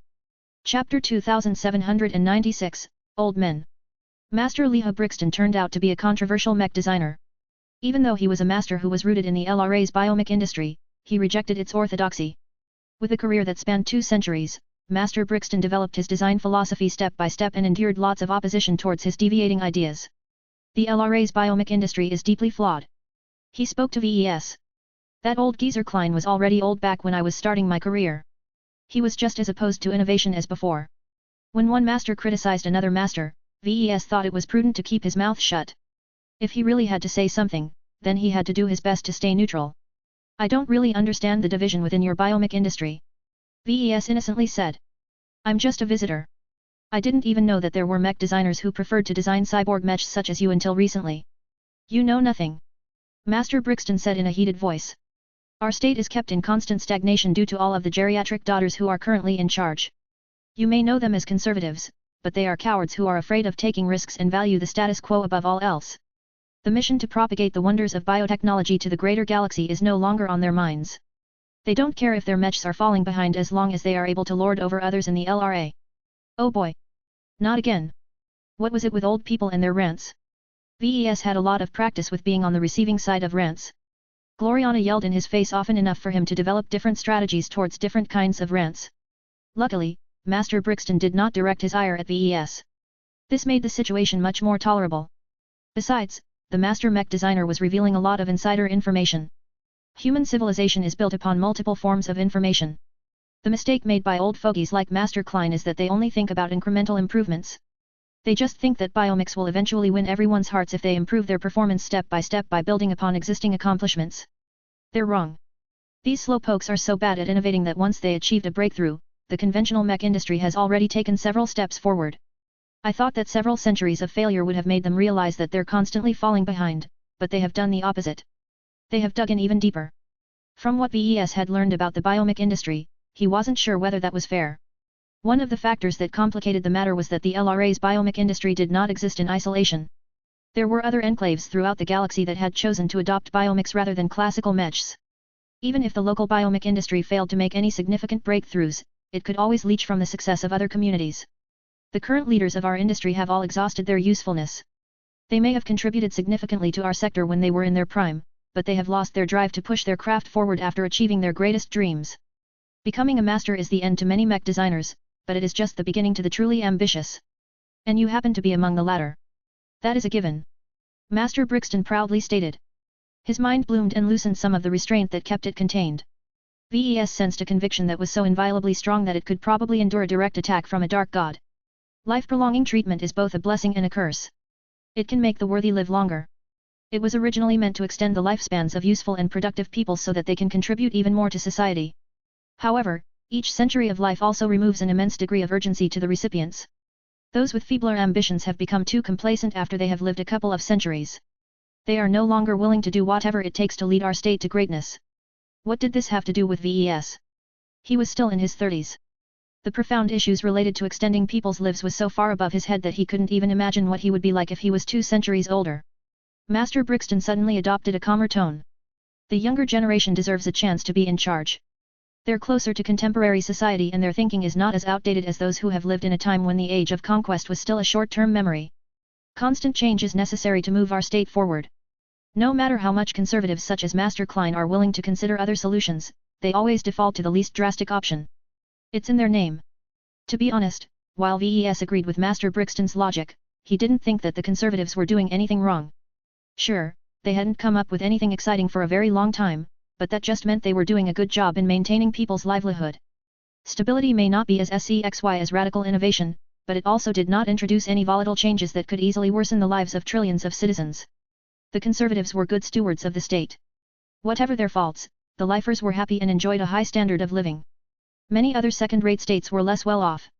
The Garland Empire was in a constant state of internal warfare while the center of the Komodo Star sector turned into a slaughterhouse as millions if not billions of people died every day. Of course, not everyone was satisfied with providing a good life to citizens. Some leaders wanted to achieve more, and they weren't afraid to risk the happiness of lots of people in order to accomplish a goal that many people might not even care about. Earlier, you questioned who I am. Well, let me introduce myself to you properly. I am Leah Brixton, cyborg mech designer and co-founder of the Combinants. VES already guessed that Master Brixton was related to the Combinant faction. The amount of cyborg mech designers in the LRA was definitely small, so it should be a given that each of them banded together in order to pool their strength. What he didn't expect was that the old man currently in front of him was one of the faction's leader figures. In fact, he might even be their visionary considering his outspokenness. Although Brixton mostly came across as a cranky old man to VES, the man's ability to design cyborg mechs was unsurpassed. Anyone who could design mechs that could compete against the products of other masters was still worthy of respect. VES awkwardly smiled. As an innovator, I wish you luck in your goal. I need to go now. I only have 3 days to fix my broken mechs and I can't afford to linger too long here. Every second counts. A strong grip clamped onto his arm. Master Brixton wasn't done with him yet. You must win. The older man hissed. I already intend to win. You must win. The master emphasized. I am being serious, here. Our faction has already given up trying to clear the fog from the minds of old fogies such as Master Klein. These geriatrics are beyond redemption. What we can do is break the illusion that has captivated many of our citizens. Too many laymen who have no idea about the true state of our biomech industry think we are already strong enough to hold our ground. They're wrong. Were the Combinants responsible for hijacking the design duel and turning it into a matter of national pride? That possibility caused VES to become a lot more vigilant towards Master Brixton. Even if VES sympathized with fellow innovators, he never wished to get caught up in someone else's ambitions. I can't promise anything, sir. While I am confident in my own design philosophy, I am still younger and less experienced than Dr. Navarro. I can only promise that I will do my best. No matter what is going on around me, I am still a mech designer. I will exert myself to the best of my abilities and let my mechs do the work. Master Brixton slowly let go of VES' arm. He took a deep breath. That is good to hear, young man. Keep my advice in mind and do not base your decisions on faulty assumptions. Biomechs are highly adaptable and Dr. Navarro is better at changing the configurations of his mechs than other biomech designers. If you want the second phase to go smoothly, then you must adapt your mechs as well in order to avoid getting countered. I got it. I'll do my best, though there is only so much I can do in just 3 days. The older man stared deeply into VES' eyes. After a few seconds, the leader of the Combinants finally departed. VES could feel the expectations put on his shoulder. The most galling part of this was that he never asked to carry the hopes of a faction he knew nothing about. Just as he thought that he was rid of the cranky old man, Master Brixton abruptly stopped and turned around. He walked back and presented a pleasant smile towards VES. I have studied your situation to an extent. You wish to venture into the Red Ocean, is that right? VES nodded. This was no secret. That's correct. We are only at the start of our journey, but we will definitely make it to the other side. That's great. The old galaxy is filled with entrenched rulers who are already content with their existing accomplishments. Only a new region of space will allow ambitious pioneers such as you to bloom. Have you already gathered the necessary amount of merits to obtain passage through the Beyonder Gate? We are still working on it. We'll probably satisfy this requirement once we reach the gate. Well, let me offer you some aid. I happen to have a few million MTA merits to spare. I will grant you 5 million MTA merits if you are able to win this design duel. Is this an interesting offer to you, Mr. Larkinson? What? Even though VES already earned a lot of merits, it was extremely difficult for him to earn more. The prospect of gaining 5 million MTA merits was a very attractive prospect. However, nothing came for free. There was also another issue with this reward. Aren't MTA merits supposed to be non-transferable? That's correct. Master Brixton replied. While I cannot transfer any of my ACCU.mulat merits to your personal account, I can still put the aforementioned amount of merits at your disposal in another manner. How? I can transfer one of my students to your Larkinson clan. Once he is a part of your organization, you will effectively gain control over the merits he possesses. This was a viable way to transfer merits between people. Technically, the merits belonged to the individual. Master Brixton's apprentice could easily refuse to contribute his merits, but VES didn't really care about this problem. He had plenty of ways to persuade an unwilling person to act on his behalf. VES needed more information, though. What kind of person is your student? He's a fairly accomplished journeyman mech designer. He's a little older than you, but not as brilliant. He's similar to Federico Navarro in that regard. To be frank, he's one of my more disappointing disciples. I am not sorry to let him go, and he has already expressed ad.e.s.i.r.e to leave and find his own way. That didn't sound very glowing. Still, awful mech designer or not, VES was not about to let 5 million MTA MREIT slip from his grasp. VES smiled. As long as your student is willing to be a part of my clan, then I will welcome him to the fold. I am certain he will be ecstatic to hear the news. The two had formed an agreement at that moment. Chapter 2797, Advantages. Majestic Teal was rife with plots. This was what everyone said about the Star Sector. Open warfare rarely broke out in this region, but that did not mean that everyone had lost their ambitions. In fact, the people who lived in the second-rate states of Majestic Teal felt both content and restricted. They were content because they lived in stable and well-run societies. They were frustrated because the lack of chaos restricted their upward mobility. With all of the centenarians and older folk clinging onto their positions of power for centuries at a time, the younger generation could only climb so much before they hit an impassable wall. The Supreme Sage was the most egregious case. Born before the advent of the Age of Mechs, he lived through multiple eras in the Life Research Association's history and remained unquestionably on top for an immense amount of time. Since he monopolized a large amount of high-level resources for himself, the biotech researchers who were ranked just behind him had become increasingly more jealous at their leader's persistence. While it was true that the Supreme Sage was a treasure to the LRA, his noteworthy successes came at the cost of strangling the growth of his possible heirs. Plenty of renowned beast designers, biomech designers, geneticists, and other brilliant figures wished to perform groundbreaking experiments in one of the much-lauded Pinnacle labs, but the Supreme Sage was already putting these facilities to work for his own ends. VES actually sympathized with the Supreme Sage. He felt that this legendary scientist's position was similar to his own. The Life Research Association largely owed its leadership position in biotechnology to the big guy's accomplishment. Without someone as brilliant as the Supreme Sage holding down the fort, the LRA would have been much worse off. The surrounding states wouldn't have been so restrained towards the state if their rulers didn't need the services of arguably the best native biotech expert in the star CLU.S.Tur. The success of the Supreme Sage elevated the prosperity and privileges of everyone under his care. People like Master Werther Klein and Master Leha Brixton only managed to climb up to their current positions by benefiting from the excellent growth conditions provided by their highly accomplished superior. Yet the lifers were split on whether they should be grateful to the living legend of their state. Conservatives such as Master Werther Klein remained humble and recognized that they would have never attained their current level of success without their current shelter. Opponents such as Master Leha Brixton didn't even bother to look back. Instead, they solely complained about how their futures were blocked by their original benefactor. Ungrateful bastards. VES muttered as he stepped into the mech workshop underneath Ruizan Arena. As far as he was concerned, if the malcontents wanted to achieve a greater level of success, why not strike out on their own? The LRA clearly belonged to the Supreme Sage. Yet VES did not voice this opinion in front of Master Brixton. Not only was it unwise for him to talk back against a master mech designer, but they also entered into a cooperative relationship. I just have to win. VES loved free deals like this. He already intended to win the design duel anyhow, but now that someone had taken the initiative to sweeten the pot, he would definitely make sure that 5 million MTA merits entered into his pocket. Of course, that didn't mean he was blinded by the rich reward. No one randomly offered to give away 5 million MTA credits. This was why Kalabast visited the workshop right after the end of the first phase of the design duel. The black-clad spymaster sauntered closer to VES as he looked up at the 5 beaten-up machines. Can you fix them all up in time? She casually asked as Lucky dove into her welcoming arms. Meow. The gem cat cutely rubbed his head against her arms. VES ignored his pet's antics as usual. I'll manage. This challenge isn't about fixing everything. It's about testing how much battle effectiveness we can restore in a limited amount of time. Granted, biomechs have an advantage in this aspect, but I am not about to let my opponent roll me over from this advantage alone. He didn't have to do a perfect job. He just had to be good enough for his mechs to remain competitive. As he scanned his eyes over his 5 dueling mechs, he was already cataloguing which battle injuries he should address and which ones he should leave alone. VES had to achieve the maximum amount of results in the least amount of the time. This meant that he had to forego many easy repairs because they yielded marginal results. Other repairs were drastically able to bring a mech closer to its peak condition, but took up too much time to complete. Both cases were undesirable. Time was the most valuable resource right now, so VES had to ration it as efficiently as possible. Fortunately, VES was already accustomed to these kinds of situations. He didn't panic and he didn't overestimate his capabilities.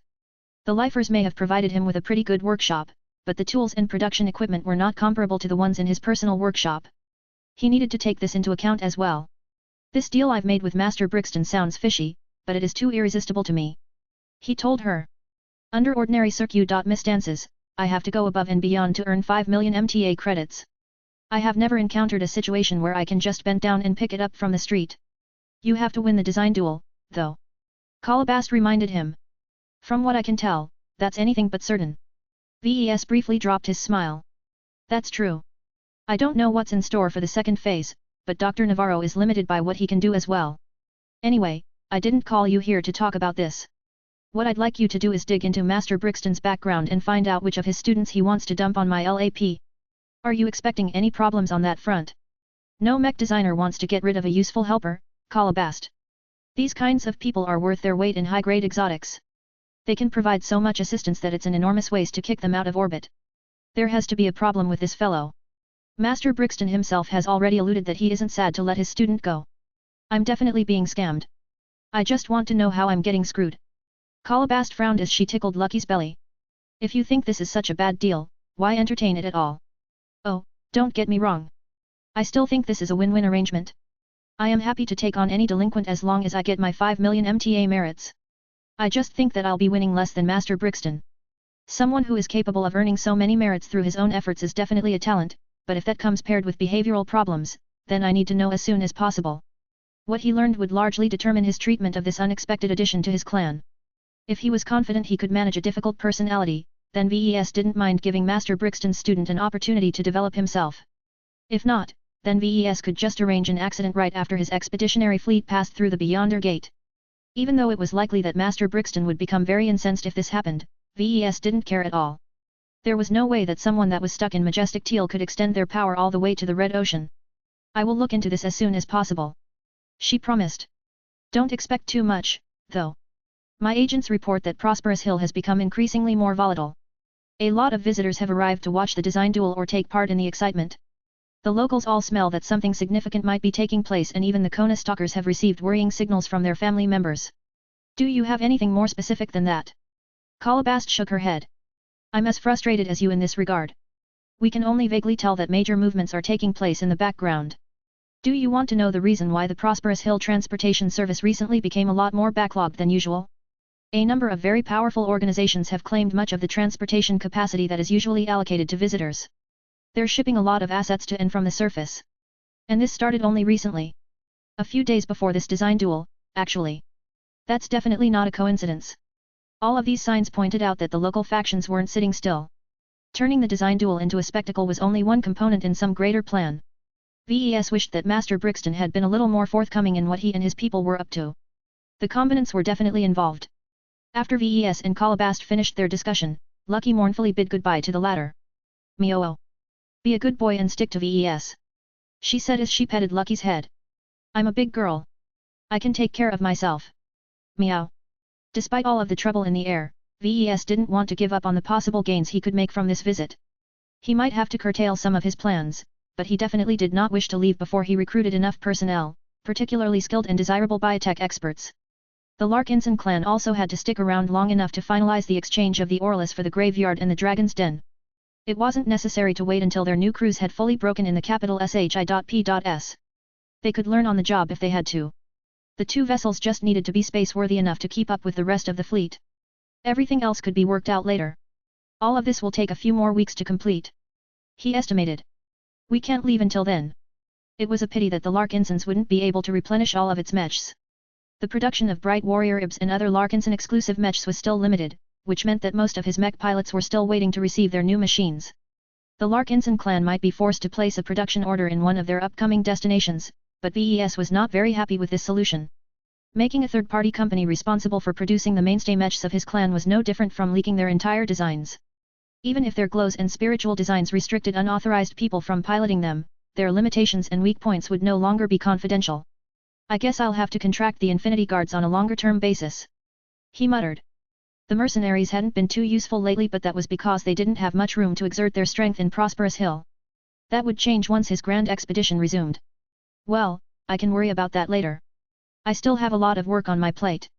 He turned his attention back to his mechs. One of his bright warriors along with a Valkyrie Redeemer were in quite poor shape due to suffering defeat. However, the mechs that had managed to win were not that better off either. From what it looks like, I might have to lower the priority on the most badly damaged mechs. This was a painful decision, but one that made the most sense on a strategic basis. He could achieve much better results if he spread his attention to just 3 damaged mechs instead of 5. Chapter 2798, Hasty Repairs. 3 days wasn't enough to fix every mech.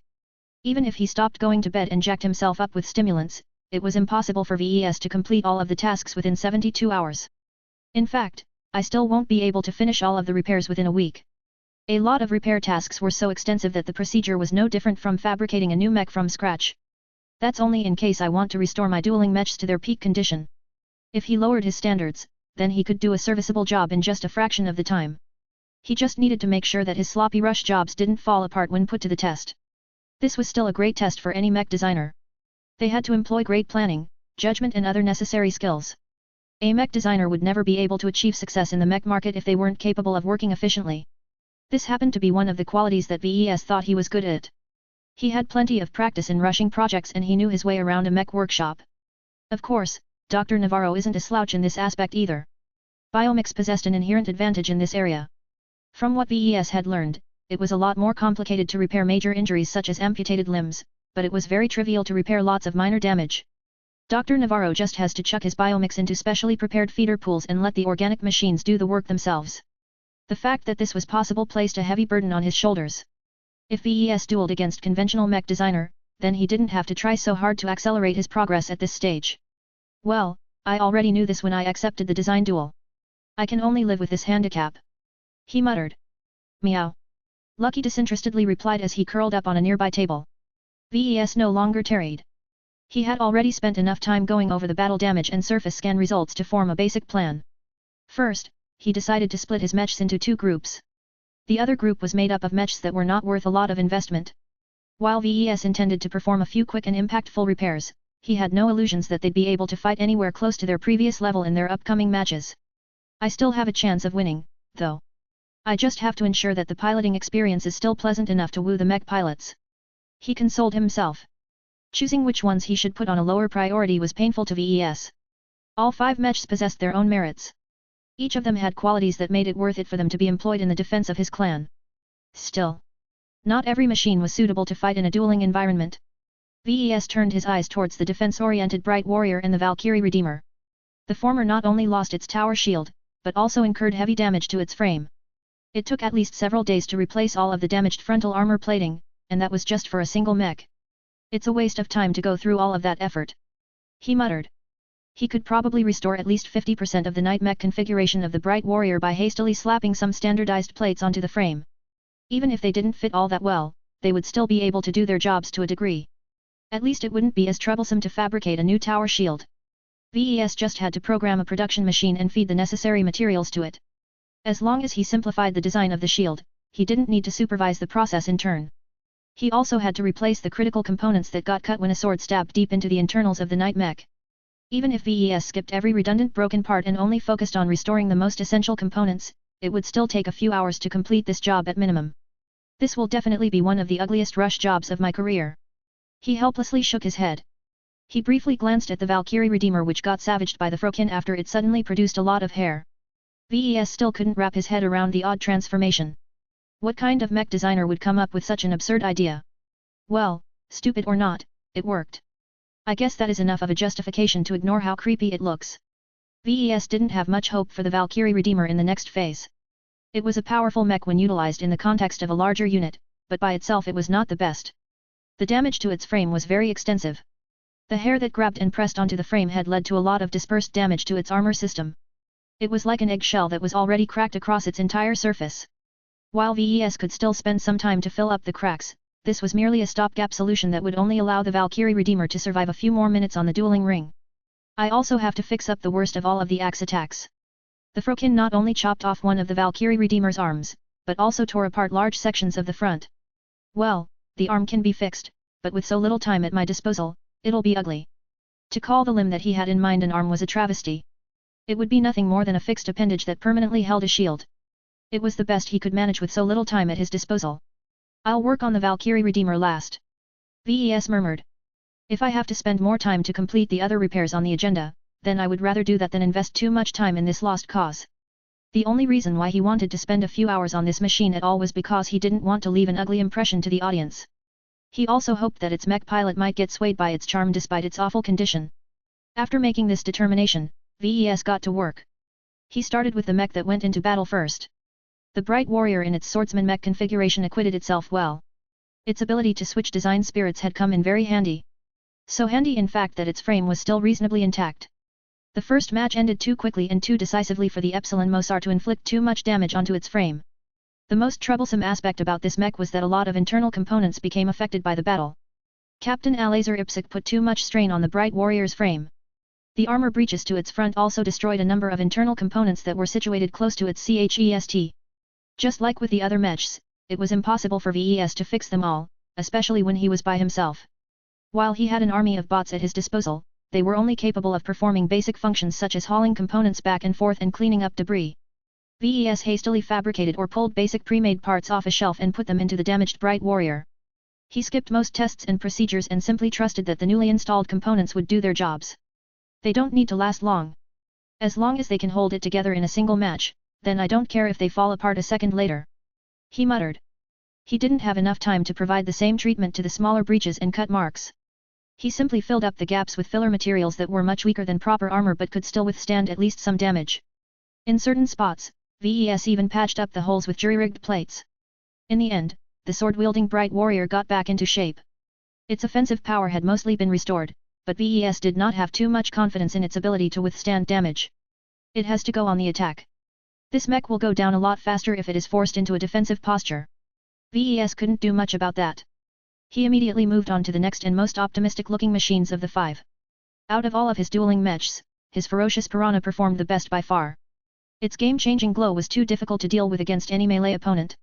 This happened to turn the ferocious piranha into a nightmare against other light skirmishers. Still, even if it was his best mech, it had not come off its match unscathed. The fairy stinger had been able to inflict a decent amount of corrosive damage to the ferocious piranha. Even though its armor was quite good, it was also thin. VES quickly patched up the worst affected sections of the exterior of his mech. Even though these ugly repairs would likely slow down the ferocious piranha, it was better than exposing its fragile internals right away. Aside from that, he also performed more thorough repairs on the flight system. Mobility was one of the most important strengths of a light mech, so VES wanted to make sure the fairy stinger wouldn't be able to take out the wings. Since the ferocious piranha possessed a smaller frame than other mechs, it didn't take long for VES to perform the most essential repairs. He moved on to the Transcendent Punisher last. This mech had taken an extensive beating. While his artillery mech inflicted even worse damage onto the Swarm Monarch, VES could not get around the fact that it took way too much time to address every deficiency. Fortunately, much of the damage was contained to the surface. The drilling beetles and positron beams had inflicted extensive damage to the legs and the upper side of the heavy mech, but all of that armor had done its job. It was fairly simple to repair the upper section. VES fabricated very thick plates and simply fitted them over the parts that already looked ruined. The new plates didn't entirely fit and they looked extremely out of place, but the Transcendent Punisher was strong enough to bear all of the extra plate. Fixing the legs was more troublesome, but VES was lucky that the Swarm Monarch only fired its particle weapons at the lower portion of the leg. Once VES completed all of this exhaustive work, he didn't forget about implementing a countermeasure against the drilling beetles. Even though VES had no guarantee that the Swarm Monarch would use the same mode of attack in the next round, VES did not want his Transcendent Punisher to be forced to overheat its surface in order to get rid of its parasites. He mounted some minor weapons across its hull. While they weren't strong enough to damage a mech, they were still capable enough to get rid of some beetles. Aside from that, he also made some hasty modifications that allowed the Transcendent Punisher to overheat every section of its exterior without needing to rely on improvised solutions. Any beetles that land on my artillery mech will have an awful time. Chapter 2799, Competitive Spirit. VES cut so many corners that Gloriana would probably faint and collapse if she saw his work. He did not put quality in mind at all. His only priority was to put as many components back in working condition as possible. In order to accomplish this ambitious goal, VES relied extensively on his jury-rigging ability to improvise faster but inferior solutions. An ugly mech was still a mech. Even if its performance had dropped to 30% of its peak, it was still a serviceable war machine in most circuit-misstances. While VES had to employ plenty of creative solutions to shave off minutes and even hours of his time, he reveled in the challenge. The pressure of facing biomechs that were able to heal much of their minor damage by themselves constantly loomed behind his back. He knew his opponent would show up with more extensively healed mechs, and that drove him to employ as much haste as possible. He didn't just fix up his mechs though. He did not forget about the warning he received. Biomechs were more malleable by nature. Dr. Navarro's design philosophy was highly geared towards transforming his products into a different configuration. As long as he had a few hours, he could turn a melee biomech into a ranged biomech, a heavy biomech into a light biomech and so on. Of course, not all transformations worked out, and it was very difficult to ensure a biomech retained enough battle effectiveness after going through an extensive transformation. This was why VES didn't expect Dr. Navarro to pull any unexpected rabbits out of his hat. With all of the constraints he faced, it was much more reasonable to assume he would only make targeted transformations. This was already difficult enough to deal with, though. The uncertainty of the situation daunted him the most. The fact that VES wasn't able to predict what surprises his opponent might add to his damaged biomechs meant that he had to take thousands of possibilities into account. What if he prepared his mech to face a melee mech only to encounter a ranged mech that employed kiting tactics? What if Dr. Navarro transformed his Swarm Monarch mech from a heavy artillery mech to a melee mech? Although it sounded absurd, biomechs offered enough versatility to enable such a transformation. Even if the resulting melee biomech wasn't comparable in performance to a proper melee mech, it could still thrash the Transcendent Punisher if it survived long enough to get close. It would be great if I got a sneak peek of his work. He idly muttered. A few seconds later, he froze. Was it possible for him to obtain advanced notice of the modifications that Dr. Navarro applied to his biomechs? If VES was able to obtain even a single image of the biomechs as they were being worked on, he could derive a lot of useful information out of what was visible. In fact, it would be even better if he could obtain detailed scanning data and Dr. Navarro's own doc.u.mentation. The more information, the better. Normally, VES would treat this D.E.S.I.R.E as an idle daydream. Dr. Navarro was fixing up his mech somewhere else and it wasn't as if they could pay a visit to each other's workshops. Yet what if he could circuit.invent these restrictions? What if he could obtain the information he needed? He actually thought of at least 3 different methods to gain the intelligence he D.E.S.I.R.ed. James may be dead, but Ilvan was still alive. The religious design spirit actually fared a bit better these days as the Ilvanese contingent of the clan had managed to recruit several hundred new worshippers. This was not bad considering the background of the new recruits. It was much harder to persuade second-raters to abandon their old convictions and embrace new ones. Even so, Ilvan was still a pauper. VES didn't think it was a good idea for him to tax the design spirit's energy unless it was a life-and-death situation. The other option he thought about was trying to utilize his spirituality to take a peek. He had already developed several ways to extend his perception beyond his visual sight by forming specialized spiritual projections and constructs. The problem was that he was never good at extending them beyond a modest range. The underground complex below Ruizan Arena covered a lot of distance. Dr. Navarro's workshop might be situated at least a kilometer away from his current position. VES stretched his arms and pretended to need a break from his work. He slowly sauntered over to the table where Lucky was blissfully dozing off. The lazy gem cat treated this period like a nice vacation. Yet before he came close enough to put his cat to work, VES stopped in his tracks. Was this the right course of action? That was an important question. Using Lucky to sneak into Dr. Navarro's workshop in order to gather very pertinent intelligence was not within the scope of the design duel. It was cheating. VES wasn't supposed to gain advance notice of what his mechs would have to deal with in the second phase. The same applied to Dr. Navarro. Both of them were supposed to be working blind and depend on their own judgment to prepare their mechs for the subsequent matches. If VES managed to gain a peek at Dr. Navarro's biomechs while denying his opponent the same opportunity, then the sanctity of the design duel came into question. No matter how VES rationalized it, it was undeniable that he cheated. His ability to spy and gather information was not related to his capacity as a mech designer. While VES didn't mind cheating and taking advantage of a situation in order to advance his cause, the problem right now was that this would have the opposite effect. I can lie to others, but I can't lie to myself. He reminded himself.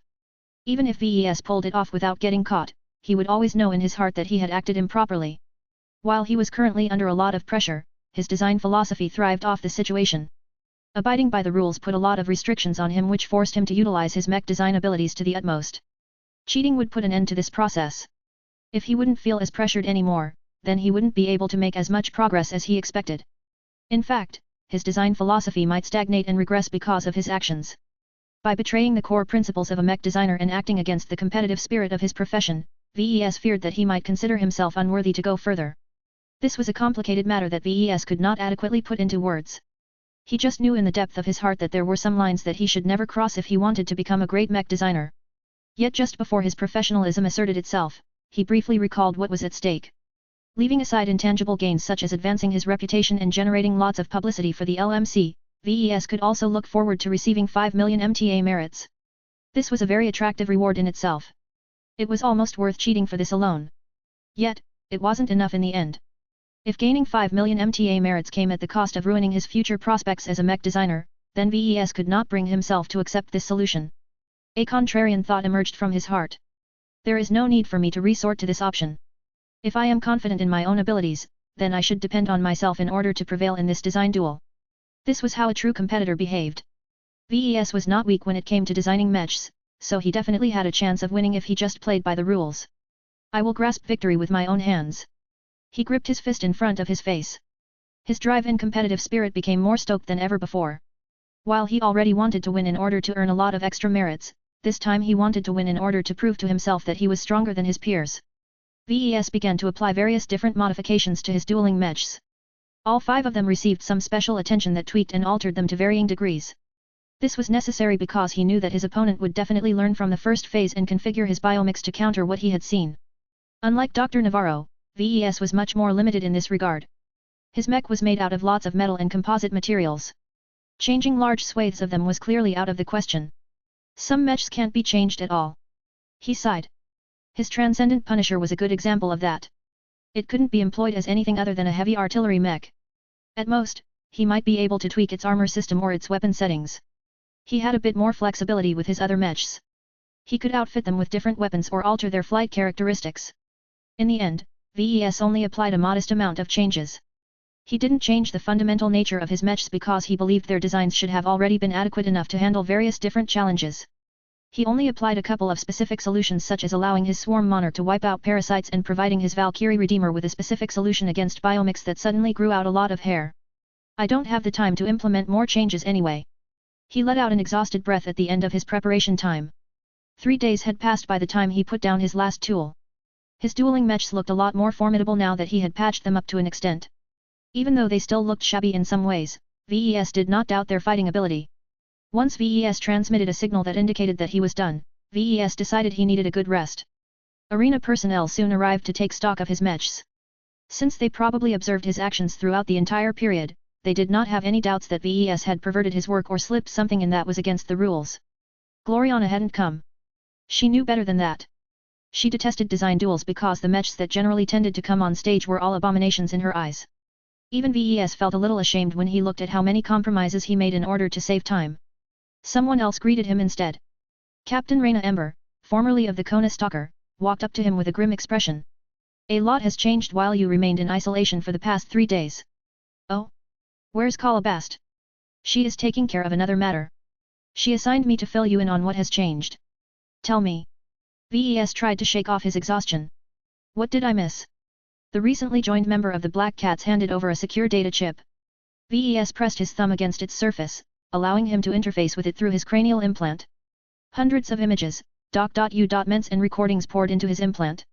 It was too much for him to process in a short amount of time, but VES was still able to skim the material.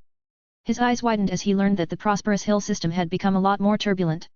While the outcome of your design duel is still in the air, a lot of lifers have become concerned. Captain Ember summarized the findings. Protests have broken out. Incidents have become more frequent. The locals are angry. While they can't do much, who knows what they will stir up if Dr. Navarro loses. Are there any acute threats? No. Our security situation is still good, but we are still suffering from other consequences. Recruitment has stalled due to all of the controversy surrounding our clan. We risk failing our targets at this rate. Damn. These lifers had too much time on their hands. Chapter 2800, Bottled Up. The atmosphere in the Prosperous Hill system changed considerably over the last 3 days. While VES had been isolating himself in the workshop in order to prepare his mechs for the next phase of matches, the citizens of the Life Research Association vented their feelings in public.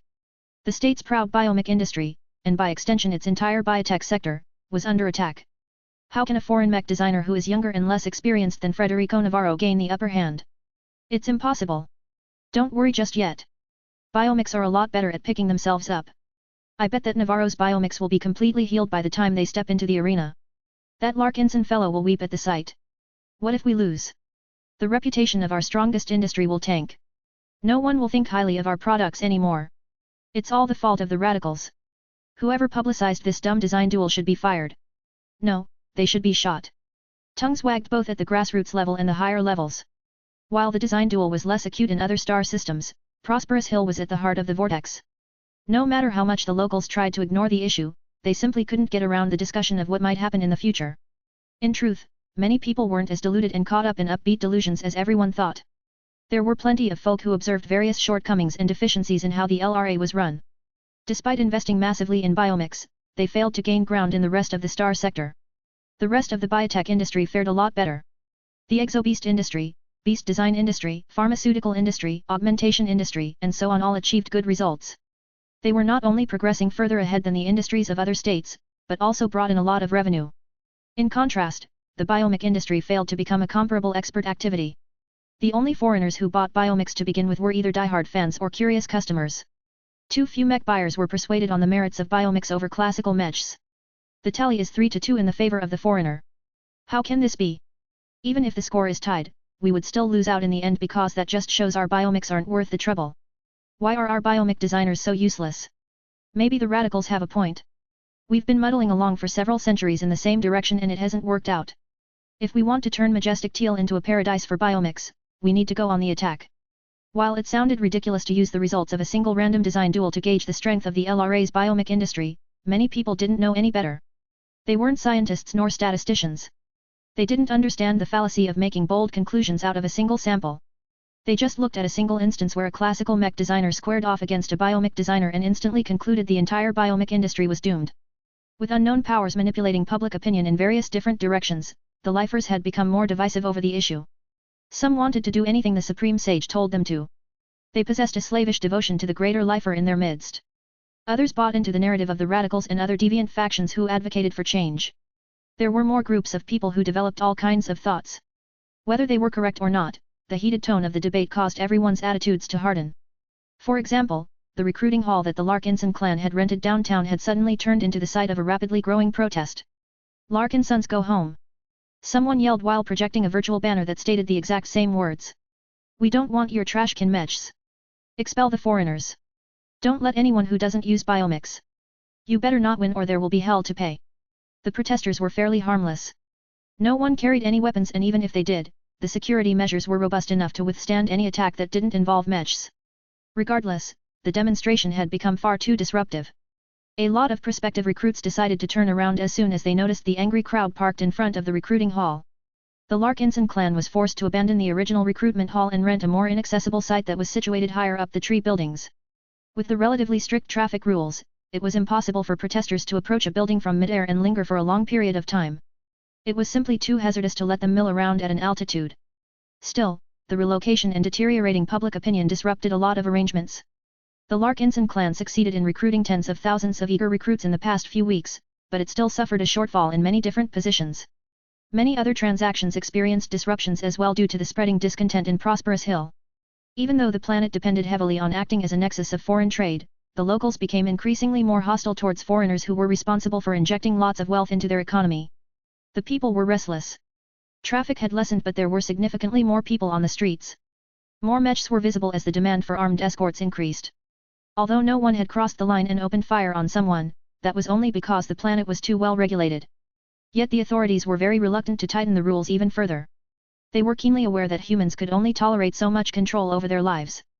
Besides, there were plenty of factions who wanted to give ordinary people the room to voice their discontent. It's all building up to something. VES whispered his guess. No one riles up so many people for nothing. The radicals and combinants don't seem like the types who make so many moves in order to achieve a minor shift. There's a greater goal in mind. Are you suggesting that the opposition is seeking to depose the conservatives from power? Captain Reina Ember looked increasingly more concerned. You're the lifer here. What do you think? We've been out of touch for several decades. The Kona stalker depreciating said.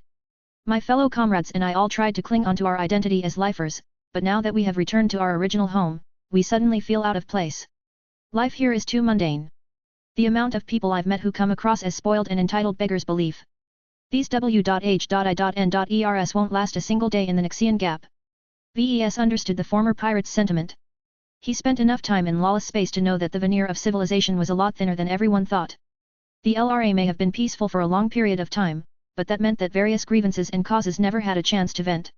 Instead, all of these underlying issues continued to bottle up until the pressure reached a point where the entire container might be on the verge of exploding. Calabast promised to investigate the details surrounding Master Leha Brixton. Have you gathered any useful news? Ah, we've gathered plenty of material. The notes should be in the data packet that you have just received. VES manipulated his implant until he found the relevant doc.u.ments. Every master mech designer generated lots of news, and Master Brixton was no different. In fact, his actions came under a greater spotlight due to his contrarian opinions. As a prominent cyborg mech designer who had clashed against the conservative faction throughout his long and storied career, a lot of people kept an eye on his movements.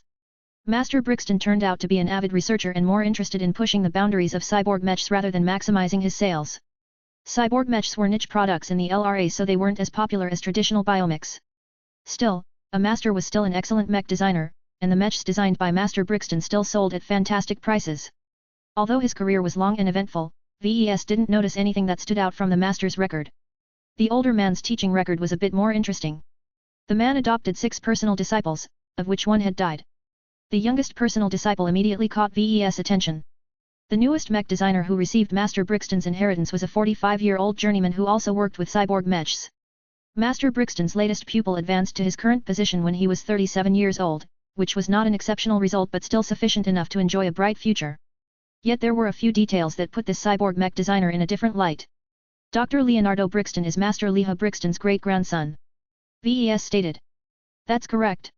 While the relationship between the two isn't described in public, our sources have gathered several rumors that suggest it isn't as cordial as it seems in public. Great. VES had a hunch that Leonardo was in fact the person that Master Brixton intended to dump onto VES LAP. It made too much sense. If Leonardo wasn't the master's relative, then it would have been easy enough to kick the disciple onto the streets. Yet because of their familial relationship, it was important to project harmony to the public. No one wanted to air their dirty laundry in public. In this regard, passing a problematic descendant onto the Larkinson clan was a good way to get rid of someone troublesome. The Red Ocean held a lot of attraction to ambitious young people, so it would be easy to excuse Leonardo's departure as a willingness to seek the unknown and work towards his own future. This way, the reputation of everyone involved would remain intact even if both sides hated each other's guts. VES let out a sigh in relief. Lack of information always discomfited him. Now that he became aware of Leonardo's existence and potential entry into the Larkinson clan, he could plan ahead. Good work, but I need more information. Please dig into Dr. Leonardo Brixton's details and try to find what is going on behind the scenes. Since he is a relative of a master, there should definitely be something concerning about him if he wasn't welcome anymore. We are already in the process of doing so, sir, but we are dealing with limited access. There is only so much information that we can gather from public records and asking our relatives. Well, get used to it, because you'll encounter these situations plenty of times. VES studied Dr. Leonardo Brixton's record one last time. Even though the information surrounding him was rather sparse on details, the man was still an accomplished journeyman. In fact, Leonardo was probably stronger than Dr. Navarro due to his age. That gave VES some headaches as well. If Leonardo ever joined the Larkinsons, then the design department would likely welcome an older and more experienced mech designer. Unless VES resorted to harsher methods, it wouldn't be easy to earn the possible addition's respect. Leonardo's work also didn't fit in with the rest of the clan. Biomechs demanded an entirely different infrastructure to grow. This infrastructure would definitely be lacking in the Larkinson clan. Then again, the Dragon's Den might solve this issue to an extent. The bioresearch vessel that the Larkinsons were looking to acquire also featured enough growth facilities to produce biomechs.